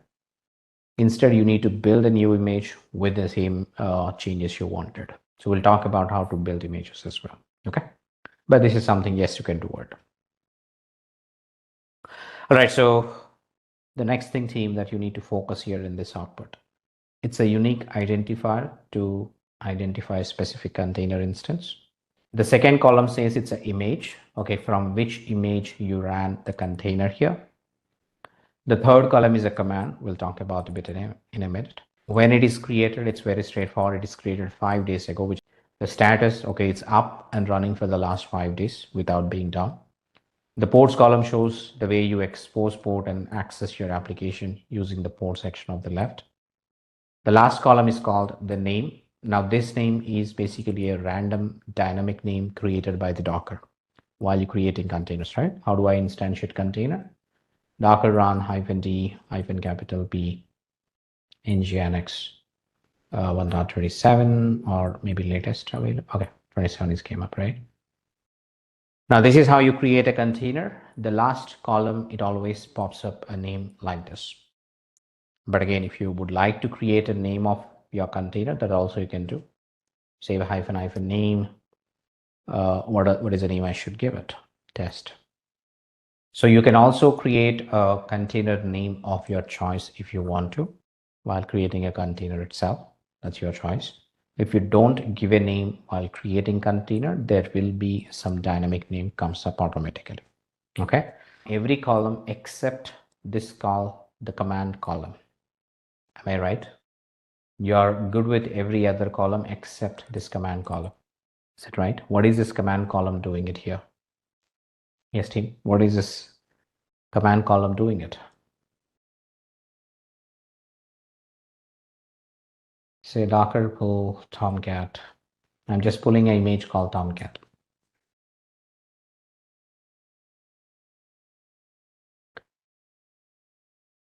Command column, what it is? Anybody would like to say? something on this command column? Entry point. What is entry point? The command column that you see on my screen, what is this command showing to you? What is the significance of this column here? Runs a new command. Where does it run? So for example, team, how do you start a Tomcat? So what is the command to start Tomcat process? I think you started, right? You did start a Tomcat process earlier manually.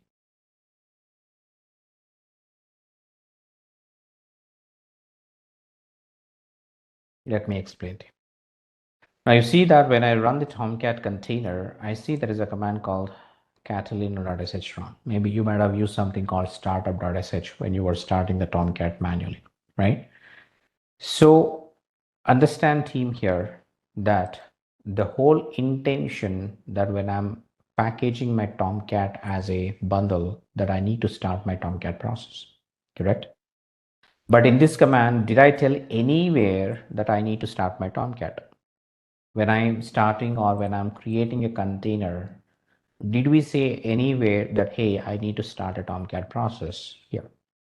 When you do a Docker run command, is there anywhere we are telling that you need to start a Tomcat process, right? We never did that. So, but it's still starting some Tomcat process and we are able to access the Tomcat and Java applications, everything. How is that happening it? Now that's where team understand that every image has a pre-configured command to run automatically. Means if I do something called Docker image inspect, now within this Docker image configuration, right, if you look into, there is something called CMD,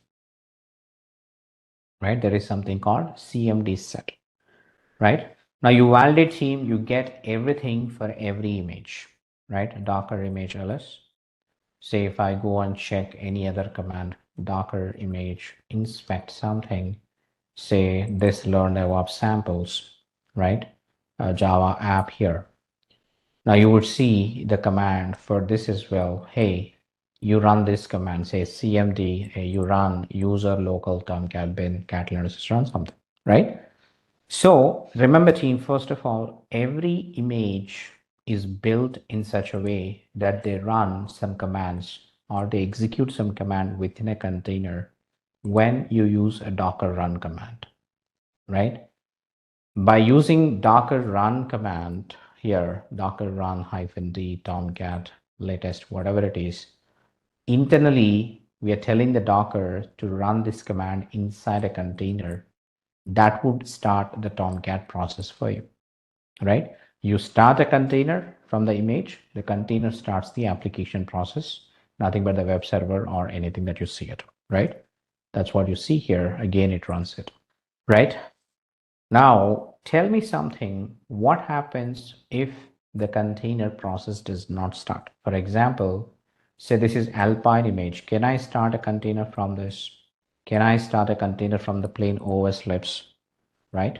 Say docker run -d Ubuntu latest. Does it start the container?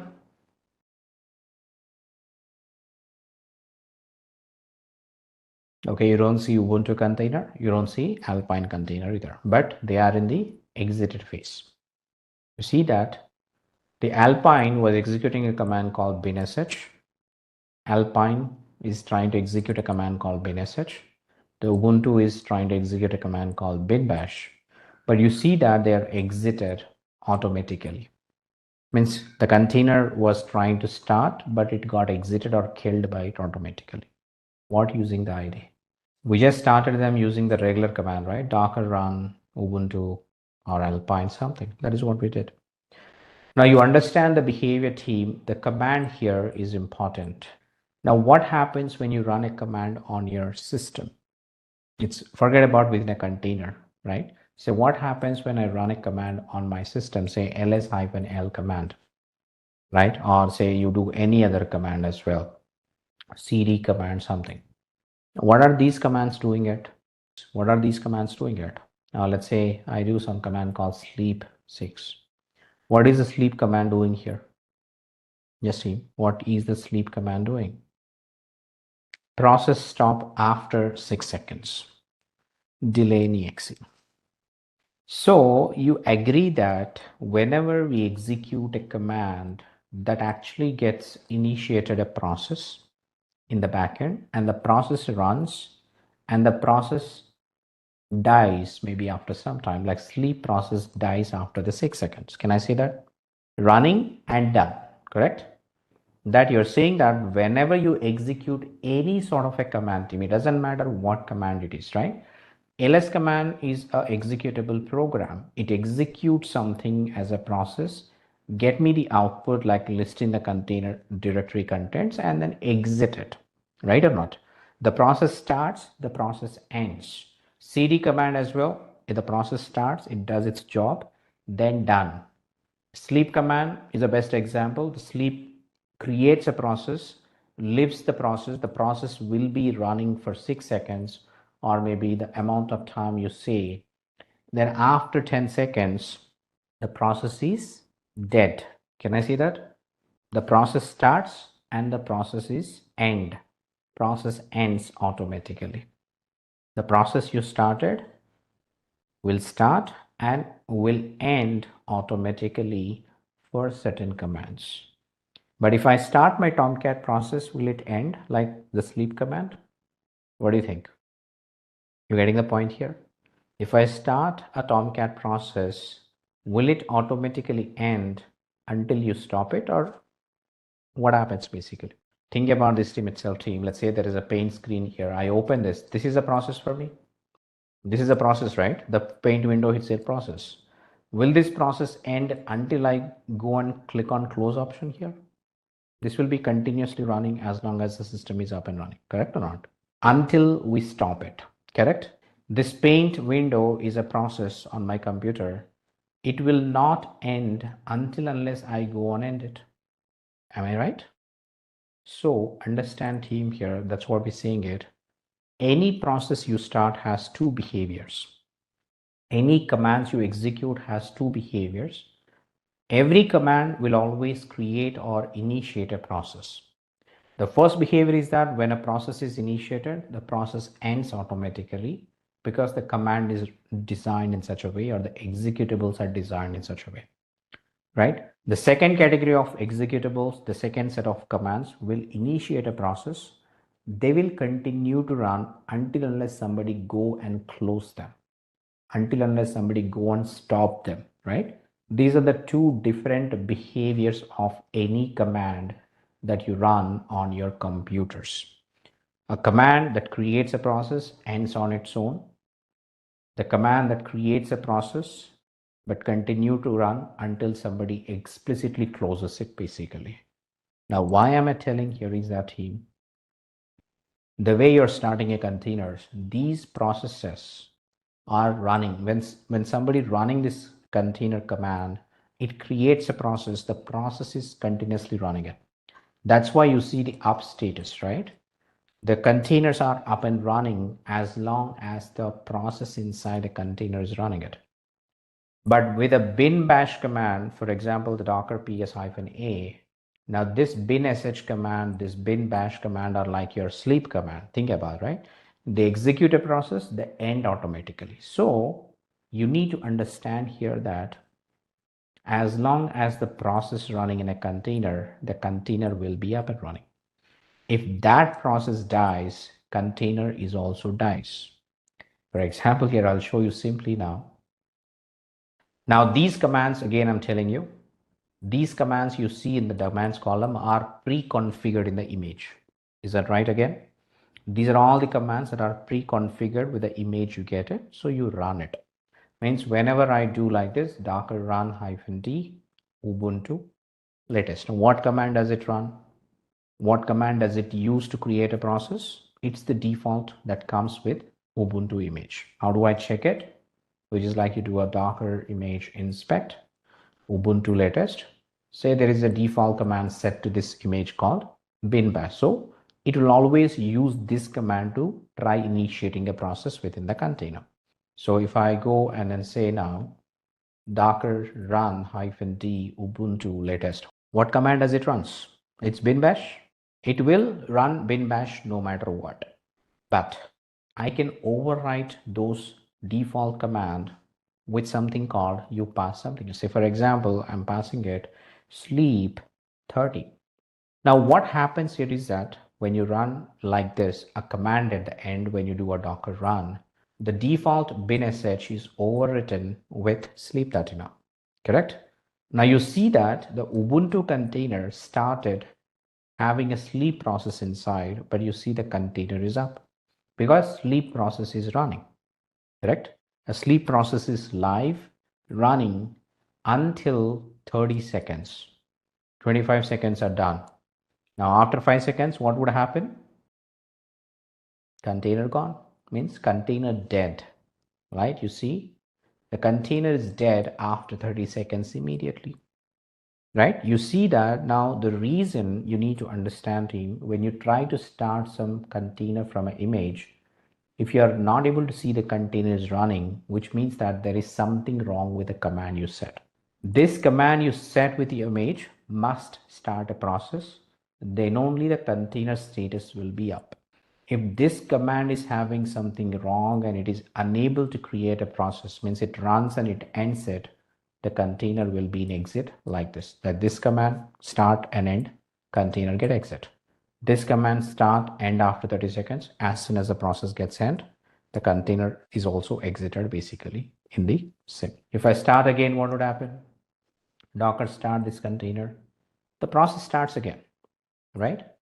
See, the process starts again, up 1 second. Now again, it will live for 30 seconds.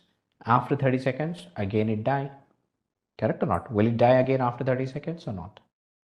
It must die. It will die no matter what. See, 17 seconds up, 20 seconds. Let's wait. 26 seconds. 39 seconds up. Done. Dead. Right? Now we understand the behavior and significance of this command here. Right? Understand, team, the command defines the behavior of your container, whether it will run or it will exit automatically. Am I clear? All right, so this is about the container behavior, when a container would start successfully, when a container would exit automatically, all because of this command you see that is configured with image, or whatever the command that you use to run your container by running or by passing it at runtime as well, like this, right? If I say docker run -d Ubuntu, will it run? I use ls-l command. Will it run or will it exit? Runs and exits. It runs and exits. It does its job. Remember, what is the purpose of ls-l? It will just print the current directory, docker logs, and see. Now you see the ls-l command printed output and exited. The logs is written with that, basically simple. Okay, so I believe I'm clear on these things, team. So hopefully you're able to understand the behavior of container. We're done with containers, how to run containers when somebody is giving you an image. But it's time for us to go and learn how to build our own images as well. Okay. So the next, team, as we now clear about how do I run containers, container behavior, troubleshooting containers from the given images. Now it's also time for us to understand on how do we create our own images as well, then publish them to a registry like Docker Hub. Right, that's what we want to understand. So let's start doing that, team. The way you can create images. Before that, team, let's clean up our system. I mean, to running too many containers, team, remember, that might lead to a resource crunch, because the EC2 instance we're using is a lightweight, which has only 1 GB RAM, right? And also has a limited space here. So it's better that don't run too many containers on the EC2, because every container here is a process which takes some CPU and RAM. So technically, it's not a good thing to run too many containers. That will make the system hung, right? So I'll delete them, team. You know how to delete it. I can say docker rm-f this way, right? But again, really doing one container, it can take time. So what I'll do, I'll get this container IDs as input, team. Remember the container ID is input for this docker rm commands. To get to the container IDs, we do docker ps-qa Remember, Docker ps-a will list all the containers available. But if I add a queue to it, it will just print me the container IDs only. Just that is what I need, right? So container ID is something I do. Now, once you get your container ID stream, then we pass them to the rm command. So what I'll do, I'll say docker rm-f and then execute this in the quotes. So that would automatically delete all the containers for me at once. So docker ps-a. Now all the containers are deleted from my system, which leaves a lot of RAM for me. Now you see it is more available, right? I mean, just deleting the container stream so that we can understand everything well. Now, how do I build my own Docker images? Anybody can answer that? How do you build the Docker images of your own? Write in Docker file. Any other options, anybody? Okay, there are two options, team. The first option is to create manually, right? It's not always we can use Docker file. Yeah, it is better that you use a Docker file, but say there is another option called building Docker images manual. Now, this is a simple process that I'm trying to show you on my screen, right? If you look into that. Now, it says that, team, how do I build a Docker image, a manual process? Create an image from the container changes. It says that, hey, you take a base image. The base image is something that any image from the Docker Hub. Then you pull it, then you run it as a container, right? Run it as a container, say docker run -d, something about that container, right? So then you log into the container using docker exec, just like we did. Then you make changes in a container. So inside container, make changes, create file, install, deploy application, everything. Then log out of the container. Done. Then remember, team, once you log out of the container, ensure the container is running, say docker ps. Now you can commit the container changes to get a new image, team. Remember, the changes in a container are temporary. Means if somebody remove a container like docker rm-f container ID, the changes done inside a container will also be lost permanently. So in order to avoid that, we have a command called as docker commit, right? With a container ID you made the changes in, then you give a new image name. So it converts into a new image, right? That is what we are talking about basically. Okay, this is called a manual process.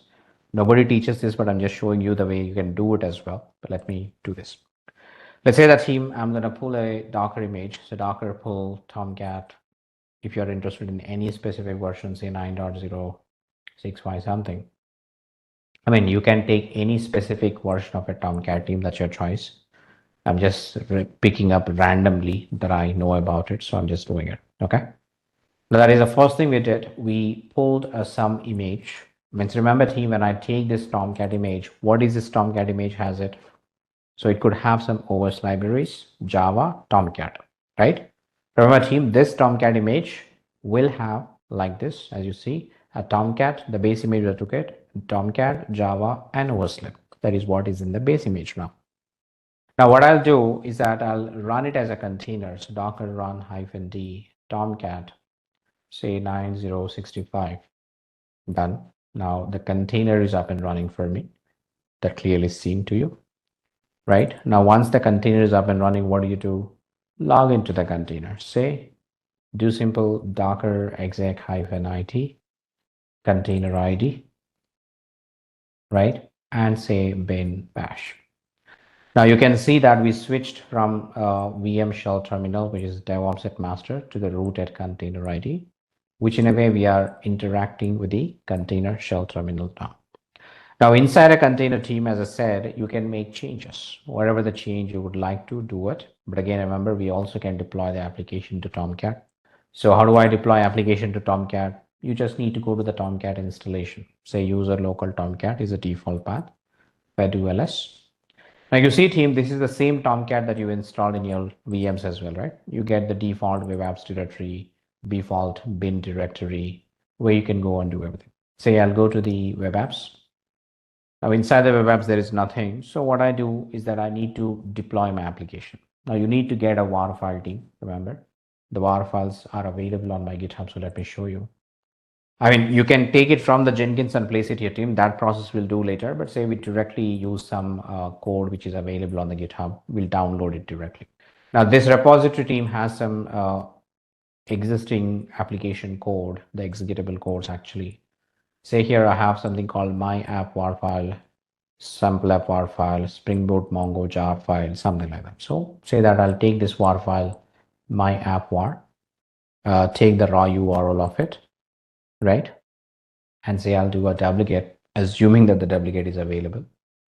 Okay, duplicate is available, so it downloaded the war file to my container. So remember team, inside a container, there was no war file. Now we added a war file. That's a change, right? That's the first thing. Say I would like to install a VI editor if it is not present. There is another change I'm trying to do. Say the VI command is not found, so I want to install a VI editor. What I'll do again, so simply apt update. Based on the OS, you do it. Done. Say apt install -i VI. Right? Now this is something we're trying to do. Now inside a container, we're trying to make some changes. What are the changes we're trying to make it? If you look into it. So we tried downloading or deploying the WAR file to a Tomcat web apps, which is under the user local Tomcat web apps directory. Then we tried updating something. Then we tried installing the editor something. That is all inside this container itself. So assume that these are the changes we made. Okay. Assume that this is just the changes we made it. So I'll make a note of these changes in my notepad, for example. Right. Now assume that these are all the changes I made it. I wanted to do. Let's say I'll just exit. Now what I'll do, I came back to my VM. That you see the VM is there. Container is running. That's what we said. Right. So we say that ensure the container is running with the Docker PS. Then commit the container changes to get a new image. Remember team, at this point of time, if I go and remove this container from my system, what happens is that the changes I made within this container, like war file, installation of the editor, will be lost permanently. To avoid that, I'll do something called docker commit -m, right? Give something, say deployed my app var. Then I give the container ID in which I made changes. This is the container ID. Then you give a name to your thing, say my app version 1 something. Now this name can be anything as your choice for now, right? I'll just execute it. Now you see it generates some ID. Now this ID team is called an image ID. Now if I do a docker image ls, now you see that there is my app v1 created, which is 8 seconds ago, which is the size of 596 MB. Now why is it 596 MB? Because look at the Tomcat base image we used it, which is Tomcat 9065, which already had a 475 MB, right? Now on top of the 475 MB, we downloaded a WAR file which adds some space to it. apt update and apt install editor also downloading, installing some packages, right? So which increases the size up to 596, which is almost additional 100 MB we added while we making changes to the container. So altogether, it becomes the new image of 600 MB together. That is the idea. So this is how we build an image from the container changes. If you really want to see if this is working for you, then run it as a container. Docker run -d-P my app version 1. Okay, the typo, sorry. All right, so you see this, it runs perfectly without any issues, right? It is up and running. I can see the 32772 is a port number. How do I access it? Say I'll go and make changes here. Now see the default is 404 with a 9065. We took it. Say I'll deploy. How do we access the application team? The var file name, which is my app. It just throws some output called welcome to Docker classes, right? That you see. This is how you do it. Which throws error? Nishchay. In case what throws error? Where it throws error, basically. In this whole process, which one you think is going to throw error to you? I mean, that's the question, right? So be clear about it. The docker commit command, this step you're saying, this one. After that, what? This one? During the running, yeah, if you see that there is an error, then you check the logs. This is a command you're saying here. First, why you understand that why is it exited? That's why I said Docker ps-a. Oh, it is running for me. That's good. So if it is not running, if it is having some problem, then what would I do immediately is I check the logs of that container.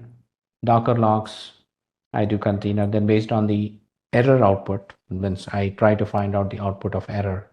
Based on the error, I understand, okay, why it got exited, why is it not starting? Now, based on the errors, then you take the necessary action, correct?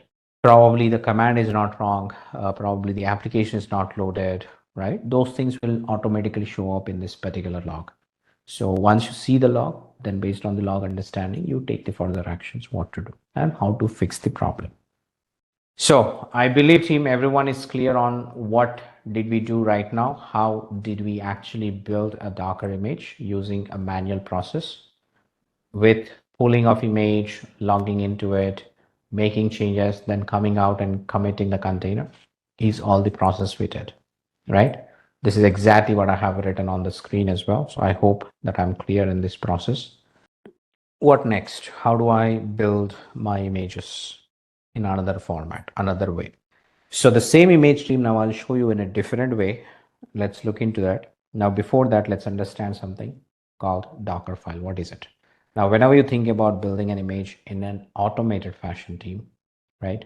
Instead of doing each step manually by executing certain commands, we write a script. Now, the script is called Docker file. Now, if somebody asks you what is called a Docker file team, Docker file is a script used to build Docker images. That is to be the straightforward answer. Okay. Now, how do I write the Docker file? It's not any rocket science to write this one team. It's a very plain thing to write it. It's a plain text file, first of all. The only thing that you need to know is that we use some predefined Docker file instruction given by the Docker. For example, like we have from keyword, run keyword, copy keyword, and so on. These are the keywords are also known as your Docker file instruction, simply the single words always. But the only one rule while you're writing these keywords is that they must be written in capital letters. Just like all the predefined Docker file instruction must be written in capital letters inside your Docker file script. That is mandatory, right? It is not that you can decide, it is something predefined always. Now, if you try to understand theme here, the simple scenario that what we used, say for example, the first thing we use something called Tomcat, the base image we choose something, say 9.0. Right? 65, whatever the Docker image, base image you were using it earlier. Now assume that team, once we choose this base image, we downloaded, we ran a container, we logged into the container. Then after logging into the container, inside a container, we were running multiple commands. What are they? Basically, this is what the commands, right?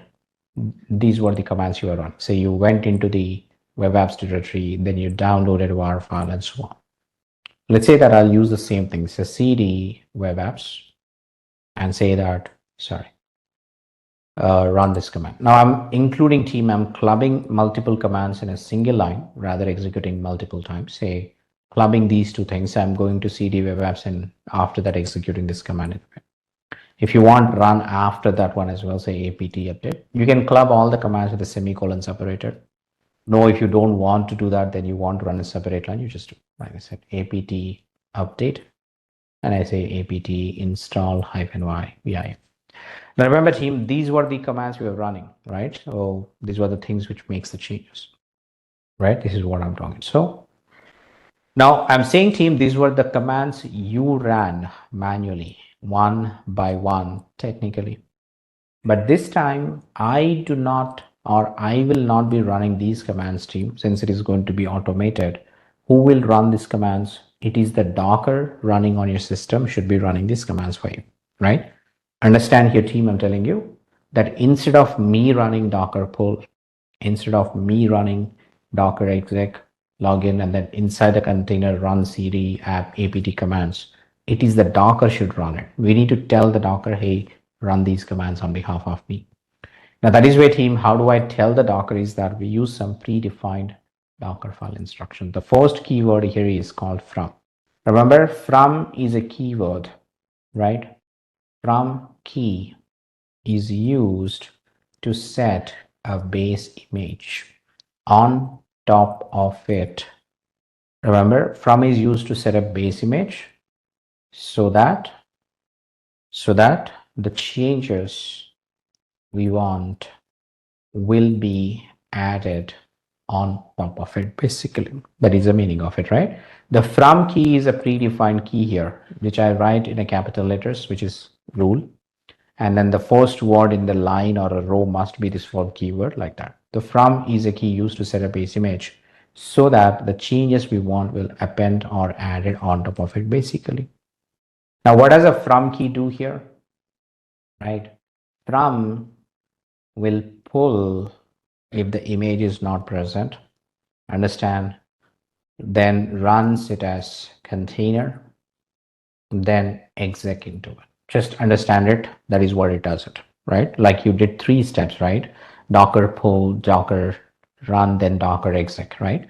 Now all those things are happen or will happen automatically in the background by simple keyword called from. Means Docker will do that for you on behalf of you. Now assume that the Docker is sitting on top of the shell terminal of the base image used. Then on top of it, you need to run these commands. Now that's where we tell the Docker to use, or we tell the Docker, hey, you run this command for me. You run this command for me. And then say, you run this command for me. Again, what is the run keyword here? Run key is used to execute the commands on top, right? Execute the commands to make changes, right, on top of base image, right? On over here, run key is used to execute the commands to make changes what you want on top of the base image. That is what the idea. During on top of the base image, during the build process, means that while you're building the images, these commands are executed by the Docker to make changes, and finally together it builds up. That is a simple idea. Okay, so now this is a simple Docker file team. I'll say that a very basic Docker file here, which we have it. Okay, so which is used, or whatever the manual thing we did it, this is how we automate with the Docker file. What I have to do here is simple. I'll go to my system, then I write a file called as Docker file. The name I'm giving as Docker file team, but remember the file name can be anything. It is not required that you need to add it as Docker file, but the idea is that. So I'll just open it up file and I enter it like this, save the file. So what I did again, I just VI with the Docker file, but the file name can be anything, right? Then enter whatever you have written, or just start writing it like this, from run blah blah blah, whatever it is. I'm hoping that I'm clear.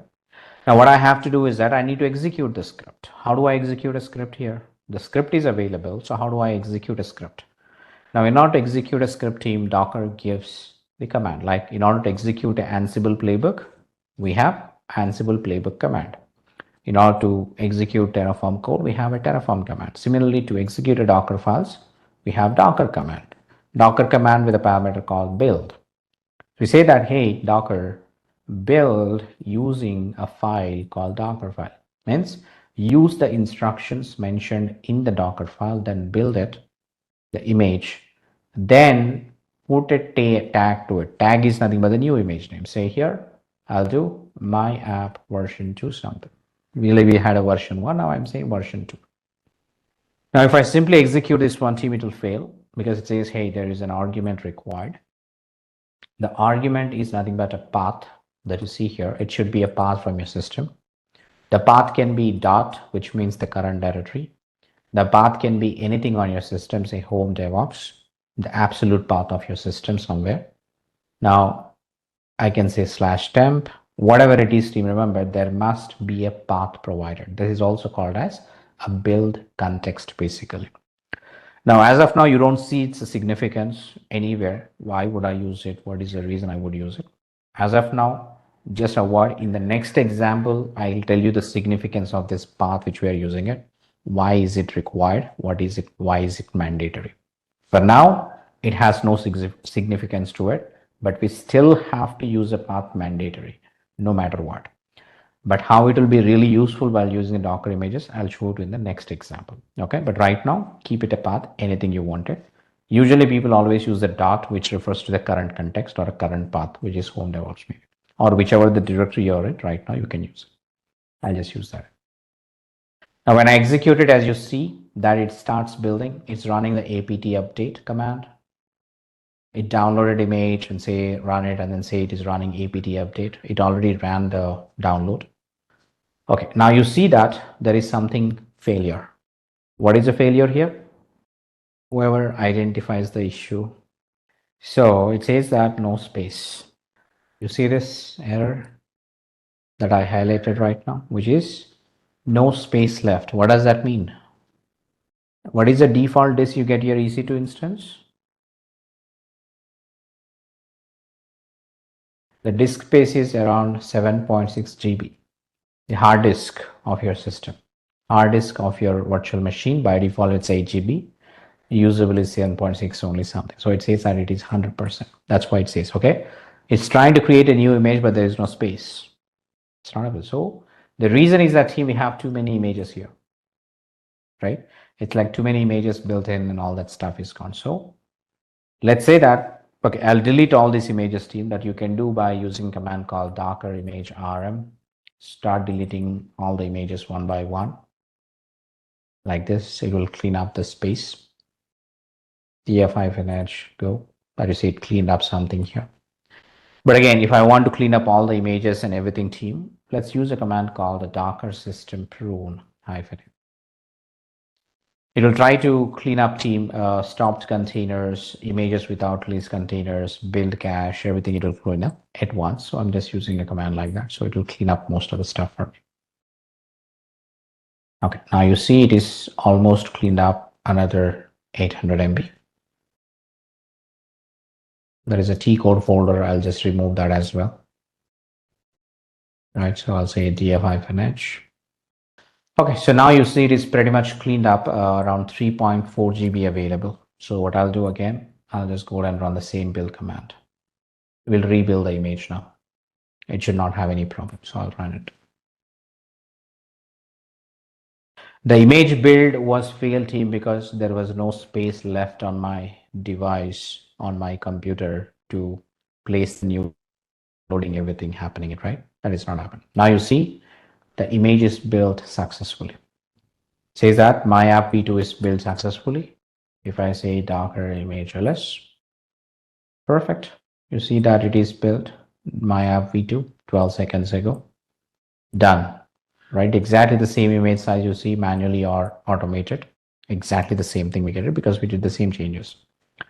Now, what I'll do, I can test it by running it. Docker run -d-P my app v2. Fantastic. Docker ps-a.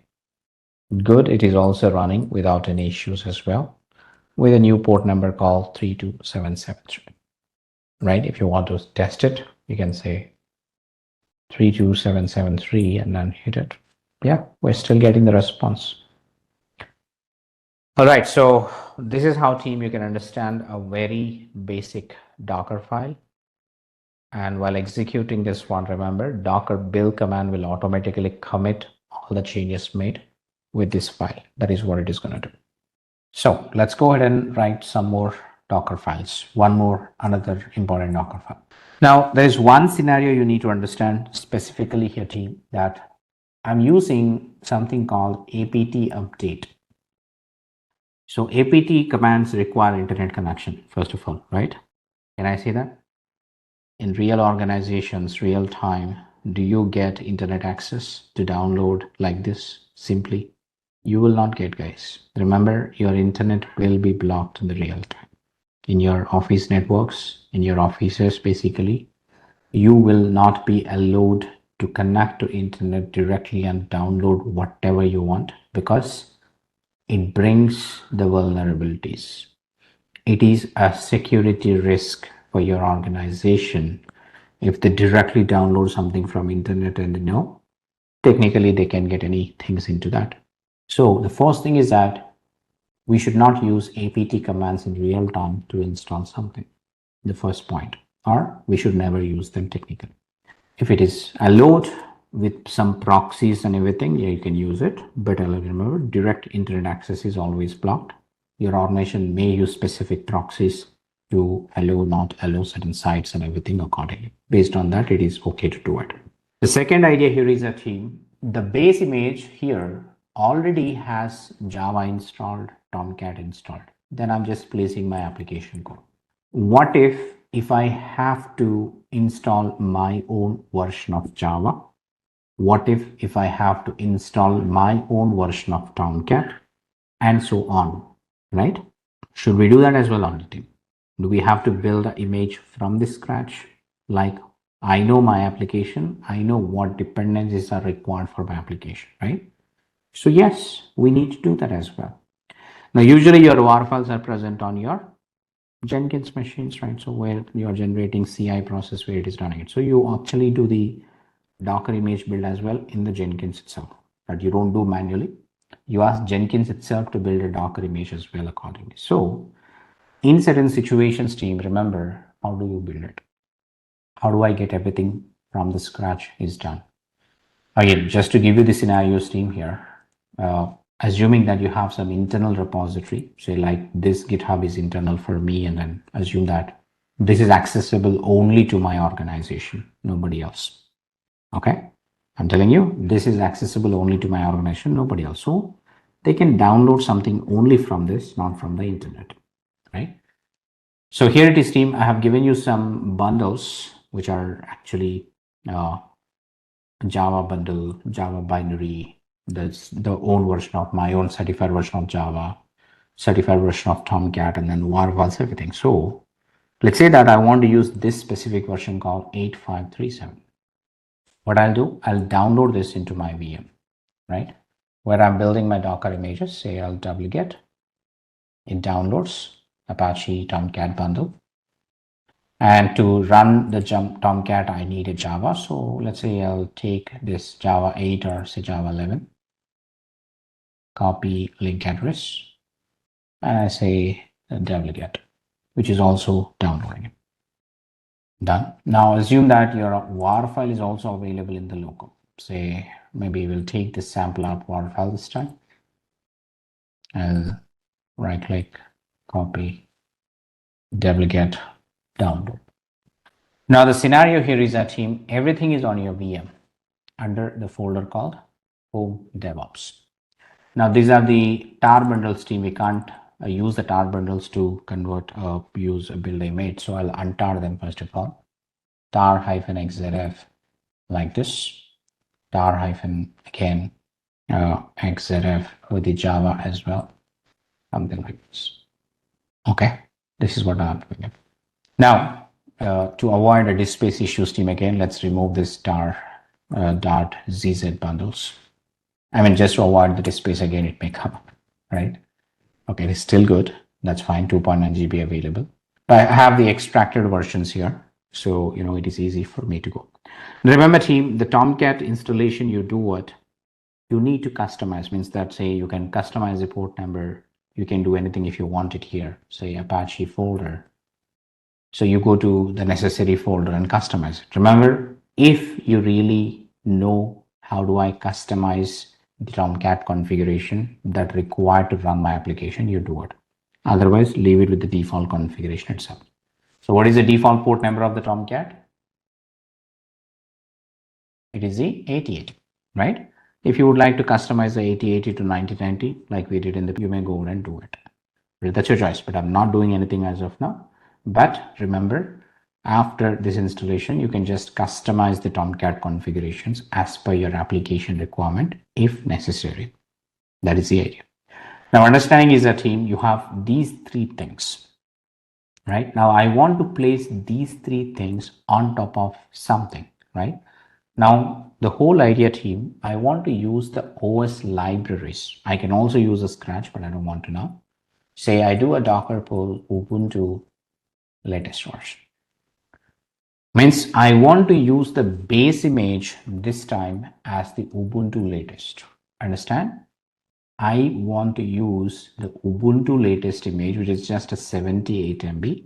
Now on top of this Ubuntu, I want to place Java tomcat and var file everything. How do I do that? So for that, let's write a Docker file. What do I do? The base image is Ubuntu, so I'll use a from Ubuntu latest something.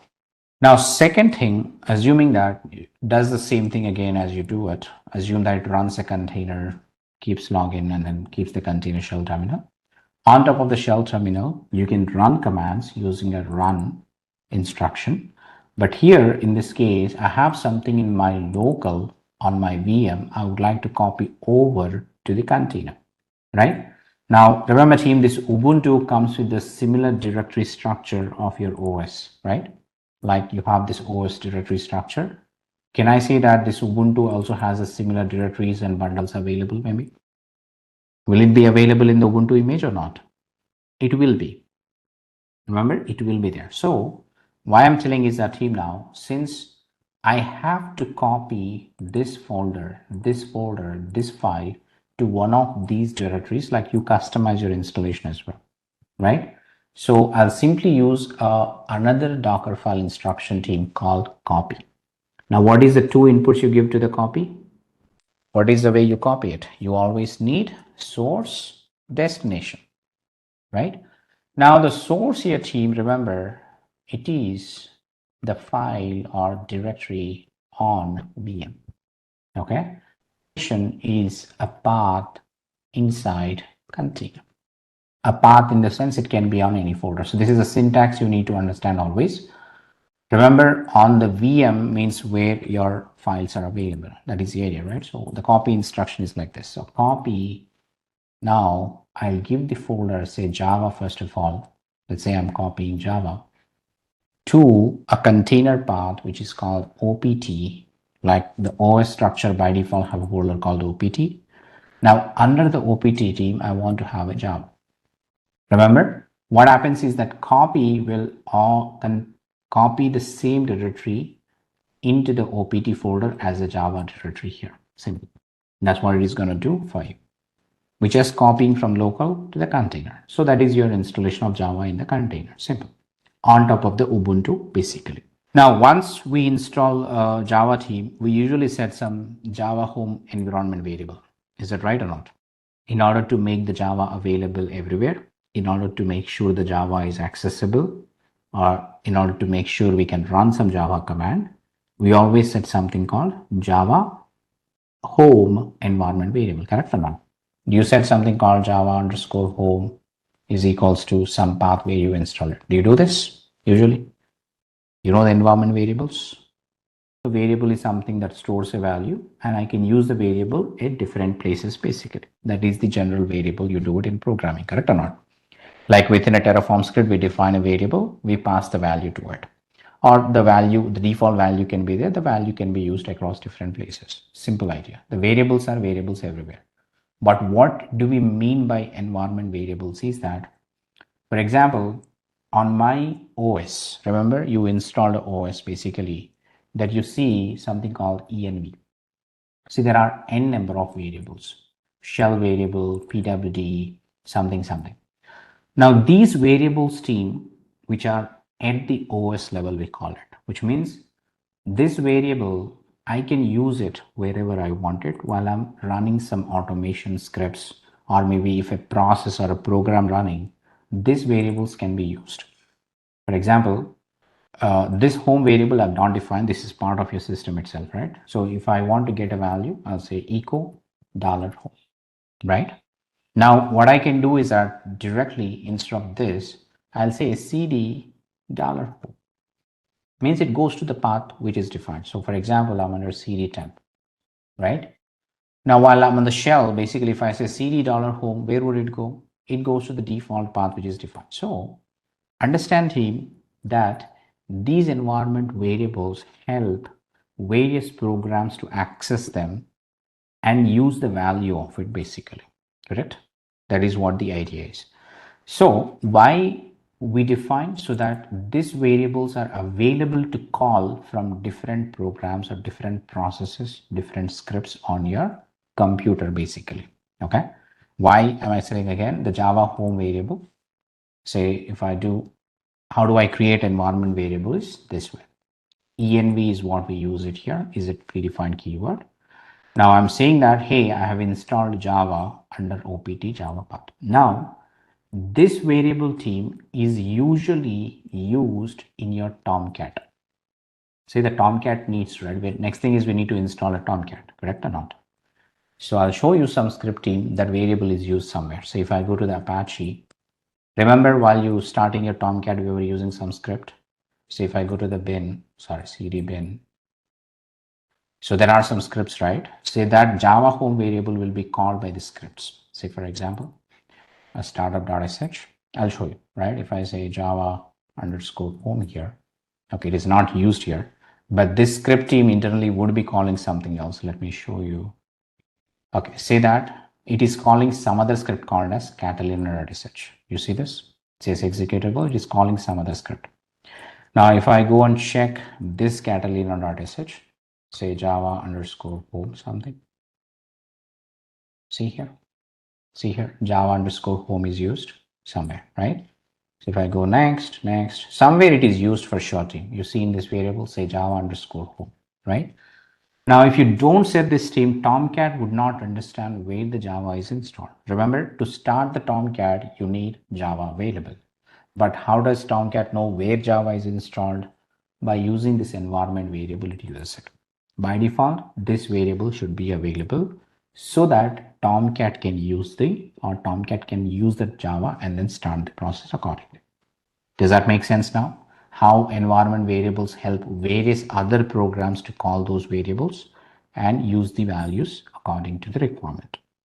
The environment variables are really essential in your OS level, always. Now within the container environment, we are making sure this variable is available so that the next Tomcat process use this and start the process accordingly. But again, you can write any number of environment variables team like this, right? So let's say OP, now this one, Java version, I'm saying it is going to be 1.11. I mean, remember team, here you see multiple JRE home, Catalina home, something like that. There are n number of variables will be called out accordingly. That's what you need to look into. So that's how team, the scripts would call it, whatever you need it, you define it. And it's mandatory that after you install Java in a custom location, always you set the Java home variable to let other processes know that, hey, you use this Java which I installed it. That is the meaning of environment variables file. Good. Now you're clear about that. Similarly, the next point is that we need to install Tomcat, which is like copying this directory to the container. I'll say copy directory, again say opt Tomcat. Now it's a different directory altogether I'm setting up. If I have to set some Tomcat home, right, underscore home is equals to say opt Tomcat and say env something else, a Tomcat underscore version something. Now it is not necessary that I set the variables like this team, remember 8.5.37 something like that. So whatever the version, so it is necessary you define it so people can know that these variables can be used by them accordingly. So we took the base image as Ubuntu, on top of it trying to set up the Java, then once set up the Java, then we're setting up Tomcat. Then we also do war file. So sample up war file. Can you tell me where should I copy the war file? Where is the Tomcat installed in my container? Where is the Tomcat installed in my container? Which path? You're not following. Where is the Tomcat installed in our container? All right, so this is the one we installed at the location. So the web apps will be under that itself, right? So what I have to do is that opt Tomcat web apps, right? Web apps is the default directory, comes with the Tomcat installation, where you need to copy your war file like you did in earlier sessions as well. That is simple idea. Now, along with this team, we also need to set some default configuration of process. We run something called expose. You tell the port number. By default, you always have to set some port number when you're building a Docker image. Like I've told you here in the scenario, right? The container port. Container port is always the part of image configuration or must be part of image configuration. The port in image config depends on the technology installed while we're building the Docker image. So we're trying to install the Tomcat port number is 8080, right? But again, the scenario here is that I said the port can be customized only when build the images, right? That's what we said here. So technically, if I customize my port number in the Tomcat configuration, I'll tell that, hey, I customize something. So this port number is the configuration we are setting to image so that people come to know that my Tomcat runs on 8080. When somebody do a Docker image inspect, right, they will come to know that, hey, this image runs on, or this process runs on 8080 by default. That is the idea. Why do I write expose statement here? All right, so I'm assuming we're good. Now the next thing is that now I need to start my Tomcat as well, right? Should we start Tomcat? How do I start Tomcat? By going to the Tomcat bin directory, we execute a command called as startup.sh, or maybe the catalina.sh run, anything can be run. But remember team, in the previous example, I did not set any command, but how was the Tomcat run? Right? In the previous image, we did not set any Tomcat command to start up, right? How did it run basically? In the previous image build, we did not set up any command though we built a new image here. Why didn't we set? Even though we did not set, it was running successfully. No. Where is the Tomcat command to start here? Run is executing apt commands, right? That is during the build only. I'm talking about this command line. Docker ps, you see this command, right? Did I set this command anywhere in my Docker file? From where did this come? When I ran the my app v2, it was running catalina.sh run, that is starting your Tomcat process, correct? That is what the idea is. From where did this command has come? I didn't use anywhere in my Docker file. In the previous example of the Docker file, did I use that anywhere? From where did it come then? That had come up from the base image team. Can I say the base image? It was in package. Which package? The answer here is that the base image is already had some configuration with it, correct? Is the base image already had that config maybe? Build this image with that particular command, so it might have it, so for sure. Okay, if you want me to show you team, I'll show you that.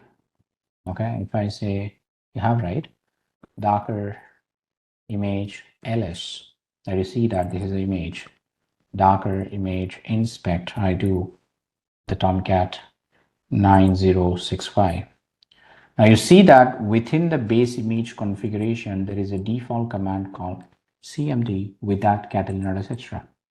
Now that's why team, when I build my images, right, even though I did not pass a cmd instruction, so it took the base image configuration or base image properties as some, and the changes you made together become a new image. Now in this case, this one is the base image. Now what is the default command with this base image? Yes, Docker image inspect, this one. What is the default command? It was bin bash, right? Now if I use this bin bash, would it start my Tomcat here? Means if I build an image, say it is carrying the bin bash to the new image as well, would it start my Tomcat? Would it start my application? It won't, right? So what should I do? I should set another command overwriting the default command, which is there with Ubuntu latest. That's where we use another thing called cmd instruction here. Now the cmd instruction is where you pass a command. So it can be something like executable file, right? Executable, we call it. Or it can be something like cmd that accepts executable, which is mandatory, right? With some arguments. Sometimes team remember argument 1 and say argument n. There can be multiple arguments as well. Now just giving the syntax here, team. It is not the original one, remember. I'm just going to comment out. Right? This is the syntax I'm talking. Now, in this scenario team, the actual CMD for me is that the way you go to the Tomcat bin directory run startup.sh, right? So let's say that opt tomcat bin, right? Remember we installed Tomcat here, so there will be a bin directory with Tomcat installation. Now what you can do is that we can say startup.sh. That is the command which will start our Tomcat process. Remember in the previous scenario, you started like that. But there is also one another command we can use, team, that is under the same bin directory called as catalina.sh. Now this command requires an argument called run, right? Again, team, I'm telling you, you can use a command to start your Tomcat process. The two commands basically, opt tomcat bin, that is startup startup.sh, something like this. Now this is just an executable without any argument, like you executed as well, right? The other day. This does not take in any argument basically. So it is simple executable like example for you. But there is also one another command that we can use to start your Tomcat process called using the script called catalina.sh. But if you want to use this script, then there will be an argument you must pass called run. That is some examples I'm giving it. So what happens if I do a CMD instruction is that it will set this command as the default command instead of the default bin bash with the base image. This will override basically. Okay. Now this is the actual Docker file, team, that you can use to build from scratch. Remember, I'm just giving this example again, step by step here. What I can do now, vi dfile, some name to the file, and then open up and then paste it. Simple, right? Then I'm going to build this one. So Docker build --file dfile --tag. Say this is my sample app version 1. Now the path here, team, what path should I give it? Right, again, this time understand it. If I give a /temp, right, I'm just giving, team, like a random path in the previous example. As I told you, now you understand the significance of this path here. Now tell me, why is this failed? Based on the output, do you see the reason why it failed? Yes. What is the reason it failed? CMD not running. Why would a CMD run here? It is build time, it's not running the container, right? We are trying to build an image. While you're building image, CMD does not matter here. You still did not build the image. Path wrong. Understand the output. Read the output basically before you answer. Read the output that you see on the screen and then answer it. Where error statements are there? Where is the error? You see something called error? Highlighted. It clearly says error, error, error. It is error out when copying something, right? It's erroring out when I'm trying to execute a copy statements basically. It's very clear, evident on the screen, right? At the end, it says that the file not found. Making sense? Why is failed? Because it couldn't find the files I'm copying from my VM to container. I'm trying to copy this, it did not found. Trying to copy this, it did not found. Trying to copy this, it did not found. Right? Why is it not found here? If you look into the Docker file, here while I'm copying it, I set the directory name. I set the directory name. I set the file name. But did I give the absolute path, like where I need to, from where they need to get it from? It? Within the container, I gave the absolute path. But on my VM, did I give absolute path where they exist? Where they exist in my VM, team? Where they exist in my VM, under which path, under which folder of these directories available, those files, where they exist? Where are they? Where is the directory of Java? Where is the directory of Apache Tomcat? Where is the sample app war file? Which location they exist? They exist under a folder called home DevOps. Can I say /home/DevOps/var file here in the Docker file? Should I say? Should I say it or not? So you think, or we think that you can mention the path of it. But the question or the scenario here is a team. Inside a Docker file, we cannot use the system path. The system in the sense, this is a home DevOps here and then /var file. So inside a Docker file, we cannot configure the system absolute path. That is not accepted. Okay. Now that is the reason, team, remember, now in the build command, right? In the build commands, remember, I passed a /temp here. So technically, it is looking for a var file, this file here under the /temp. That is why it said it is failed, right? It is failed while copying it because I'm not able to find anything you're copying under the temp directory. So this build context path team is mandatory when you copy something to the container from your local. So instead of passing /temp, if I say /home/DevOps, that's where these files are exist. So it will be able to identify these files and this path. Remember, this path cannot be mentioned in the Docker file. It's a restriction from Docker. You cannot use system path. That's why they made the path on the command line mandatory so that it will use the path to understand the files to be copied. I hope that was meaningful, understandable. Now you see it is able to copy, transferring context, transferring everything. You see that? Now it is able to copy without any issues because I passed a right path. If I pass some other path, it will fail always with copy statements. So understand team again, within your Docker file, if you have a copy statement, right, with some name, use the right path where those files are present. This is mandatory. If you're not copying anything, you can use any path, that's fine. But if you're using copy, then make sure that where the files are exist, pass only that path as an input to the Docker build command. That's how it works.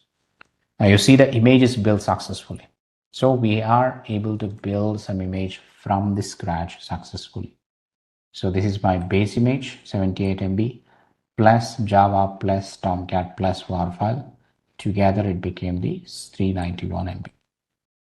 Only from is mandate, right? Depends on the situation. The rest of the commands become mandatory or this. In the previous example, I did not use CMD. In the current example, I'm not using run. Do you think they are mandatory? No, right? So it depends on the way you write some Docker files, the syntaxes will become mandatory, right? So when you build an image from the Ubuntu like base OS library, CMD is always mandatory. When you build an image from the Tomcat like CMD may not be mandatory, right? Something like that. So it depends on the situation, the scenarios will change. It's not static like this time it is, that time that is no. Depends on situation. Anyway, so coming back to this one, the final thing here, now I'll say that I'll run a command. So docker run -d -P sample app version 1. Now if I say docker ps, now you can see team, whatever vset command that is running, that is part of your Docker file, right? The CMD instruction, set it up. That is what this command will be always. Okay, so during the image build, we must set a command like this to start your application, especially when you use base OS libraries. The CMD instruction setting is mandatory. Okay, otherwise it wouldn't start the applications for you. That is the idea. From the scratch, using the various instruction, like you come across from run, copy, env, CMD, expose, and so on. There's hardly a couple of more instruction you'll get it, but these are the majorly used instruction you may think about it. Let's try accessing our application, which is 32774. 32774, I'm using it, say it is Tomcat 8537, and I say sample app. We can see that our application is also getting loaded, right? This is how you build images from the scratch, which is mandatory to know again. Okay, if you're clear with the way we build Docker images team, the way we tried building everything here, multiple images we built it. The next thing that I want you to tell you quickly is that how do I publish these images to the Docker Hub, like registry. Remember, these images are built in my local server. Now I would like to share these images to you all. Or maybe I want to take these images and run in my production environment. How do I share the image from the server to the other servers, right? Now this is where team, you must understand the way you pulled Docker images from the Docker Hub. The same thing we need to look into here as well. We need to publish them back to the Docker Hub. So this is the simple idea. So you build images on your VM, sample app v1, my app v1, v2, and so on. Docker pull, you download them. The Docker push will upload them to the Docker registry, right? But again, team, Docker Hub is not only the public image registry. As I said, like you have public ECR as well. But similarly, you do have n number of other registries available in the market. That can be Docker Hub Enterprise, which is a paid version, which is only private images accessible. Docker provides a solution called DTR, also called MSR, Mirantis Secure Registry, that you can set up on your own server. It means if you don't want a cloud-based solution like Docker Hub, I want something within my organization servers, then you go with that solution. Just like that, we have JFrog Artifactory, right? JFrog Artifactory is something you can set up within your organization servers that will be owned by your company only. Not anyone outside your company can see it. But remember, Docker Hub can be seen by every other companies, right? It's a kind of public platform and public cloud hosted service basically done. If you want something private to your own organization, then you need to look for such solutions and then install them within your organization servers and connect to them accordingly. But they will be similarly behaving the way we do it.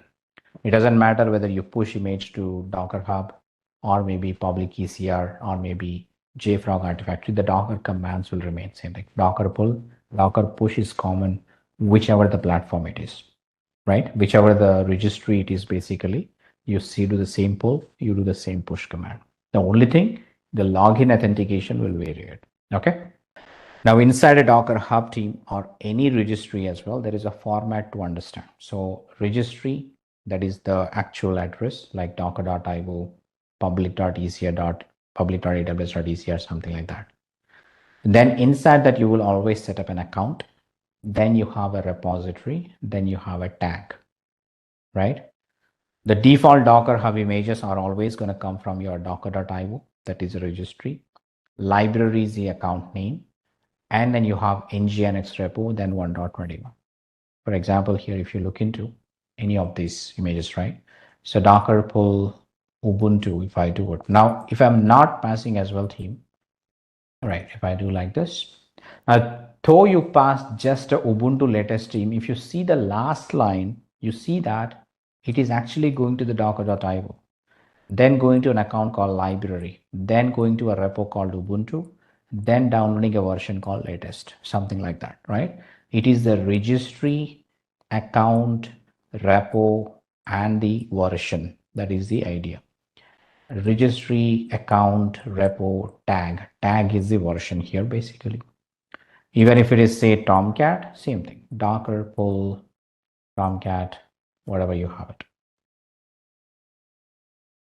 You see it again goes there itself, something like that, right?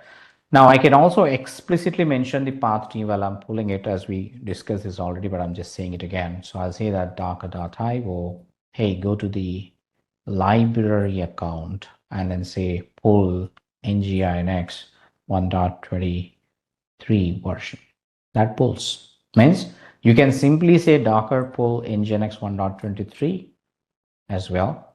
Even that goes the same way. You see that if I simply says, it still goes there. If I say a pull path also, it says there. Now, if it is something different account, then I'll say docker pull docker.io.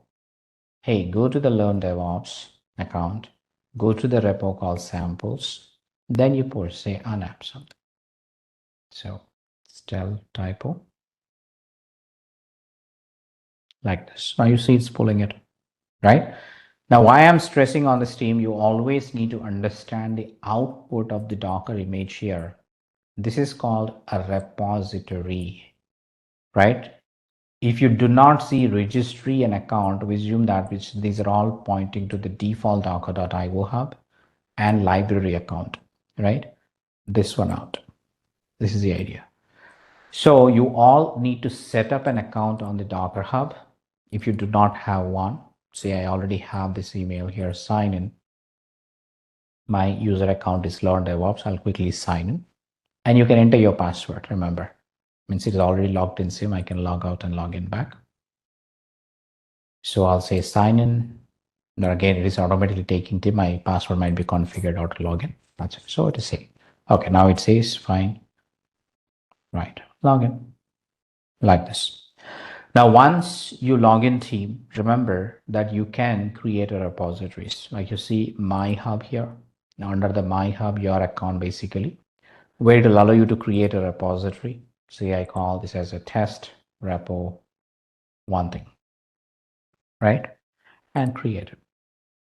Now it says test repo is already exists for me, right? I'll say iPad repo, right? Intellipaat repo, I say create one, right? Now this is how you create a repo on the UI. Now, once you create a repo, remember this repo name is something called learn DevOps /iPad repo. Now, once I set up a repo here, then first thing you need to authenticate, authorize to the Docker Hub by using a command called docker login. Remember, like you do a git push, you need to pass your credentials. Similarly, while I'm pushing to Docker Hub, I also need to provide the credentials. That is what I'm trying to do. First, I say docker login. It will ask you, hey, to sign in with credentials on the command line, use like this. Or let's say that you're using a web-based login here. Your one-time device confirmation code is this. Say, please enter to open your browser something, right? So if I open, does it open a browser for me? No, it's not opening. Then you take this one, go to the browser, enter it in the browser. It'll ask you the device activation code that is on your screen, this code here. Enter it, then continue. Confirm this. Congratulations, you're all set. Now, if you come back, it says login succeeded, right? That is something you do. If you want to log out of this, then I'll say docker logout, means I remove the credentials. But if I don't want this web-based something like this, and I said this docker login -u, docker login -u, and I say my account username, which is learn DevOps. It'll directly ask for the password, so I can enter the password. That is also can be done. So this is how you need to authenticate first to the Docker Hub. Now, once you authenticate it to the Docker Hub team from your command line, then you can start pushing it. Say, can I push directly now? This one, the answer is no. If I do a Docker push, my app v1 something, it fails. It says resource is denied, and request access to the resource is denied because, as I told you team, this will point to the default library account, say docker.io library, looking for a repo called my app, which is all wrong thing. Account is wrong, repo is wrong, everything. So what should I do? I need to retag with the right account, right repo team like this. Say docker tag the existing image, which is my app v1, point with the right registry, which is docker.io, right account is learn DevOps, right repo, which is the name that I created here. Where is this? The iPad repo, right? And under that, you can say my app v1. The tag is your wish like this. Say docker image ls. Now you see it is pointed directly like that. Now if I try to push it with my app v1, that will upload to your account. Okay. You need to tag with the right repo team. Always remember, while you pushing it or before you push it, you must tag it with the right repo where you have authorization, where you can actually authenticate, authorize by yourself. Do that, then only upload it. Otherwise, you can't push them to the Docker Hub. I can re-explain again how do we push them to the Docker Hub like registry.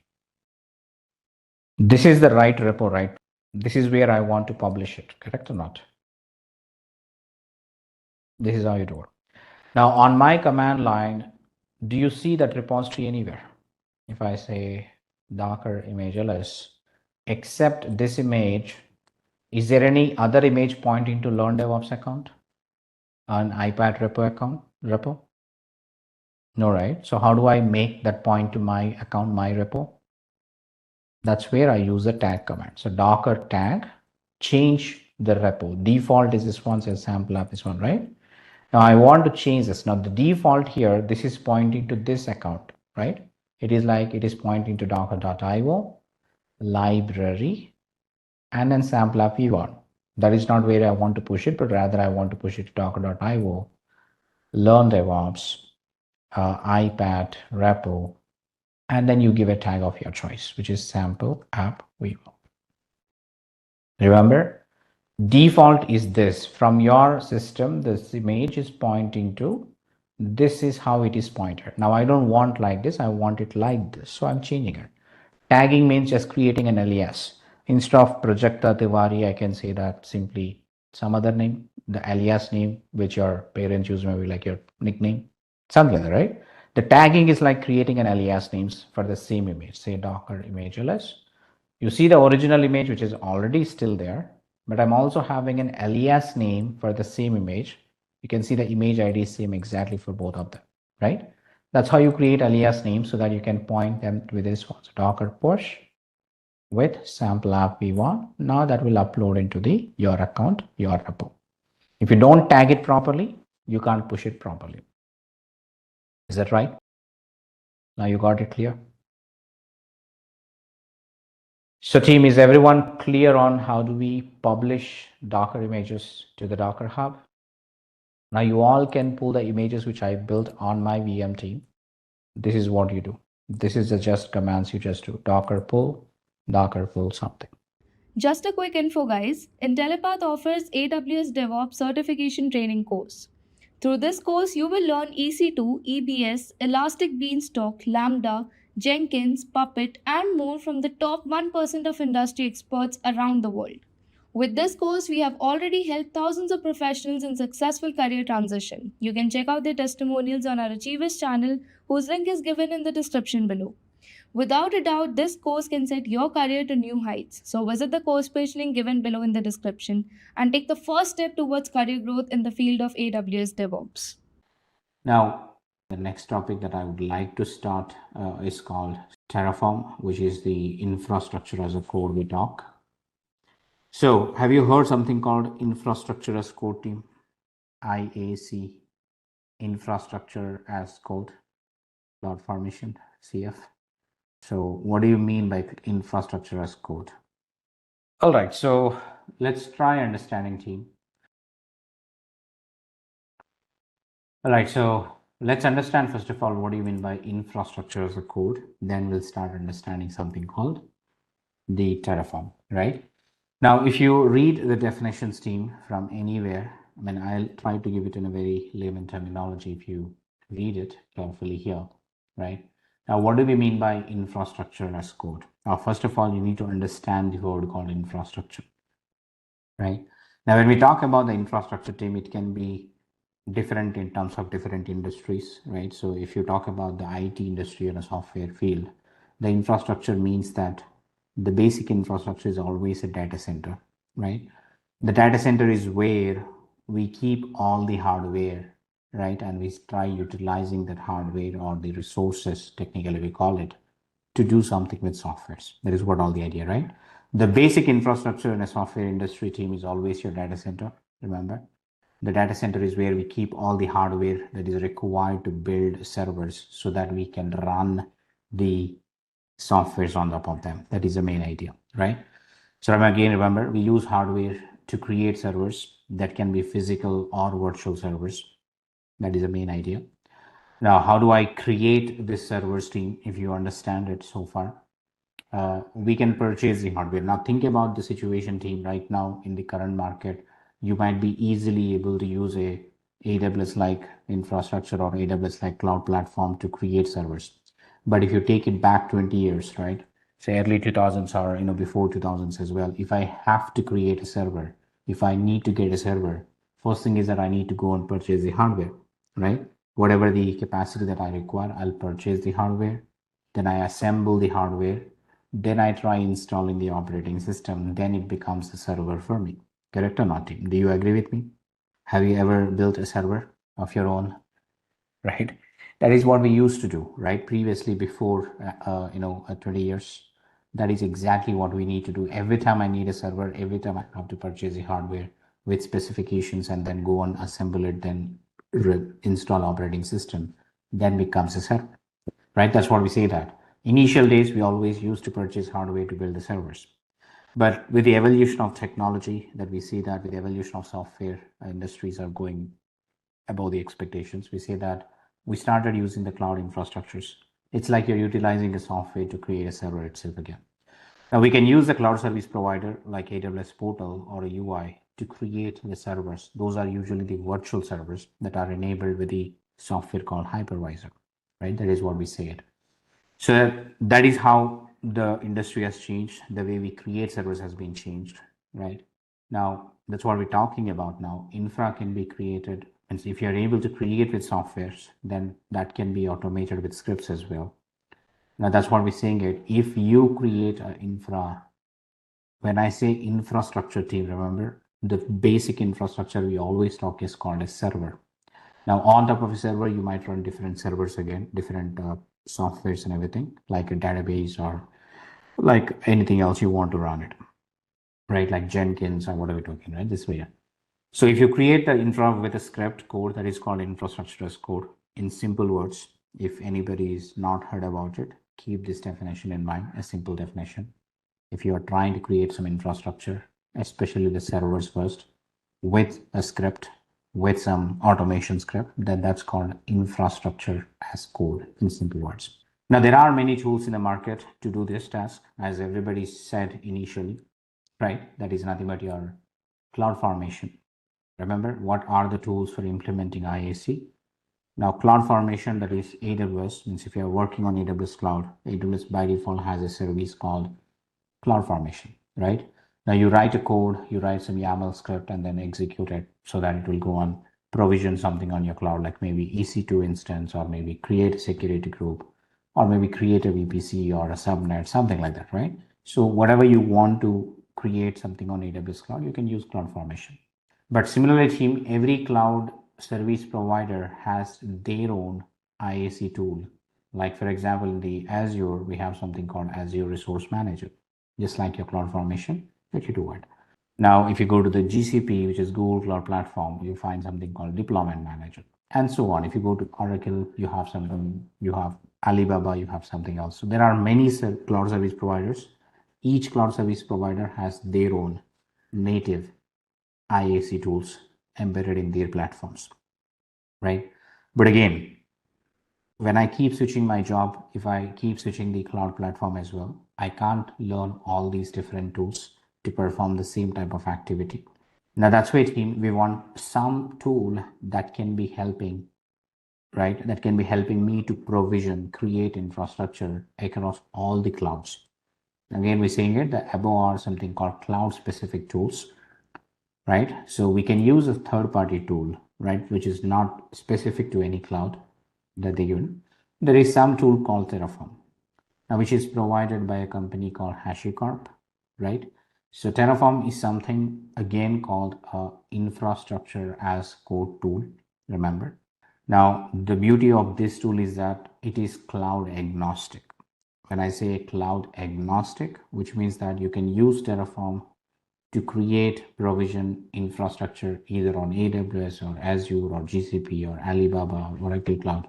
You name it, you can do it on that, right?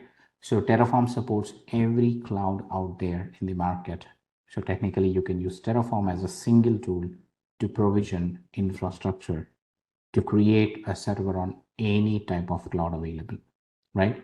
It is not only the public cloud teams. Now remember, when we talk about the cloud like AWS, Azure, GCP, those are meant to be public clouds, means anybody on the internet can access it. But we do have something called private cloud setups such as OpenStack. And if you're not aware of it, forget about it. But I'm saying that if your organization decide to not to use your public cloud, they can set up their own data center as a cloud, which is like using a software called OpenStack, right? So that's what the idea. So the Terraform can work even with private clouds as well, private cloud solutions as well, which are available in the market. So Terraform is one-stop shop. We can say that, which supports many cloud platforms to provision, automate infrastructure creation, right? So this is what we're talking about technically, the infrastructure as a code, which is also mandatory. Remember, the main goal of DevOps, as we said in the day one, automate everything possible, right? One of the main goal that you are working with DevOps implementation is called automate everything possible. Whatever is possible to automate, do it. Now we're talking about infrastructure automation as well. So we already talked about configuration management, which is the automation of change implementation on existing infrastructure. Remember, there is a difference between the configuration management versus the infrastructure automation. Infrastructure as code, right? Now, the configuration management is implemented on already an existing infrastructure, already created servers. The servers are already readily available that we can log in and then implement changes. That is called configuration management. Now, how do I create the servers? So far, you were seeing that we were creating the infrastructure servers required by using the AWS portal. But I don't want to use this EUI to create this EC2 instance. Rather, I want to write a script that can go ahead and talk to AWS and then create servers for me. Create 100 EC2 instances, maybe something like that, right? That's what is called infrastructure as code. And that can be implemented with a tool called Terraform. I hope that I'm clear on what is infrastructure as a code meaning and what is technically a Terraform is here. All right, so now the next question I want to ask you is that called, we already talked about a configuration management tool called Ansible. Then I also told that there are a couple of other configuration management tools such as Chef and Puppet. So my question to you here is that, can I use Ansible to create the infrastructure on the cloud like AWS or Azure? Ansible is not Ansible is config management. Okay, so let me ask you another question. So can I use Terraform to log into a server and install Java? But the hard truth here is that, team, the answer is yes, right? The answer is yes, basically. Let me tell you that we can use Ansible to create EC2 instances, to create anything on the cloud if you want to, but we don't use that for the reason, okay? But again, let me tell you that we can also use Terraform to log into a server and then install Java as well. That is also possible, right? But understand, team, we don't use across functions. Remember that Ansible is there even before the infrastructure as code exists. And remember, team, the softwares evolve. We keep adding the n number of features to your existing software. That's what the incremental model of software development is.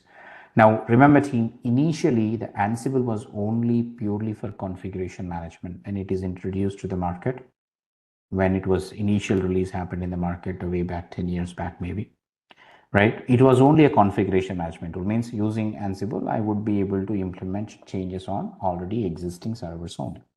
But think about the enhancements, the features that are added to Ansible over a period of time. Yes, they extended the Ansible capability also to become an IAC. But we don't use Ansible for IAC, remember, team. Its primary role is to implement configuration management only. It's like, team, think about it. You are having multiple skills. Like you have a primary skill. You are a subject matter expert in one tool.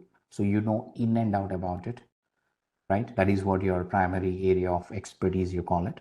And it doesn't mean that you don't know the secondary area, right? You also might be knowing the secondary tools where you might not be an expert in them, but you know something about it. Correct or not, Tim? Can I say that, everybody? Do you agree with that? You're all might be expert in something, you know, end to end of what you're expert at, what your primary skill is at technically. But you also knowing the secondary skill where you might know something about it, but you're not really worried about whether you completely knowing it or not sometime. Means you don't really worry about implementing it fully on your side. Am I right, team? But yeah, you have to be master in one at least. That's your primary skill we talk about. So think about the Terraform is master in infrastructure provisioning. So it does the best of it in infrastructure provisioning, infrastructure management. Where Ansible is master in implementing changes in the existing infrastructure, managing those changes in a better way and efficient way, right? So technically, you can use either of the way, but the idea is that you have to use the tool for it meant to be, right? So what I would do in this scenario is that I always use Terraform to provision the infrastructure. It's the best tool in that area. Now, once the Terraform is provisioned infrastructure, let's say that I'll ask Terraform to invoke the Ansible. Just a logical thinking, I'm saying it. DevOps is all about integration of tools, team, remember? That's what we're talking about, right? The end goal of your DevOps is to implement a solution to provide the end-to-end automation. right? From the development hands into the production environment, you have to work through it and deliver the code from the development side into the end customer. Now, in order to do this, team, it's not possible with one tool, definitely. So we have to integrate the tools wherever necessary to develop a full end-to-end automation. So remember, we already know the Jenkins. So with Jenkins, we automated the CI, right? Just I'm giving you the ideas, how do we do it? Now, once the WAR file is available, let's say that we need to provision infrastructure, which means in order to deploy my WAR file into a EC2 instance, so we need a EC2 instance to be created. So what do? We can ask Jenkins to invoke a Terraform, right? Just like Jenkins was invoking Maven something. In the same pipeline, what I would do is that I'll ask Jenkins to invoke the Terraform. A Terraform will go and provision the infrastructure. Now, once Terraform provision the EC2 instance, I have to install Java Tomcat on it. So then I ask Terraform to invoke Ansible. Then Ansible goes there and install Tomcat Java and everything, right? Copy the WAR file and deploy everything. So you see that it is all the integration of tools to extend your work one by one, right? That's all we're trying to do. And I hope you got the points, what we are trying to do here. To implement a full end-to-end solution, we need to learn the tools, integrate them into a one single bigger pipeline where you can achieve the end-to-end task of your development or software engineering, we call it. Just a high-level idea. Okay, keeping that aside, we'll be focusing on Terraform now, but I'm just giving you the ideas that what we're trying to achieve. Okay, so if you're clear now, then let's start understanding about the Terraform. Focus on Terraform. Once we learn the Terraform, like we learned Ansible, as I said, we'll go back to the Jenkins and we'll integrate everything in the pipeline together to achieve the end goal. So again, team, if you talk about the Terraform architecture a little bit, now how do you implement Terraform, or how do I work with Terraform? Something. It's very simple that in order to work with Terraform, we need to install Terraform again, right? At the end of the day, it's a tool or it's a software tool that I need a place where it can be installed. So typically that, okay, wait a second, let me go here and then use this, right? Let's say that it is a EC2 or a VM, right, where we can install the Terraform software. So we have an OS, usually we are taking Ubuntu Linux, right? Now on this instance, we're going to do the install Terraform, right, tool or a software, you call it. That is what you do, right? This is the VM that you're going to do it. Now the idea is that here, by executing some commands of Terraform on this instance, we are expecting that Terraform would log into a cloud service, right? It can be any cloud team, I'm telling you. It can be your AWS itself again, or again, the EC2 instance is on AWS, so I agree. So this can be AWS, right? This can be Azure, or this can be GCP, and so on. Anything that you want to do it. So we'll give the necessary credentials to Terraform tool. So Terraform will make a login to the cloud service provider portals, and then start executing the necessary resource creations and all those stuff. That is the main idea. This is a simple architecture that you can always see it. This is also kind of push model architecture, you may call it, because we execute scripts on the Terraform VM that will necessarily push to the cloud and then start executing their accordingly. That's the idea. Okay, so now in order to implement this particular solution, so first we'll take a VM and we'll start installing Terraform on it. So the one VM that I have it. All right, so here it is, right? On my AWS account again, I have created a VM that I name it as Terraform VM. That's all about it. Just a simple EC2 instance like any other EC2 instance you created so far, right? So let's log into this VM and then we'll start log checking it. So SSH, I have already configured the DevOps user as well, team here. So let's say that we can log in with DevOps user. You know how to set up a DevOps user. The same password, which is 2881234, right? Now you see that this is the VM that we have it, right? Now what I can do, if I quickly check if I have the Terraform installed here, say Terraform, right, -v, sorry, it's Terraform, right? Okay, so there is no tool called Terraform is installed on this VM. So what we have to do is that simply go ahead and install the Terraform software tool. By default, it is a CLI tool again.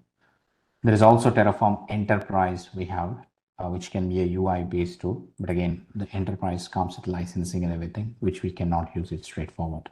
So that's why we'll rely on the CLI itself. Okay, so what I'll do, I'll go to my GitHub account again, the Learn DevOps Labs repo, from where we've been using the scripts and everything. So here it is, the Terraform.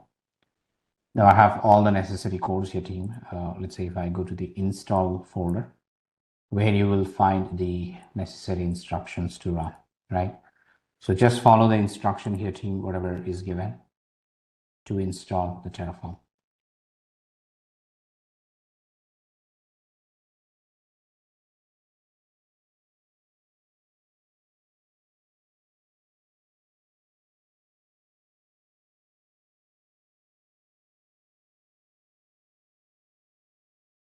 So I'm just running the regular apt commands again to download and install the Terraform software utility on my Ubuntu instance.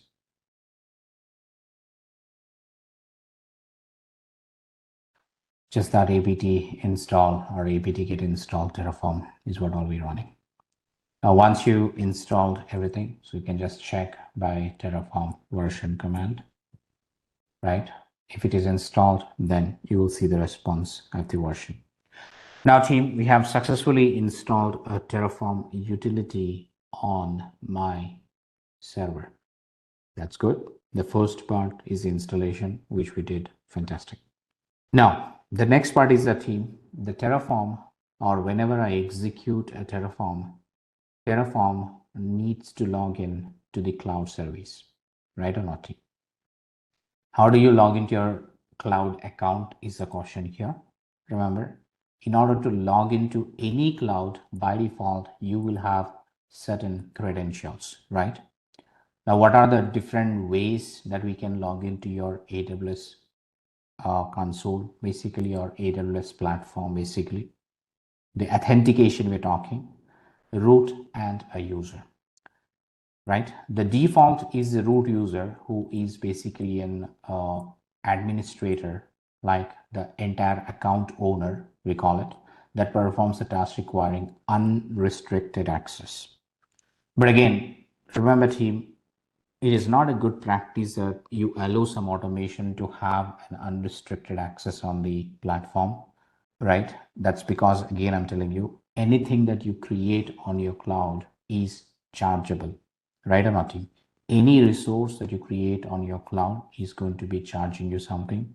Now, if your automation is something provisioning unnecessary resources, which has unrestricted access, everything, which can lead to unnecessary cost for your organization or for your account itself. So in order to avoid such situations, we have to give a limited access. Means whether the script is trying to go and try to create some VPC, then the authentication is that, hey, you're not allowed to do this, right? That's a kind of security policies you may implement it. Depends on the situation. Again, I'm talking about it. In order to do this, team, never use the root user credentials, which is not recommended. You always have to set up some a user with a specific privilege. Again, I'm telling you, you have to create something called a second method of logging into an AWS account. That is by using something called IAM user, a user with an account that performs the daily tasks and also have a limited privileges, so that it cannot be misused to create unnecessary resources, unnecessary cloud resources, we call it. So how do I set up the IAM user? First of all, for that we need admin access anyway. So I'll log in with my root user credentials first of all, right? And then we'll start creating, the IAM user with a minimal privilege, whatever you want. Okay, and I have MFA enabled team. Let me enter the code.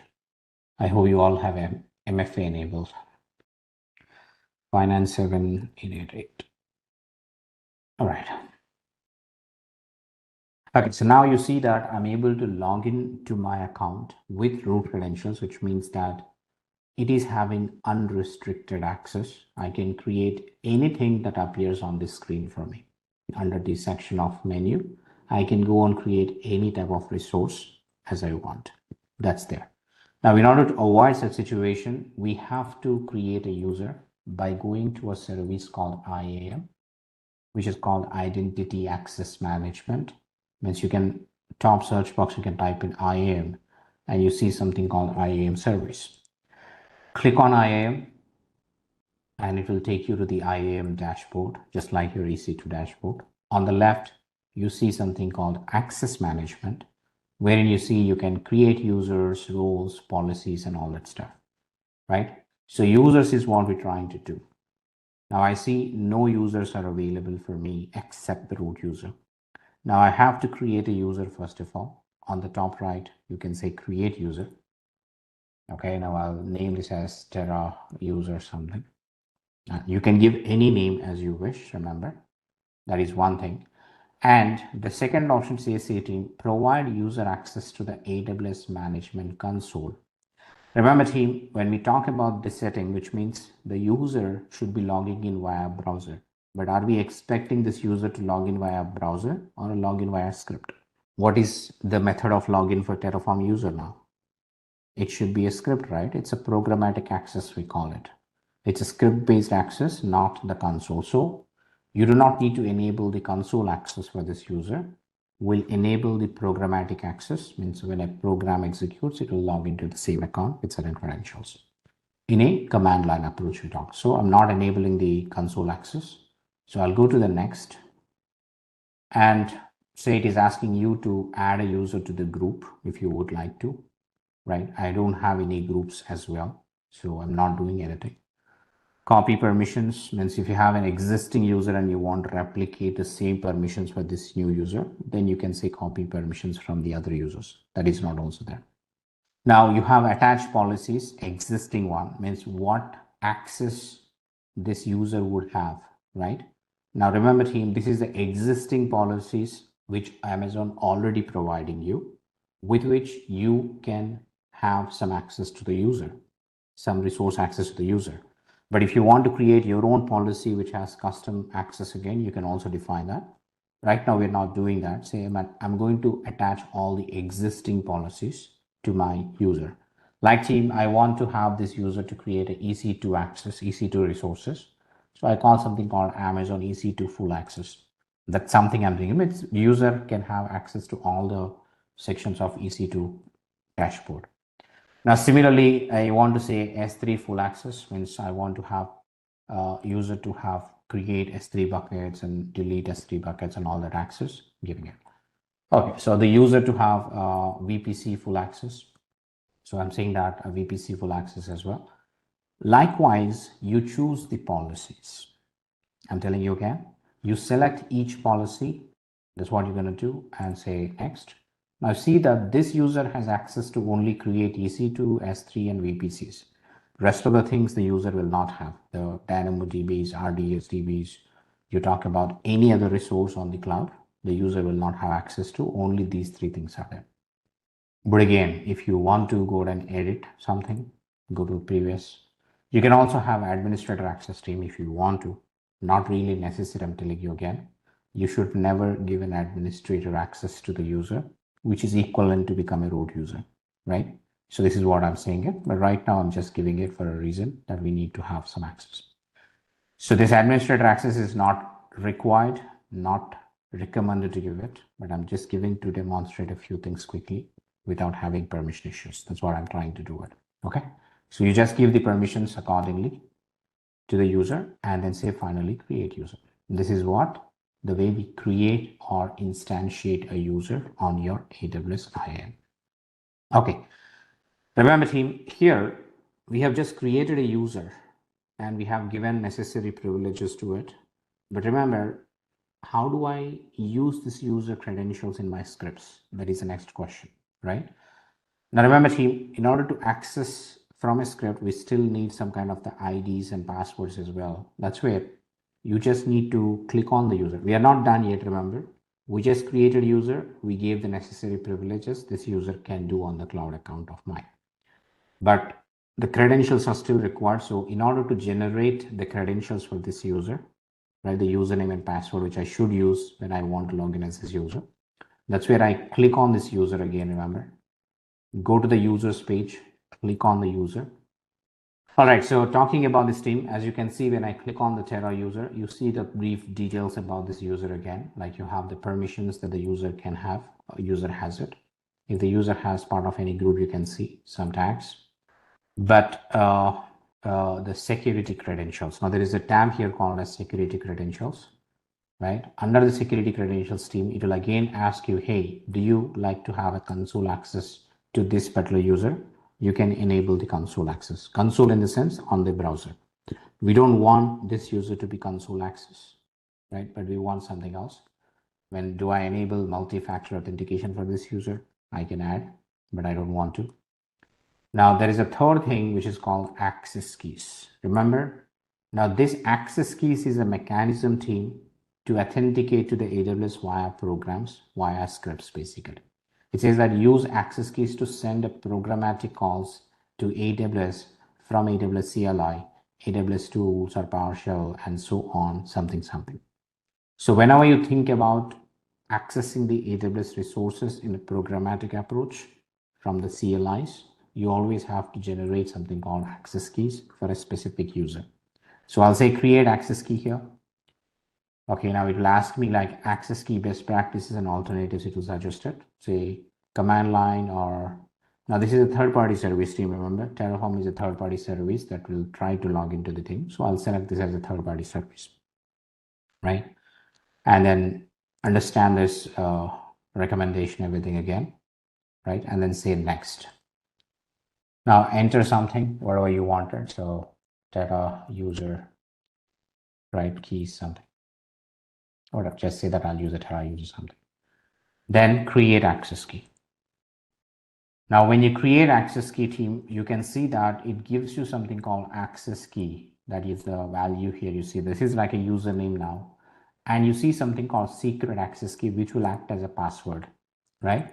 Now remember team, the secret access key will be visible only one time on your screen, like you see right now, like your GitHub access token as well.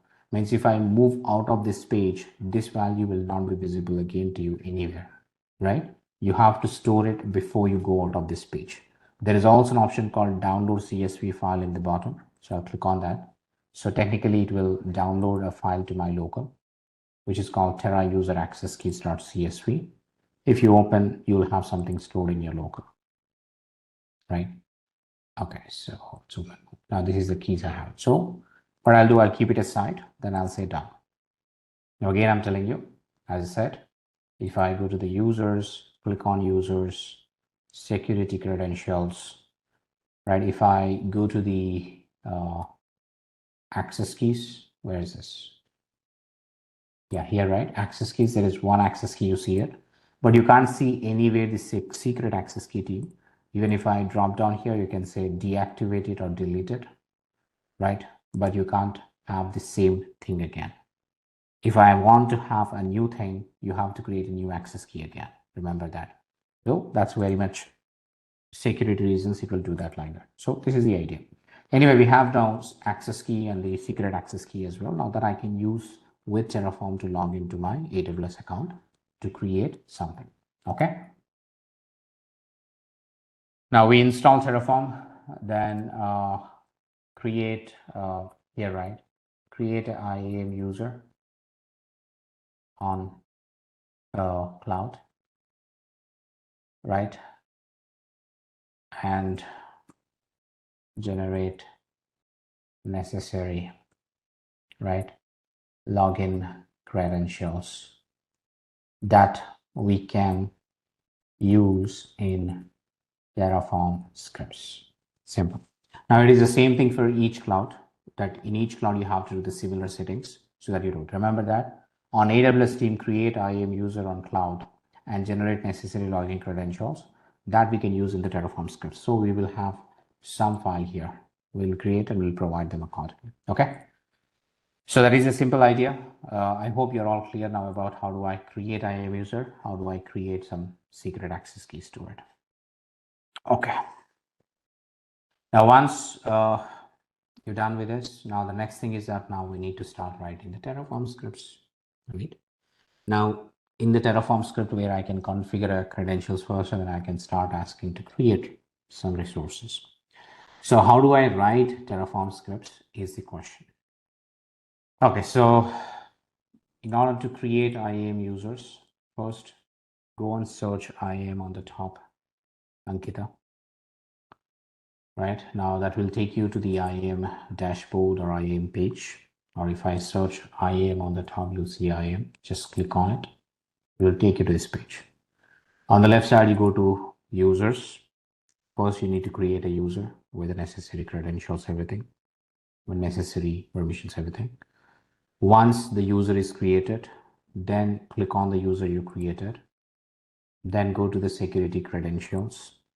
And if you drop down, there is something called access keys, right? Wherein you can just say create access key, choose the necessary service, and then say next, right? And then give a name and then create access key.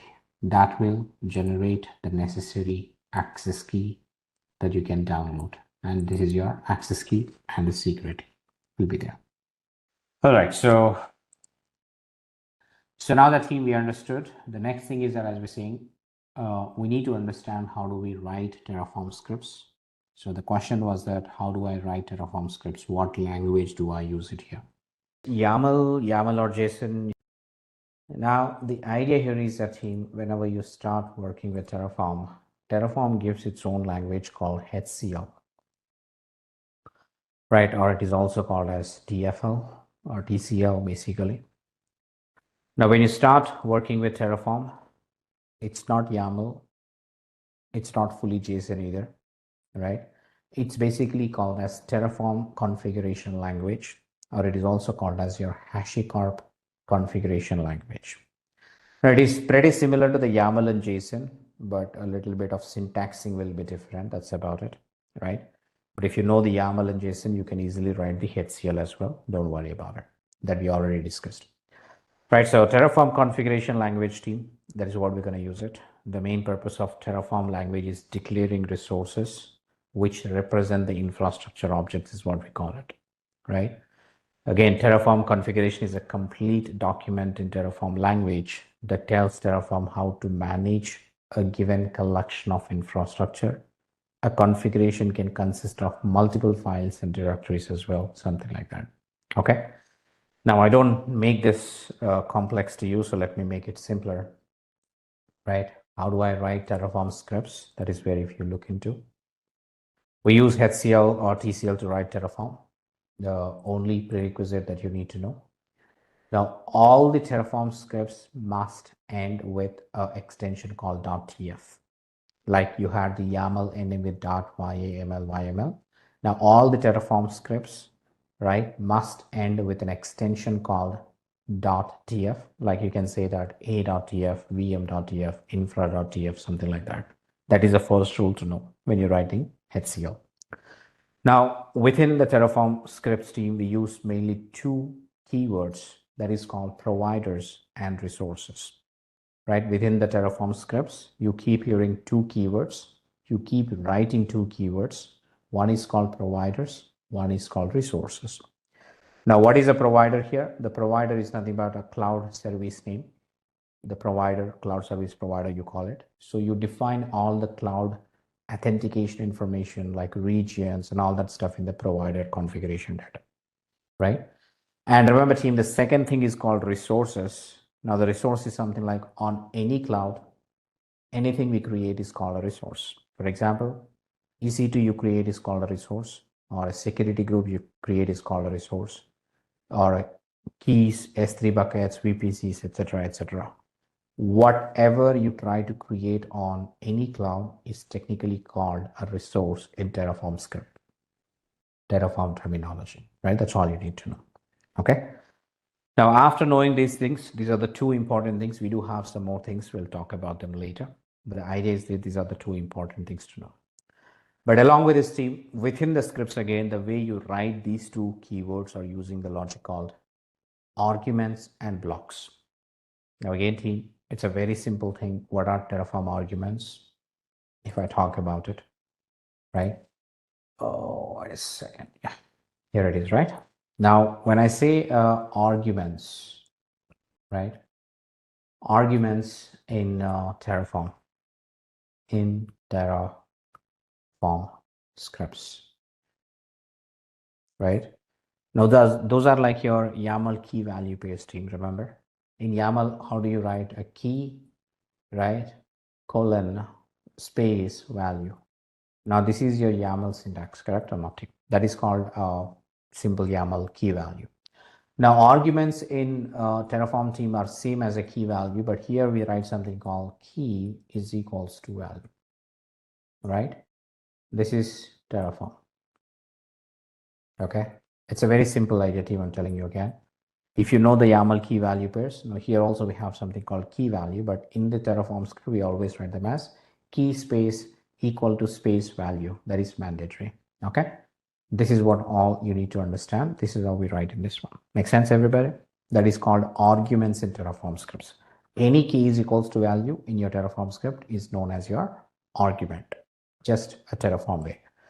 Now, the second thing in Terraform is called as blocks, right? Blocks in Terraform scripts, right? Now, what is a blocks in Terraform scripts team? Remember, it's like you're describing a properties again, describing a resource, which means that again, remember, a block is written with the resource block, we call it, or it can be say that we call it as a block type, the block type, and you open and close curly braces. Understand team? There is a block type, and within the block type, we keep writing the what arguments, like say that again, if I have to create an EC2 instance, for example, I'll say that instance underscore type means, remember team, when you define create instance, you see that, right? T2 micro or something like that. So this is what you do.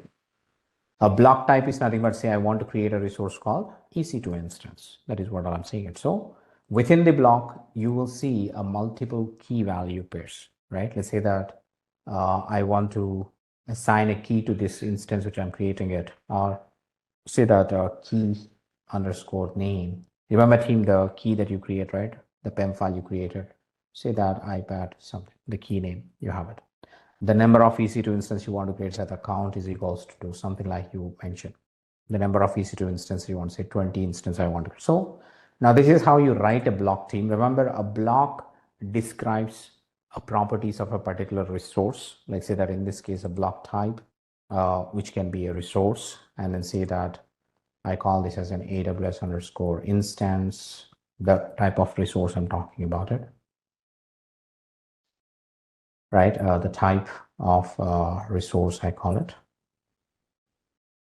and the purpose, something we call it. The example here, I'll do it like this. For example, the block type is called a resource because AWS instance is called resource. Now, type of resource is nothing but your AWS underscore instance. And the purpose is that I'm saying that, hey, I'm creating for this development purpose, I'm creating this instance. There are 20 instances with T2 micro type with a key assigned as iPad to it. That is how you do it. Now, there can be n number of other parameters like the storage, the security group. You can assign everything. Now, everything you assign is as this one. So this is called a block execution or a block within the Terraform script, right? So you have all the arguments embedded inside the blocks or placed inside the blocks always. A block is always open and a closed curly braces. Now, when I say a block type here, team, remember, you also can have a block type called provider block, right? Provider, say AWS. And then you have a provider information, right? Like this, say, you can say that, something like this. So like the provider information, all you do what? Indentation does not matter in this one. You can you don't need to worry about the indentation. Absolutely not a case here. Okay. So this is the idea. Means I can always write anywhere the keys here and there. That should absolutely work fine. Okay. So this is how you do it. So there is a provider block. There is a resource block. There is something called as an output block, something like that. So you have a different block types. You also have a variable block, something like that. So you have a different type of blocks to define some kind of a data within the script itself. So That is why I said here it is called a block type of purpose, and then purpose something. Block type, you call it. Instead of type of resource, I'll say this is my, that's what, right? Type. So this is the idea, team. You get to know other things one by one now. So, but I believe that you understood two important things in your Terraform scripts are always the arguments and blocks, right? A block type resource you want to create on purpose, and like this, and say different block types like provider, variable, output, blah, blah. So are we clear? If you know these two things, team, we can start writing the scripts. Simple as that. All right. So now, team, you start writing your Terraform code, right? Maybe you can choose a directory where you want to write it. You can write anywhere. It doesn't matter, remember. Right now, I'm inside the home DevOps. I can write here itself. There is nothing in it. But if you would like to place all your code into a specific directory, say that Terraform code. I mean, it's not mandatory, I'm telling you, but you can do it. So let's say that T code folder. So remember, I'm writing all my Terraform code related to that. That's what we're going to do now, Archana, one by one, right? One after the other, we'll try to do it. Let's start writing the scripts. You'll get an understanding of provider block. All right. So now the first thing, team, remember, the first thing that we want to do is that we want to log in to the cloud service. For that, we need to write a provider block. Remember, so I'll create a script, say VI, right? Remember, team, the file name can be anything. As simple as that, I'll say a.tf. The extension must be tf. That's the rule. The name can be anything as you want it, right? Or I can say that here aws.tf, right? So I'll simply do this. Open the file. Then you write the necessary block here, say provider AWS, right?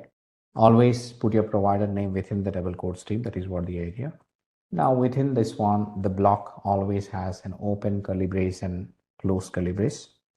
Now within the provider block, now we tell the credentials. Remember that it's not just by defining the provider we can log in. Now what is the purpose of provider block here?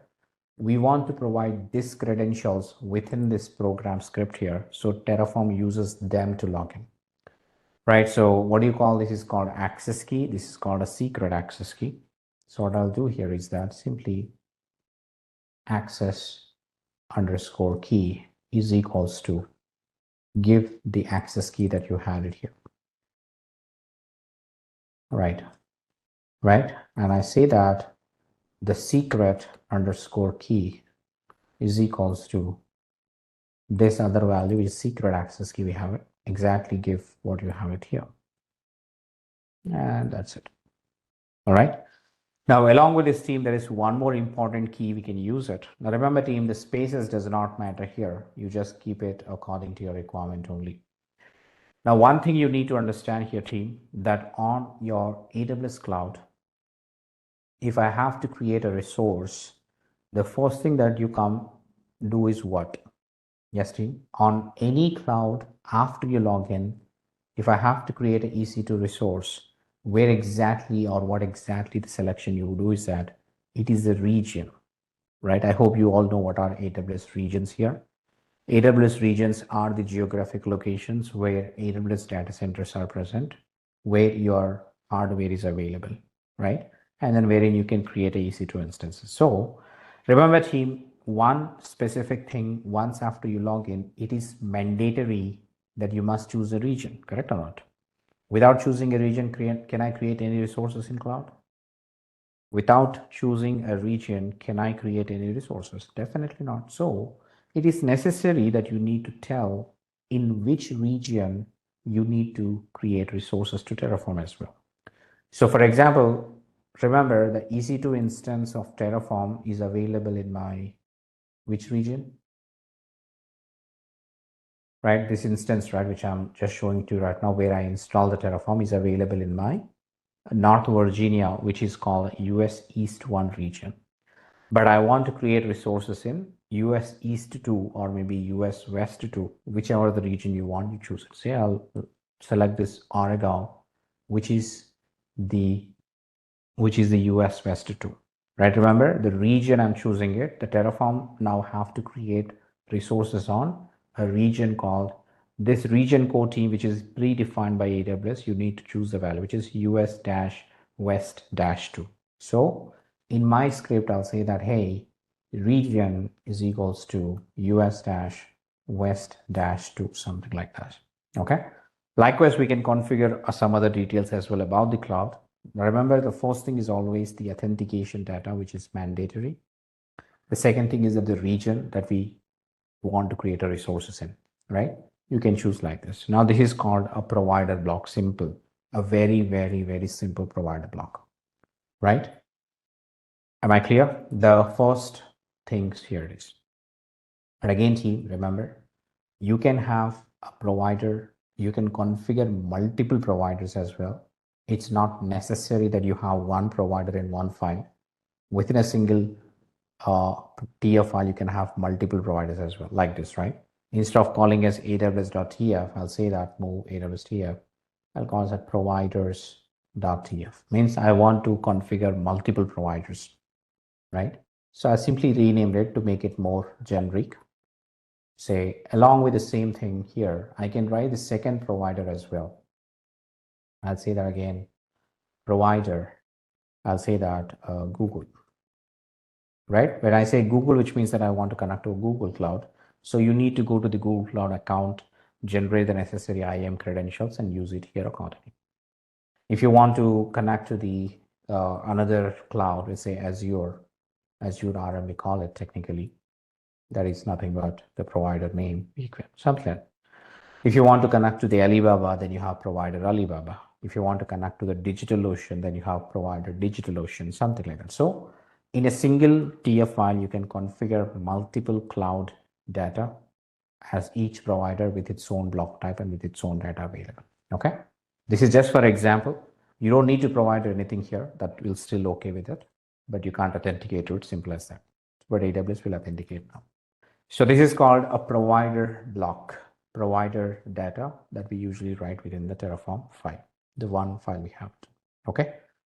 Now, once we have this particular file, the second thing is that assume that Terraform will now use its credentials to log into AWS, right? And say that now, once it logs in, it has to create something called a resource, right? Now the resource team, I'm saying it again, on your cloud, anything that you want to create is basically called a resource. Means, say I want to create EC2, that's a resource. I want to create Elastic Kubernetes service here, that's also good. I want to create a VPC, that's a resource, right? So I want to create something called DynamoDB, that's a resource. I want to create Elastic Cache, that's a resource. Something like everything that is available here is in Terraform terminology called as the resource, right? So one simple thing we always use is called compute EC2. So I'll take an example of basic this one. So this is how you do it, right? If I go to instances, no, this is right. So what I'll do, I'll create another file called vi ec2.tf. Means with this, I want to create a EC2 instances. Now the thing is called a resource, the keyword, which is a predefined keyword. As I said, everything is a resource. And you have something called AWS underscore instance. Remember, team, the EC2 instances are called AWS instances as well. The name here itself is instances, right? So this is a predefined keyword as well, given by AWS to user.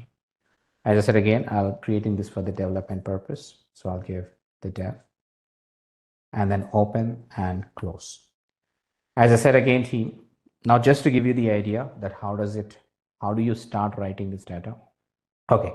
Now the idea is that, team, how do I write the data within this block? I'll give you a few keywords right now quick, but later we'll try seeing it, okay? All right, so now remember, team, whenever we're creating EC2 instances, we need to have some idea that what you're trying to do. So if I click on launch instance on my, launch instance on my browser, team, you can see that it prompts me for something called name and tags, right?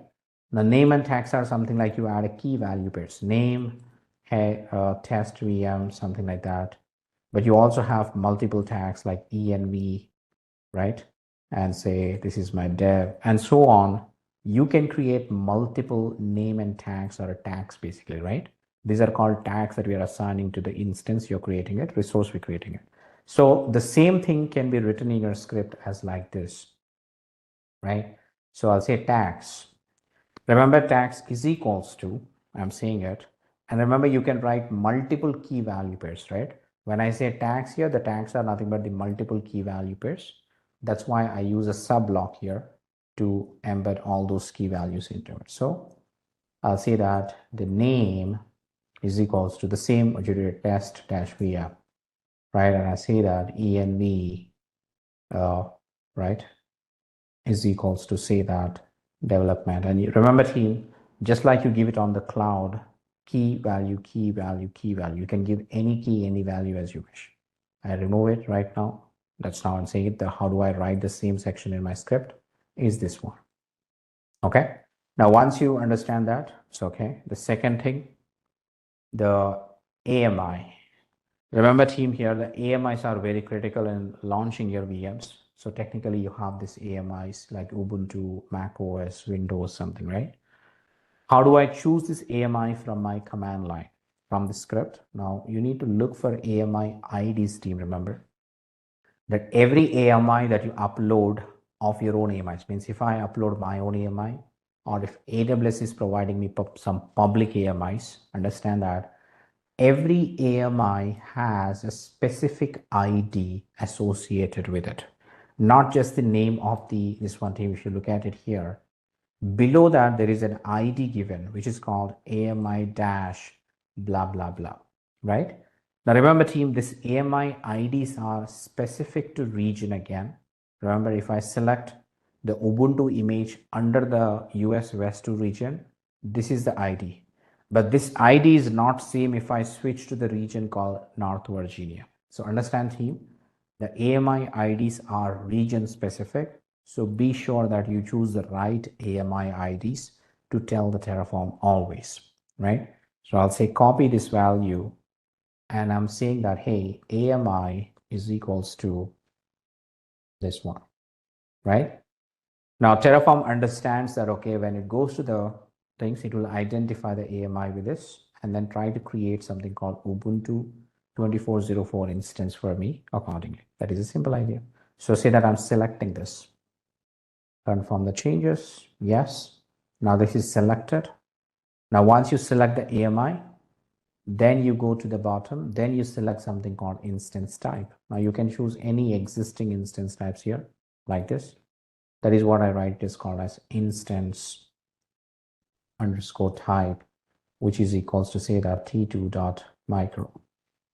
Whatever it is predefined value, to remember all the instance IDs are predefined. You have to use exactly the name what is defined by AWS here again, right? That is something you use it. T2 micro is what I'm using it. Now the next thing which I'm saying it here is called the key pair login. Now either you can create a key pair or you can also use an existing key pair. Now understand, team, here I don't have any key pairs existing, right? Now there is a way that we can create key pair as well, but I don't want to create key pair with script immediately. So I'll say create manually for now, right? iPad US West 2, right? I'm just giving it and I say PAM. I'm just downloading it. So assume that there is a key pair exists called as iPad-US West 2, right? That is what I'm seeing it. So I do something called as key underscore name is equals to iPad-US West 2 something. Remember, team, exactly whatever the key pair name you have it, give it so it will be assigned to that. We have a way to create key pairs as well. I'll show you that in the next examples, but the idea is this. Assume that you're attaching an existing key pair for now. Now, similarly, team, I can also attach an existing network settings, which is a security group. Remember, I can always select an existing security group. Say you have default. By default, there is only one security group called default, but you also can create a security group and then go and do that, right? And you assign the necessary policies accordingly, correct or not? So if I have to understand, or if I have to attach the security groups, then I'll say that, hey, security underscore groups. Now, can I attach multiple security groups to a single instance or not? That's a possibility, right? Instance, remember team, here it is a checkbox, not a radio button, right? To choose either that or this. Basically, it's a checkbox, which means that you can even select multiple options. Now, what I'm trying to say is that team, the security groups is basically a list of security groups. Okay. Understand again here. The security groups are a list of security groups that we can assign to the instances. That's why team, whenever you think about writing a list in the Terraform approach, use a square braces. This is the same thing you use actually in the JSON as well, right? Now, if you have a second security group, then I say something like that. Remember team, we are trying to attach 2 security groups to that instance. We are creating it technically. Right now, we don't have to. So I'll attach only the one which is available, which is default, but yet you keep in the square braces always. That is the idea. Now, likewise, now if you go to the storage, we can configure the storage. Now I'm not doing everything again. If I go to advanced details team, you see that there are n number of parameters that we select map to instances, or you might leave with the default values while you're creating EC2 instance, right? But technically you can control all these parameters that you see on the UI from the script itself. But again, if you're not using some value, it will use the default values again, like you have all the default values here, right? That is a simple idea. Including the user data also can be kept within the script. Now, the last one, which I would like to say, the number of instances, that 2, 20, 10, whatever you want to hear, you see this, right? So I can say the number of instances here by a keyword called count is equals to 2. I can even say 20. I'll say 5, for example, which means that I'm saying to him, hey, Terraform, create 5 EC2 instances with the type of T2 micro with this AMI, which is the Ubuntu AMI, and assign this key name and assign the security group to all the instances, basically. That's what the meaning of this script. I hope this makes it sensible. This is one single resource we are trying to create with Terraform. So now you have 2 important Terraform scripts. One is a provider script. One is a script called EC2, which is a resource script, we call it. This is how you write scripts. You can write multiple resources within the same script as well. Once you write the scripts, now we need to start executing the script with a command called as Terraform, right? There is an installation of Terraform, so we use that. Okay. Now that team, we understood the way we write the Terraform scripts usually, right? We just see that the provider block configuration, how do we write it? And of course, the resource configuration, like how do I define a resource and I start working with this.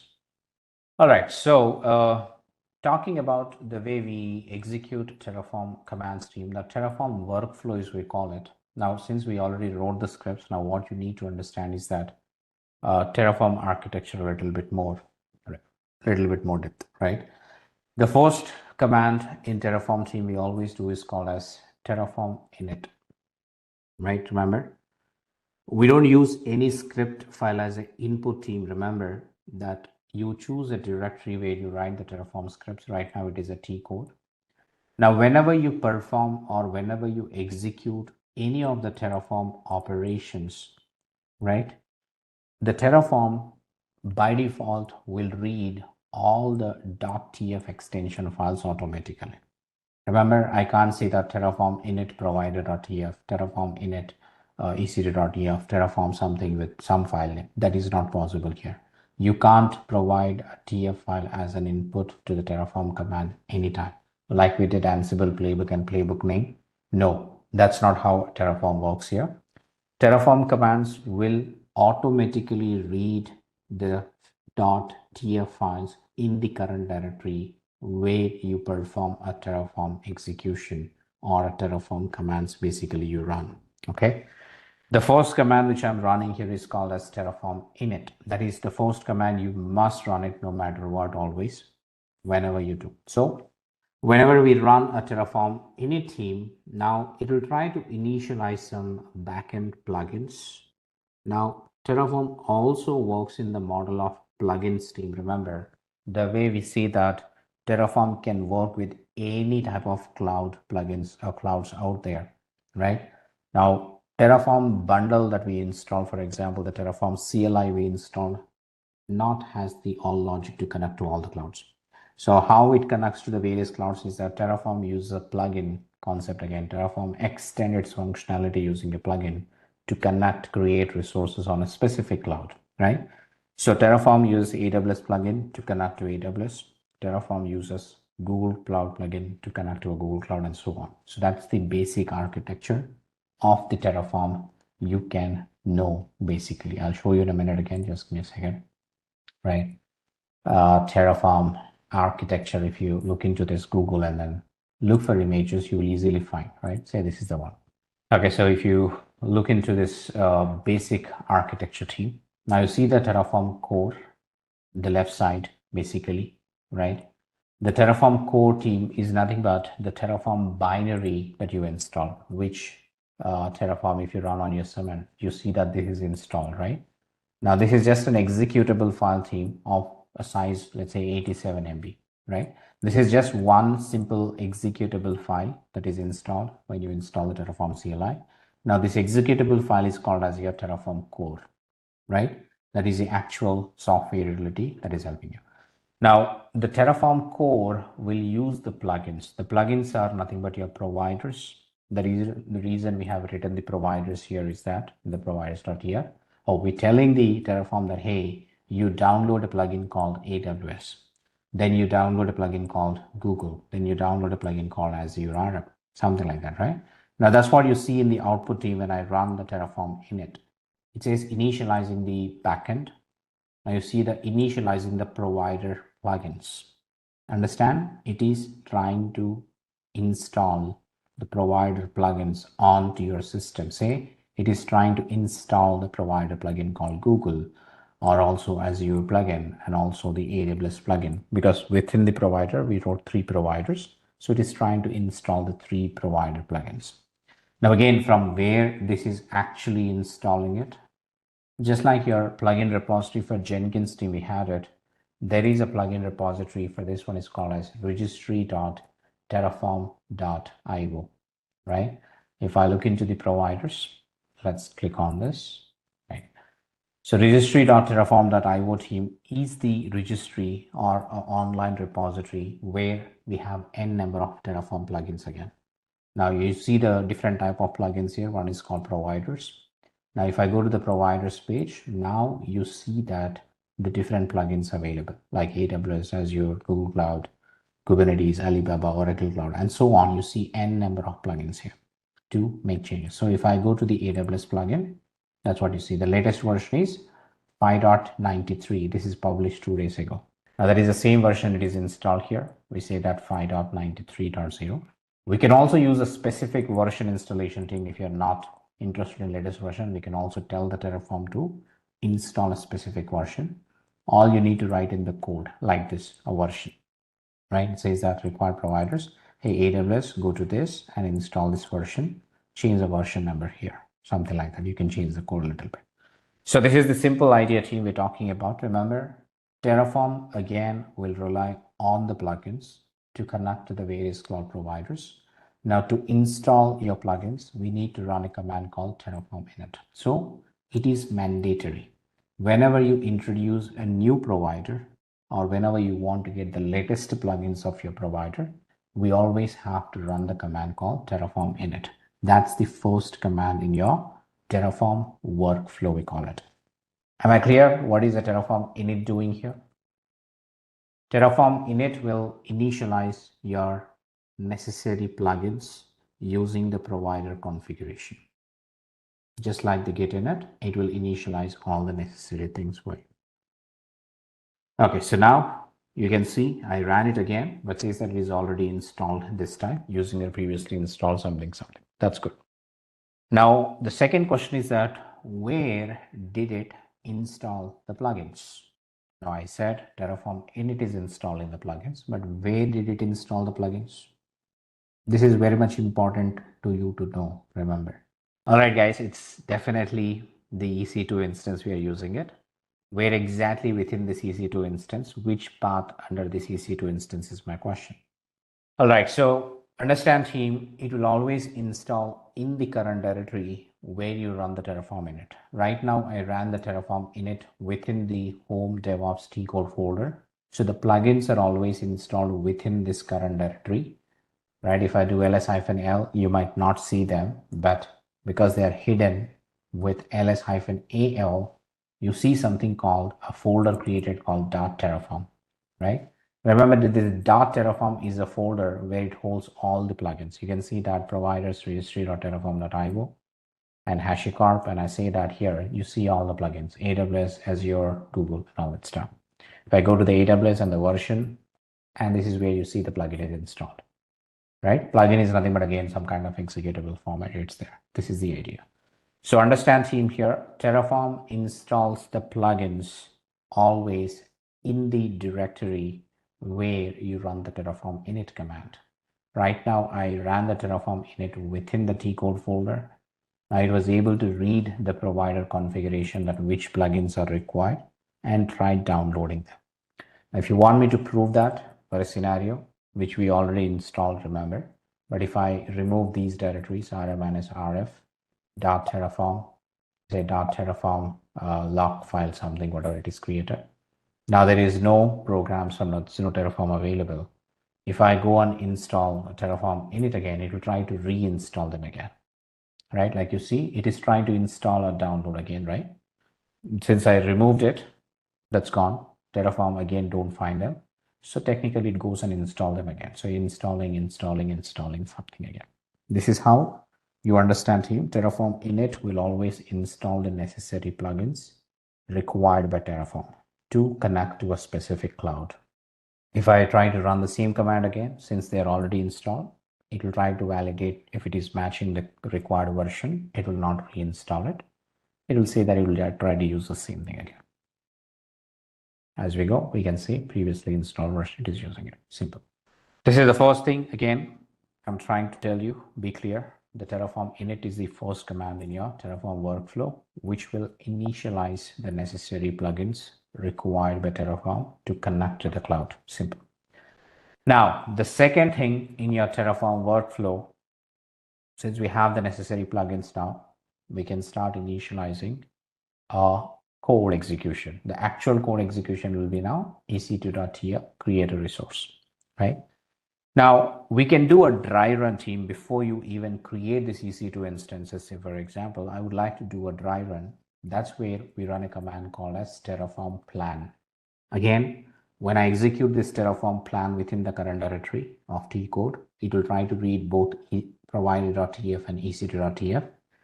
It will use the provider.tf data to authenticate, and then it will use the ec2.tf to create a resource or dry run of this particular thing. So if I do a Terraform plan, you will see that what Terraform will create, right? It is just a dry run, remember. It does not really create anything on the cloud. It will just say that, hey, if you want to create, this is what's going to happen on the cloud account, basically. Okay, now you see, it says 5 resources to add, 0 to change, 0 to destroy, right? If I go on output, you see a lot of data. It says that, okay, this will be created with AMI. Some values will auto-generate after the creation, something it says. This is the idea. Okay. Now you see that it says something. A lot of values will be known to you after you apply it. Okay. Now that's great. Now, how do I do this one? It says that, hey, you didn't use the out option to save this plan. That's fine for me. So Terraform can't guarantee to make exactly these actions if you run Terraform apply. Whatever it is, right? Says that now the third thing in your flow is called Terraform apply. Terraform plan is just a dry run. Now, if I really want to create these resources on the cloud, I use something called Terraform apply. If I do a Terraform apply, now it will prompt you for yes or no. Are you sure you want to continue? Right? I know that it take a minute because it needs to authenticate and then calculate all the things required. Yeah, it says, okay, this is what it is. Do you want to perform these actions? Terraform will perform the actions described above. Only yes will accept this approach. Say yes. Now again, I'm not hitting enter. Before that, I'll show you on my console as well. If I go back to the EC2 instances page. There is nothing available here. As you can see that there are no resources, no EC2 instances. If I say yes and hit, now Terraform will start creating it. Creating. Wait for a minute. Refresh. Now you see the instances are running, right? The 5 instances we requested, the 5 instances are running. Now it says it is done within 30 seconds, right? That's how you create a team called infrastructure as code. Now it is easy to create. Now it is also easy to destroy as well. Like I can ask the Terraform, the last command in your workflow is called as Terraform destroy.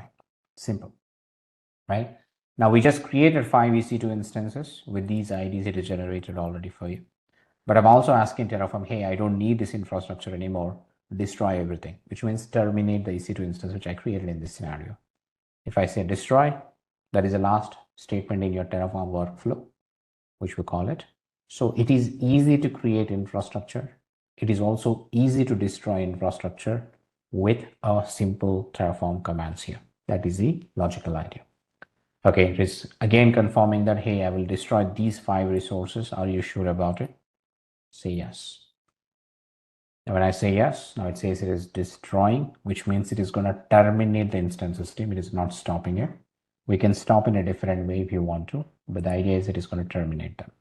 It says that shutting down now. In a minute, it will also go into a state called terminated. If this is done, that means done.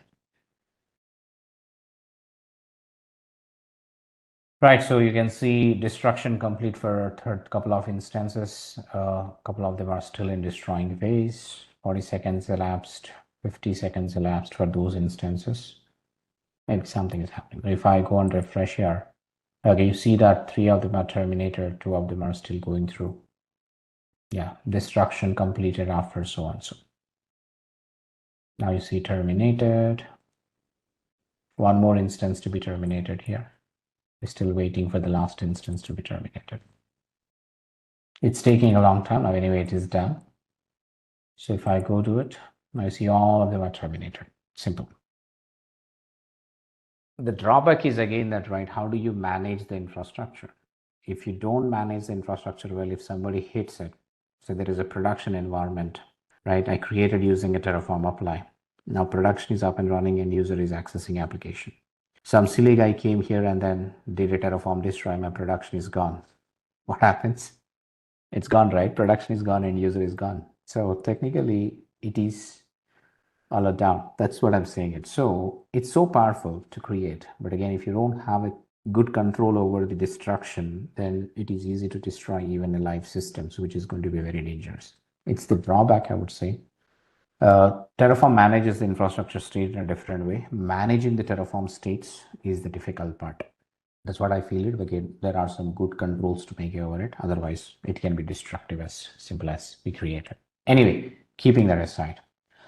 Now that team, you all understood how easy it is for me to create infrastructure and also delete infrastructure with Terraform commands, right? Terraform plan, Terraform apply, Terraform destroy. Simple, right? That's how the init is designed by Terraform, right? When you do a init is designed in a way that it should read all the provided blocks only. It's not even taking the provider.tf. Remember, Terraform commands will read the actual blocks, not the files, right? So it will try to read only the provider block when you do a Terraform init. The rest of the commands will read all the resource blocks, including the provider block. Okay. All right. So now it's the simple idea that we have just created something called ec2.tf, and wherein you're able to create multiple resources, right? Correct. Now you say that I'm reducing the number of instances, team. I don't want 5, so I'll say 2. Okay, so now I'll do a Terraform apply again. This time it will create only 2 instances for me, but you can see that. Yeah, you see that it says, hey, 2 resources to add. I'll say yes. Now it start creating 2 resources. Now, if you come and refresh here, you should see all of them in running state. Now there are 2. right? They just created, that's still initializing phase. You can see that. This is a simple idea, right? Now you see the 2 instances are created successfully, right? Now it is also easy for us to update team, remember. Now, if I re-execute a Terraform init command or Terraform apply command, will it create 2 more instances? What do you think? I said we already created 2 instances. Understand the situation here, team. Terraform had already created 2 instances and 2 instances are up and running. If I run a Terraform apply again, will it recreate 2 more instances? Or it would say that, hey, you already have 2 instances. What would it say that?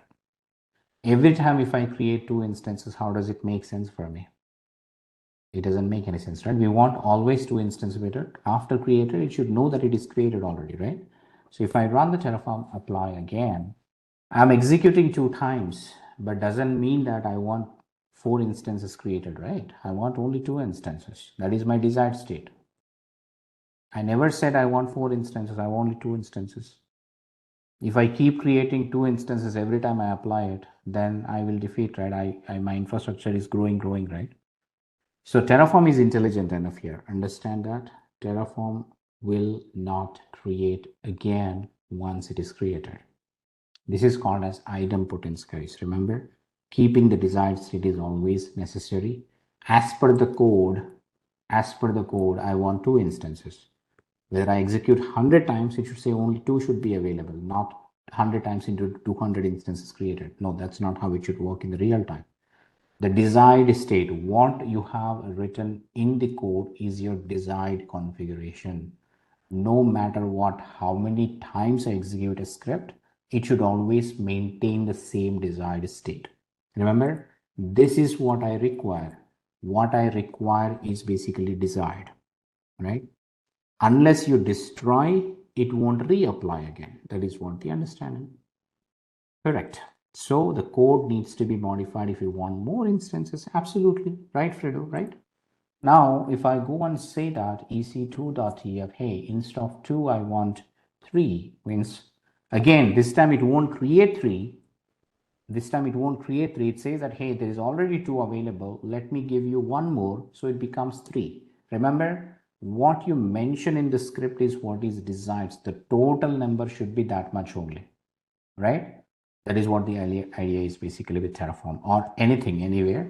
The desired configuration is like what you mention within the code always. Now you see it says only 1 to add because 2 already exist, right? 2 resources already exist for me, so it will create only 1 more. That is what the idea is. Simple. Say yes. Yes, I want to add 1 more. That is what I do. So it's creating the 3rd instance now. You should see the 3rd instance coming up. The 3rd instance has come up now, right? That is what you see. Simple.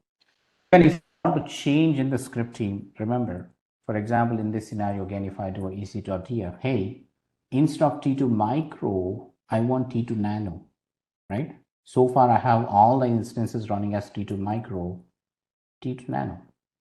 Now, what does it do? Will it delete T2 micro and create T2 nano? Or will it just update it? It should just update, right? That is what. So it is not going to delete them, team. In order to update the instance type, what do? You just stop the instance, update the instance type, right? You just go to the instance setting, instance type change, and you put it to a different instance and restart it. So Terraform will do exactly the same thing for you, right? It will stop the instances first. It will just update the instance type and it will bring it back again. That is what Terraform will do. Terraform will try to match the Terraform state, means Terraform scripts what you given always. So Terraform will try to match your infrastructure according to what you define here. You can also change the key pair name. It will update the key pair name in the things, right? Can I update a key pair to the EC2 instance structure? Is it allowed? From the AWS console, can you update a EC2 key pair to the EC2 instance? Is it possible? If that's possible, the Terraform can do that. If it is not possible, that AWS is not allowing you to update a key pair of instance, then you can't do with the Terraform as well. Simple. Okay, it will fail. That is it. Anyway, right now I'm just training that T2 nano. Say that Terraform apply. So I'm expecting that the T2 micro should be changed to T2 nano. What if you change the key name? Again, if it is allowed, it will update it. If it's not allowed, it will not update it.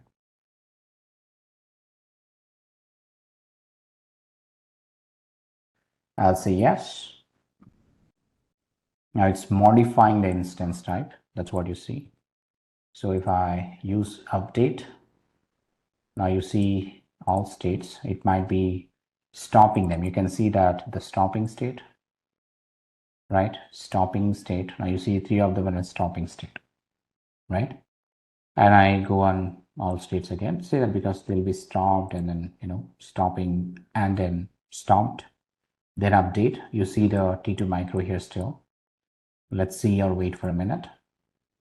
See the stopped will change to T2 nano now, right? Now see the T2 nano. Now it's running. Now the other 2 are still in stopped. Okay, it's doing it. Now it is T2 nano. It is pending. The last one is still stopping. You just see the stream. It's It's one by one. It's automatically doing it for you, right? Say T2 nano now. T2 nano. Everything became T2 nano. That's what you see here as well. An update is going on, right? Even with different user login accessing the same file, it will check the login based on the script. That's right, Indra. Terraform worries about what's written in the script, not the user you're executing here, DevOps, right? Terraform is not worried about the Linux user here.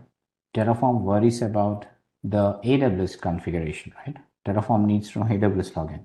With which user you're executing this, the Linux user doesn't matter for you, okay? So that's the idea, team. We're talking about how you actually can understand how Terraform is creating resources, updating resources, right? Or it will try to maintain the desired state, like exactly what's in your script will be present on the cloud. Not more, not less, anything. It will make sure that exact configuration is applied. If there is a configuration drift happened on the cloud, you can just rerun it, will bring it back to the original state, which means that, hey, somebody logged in and changed this one. Then what should you do? Say somebody logged into my console, those who have access, then I say that change the type to T2 micro again. That I don't want really. I'm going to show you in a 10 minutes. This is all real time, only you do it, right? There's nothing less than real time here. All right, so here it is. Now, if I reapply it, it will change it back to the T2 nano again, which means that if there is a configuration drift in the real environments as well, you can use the Terraform code as the baseline, right? As the desired state always. So which means if there is a drift, I'll rerun, it will match, ensure that my infrastructure is back to the original position, which I exactly wanted. So this can be version controlled by putting in a Git as well. You can easily track who is modifying the code, that what is happening exactly, and all those things can be controlled easily. That is what the benefit of IAC again. Okay, so anyway, keeping this aside now, let me show you a couple of more resources as well. Not only the EC2 instance, right? Say that you like to create multiple things. So if I go to AWS here, now I have multiple scripts available here, team. I've written. So if I want to create S3 bucket, then this is a code. Resource AWS S3 bucket, say S3B something, and I go and do this, right? It is the same block type, team. Always you give it, say VI. Remember, team, I can write something called s3.tf separately, or let's say that I'll just change to ec2.tf. You can even write multiple resources within the same code itself, like this, right? If I want to be sure, remember, team, you need to be sure about the S3 bucket. Name is unique across the regions. So I just mentioned some random name like this, right? Now, again, this time, what is missing? If I run Terraform apply now, what it will create? If I run Terraform apply now, what it will happen? Will it create only S3 bucket? Only S3 bucket should be created because the EC2 instances are already present with the required configuration available. Only the bucket should create. So Terraform apply. All right, so you can see the 3 instances are refreshing it. There is only one to add. Only the S3 bucket will be created, right? So say yes. It will try to create only the S3 bucket. Done. Let's go and validate. So if I go to S3, right, I should see an S3 bucket with some name. Here you see the bucket, whatever the name you have given is created successfully. Okay. So that's how you understand team one after the other.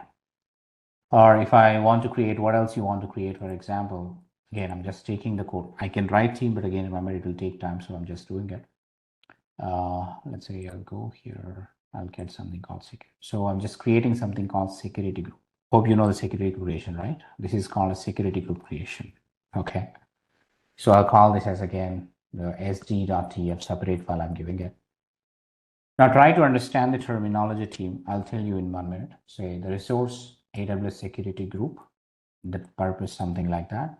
And the name is something. Remember team here, you can give any name to this, right? And say a description of this one. Remember team, you just need to recollect the way you do it on the UI. Let me show you, right? So if I go to the EC2, for example, now remember the page that you're doing it always here, right? Security groups. Where are here is security group. When I create a security group, you remember this page, right? So there is a security group name. So that's your security group name here. There is a description field. So the description field is this one. Now there is a VPC that I need to write my VPC. I'll write it in a minute. Just give me a second. There's also VPC I mentioned. I think it is there at the bottom. Yeah, here it is, right? There is a VPC ID that I should get it, right? I just get my VPC ID and then place it here as well. This is mandatory field, right? And coming to the inbound rules. Now, what are inbound rules, team? Remember, it is the incoming traffic into your EC2 instance, correct or not? Can I say, team, everybody? Is the inbound rules are nothing but your incoming traffic, and outbound rules are your outgoing traffic from the EC2. That's where we say that here is the ingress. Remember here what we're saying? Now here the ingress means that it is the incoming traffic or inbound rule 1, inbound rule 2, inbound rule 3, inbound rule 4. Remember that you can add multiple inbound rules, right? 1, 2, 3, 4, 5, 6 and all this stuff. Like this you can add multiple inbound rules. Each rule here is the ingress block again. Now ingress, open and close. Now it says from port to port, protocol is TCP. Now remember team, this port is called AT, which is a HTTP port. So you choose a protocol. Let's see that here is something called as a HTTP. When I select HTTP here, you see that a protocol is always TCP. So I mentioned protocol is TCP. Now the port number range, which is 80. When I say 80, which means it is choosing HTTP here, right? So which is from port to port is 80, which means I'm using the HTTP. And the CIDR block team, remember from where you allow it, the source we're talking, the source is like anywhere IPv4. Now you see that this is what? The meaning of anywhere IPv4 is the 0.0.0.0 CIDR block, we call it. That's what I mentioned, which is like anywhere IPv4 is what I mentioned technically, right? Even if you want to write description, you can also add a description here if you want. Right, ingress and egress in script. Ingress is inbound rules, always. Egress are the outbound rules. Now this is the first rule. Then you have HTTPS, I believe the next one. If I go and select the HTTPS here, where is this HTTPS? Yeah, here. Again, it's a protocol is TCP 443, anywhere IPv4, something like this. That you see, it's the same block we have it. Now this is something team, kind of ICMP all traffic. The protocol is ICMP here. Remember, not the TCP protocol. It is the ICMP protocol we're saying it, which is like your all ICMP-v4, right? You see that all ICMP and is like this one, right? Now all means that here from and to ports are -1. It's like everything. -1 means to everyone basically in the case of ICMP. Now the next port is ingress again, which is like your from port to port, which is 22, which is in a way SSH, right? So we can select SSH here, 22 port number, anywhere IPv4, something like this. The same thing which I mentioned here as well. Now the last one, it's egress. Remember, we are done with ingress, ports, ingress rules. Now we're saying that it is an egress, which means that you need to go to the outbound rules, right? Now, outbound rules, I selected all traffic, right? Which is always by default, protocol is all, port range is all. Now, see that protocol -1 means all here. Now, the from port to port was 0 means it's all port range again. That is what the meaning of this. And the CIDR blocks are again here, this one, this idea. Now, remember team, the tags again are something like below tags, you do it. There's a tags, you can always add a key value pair. That is what all you're trying to do. The same tags which I mentioned in the script. The tags which requires an equals to here, sorry. The typo in the script like this. 0 or -1 means all ports and all protocols here. When I select something called all traffic, what is the port range? All, right? Which is can be mentioned as 0. From port to port is 0, 0. Protocol all means that again, I keep it -1. Means if I keep it -1 here, that protocol becomes all here. That's the idea. That's all about it, nothing else. All right, so all I need is a VPC ID team here. Let me grab the VPC ID from the default security group. This is the VPC ID, right? The same VPC we are creating in, so I'll keep the same VPC here, right?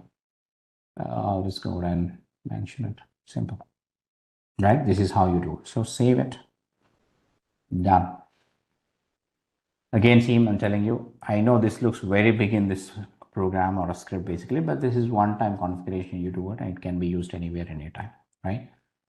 All right, so let's execute it. Now again, I'll do the Terraform apply. One more resource to be created. Remember, we already have 3 EC2, 1 S3 bucket. Now this time it is going to initiate a new security group with the name we mentioned, which is the web server SG something. Right, you have S3 bucket, everything is good. Say there's only one thing again, which is yes, create a security group. All right, done, it is created. So let's go ahead and validate. Here it is, web server SG, this one, and open it and see the rules team if you want to. Click on SG. Now you see the rules added, inbound rules, right? All ICMP v4, ICMP, all something, whatever you want. Same thing, right? Outbound rules, all, everything is good. Exactly what we wanted. You can't specify the, as I said, that is the first statement I made today, Prasanna. You can't specify a Terraform file which you want to execute. No, that is not possible with Terraform apply. Terraform will always read everything or all the TF files in the current directory. These are the 3 different TF files we have. It will read all of them. In case of S3 bucket creation, we have changed the bucket name every time. Why are we changing the bucket name? No, right? You gave one name in the bucket name. Why would it change it? If you change the name, this is the name of the bucket, right? It won't change. It will keep the same name. If you give a different name, then it will create a new bucket altogether, right? Considering that it is a new bucket always. All right, so this is the understanding. Terraform, apply. This time again, it won't create anything because all the resources are already at the desired state. Means what we have in scripts is already created on the cloud. So your scripts matching your infra, it does not change anything. It simply says that Terraform has compared your real infrastructure against your configuration and found no differences. So no changes are needed. Terraform will clearly state this for you. Okay. But the question here is that, am I clear until this point, team, everybody, that how do I create each resource and then start working with it? There are 2 things you need to understand here. Right? One thing is about how do I write this each resource block? From where do I know this keywords? Right? Now I know that I'm writing it blindly and I'm giving to you, but how do I know what keyword should I use here? For creating AWS instance, it is instance. For S3 bucket, it is S3 bucket. For S-secret, it's security. But in order to create a key name, what should I do? In order to create a DynamoDB, what should I do? Right? How do I know this information is the question. That's where you always have to look into the Terraform documentation team. Like here, every plugin has its own documentation. Remember, we are being specific to the AWS here, right? If I go to this, if I'm being specific to the AWS, go to the AWS. And then on the top right, you have something called documentation. Terraform maintains a clear documentation of everything. So one thing here, if I click on the documentation about the AWS provider, then you see the left side, there is a big menu, right? It's an n number of resources that you can create. Right on the left side, you see Terraform supports all these type of resources to be created using the scripts. Now, what we did right now is a EC2. So on the search box, I'll say EC2 here, right? Let's say that the EC2, you have EBS, data sources. I see this is an elastic compute cloud. Now, under this team, you have all the predefined resources. Like, remember, this name is not my own. This is a predefined name given by the AWS to me. So how do I know that? You need to go to the AWS documentation, Terraform AWS documentation, and find that exactly. If I want to create an AMI copy, this is the one, right? And say EC2 host, blah, blah. You see that, right? There are something, AWS _ instance. Right now, this is what the user used it. So remember, team, it is always necessary to know the right to. So the examples are given below as well. How do I use this? It says resource, AWS instance, web, blah, blah, something like this. Okay. And the second thing, now within the AWS instance as a resource type block, now these are all the keywords which I'm using it, AMI, instance type, tags. Remember, team, every key which I'm using here is a predefined key, which again is given by the AWS to you. Now these are called arguments, right? I said any key is equals to value is called an argument in Terraform script. So that's the reason, team, within a block, you have arguments like this. Now each argument has a key value. All the keys are predefined. Values is what we do, use it accordingly. So this is called arguments. So on the right side, you see something called argument reference that is supported by AWS instance resource type. So if I say argument reference, now see that argument reference here. Now technically use an AMI, associate a public IP address, availability zone. Now see, team, there are n number of keywords that are predefined in this documentation that you can use within this block. Like we used tags, AMI, instance type, key name, security groups count. Those are the one part of this one here, right? If I come down, you should see what we used, right? Where are they? Say here is a key name that I see it like this, right? This is a key name parameter which I used. Then you have something, various other options as well, right? Something like, remember, team, all these things can be written within your script, like the security groups here, right? And the tags here that you can see that I'm highlighting again. So these are all the default, a few keywords I used it, but understand that all you need to know is that you need to explore the keywords based on your requirement, start using them within your script, automate everything as per the necessity. This is what the idea is basically. Okay. From where do I find all these keywords, or what resource type I should create and what keyword should I use it based on the understanding? If I want to create DynamoDB using AWS, then I search for a DynamoDB here, right? You see that here, DynamoDB table, right? You see multiple resources, table, something tag, global state, contributor insights, and everything. All these things you can do, right? You can just this idea. So if you have anything like a key pair, say AWS key pair is a resource that you see that. And using this, I can create an AWS key pair and attach to my things. I have to go and attach the key pairs like this, right? What else you have to create it? For example, I want to create a VPC, right? Maybe something called AWS _ VPC something resource. Should be available, right? Where is this? No, AWS VPC is not there.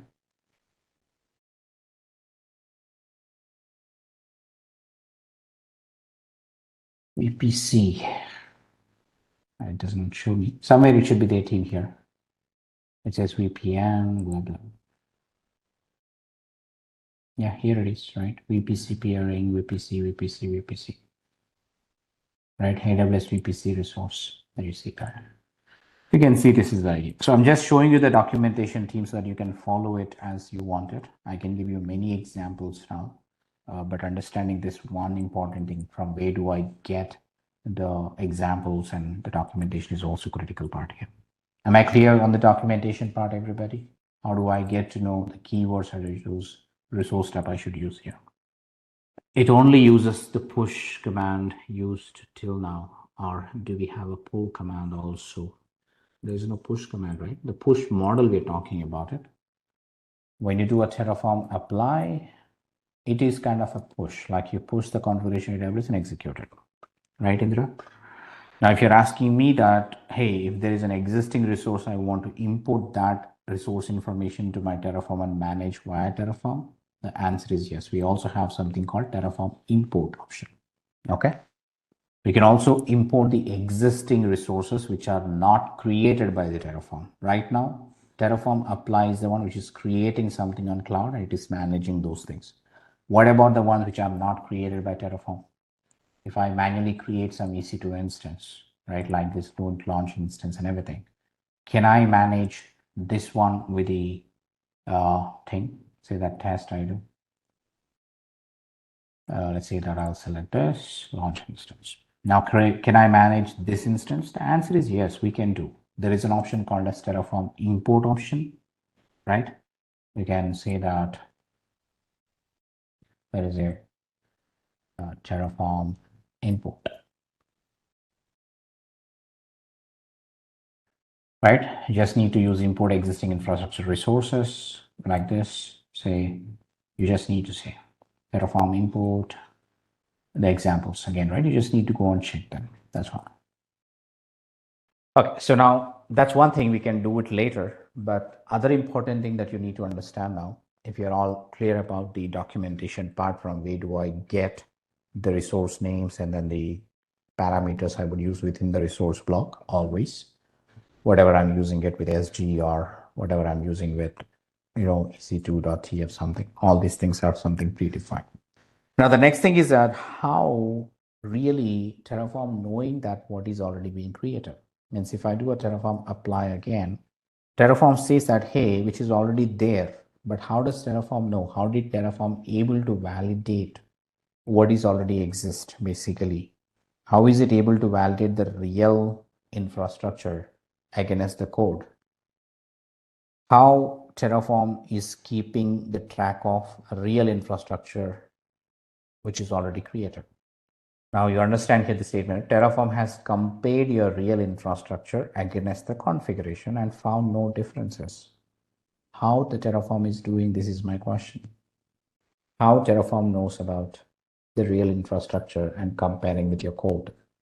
Okay. Understand, team, this is where you need to understand the way Terraform is managing the infrastructure after it is created.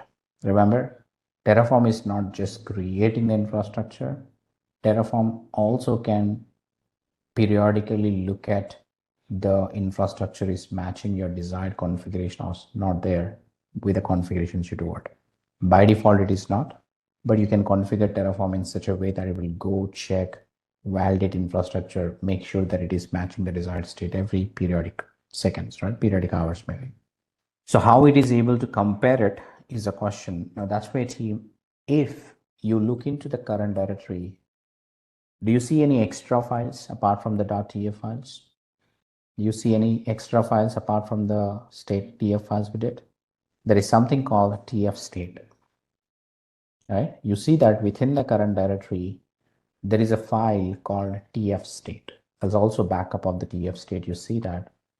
So here it is, team. If I open this tf state file, now you see that Terraform is generating the configuration of the resource it is created, right?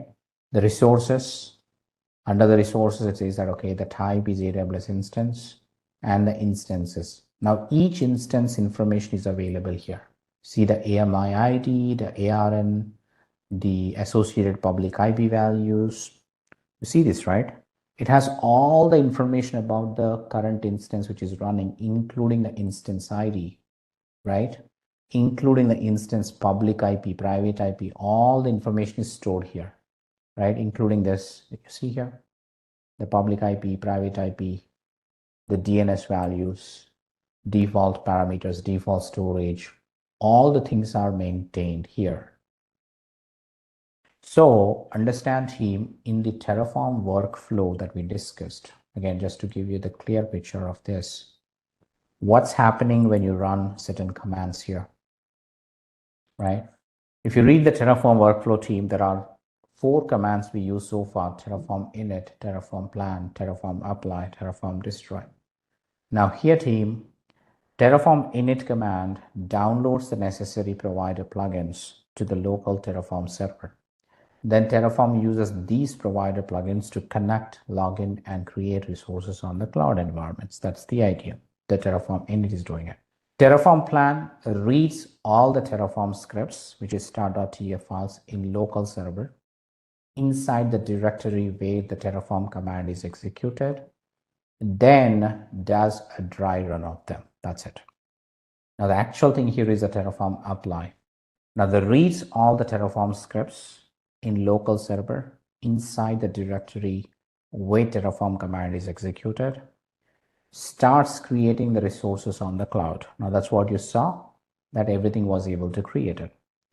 Now it is not only creating things team, remember, once the resources are created, Terraform creates a file called terraform.tf state file on local server about the info of all the resources it created with apply.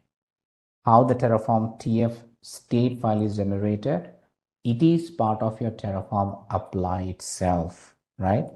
The terraform.tf state is a file which has the real infrastructure which is created by the Terraform, right? That's what it is doing it. Now that's how team, whenever I reapply it second time, hey, it is validating the TF state file against what's in the cloud. If it is matching that exact state, it says that everything is good. If it is mismatching, then you will try to reapply the configuration again. That's what it is doing it, right? Remember team, whenever you apply the Terraform apply command second time, it looks at the TF state file, try to take this configuration, compare it with what's in the cloud, right? It logs in, compares it, generates the templates and compares it. If it is equal, says nothing to change. If it is changed, then it has to apply the change again. That is the idea. I hope that makes sense now, how Terraform is becoming idempotent here. Now, it is same applicable for Terraform destroy as well. How Terraform is able to identify the resource it created and deleting only the resource it created. The scenario again here in this case, right? I have all the instances running if I do, right? Remember this test VM is what I created manually, not by Terraform, right? T2 micro is manually created. But if I do a Terraform destroy now team, it will destroy only other E3 EC2 instances. It will not touch this test, right? How is able to understand that? Because test is not part of your TF state. Is test is part of my TF state here? The test EC2 instance is part of TF state by any chance? Definitely not. That's why it won't touch that, right? It won't touch that basically. That's what I'm saying here. Terraform will actually maintain this TF state as part of its creation and deletion, right? So I'm hoping you're getting the points here. Reads the local terraform.tf state file in the current directory where the Terraform command we run and deletes all the resources as per what is available in the state file only. So the Terraform state file is the heart of your Terraform team. If suppose if I move out this state file to another directory, Terraform will recreate again everything. You know that? If I delete this Terraform state file, what happens? Terraform will recreate everything because Terraform does not have a values to compare anyway. That is the reason team I'm saying it. Terraform state is the key in entire Terraform workflow. Okay. Now we can see the Terraform state files, Terraform state configuration like this. Terraform state show. Did I miss something? Okay, I need to give, sorry, the Terraform state list is what I do first. Now, if I do a Terraform state list team, remember it reads the state file. It will tell you what resources it is created, technically in a short form. That you see, okay, I created AWS instance 0, 1, 2, 3. And then I created AWS S3 bucket, S3B, and AWS security group, SGWeb. So this is how you see the resources created by the Terraform. So far, that is exactly what is in the state config file. Now I can know about a particular resource. I know opening a file, state file is a very big one. You can't read it really. Means if I open the state file, can I read, understand the information? Remember, it has around 600 lines. I can't read it easily.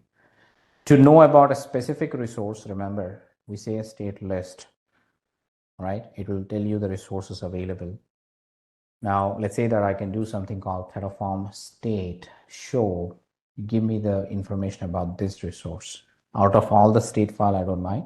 Okay, it'll give me what exactly is available on the state of this particular on the cloud, right? You see this? So it will print the information onto screen in a more readable format as well. You can see this. It is printing all the information about your S3 bucket here simply. Yeah, right? See that it's printing the S3 bucket information in a more readable format, step-by-step file. This is the idea. So Terraform state list will tell you the resources created. Terraform state show will help you in knowing about a particular resource created, right? This is something. And let's say that Terraform destroy, say that I'll do a Terraform state list. Can I destroy a specific resource? The answer is yes. How do I do it? If I say simply Terraform destroy team, it will consider all the resources in the state file available. But instead of that one, I can say that -target. Hey, target only the deletion or a destroy of the security group. Or maybe let's say that I'll destroy this instance out of 3 instances. I'll destroy only 1 instance this time. Right? They say Terraform destroy, target only that resource. The rest of them don't touch it. Simple, right? So this is how you can control what to destroy as well in a specific way. So now it says that, okay, there is 1 to destroy, right? I'll say yes. Go ahead and destroy that one thing.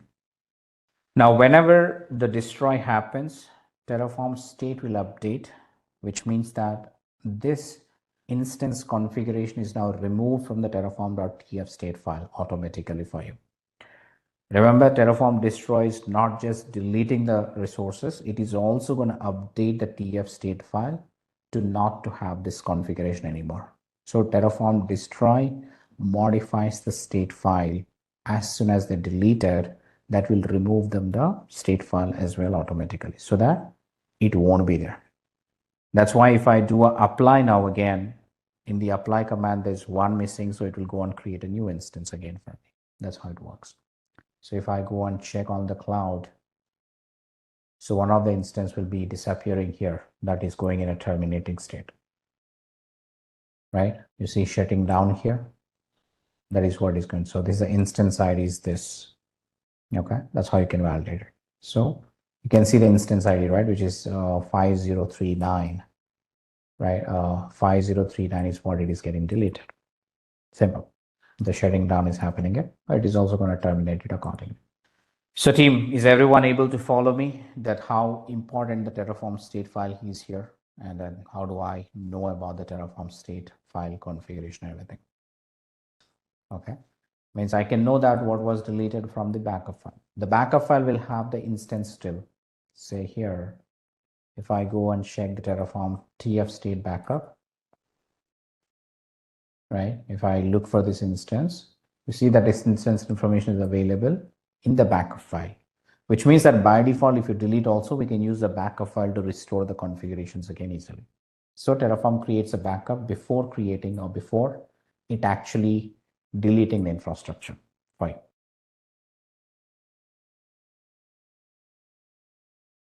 Just one step back, we can say that. Okay. All right. So now you understood about how do I destroy a specific instance as well. specific resource as well. Again, if I remove it, technically it will delete all the resources for me from the cloud account, right? I just need to say yes. Let me do. Say yes. Nice.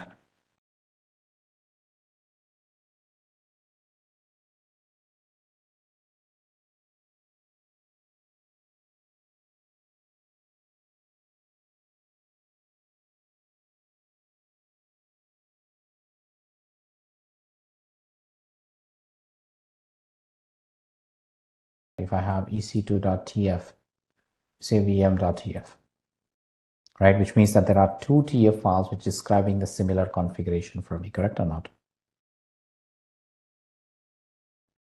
The two files have the same exact code. Okay, try running it and see. Now it will throw you error, right? Simple as that. It says, has was already declared something. It says that the resources are duplicated. You can't have a duplicate resource names here. What you do is that instead of anything, you can change to something else. So it will work for you. Okay. The purpose must be different in each file when you're doing the same resource type. Okay.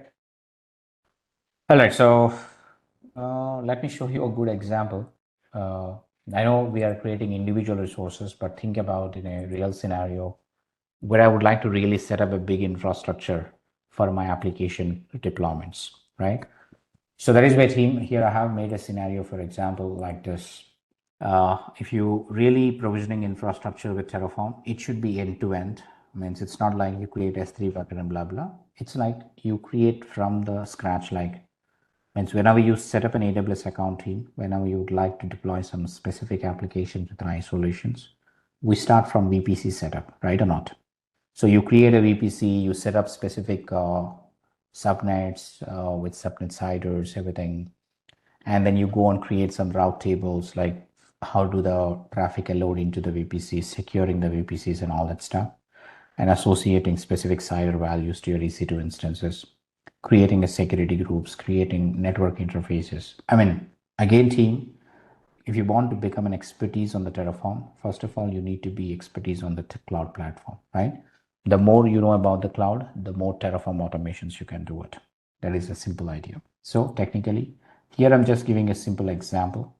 Like these are all the tasks which I want to perform. Say network setup, create a VPC, create internet gateway, create custom route table, create subnets, associate subnets with route table, right? Create a new security group with the port numbers what I wanted, network interfaces and attach them to the subnets. Then finally set up an EC2 instance and also deploy a web server on it and deploy the code onto it and all this stuff, right? So this is the simple scenario I have it. I have to set up this end to end. Now I need to write a Terraform script, right? Now this is where team, if I get into this, you have all the necessary code here. It's a big file having multiple resources, remember? And these things I can take out. So starting from here, you can see this, right? Creating a VPC, resource AWS VPC with specific CIDR value you wanted.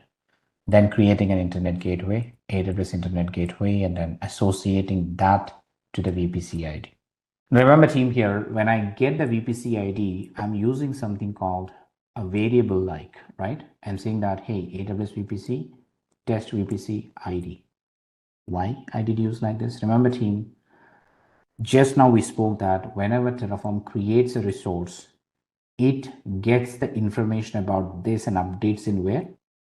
Where does it update the information about the resource it is created? In the TF state file, correct or not? Every resource information is updated into the TF state, right? Now remember team, just like we have the Ansible variables like inbuilt, right? The, what do you call the gather facts, right? Think about it. From the gather facts, we're using the data as variables. Now similarly team, whatever is in the TF state file can be used, right? Remember, from within this TF state file, we can grab the values which are generated and use them or pass as inputs to the next scripts as well accordingly. So for example, like in the case of EC2 instances generated, I get the EC2 instance ID, right? Somewhere EC2 instance ID is there, this one, right? Now similarly, whenever I create a VPC, do I have a VPC ID as well in my TF state file? Correct or not? Will it have it? Once a VPC is created, the VPC ID generated must be part of your state file for sure. So that is the logic we are implementing here, dynamically grabbing the VPC ID and then associating that with sphere resource again. This is what I'm doing here. First, creating a VPC. The state file is updated with the VPC ID, VPC information. Now, in the second resource, when I'm creating AWS Internet Gateway, that requires a VPC in which you are creating it. So you need to get the VPC ID under VPC, which VPC you're going to create Internet Gateway. So how do I get the VPC ID here? That I'm using this AWS VPC as the thing, and whatever the name you have given here, which is a test VPC, and the ID, just like here in this scenario. Again, I'm telling you. So in this scenario, right, this is an EC2 instance, right? So the AWS instance we're talking about, the instance, the type is AWS instance. That is what I'm saying it, and the instance 0, which is the first instance basically. And the name, right? Remember, AWS instance, the name is anything, and the value, which is going to be the ID. Simple as that. From each of the file, we can get like this ID. We should get this value and add it in this VPC ID section. So it will get that again. So that's what I'm saying it. Now this is what I'm assigning it. So create VPC, get the VPC ID. Under that VPC, we create Internet Gateway. Now the same thing for your AWS route table, also associated in the same VPC ID. Same thing, which is for all the resources, right? Now VPC ID, under this, we are creating some subnets with this standard block and availability zone assignment, everything like this. Here we're seeing that it is a US East 2B something, which means the thing is going under US East or US West something, right? Everything is like the team. Again, I'm getting the subnet ID from the previous subnet creation and associating the route table to the subnet, something like that. All the values ingress, right? Here also getting the VPC ID while I'm creating a security group, for example, like this. All right. So this is the logical idea, that you dynamically grab some values from within the state file and start creating the things accordingly, right? So here it is, and the availability zone is US West 2B or East 2B, and say that key name that you want to assign it, everything. Okay, let's create this and see it, everybody. Will it work for me? So I'll take this code, entire code. Now remember team, here I'm just gonna create another folder, not the T code. Say I don't want to touch with this. I'll say that mkdir infra, right? The big infra I'm creating it. I'll go inside it. Now this where we don't have it. So vi my infra.tf, and I just paste everything here. Now you need to update a couple of values here, team. Remember, key name. The key name which is existing, again, I'm going to use it. What was the key name? We had it. iPad dash. What is the key name we had? West, US West 2, I believe. And remember, this is not the East. Basically, we are using US West, so use the US West. And remember, wherever the US East you had it, ensure you use the US West, right? That is something, because the region we're using is US West in this scenario. Here as well, I'll say US West 2B. Anything else you have? US dash East. No pattern found, right? Good. Okay, I'll save this. Now, since this is a new directory, team, remember, there is no plugins available in this particular directory. What I should do, first of all, what is the first command should I hit here? I also need the provider team in this directory. I also need the providers, remember. So I'll copy the provider from the previous one, providers.tf. Without a provider, I can't log in anyway. So these two things. Now the first command we hit is Terraform init. This directory is entirely different than the previous directory. So in order to know the plugins, always should be in the current directory. So now it is again reinstalling the plugins into my VM. Done. Now I'll say Terraform apply directly. I'm hoping that it will create everything. And remember, team, some of the resources you're creating with this file are maybe chargeable, so be careful. I don't want you to get charged. Again, if you're okay to test charge with the limited values, then go ahead and do it. Okay, now you can see that it says, okay, 9 things are going to be created. Say yes. I'm hoping that everything will go. There we go. We can see VPCs, subnets, internet gateways, security group. Okay, there is something is wrong. What is wrong here? It's a warning argument is deprecated. Okay, VPC is deprecated. Use domain instead. Okay, we'll do it. Create EC2 instance operation, run instances, HTTP response for status code. The error says it very clear. Remember, Rizwan, it is not the permission since the AMI ID are region specific. This AMI ID does not exist in the US West 2. That's what it says, right? It says that this AMI ID does not exist in the US West 2 region. So it's a bad request I'm doing it. So I have to get the right AMI ID, remember, that we used earlier. So this is the right AMI ID in the US West 2.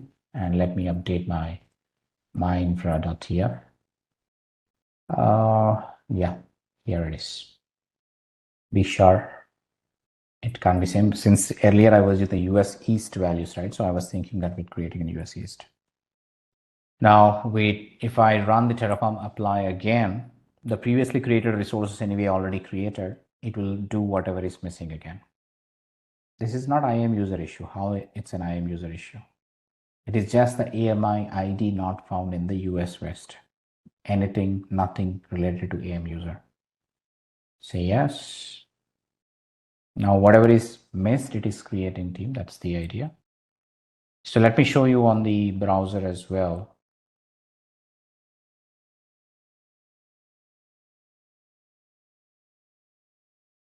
First thing, if I go to the VPC, right? You should see the second VPC created apart from the default in my case. Right? So if I go to the VPCs, yeah, there you go. You can see the VPC with the CIDR we mentioned, 10.0.0.016. That is the one which I mentioned in my script, right? My infra.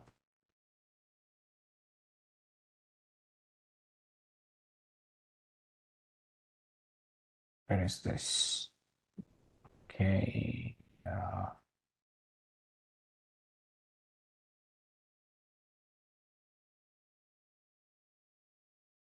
Yeah, here it is, right? VPC with this CIDR block, right? What else we created? Internet gateway. Yeah, the gateway 1 is created and attached to the new VPC. And I can see that. Some route tables we initiated RT1, which is created as subnets.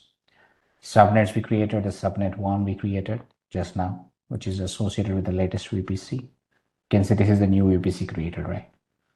And what else we created here? Some elastic IPs. Yeah, there is an elastic IP also I created associated. Security groups as well we created. We can see the team, everything is created. Test SG1 something, right?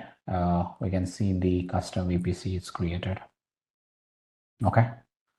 Now, along with this, if I go back to the EC2 instances, then I should see some test instance might be running. Yeah, the test instance is what is running it here as well.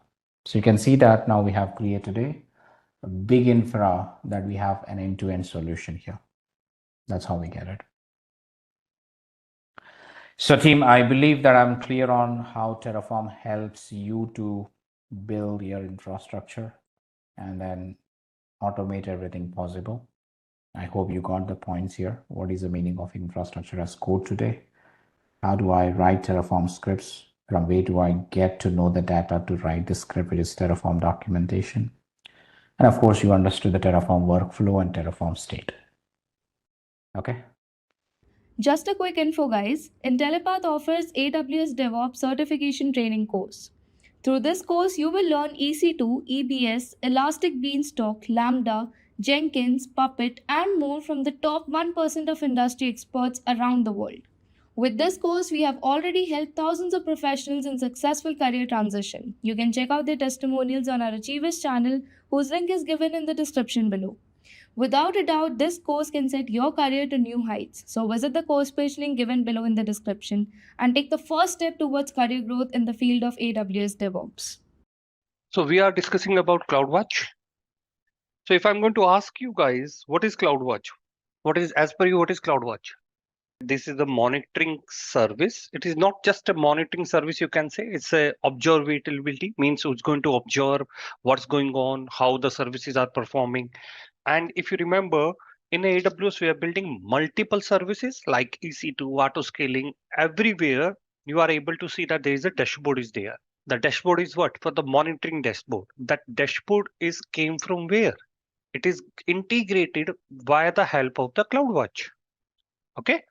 And if you remember, we discussed about giving you one example that if my boss is going to ask me to monitor 2000 server and every hour I need to monitor CPU memory, are I am able to do that? No, na. So what is the option we have? The option is that I need to create one server, centralized server, and that centralized servers I'm going to use and deploy the monitoring tool.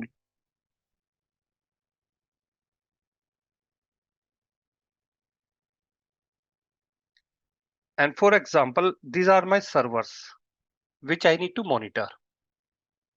So where this monitoring tool is installed, this will be going to become my monitoring server.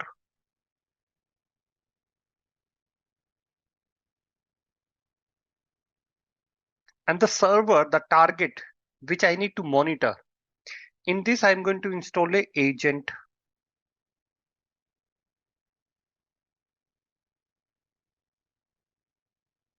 A small software.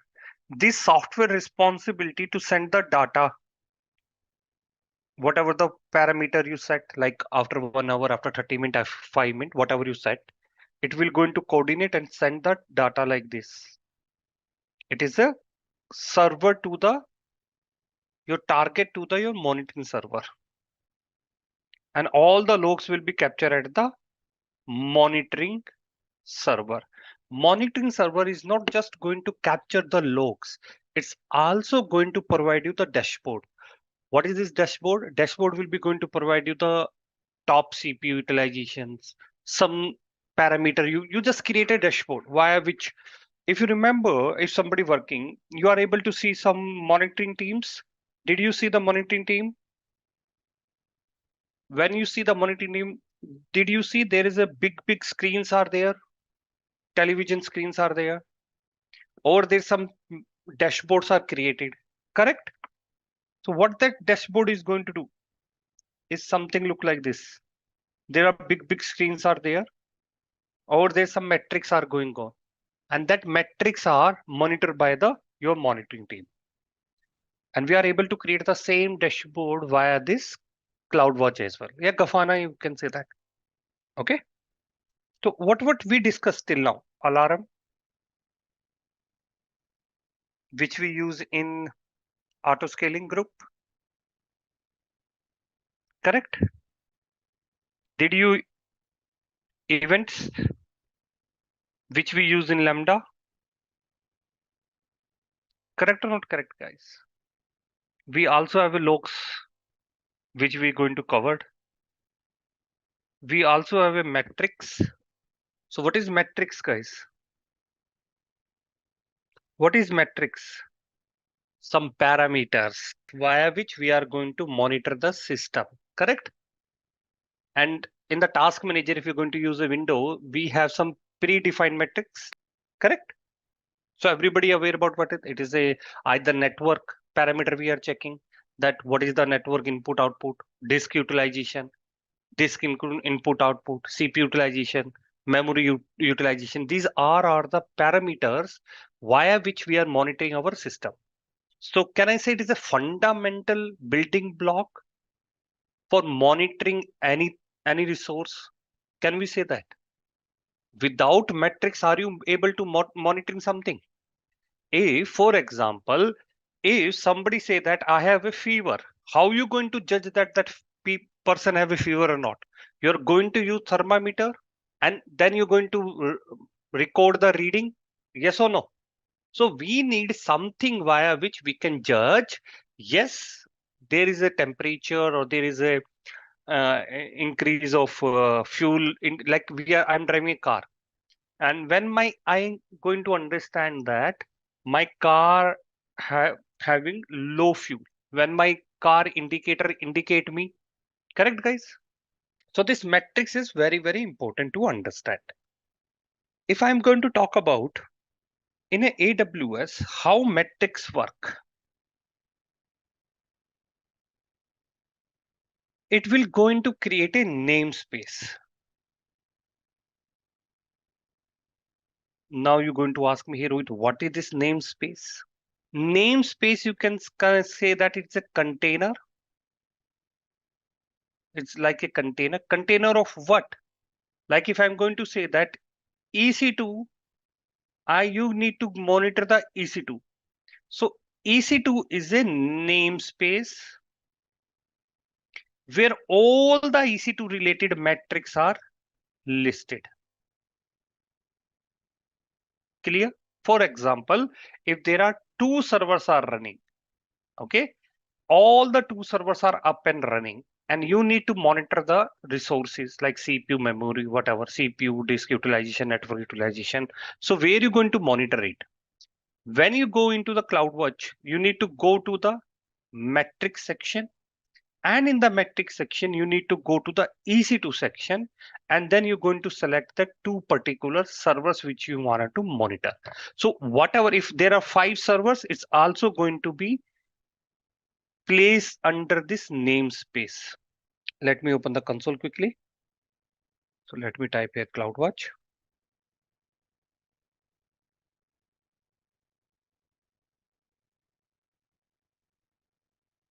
And we are a metrics, correct? So these all are the metrics are available. Let me open the pen and pencil. These are the metrics available. If you see here, it's talk about the DynamoDB. It's talk about the logs file. We are not going to use it. We need to go for the EC2. I think EC2 is not running. No, EC2 is not running. So that is why the metrics are not available for EC2. Where we created the EC2, let me go to the Mumbai if some EC2 is there. Yeah. See here, I created one EC2 long back. So EC2 section is available. So if I'm going to click here, it will go into, this is the EC2 is going to what? This EC2 is the namespace. This EC2 is the namespace under which there are predefined metrics are available.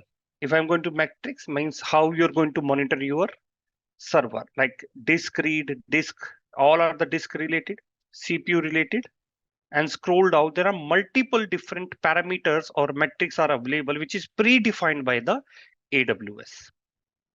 Okay. And let's talk about the which server you're talking about. So if you see that this is the server instant ID. So these instant ID the same. So these all parameter are related to this single server. Similarly, if there is a one more server is available, that server metrics is also available in the same below down. You're going to find the other server detail. But I think I already created one server. So no, see here. Now the IDs change 389. If I go up, it's changed to 57CF. So all the EC2, whatever the EC2 is running, it should be going to come in under this namespace. I'm hoping it is clear. This will going to become your namespace. In this namespace, all the metrics names are available, and this is the instant ID. So we use metrics, correct? In the metrics, basically what we collecting? We collecting the data points. We collected the data point. So what is this data point?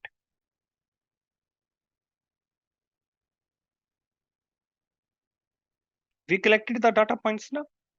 What is this data point? If you remember, last week I discussed about one example. I'm logging into my system, capture and write down some information like at 8 a.m. CPU utilization is 80%, RAM utilization is 34%. What I am doing, I'm writing some information with the date, with the timing on my notebook, on my laptop, or somewhere I'm capturing it. Correct or not correct? Similarly, if the metrics are there, so metrics will be going to send the data, correct? It's going to produce any data. So data is in the form of what? The data is going to consider as a data point. So we can say that it is a value or unit of measurement, correct? If I say 90%, 90% is what? Is a measurement, na? So value means unit of measurement when? At a given time span. Whatever time span you say that at 8 a.m. So this is the time span at which time span this metrics have what is the data value, correct? So how it is going to store? It will going to contain year first, month, and then it's going to capture the date. After that is going to capture what? After that is going to capture hours,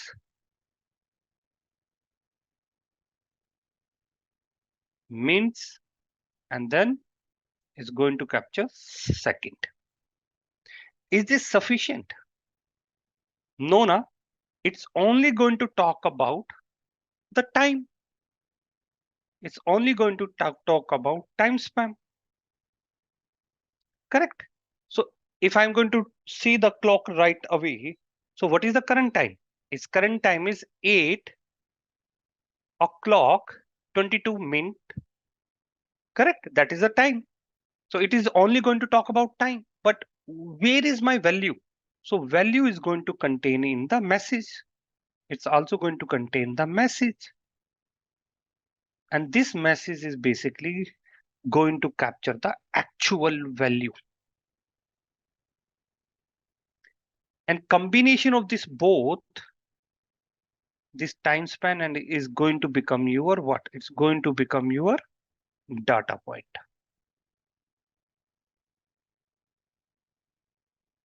I'm hoping you understand that. Okay, take an example. I will going to take a 2024. What is the month? I think 05. Date is 11. Correct. At what is this, guys? This is the time. And then message. Message, we can say that, consider that the message will be like, I will say that CPU utilization is 24%. So this will going to become your year. This will going to become your month. This is going to become your day. This will going to become your hour, minute, second, and this will going to become your value or message, you can say that. Now I'm going to ask you one more question. If I'm going to say that value of metrics, value of metrics is what, guys? This value versus threshold. If I'm going to ask this thing, do you able to answer me what is that? Value of metrics is equal to threshold. What is threshold? So if I'm going to say that,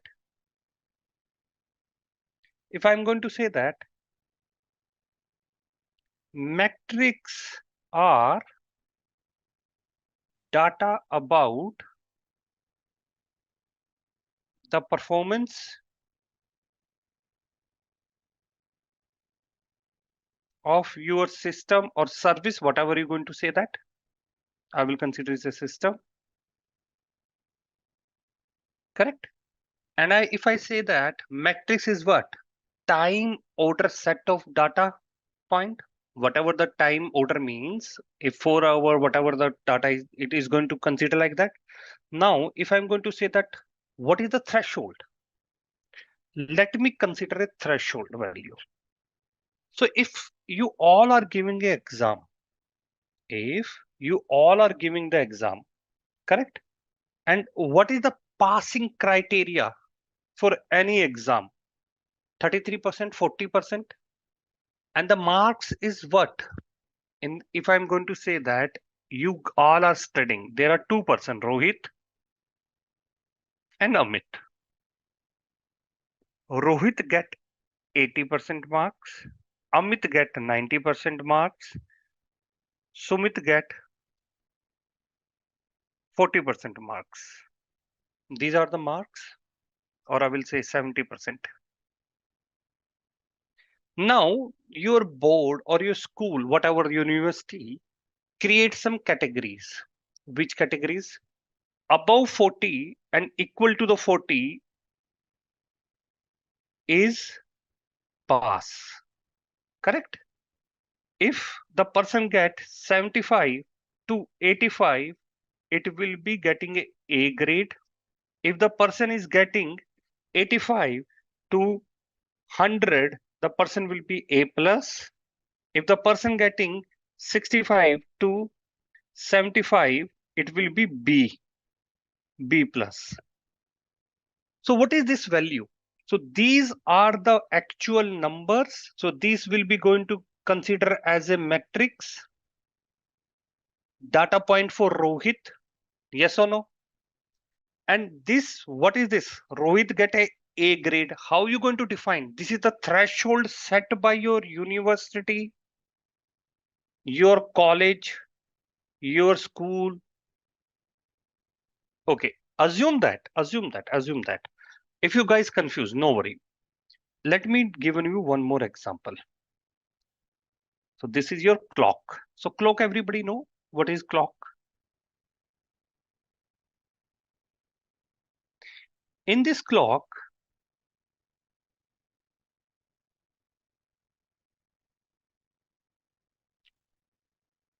well, 6, 3, 9, 1, 2, 4, 5, 7, 8, 10, 11. These are the what? These are the some parameters. You can say that something is written, numbers are written, via which you are able to identify your time, correct? Via which you are able to identify the time. Now, if what is the time now, guys? If you see this clock, what is the time? So if I'm going to ask you, could you please check the clock and give me the time? So are you going to say that this is the matrix? Can you consider this a matrix value? Yes or no? After 1 hour, I again came to you and I'm going to ask, hey, could you please tell me the time? So at that time, what you find? Like this, some value is written. So at that time, what is the matrix value? Matrix value will be changed to 3. So matrix values depends upon the utilization. It's very correct. What is the threshold?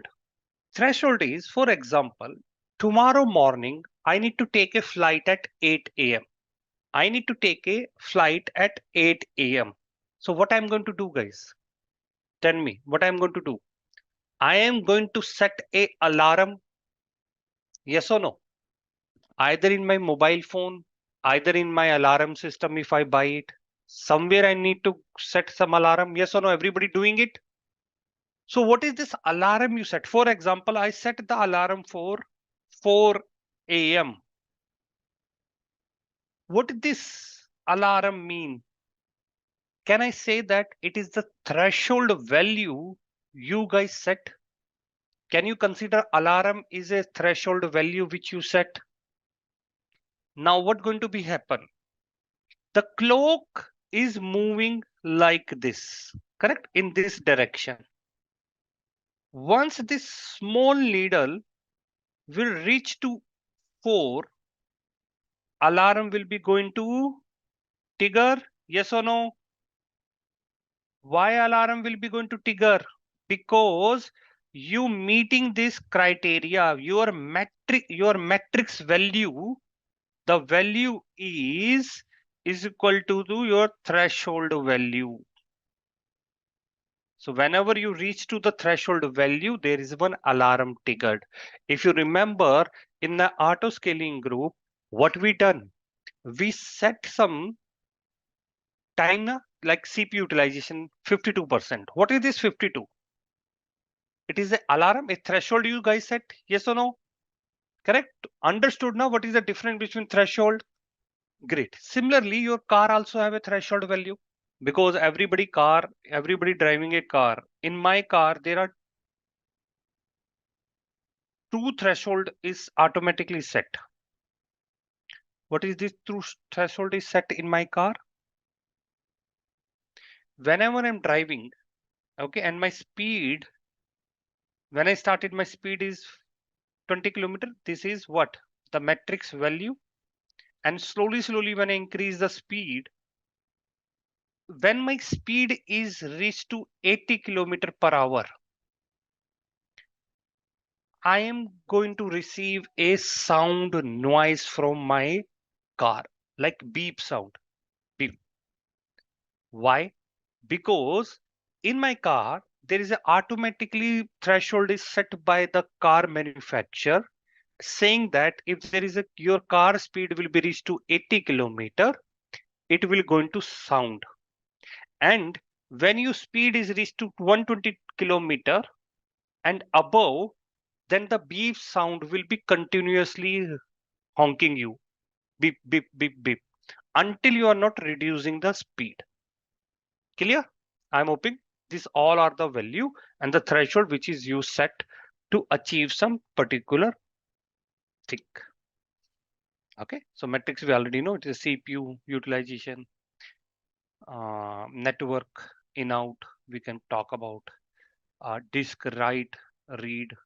Everything is considered as a it is for EC2 as a matrix, and every different service have a different metrics according to their service role and the performance. So when the metrics will be changed by default, every 30 second is a standard one. Every sorry, not 60 second, not 30 second. Every 60 second, the data will be changed. Every 1 minute, it going to check the performance and giving you the value. So whatever the metrics data, for example, it's going to keep the data. So let me open the screen. Okay, right now I'm in Mumbai. Currently, which region I am? I'm in Mumbai, correct? Let me go and see is I have some EC2 running or not running.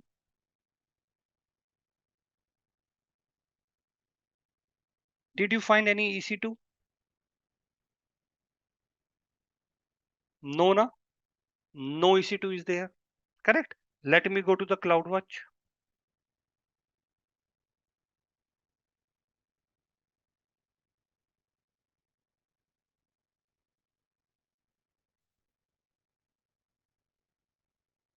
Let me go to the metrics again. Let me go to the EC2. Currently, there is no server present either at the stop stage, either in running stage. Nothing is there. No server in any state. Nothing is running. But if you see here in this matrix, you are able to find that there are some server IDs are mentioned, correct? And there are two server IDs are mentioned. Why there are two server IDs are mentioned? Because matrix will be going to store the data for 15 months. Understood or not understood? Matrix will be going to keep the data for last 15 months. In Singapore, I didn't find any namespace call it out EC2. Why? Because last 15 months, I didn't start any server. I'm hoping it is clear. Okay. So that is your metrics. And I think you already know. Now, we already know events. So that is already covered. We already know alarm, which we already done at auto scaling group, Lambda, and metrics. We just covered what is metrics. Now we are going to discuss about the logs. What is this logs?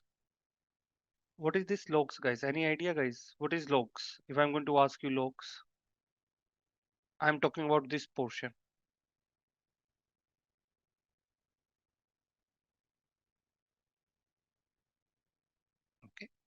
Now, if you see there are two log groups are there. I'm going to explain you what is log group in a second. Just wait. Some information is written. And if I'm going to click here and go inside it, I'm going to find some log streams. And when I click this log stream, there are multiple logs are stored. Log event are stored. Okay. Log group, log stream, and log event. If I click here, what is this, guys? Time span. How the time span work? Year, month, date, hour, minute, second. Okay. And it is also going to capture some message. So these log are for what? If you read this log, you're going to identify that it's talk about initializing the Python this. So that means we are running some Lambda. I think we are checking the Lambda log. Okay, so the Lambda we run, so Lambda captures that information and it will going to store the log file, and that log will be going to store in the CloudWatch. Clear? So logs are nothing more than just collecting and managing the centralized logging system. Login means I'm not talking about username and password login. I'm talking about the logs from your system. Correct? The matrix value is the current resource utilization at the given time frame, and threshold value you set, like you wanted to monitoring something and you need to say that if 80% utilization is, please inform me. If 20% utilization is there, please inform me. Drop me a message, send me SMS notification. So it totally depends upon you how you wanted to configure it. Okay. So why the logs are very, very important and why we required it. Logs are going to help you to capture the logs from your system. Correct? It is help you to capture from your system. So any kind of information which you're going to capture is tracking and validate the events. Correct? Anything, any purpose, anything you happen. For example, we have one server. Okay. In the server, you can identify that there are lots of different logs files are created. If it is a Linux, you're going to find that there is a one log folder is available where all the logs will be captured. In the var logs, you're going to find the all the application related logs will be stored here. Depends upon your type of data you're going to store. Okay, whatever event is happening, it will going to store. So assume that I have multiple servers.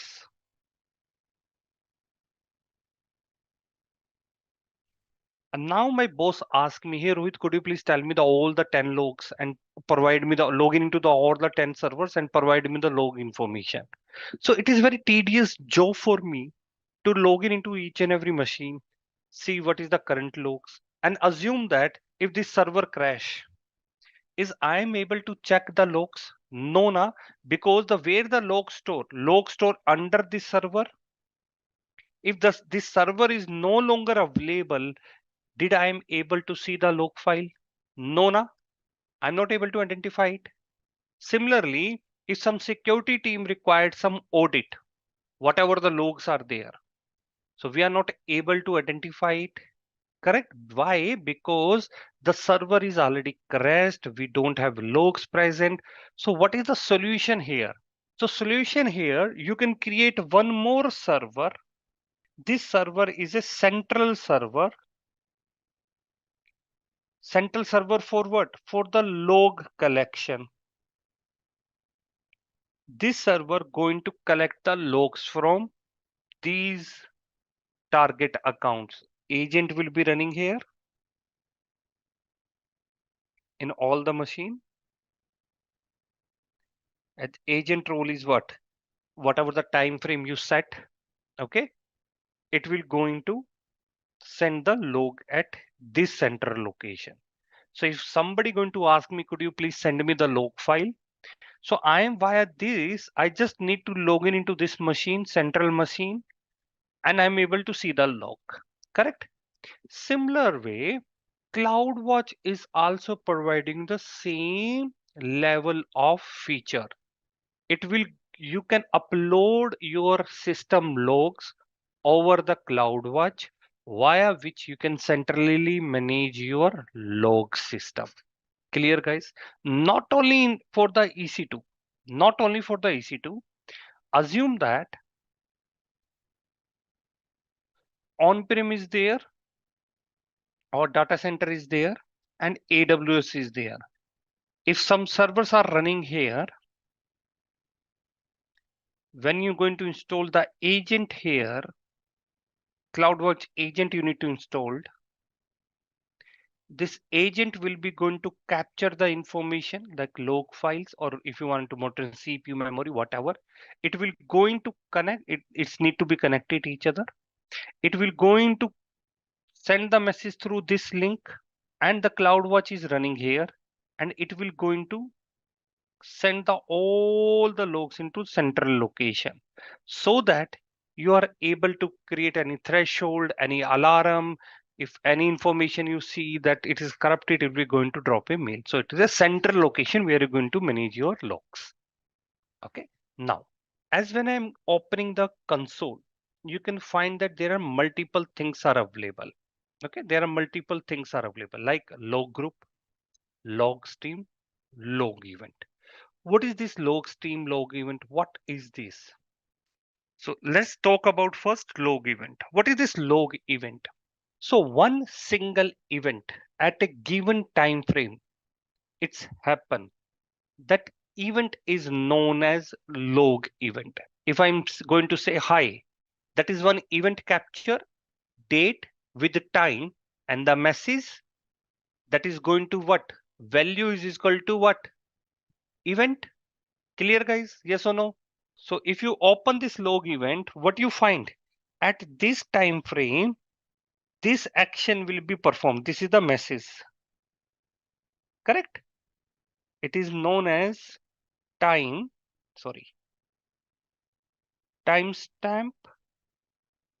plus message is equal to log event. Clear? So assume that there is a one server, one event happen at the given time frame, it will going to capture as a log event.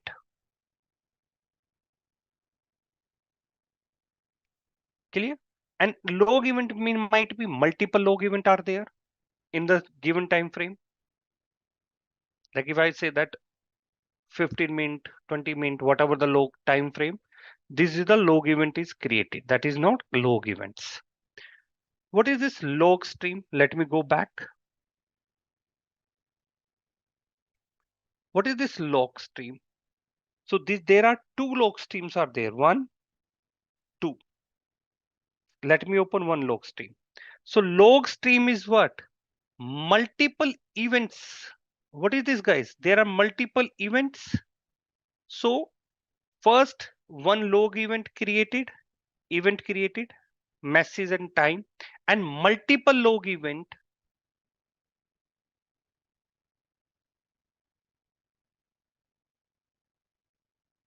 combined together. Like from one server, there are multiple log event. It is going to be considered as a log stream. Time span is nothing, is just year, month, date, hour, minute, second.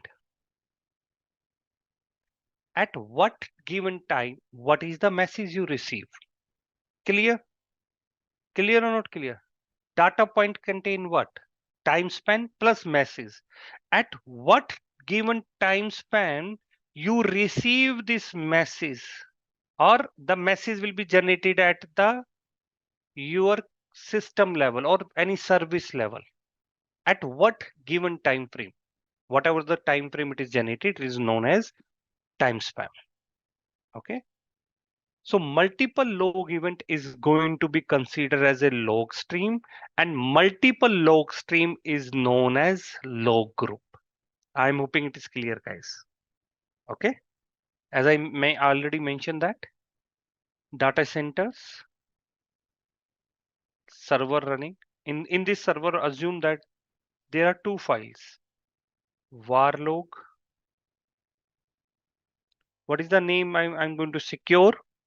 There is a one file name secure. One file we can going to consider for var log. One more I can say that message or error log. I can message is better. Message. There are two files are there. Okay. When the agent I am going to configure, I'm going to show you the how we're going to configure the agent as well. These two log files I captured and say that you need to send the information. Via these two names, there are two log groups are created. One is the secure, one is the message. Whatever the name I'm going to define. So assume that I define message and secure. This is going to be two log group are created. Now in this log group, what going to be happen? Event will be going to start populated, and according to the date and time, there is a log streams will be going to created. There are multiple log streams will be going to create, and this log stream will be going to capture the logs. I'm hoping it is clear, guys. Okay. Before going ahead and performing the demo, let me talk about the dashboard. I'm going to show you the logs demo. Just hold on a moment. Before that, let me discuss about the dashboard. What does this dashboard mean? And why we require dashboard? As I already mentioned, that dashboard will be going to help you to capture and create a customized dashboard. Dashboard might be you're going to capture the 5 critical servers. You have total 10 server. Out of 10 server, the 5 is more critical. So only 5 servers you want to see on the screen. So you can create that. What information you need to capture? CPU. If somebody say no, I need to capture disk. Somebody say no, I need to also capture network. Somebody say no, I need to capture some other event metrics. So accordingly, you can create it. So let me create the dashboard. So right, first of all, I'm going here, create a dashboard. Name the dashboard. I'm going to put test. Create a dashboard. Now, what is this, guys? How you wanted to represent your data in the dashboard? Are you going to looking for this line graph? Are you want to see this number like 75%, 60%? Correct? Or you wanted to see this type of information, or you wanted to look for the data table? So this how you want to represent your data on the screen. Accordingly, you can select. Okay, so I choose line. Click next. In this case, you need to choose the metrics because on the metrics basis you're going to monitor. So let me choose this EC2. And I have a 2 EC2. Let me choose the CPU utilization. But right now I don't have any server. Let me create it. Then I'm going to discuss it. So I will say that CPU utilization of this server and CPU utilization of this server. Create a wizard. So here I capture what? CPU utilization. One dashboard I am creating, the test dashboard. So it will going to open into the what? Open into where, guys? It is going to open into the big screen. Okay. It is going to look like this, or you can create one more here. You can multiple see. But how it is going to represent the data? If you see here, there are two color represented, yellow color or blue color. Yellow is denoted this server, blue is denoted this server. So how it is going to capture the information? It will going to capture like this graph. Okay. And then it will going to capture other yellow, blue color, any data. The graph will be going to represent like this. Clear? I'm hoping you get that information, that how it's going to represent, because currently we don't have it in server running. So I'm just going to show you how it is represent. Okay. So if you want to save this, you can save it. If you want to add another in the same graph, you can add it. Like I'm going to say that number next, and I'm going to say that same EC2 I'm going to check. But in this time, I'm going to check the percentage level. So percentage level of, I will say that same thing. Let me just give you some understanding. If there are 10 server running, all the 10 server you can select and create it. So now see, in the same dashboard, you just need to add here. Okay. And the new things is give you the what graph you required. So in the same dashboard, I chooses one CPU utilization. If you have a network utilization you need to add, you can add here. So accordingly, whatever the customization you need to do for your dashboard, you can create it. In this case, I choose the number percentage. So how the value will be going to represent? Value going to represent like this, 25%. And in this case, it will going to represent 70%, whatever the value actually. Okay. In this case, it's talk about the numbers. Clear, guys? If you want to add more other one, you can choose which type of data you wanted to see, bar chart, whatever the information, how you wanted to represent your data, you can select that, and accordingly it's going to represent your data, nothing else.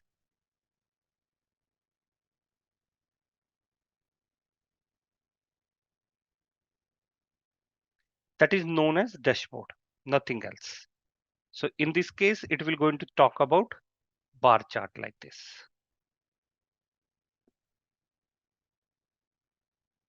Okay, I'm hoping you understand that. Dashboard is nothing, it's just a big screens are running on that, the dashboard, whatever the customization, custom dashboard you create, it will going to represent that. And you can create multiple dashboard. It is not like one dashboard is required. You can create other dashboard as well, because might be you have 2, 5, 6 screens. So accordingly, you can create it. So knock team, let me open the Google and let me show you if I found it. Images.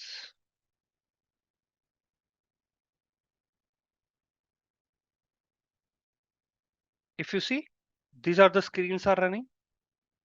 This is the pie chart running here. It is pie chart running here. There is some other information. So they customize their dashboard. These all are the dashboards. And there are 6 screens are installed. Similarly, there are different types of customization you can done according to your requirement. Okay. These are, if you see, these are all the graphs monitoring all are seeing here. When I'm working in different organization, when I'm not working as a cloud architect, at that time when I'm working in DC, there is a monitoring team are sitting who is monitoring the same thing via some tools and dashboards are installed.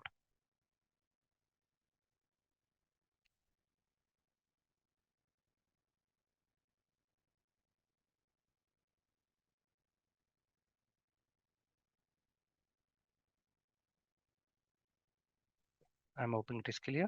Let me close it. Let me do one thing. Let me create one server quickly so that we can to perform one demo.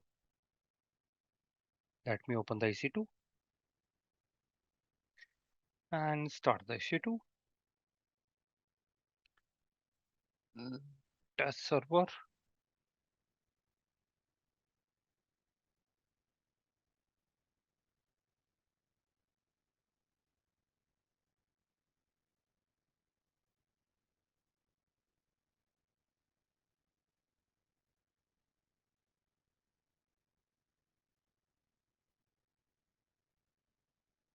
So what we are going to do, guys?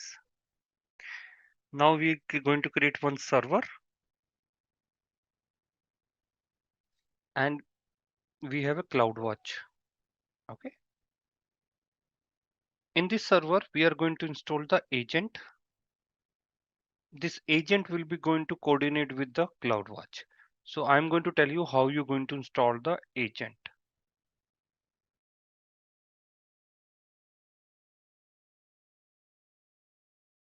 Server is up and running. Let me log into the server.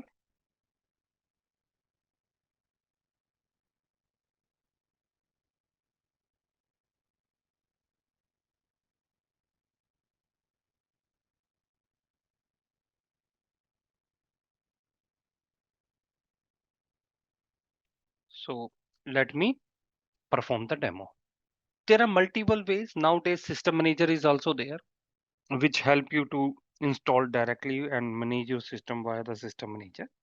So what we need to do, first of all, I need to install the agent. So this is the Linux machine. So what I need to do, I need to download it, or either I can use the yum command to install it. Okay, so I will use the link via which you can download it, and then I'm going to use the RPM command. So where I am right now, I am in root directory and no file is available. So I'm going to use wget command, and there is a predefined directories are given by the AWS from where you can use it. I pasted the link and the download of the agent is started. If you see here, it's a wget. Wget is going to help you to get the some data, whatever you're going to download. So I am going to download this RPM file. Which RPM file? Amazon CloudWatch agent. Okay, RPM. I'm going to download this software. So let me, is downloading is completed. See here, it is already downloaded, saved. Let me check it is saved or not saved. Are you able to see here? The agent is already installed, not installed, download. Download is done.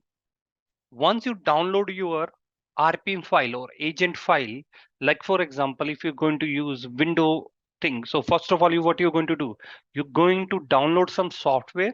After download, what you're going to do, you're going to run that. So same thing, I'm going to execute or run this thing. So I'm going to use sudo I'm already on. So I'm going to use the RPM command. I'm going to use RPM command to install this. So let me press enter, and it will going to install the software. So we have to wait. So RPM is installed my software.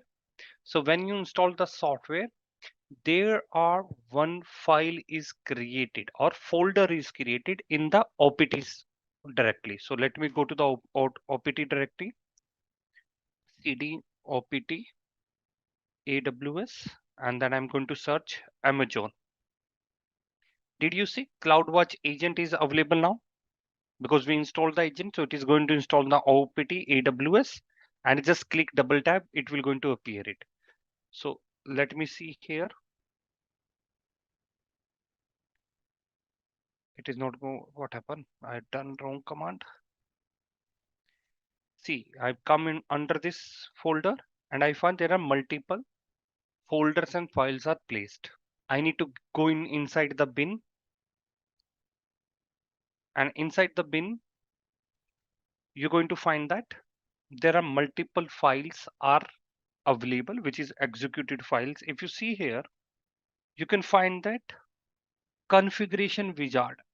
I need to run this configuration wizard to install my and configure my agent. Basically, agent is already there, but I need to configure that agent. Okay, so how I'm going to do that? I'm going to just execute this is a script. I need to execute it. So instead of, I need to give the path. So let me copy this path. Let me run this path and paste this.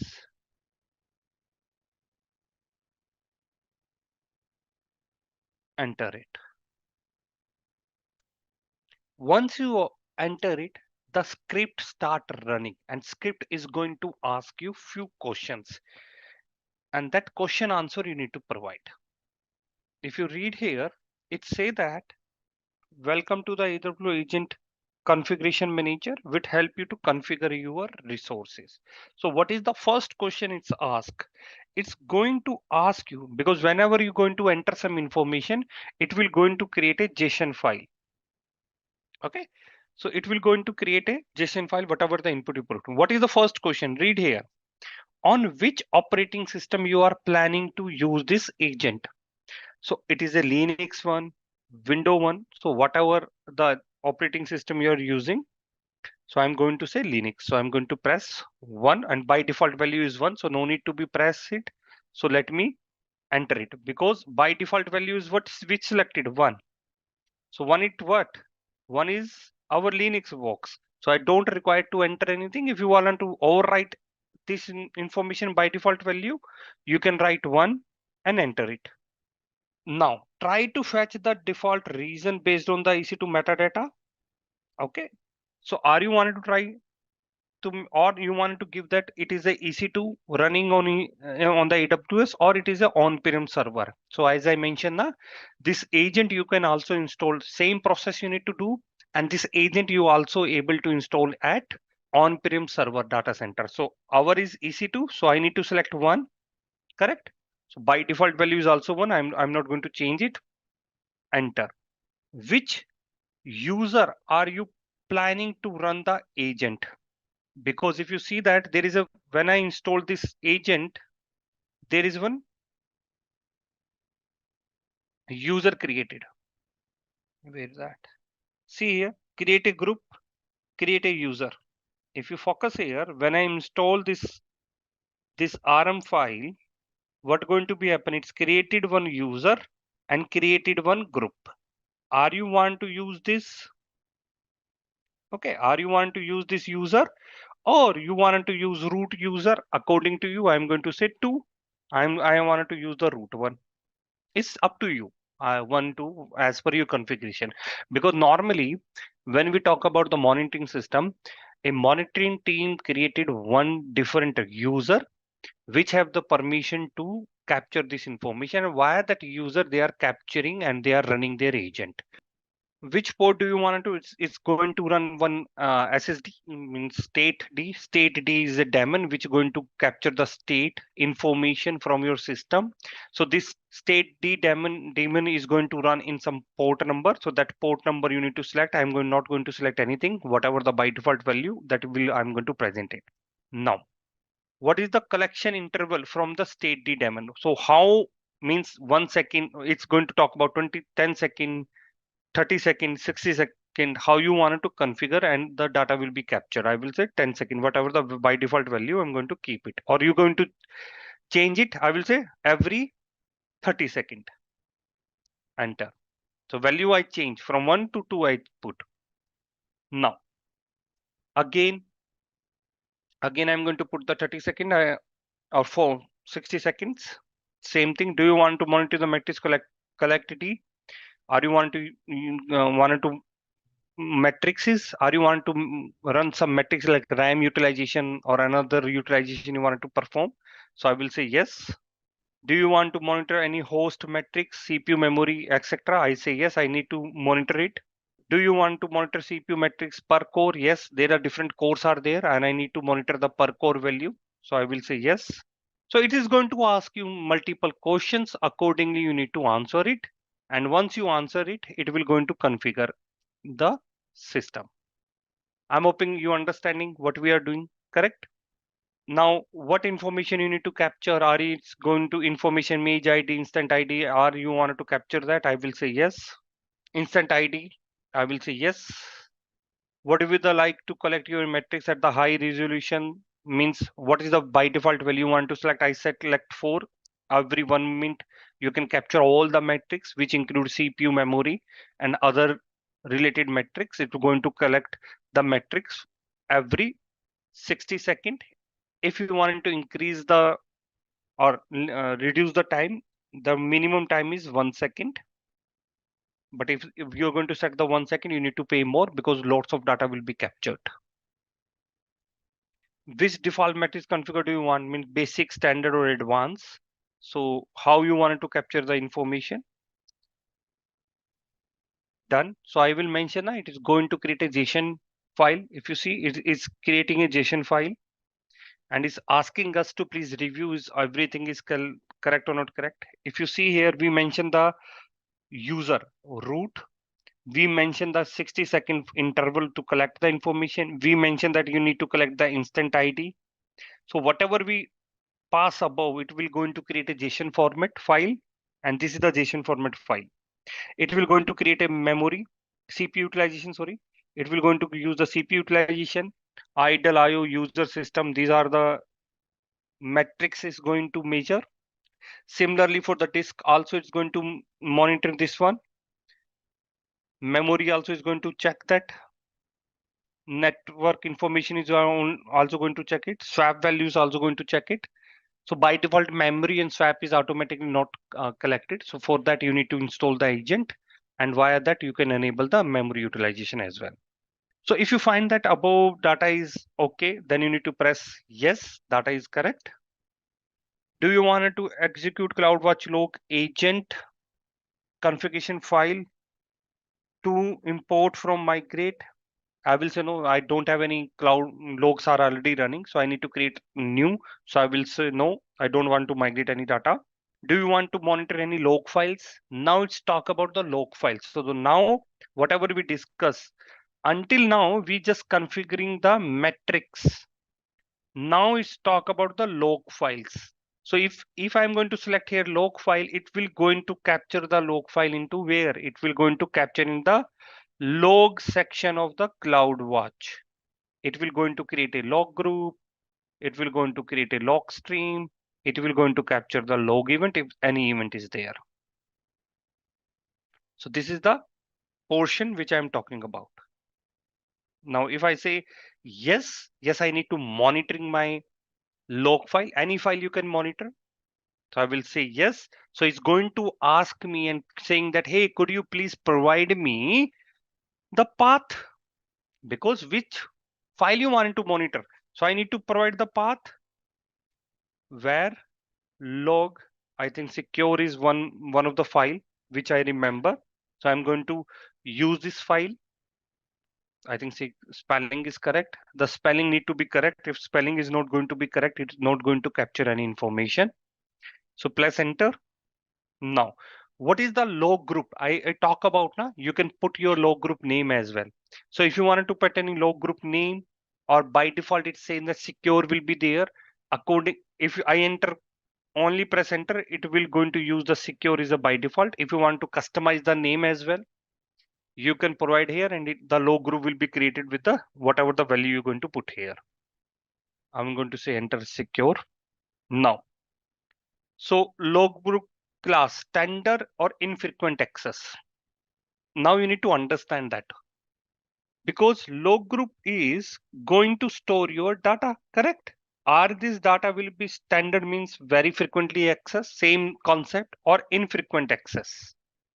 So we recommend that if you're going to put the infrequent ones, the data is not going to be accessed for next 30 days or 60 days, then you're going to move to the infrequent. If you say that no data I'm going to read immediately, so always recommended to use the standard one. So I'm going to use the standard storage type. And what is the log stream name you wanted to put? After that, what is going to create, guys? First log group, correct? And then log stream. So you can put the log stream name as well. So I will put that what is the instant ID, create that. So I'm going to say enter. Now we created the log group, done. So log group will be going to capture my information, that is also done. We created a log group. Log group will be going to capture my log file, secure file, done. We created log stream, done. But what is this, Rohit? This is known as how long you need to keep this data stored in your CloudWatch logs. How long you want to keep this data to be stored in your logs, CloudWatch logs. So retention period. -0 means what? Never expire. Okay, data never going to be deleted. 1 day, 3 days, 5 days, 7 days, 14 days, 30 days, 60 days, 90 days. According to your use case, you can choose it. So right now I'm going to say 1, it is never expire. It will not going to expire anytime. Data will be going to remain. And according to your use case, you can customize it. But HTTP need to be there. If HTTP is not there, then it is not going to capture. We did install the HTTP, na? CD where log. Let me go inside and see. Secure is there? Yeah, secure is there. So we are not worried about it. Secure is there. What else? So let me capture this message as well. Correct. These two files I will create. So let me copy this message name as well. Nah? Spelling should be correct. If spelling mistake is there, then it is not going to work. I will say yes, I need to capture it. Now I need to give the path var log, and then I'm going to put, sorry, I'm going to put this message. Now it's going to ask you what is a log group. I'm going to say message. It will going to say standard, infrequent. I will say standard. What is the log stream? I'm going to keep by default value. One value I'm going to never expire it. Okay. So in this case, I'm going to say no, I don't require any other. No, I don't want it to X-ray. Yeah, I need to store this in SMS parameter store. So I will say yes, I need to store it in a parameter. I'm going to use the same name. I don't want to change it. It will going to create a parameter. And because what? Because right now I'm using one file. I'm going to create one file. Which file? This file I created. Okay. One agent file I created. Because JSON file I created, na, see here above. So there is a one JSON file is created. This JSON file. Okay. Are you want to store this JSON file locally or you want to store somewhere else, like parameter store? So I will say no, I need to store this parameter store. Why I'm storing it? If I need to use the same configuration somewhere else, I can refer it as well. Okay, so I'm going to create this parameter same name. Okay, AP South 1, I think we are in AP South 1, correct? We are Mumbai, AP South 1, correct? Okay, I forgot to create this. Okay, so let me do one thing. Let me not create it because I need to create a AWS KMS key. That is the problem happen. Error happen. I need to run a Git again. My mistake. Because I didn't create access key. So I thought I will choose it. So I didn't create this. I need to do it again. So let me choose by default value. Whatever the by default value is there, let me keep it.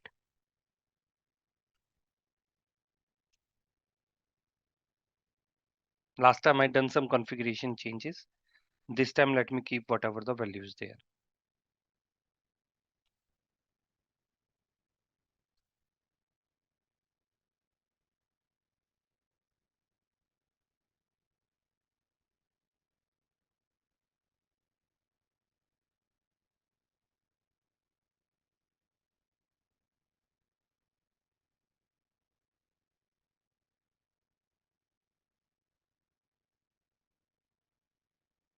I think spelling is correct.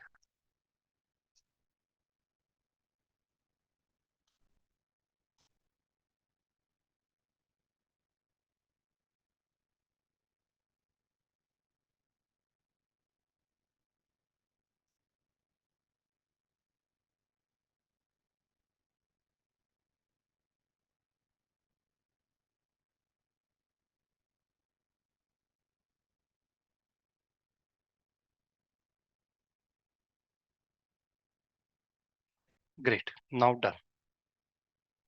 No.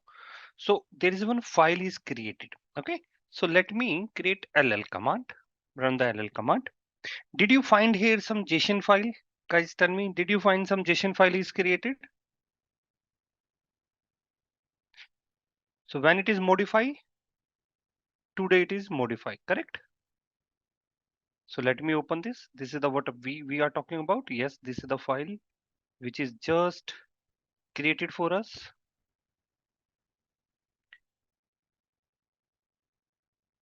So this is the file, whatever the value we set, it is captured here and all the information will be stored here. Now, what we need to do now, we need to create, we need to execute this agent. Until now, what we done?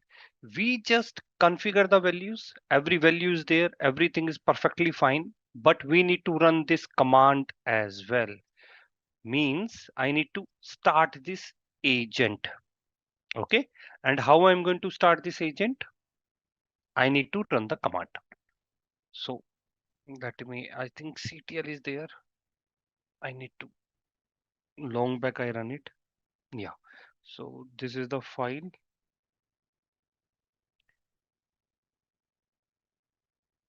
Okay, this is the file you need to run. So let me, first of all, let me go to this pwd, copy this. I need to start the agent.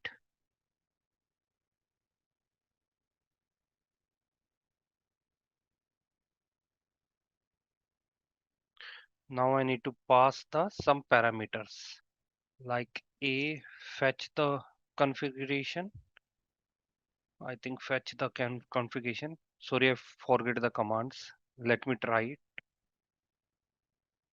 If it is not working, then I need to check.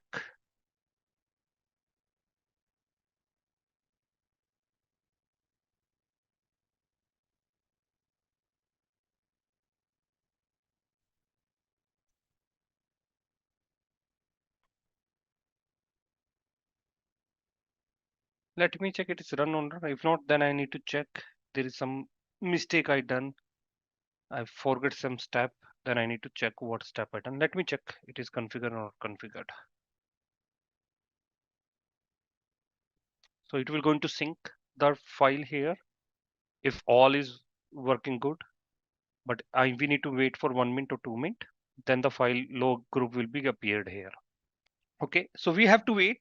So meanwhile, our configuration is done, and then I'm going to come back and see if some mistake I done. I think some technical issue I done. I had some command I run wrong. So if the command is I run wrong or some process change, let me search the new process. Just hold on. CloudWatch agent installation.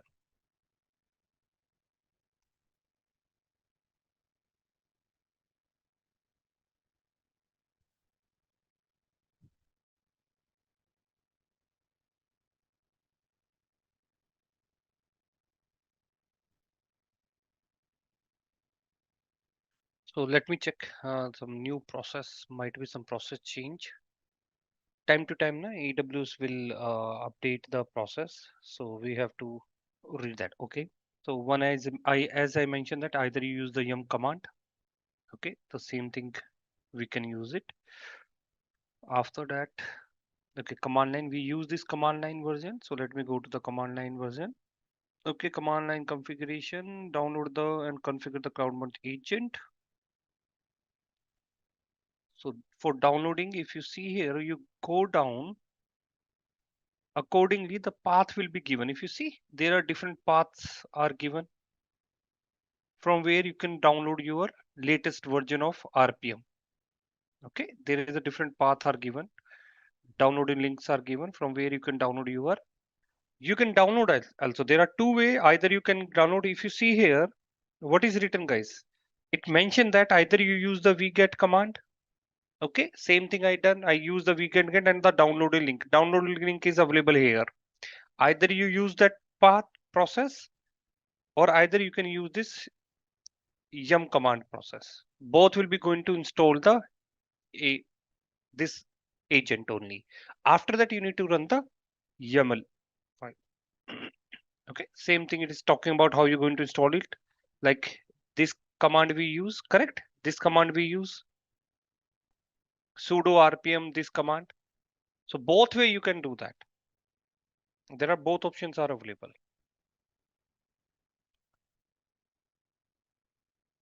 Okay, create and modify the agent file configuration. So that we need to do. So it will going to create a JSON file. Agent configuration file JSON will be specific. It will going to configure that we already done it. Okay. With the wizard, so it will going to tell you how you're going to run it. Okay, access key, and this one I didn't create it. So this portion is a new thing. Previously we don't required it. So this is the new thing added. So that this agent, the access key and the security key is there. So we didn't create it and we didn't apply it. If you remember, it's asked me to use the access key and this secret key, but I don't have it. So I didn't apply it. And it will going to ask the reason. So same thing we done. And the same thing, if you remember, the same command we use, sudo, and we use the same command. Agent wizard we are running, the same agent wizard we use in our command line. If I'm going, let me open my command line. So let me go to the LL, not here.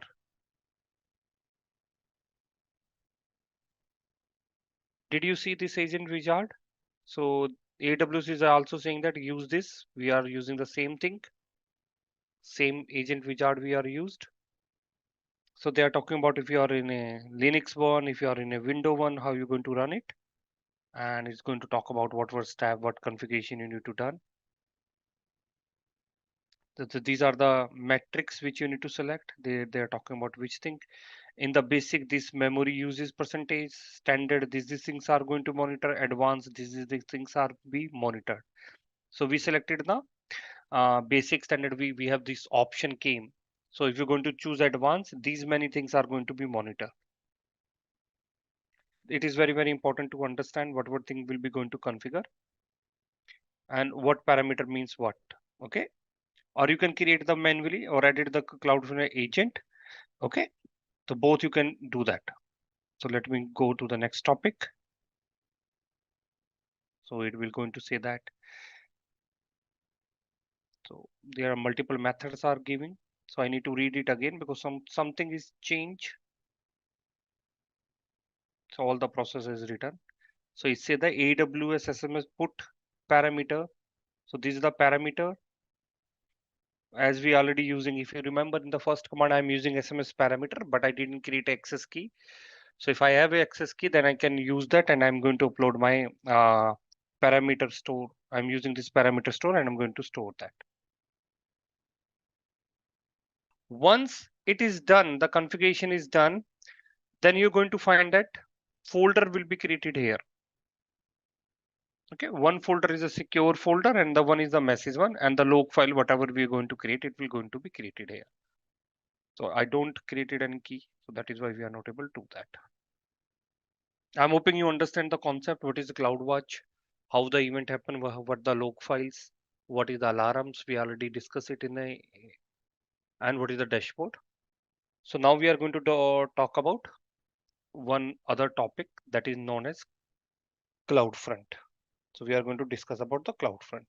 So let me open my whiteboard quickly, and we are going to start discussing about the CloudFront. Content delivery network. That's true. So let me talk about and let me write these things. So CloudFront is basically known as CDN.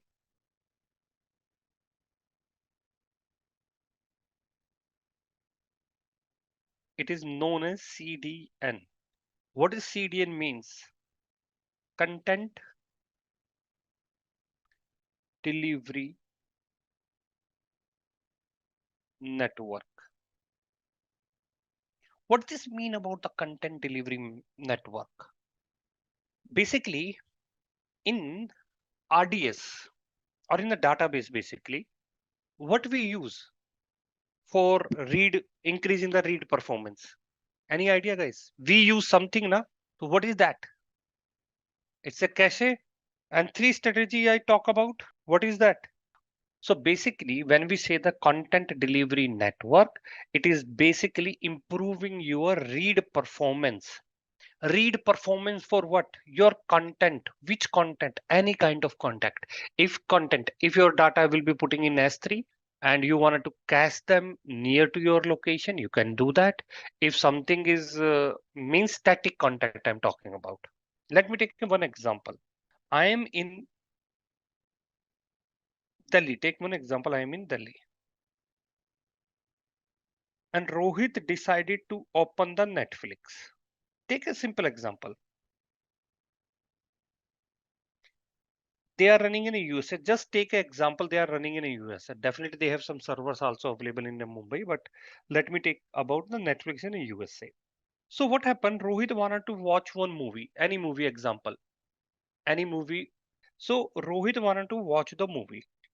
We have a edge location.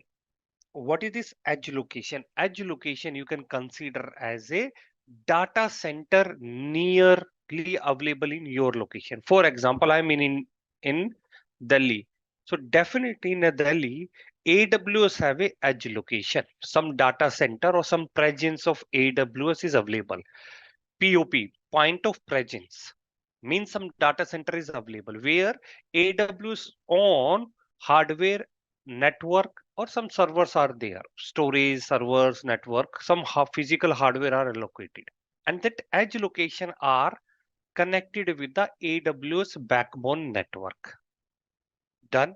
So assume that in Delhi we have one edge location. So Rohit tried to access movie. So Rohit request go here. Similar movie. Assume that this is very old movie. Nobody watched that. Rohit wanted to watch this movie. XYZ, whatever the name you can consider. Once the edge location received this request, it identify that there is no data is available in the cache. So here it's going to be hit as a cache miss. Same concept. Lazy loading na cache miss. What happened? Rohit request sent to the USA and Rohit start watching the movie from USA. So if the Rohit movie is downloading from USA to India, so the travel time will be increased. If the travel time increase, it's also going to increase the latency. Correct na? It also going to increase the latency.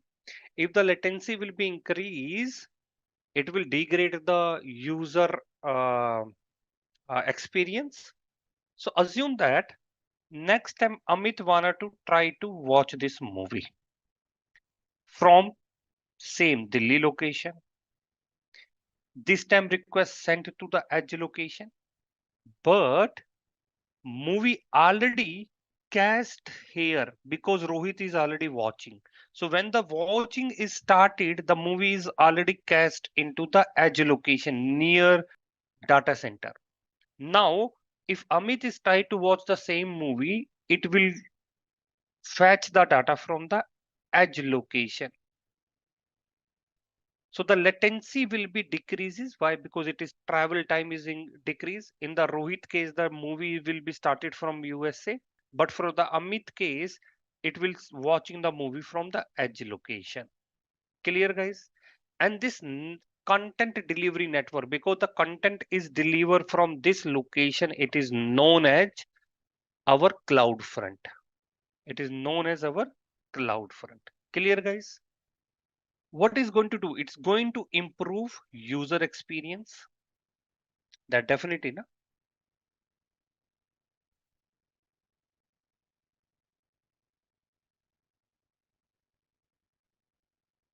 And AWS have lots of point of presence.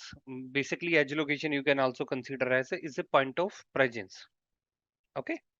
Via this CloudFront, you can connect your S3 where your static website is hosted, or you wanted to use this S3 from multiple locations.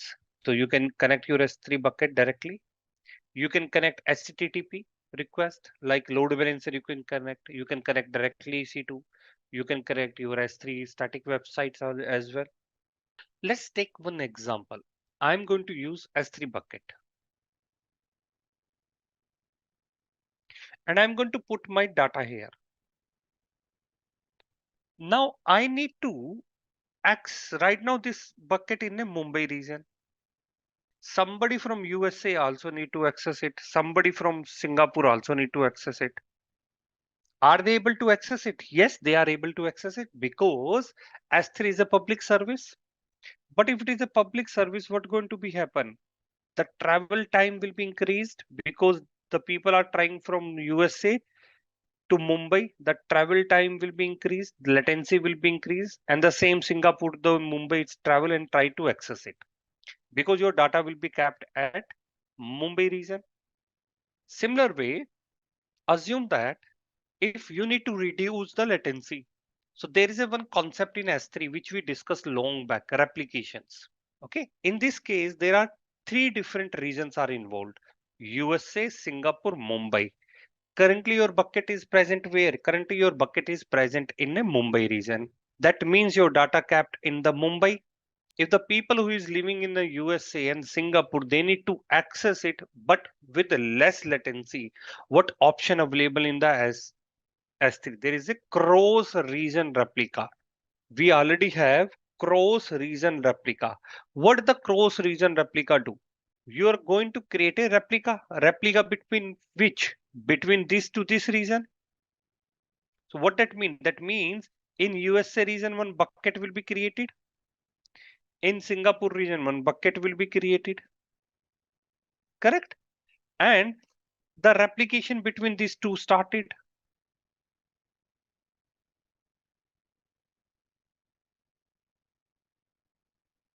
If the replication between these two started, so what going to be happen? That user will be going to access from here. User will be going to access from here. But you're going to create three bucket. Correct? Assume that next time somebody from London wanted to access, somebody from Paris wanted to access, somebody from China wanted to access, somebody from Australia wanted to access. So every time you need to create a bucket. Tell me guys, it is very challenging now. Every time you need to create a cross region replica. Okay. So you need to set up every time whenever the new region will be introduced. And the replication is a asynchronization replication. Immediately data will be not available. It will take some time to syncing it. Correct? Now, what is the alternative we can do? In the alternative approach, we can do one thing. We can create S3 bucket. And this S3 bucket, I can attach to my what? I can attach to my CloudFront. In this CloudFront, what's going to be happen? One edge location in the USA. I'm taking a USA one example. One edge location in the Singapore. One edge location in the Australia. I'm just taking three example. Let me take Paris example also. So data will be present here, guys. But we don't require to create a new extra bucket. Via the CloudFront, we can distribute the same data which is written here to any region available in the AWS. Okay, so that the people will be, region means point of presence of location, edge location. Okay, so everybody is able to access the your S3 bucket through this edge location. There is no need to be create new extra, or it is work as a cache location. So let me do one thing. Let me create one distribution so that you have some more understanding about it.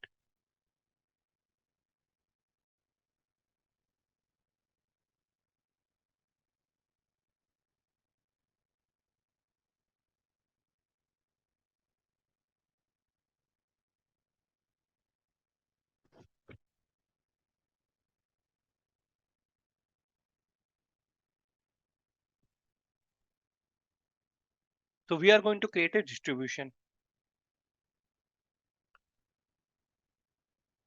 So which thing you can create? Attach. You can attach your S3 bucket.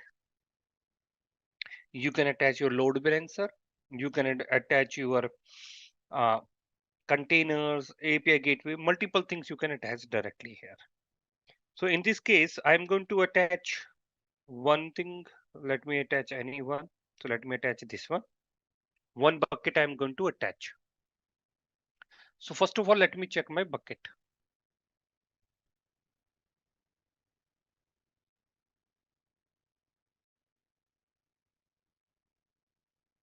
So IIT Fab 1, let me check what is the access level we have.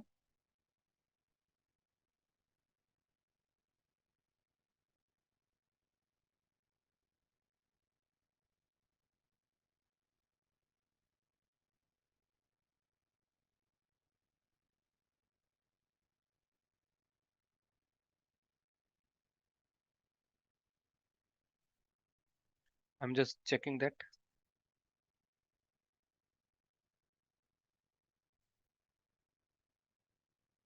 It is have a permission. All permission is set. Everybody can access it. Great.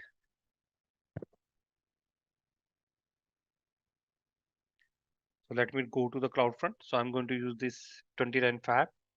So this is my origin from where I'm going to upload the data or access the data from any region via the edge location of the content delivery network. If you want to create your origin, definitely you need to recommend it. You can select the S3 and then if I selected this part, what I need to do? If I say that once I say that there are 3-4 options are given.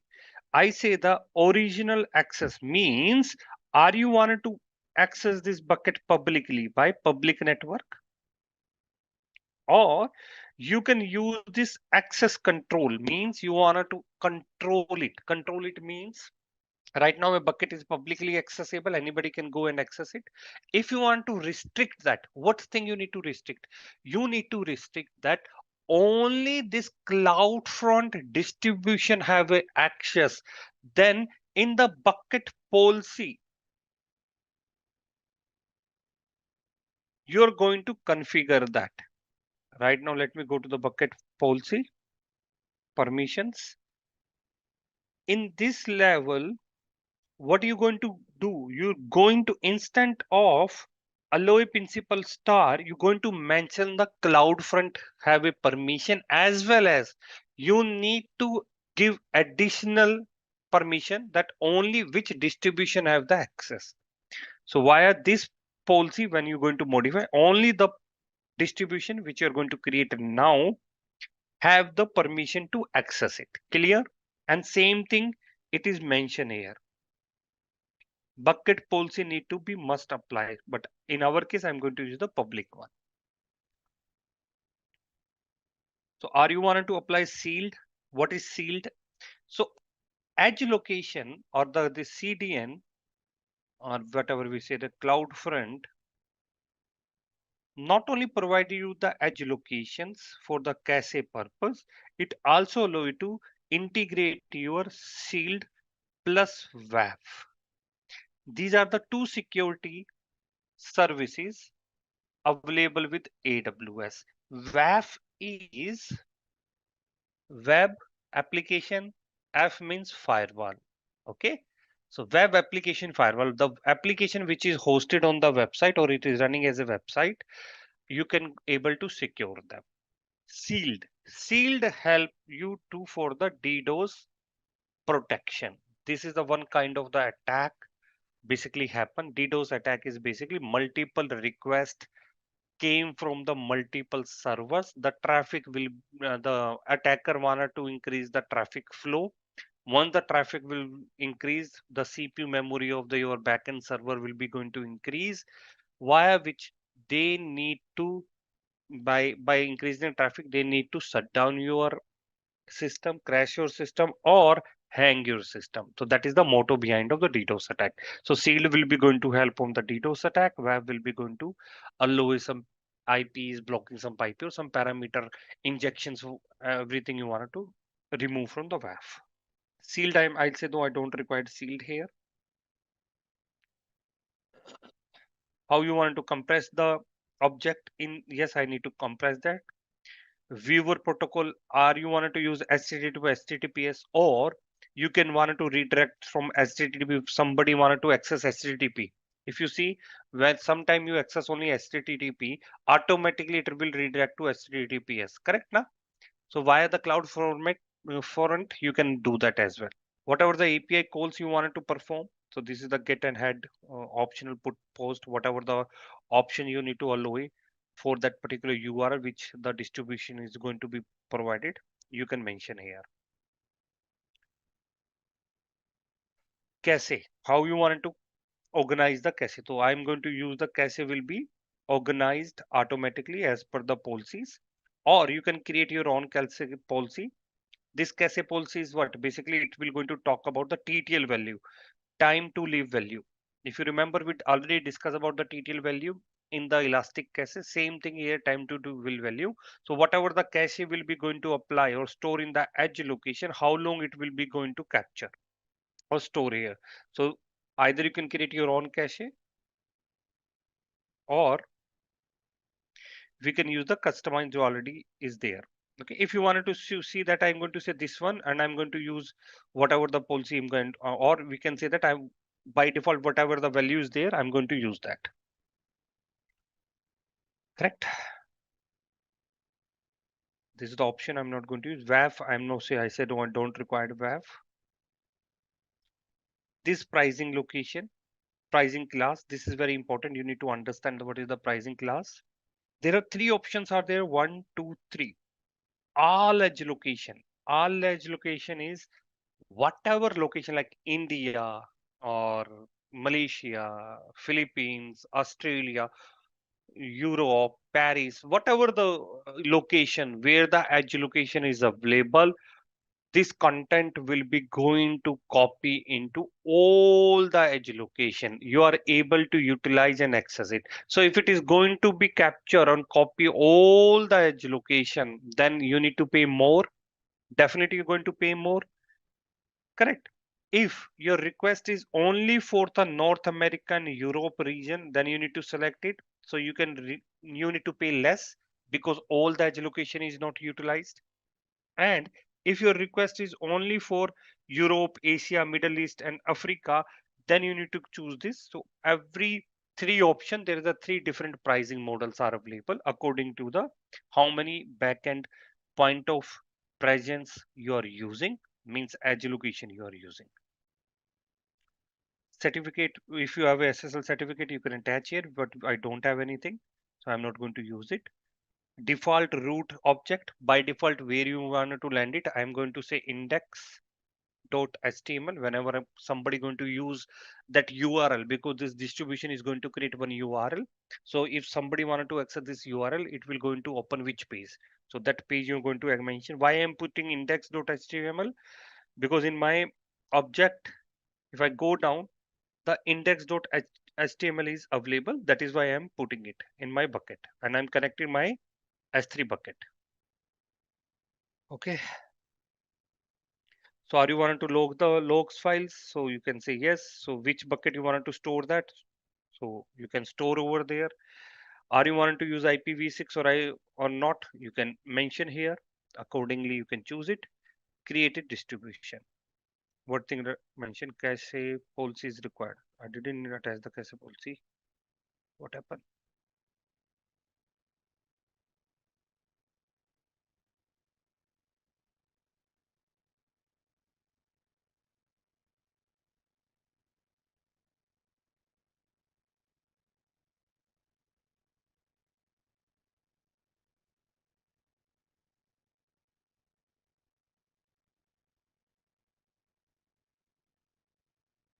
Created. So our distribution is start creating. It will take some time for creating because it's going to create a cache location from different location, different region. So it will deploying it. So we have to wait and then see. So once this cache distribution which we are creating distribution is created, the domain name. Did you see this domain name? So this URL we are going to use to access my static website, which is hosted in S3 bucket. Not only that, this CloudFront you can attach with your Route 53. So first traffic will be come to the Route 53, sent to the CloudFront. In the CloudFront, you attach your load balancer, and the load balancer is sending to the backend resources. Okay, so that is a multiple way you can configure your things. Either you directly connect the load balancer to the Route 53, either you use the CloudFront. In the CloudFront, you can attach WAF, you can attach sealed, or WAF you can remove here, you can attach to the here in this level as here as well. So you can customize according to your need. So we need to wait because it is still not created. Deploying is under process. Until it is not going to deploy, we are not going to show you the demo. So I will do one thing. Meanwhile, it is creating. Let me discuss other things. Security. Let me go to the security.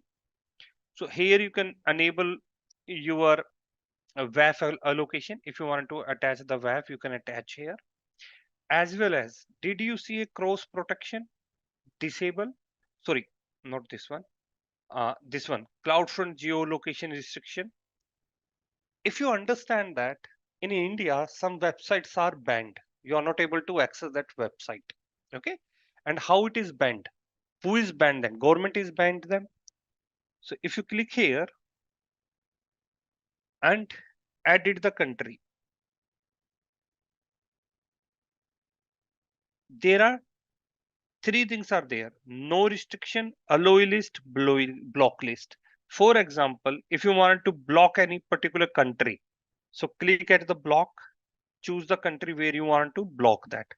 So particular country, if you block it, your website is not accessed from that particular country. Why? Because you blocked the content from the CloudFront side. And you already attached the what? Route 53 plus CloudFront. And at the CloudFront level, you block something, as well as you can restrict the access from the Route 53 level as well. So it totally depends upon you how you wanted to configure the things. It totally depends upon you. In the Route 53 also, when we discuss about the Route 53, there is one policy where you can restrict the person from one particular region, location. Similarly, in the CloudFront also, you can restrict it. I'm going to show you the demo as well. Just hold down. Once our deployment is done, then we are going to, yeah, it's created. Okay. So let me do one thing. Let me access it. Let me copy this and let me access my URL. Did you see what I am using, guys? I am using the CloudFront and I am able to access the website which we hosted on our S3 long back. Okay. And the same thing is visible. Not only that, because I just not mention that I just need to access it as a website. What I done that complete S3 access I provided. So if I'm going to put here slash and then I'm putting the object name, I'm not remembering, but let me. So it will also allow me to access a particular object which I'm targeting. If you see here, after this CloudFront, I also added the car.gpz. This is the one object. So this CloudFront is basically my S3 bucket. It is accessing my S3 bucket. And after my S3 bucket, I am putting my object name. The particular object name, I am also able to access it. Clear? So via this, I am completely accessing my complete object. Yes, we can do that. In the S3 policy, now we can apply it. Clear? So now tell me, if somebody in the USA, are they able to access it? Yes, they are able to access it. How they are able to access is via this link now. And the data will be stored in their cache. Clear? So that is the easy way to distribute it. Now let me do one thing. Let me perform the restriction. So let me go to the security quickly. I'm in a security. I selected this one and go for edit here. and let me restrict myself, block India. So let me restrict India.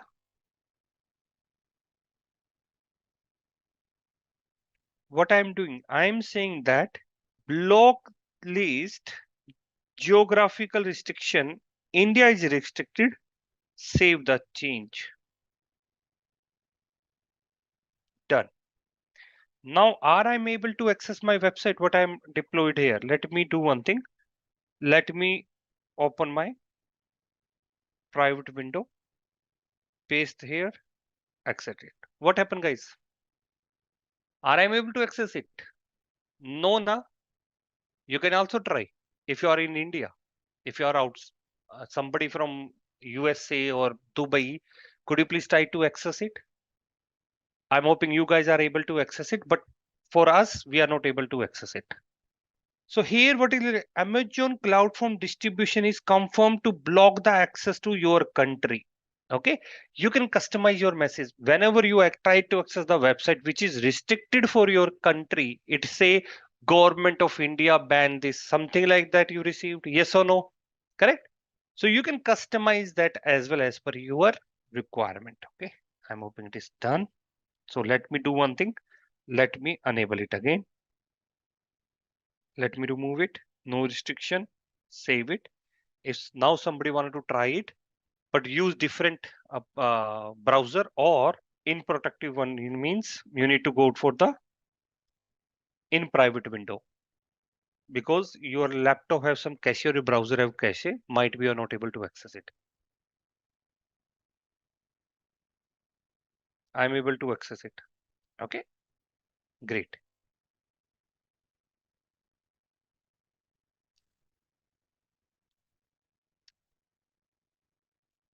So this is the origin means S3 I'm using. If you want to add another origin, you can create it. Means which service you wanted to attach. If you wanted to add a load balancer, you can do that. So same thing you need to perform the same. Great. Because previously we secure them, na? Indian restriction we provide. Okay. Error page. Here you can customize the message. For example, I will say that error 403. Previously, what error we received? 403. So whenever there is a 403 error, correct? So this error, whenever you're going to receive, then you can customize the response. You need to provide the path where you need to redirect them. Okay. So here, if some error is there, you can redirect to other path as well, or some message, particular message you wanted to drop. Invalidation. What is this invalidation? So whatever the cache is already done. For example, there is a TTL values running. Okay. TTL value say that 3 days of TTL value. Until this TTL value is not expired, this data will be not going to remove. But in the backend, this data is removed or changed or something happen in the backend server. And the TTL value is remaining for 3 days more.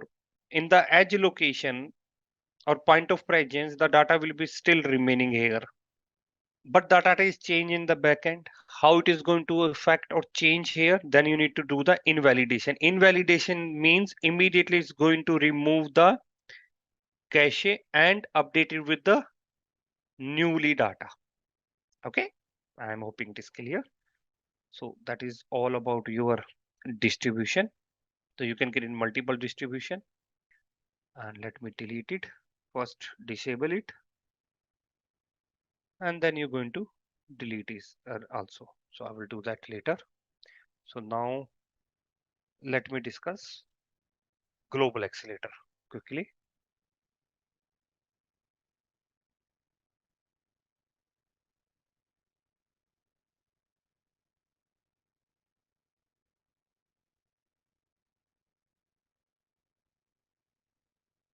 Simple term, it's look like a same concept which we already discussed in the direct connect, which we just discussed about the cache system. Global Accelerator is helping customer to access the resources via utilizing, or we can say that accessing the application via utilizing point of presence of AWS. When I'm talking about the point of presence, means nearest edge location. There are basically three major services are available in the point of presence. One, Route 53. Second, CloudFront. Third, Global Accelerator. Clear? Now, assume that in Mumbai, there is one ELB is running.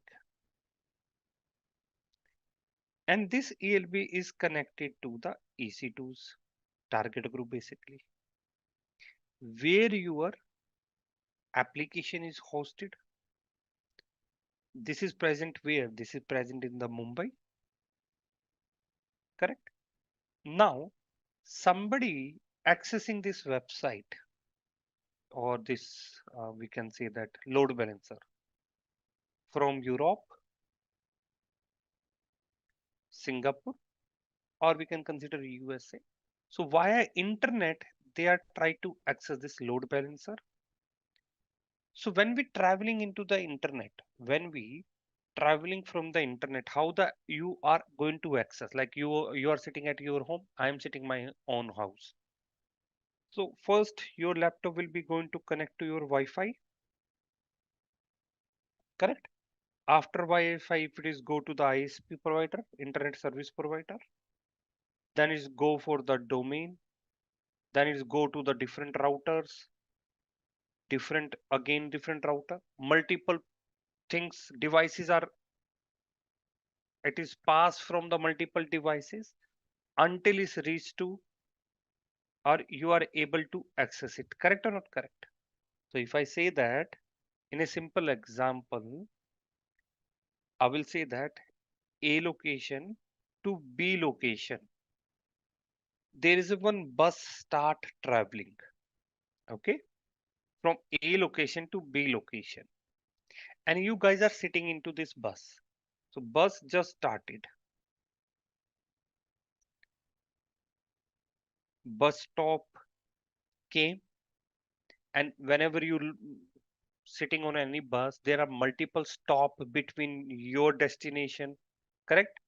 So there are multiple stops your bus will be going to stop until it's reached to your destination. Normally, if you travel directly, it will take 1 hour without stop.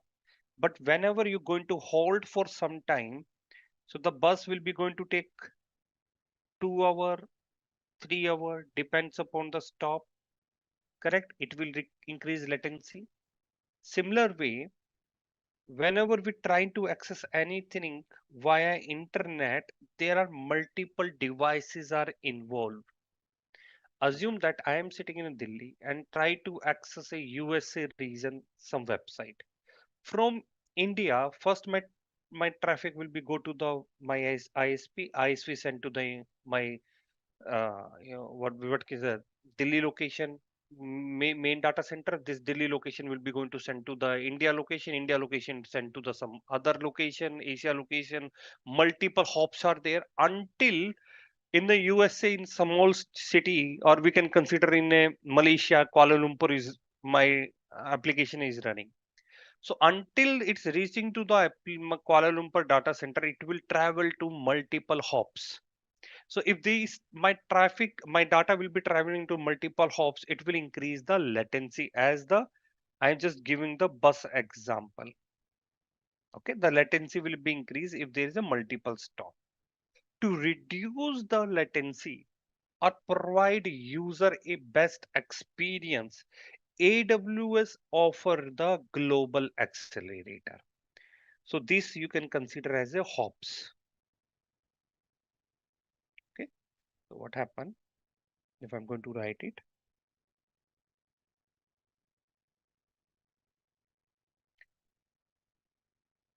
Which is running in this example I will talk about now. I will talk about it is running in Mumbai.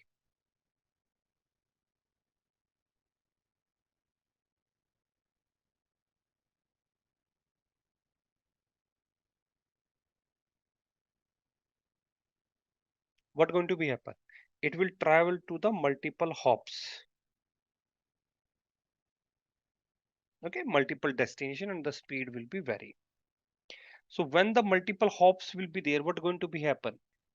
which can add a lots of latency due to many hops. Correct? Now, let's talk about how the Global Accelerator is going to help you. As I already mentioned, there are 3 services is available in the point of presence, means edge location, the near to my data center. In that, there is a one service known as Global Accelerator. This is what? This is your edge location.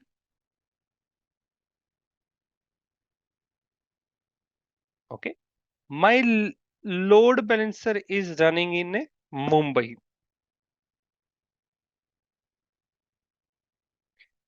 The connected to the ISP or not a ISP. So this is my Mumbai region. So let me discuss it. How? No, so not is this one. My laptop is connected here.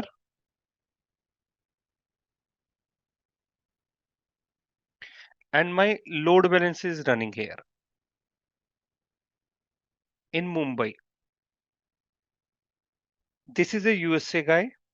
Now it send the traffic to the ISP, Wi-Fi and ISP. ISP send to the edge location. Edge location is in the same city. The edge location is there. The travel time reduce. This edge location is already connected to the different region accordingly because it is going to connect to the AWS backbone network. Correct? Now, if you just send your data here, like a direct connect we talk about. If you send your traffic here, which is located in your city, the travel time will be reduced as compared to using the public network. Tell me guys, yes or no? It increase the performance because it will reduce the travel time. If people are say that, hey Rohit, how it is possible? Simple and straightforward. AWS edge location means the data centers are already connected with the fiber optical cable with the AWS data centers where your load balancer and everything is running. So if your laptop is here or if people are directly connected here, why in through the Global Accelerator provided 2 IPs, public IP, via which they are able, it's receiving the traffic, and this traffic they're using this fiber optical cable backbone network. It's sending to the load balancer. It will increase the speed. Instead of assume that the same people is not using this path, it is using the hop. So it will send to the local country city, country wise, sent to different country, traveling to the different countries, different vendors are there, and then it's reached to this location. So it will increase the time, latency will increase, it reduce the latency. What going to be happen? It will Global Accelerator will be leverage AWS internal network to route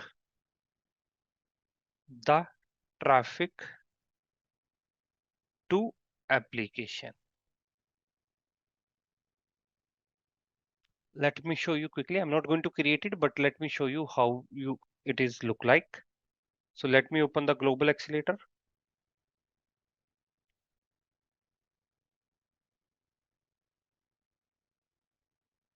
I'm not going to create it, I'm just going to show you how it is look like. Now, nobody asked me, Rohit, we just use a cache system. And now you're talking about the Global Accelerator, CloudFront. So what is the difference here? The CloudFront basically going to provide you the improve the performance. Performance for what? For caching content. the content will be cached to your local data center.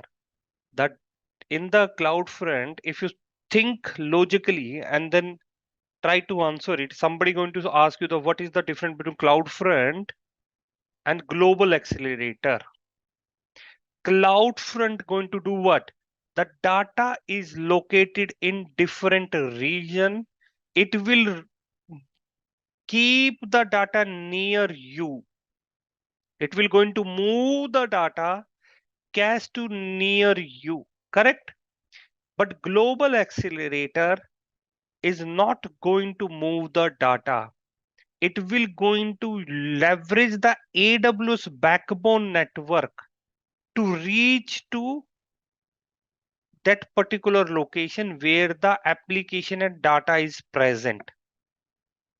It increase the speed of the connectivity. It's bring the data near to you. Clear? So create the accelerator. I'm not going to create it. I'm just going to show you how it is going to work. Okay. So first of all, you need to provide the name. So you're going to mention the name. Any name you can provide it. So accelerator type, I'm going to say standard one, and I required a standard one. So it is a IP based one I required. So IPv4 I'm going to put here. Here the listener, we need to configure the listener like we are configure our load balancer. Na? There is a one listener and the backend application is going to connect. Similarly, we need to connect here. So you need to mention the port number. Okay. Protocol type TCP. Correct. So I'm going to click next. If you want to add another listener, you can add it. So whenever the port 80 traffic will be there, it will going to capture it, and accordingly it will going to send the traffic. So reason, you need to select the reason. So where your service or server will be going to run, or any load balancer is going to run, you need to select that. So for example, if you see here, it is a global service. So I selected Mumbai. Accordingly, you can select which region is your application is running. Okay. Once you identify that, once you select that, it will go into send to this region. Now, if you want to do the health check, so the health check you already know. Similarly, like load balancer, we're doing the health check. The health check is going to perform it. Same thing, threshold, well count, interval, protocol, which protocol number you want to you type, you're going to use it. So this is the same thing we are going to perform, correct? We already know that. So we're going to put here 0, port 80 we need to check, not 8. So we already know that. Okay. Once is done, what else I need to perform, guys? So I'm hoping you already aware about this health check. So I'm not going to talk about it. Health check interval, how duration between the first check, threshold count, how many times you need to check it is healthy or not healthy. Okay. Now add a add point. If you want to add another one, you can add another group. So I don't require to add any other. So I remove it. Next. Once you click next, then what? You need to add the endpoint. Endpoint is what? Tell me, guys, what is the endpoint mean? Endpoint means where you want to send this traffic. So in this case, it will talk about the load balancer, network load balancer, EC2 or elastic IP. So if we have a EC2, then we are going to select the EC2. And if we have a EC2, it will going to ask yes, select the EC2. Similarly, if you have a load balancer, you need to select the load balancer. Right now, no load balancer is there. That is, it is not allowing me to select that. Similarly, we don't have elastic IP, so only the EC2 is available. So I'm able to select the EC2. Clear? I'm hoping it is clear. So assume that you have a 2 or 3 endpoints are there. If you have a 2 or 3 endpoints, you can add one more and you can select whatever the endpoint. And accordingly, you can distribute it the traffic. 50% go there, 50% go there.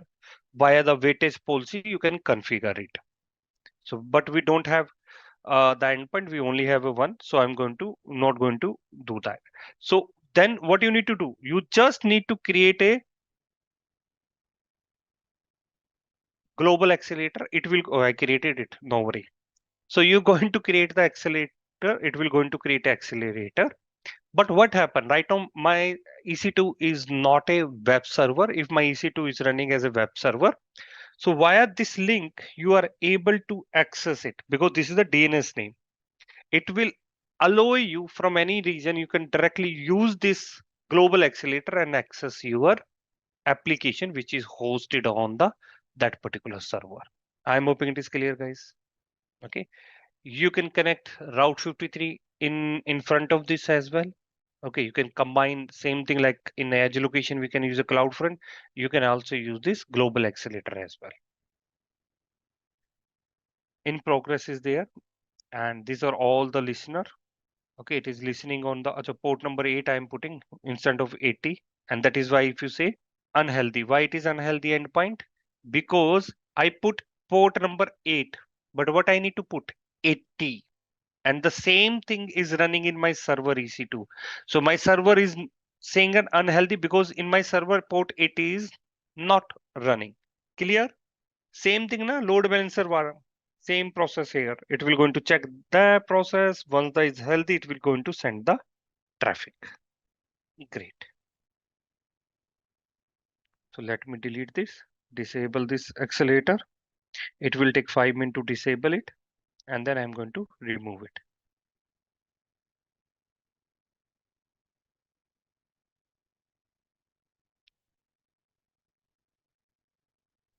Okay.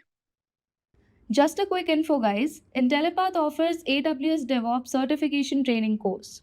Through this course, you will learn EC2, EBS, Elastic Beanstalk, Lambda, Jenkins, Puppet, and more from the top 1% of industry experts around the world.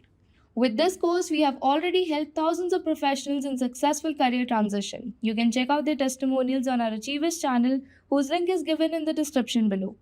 Without a doubt, this course can set your career to new heights. So visit the course page link given below in the description and take the first step towards career growth in the field of AWS DevOps.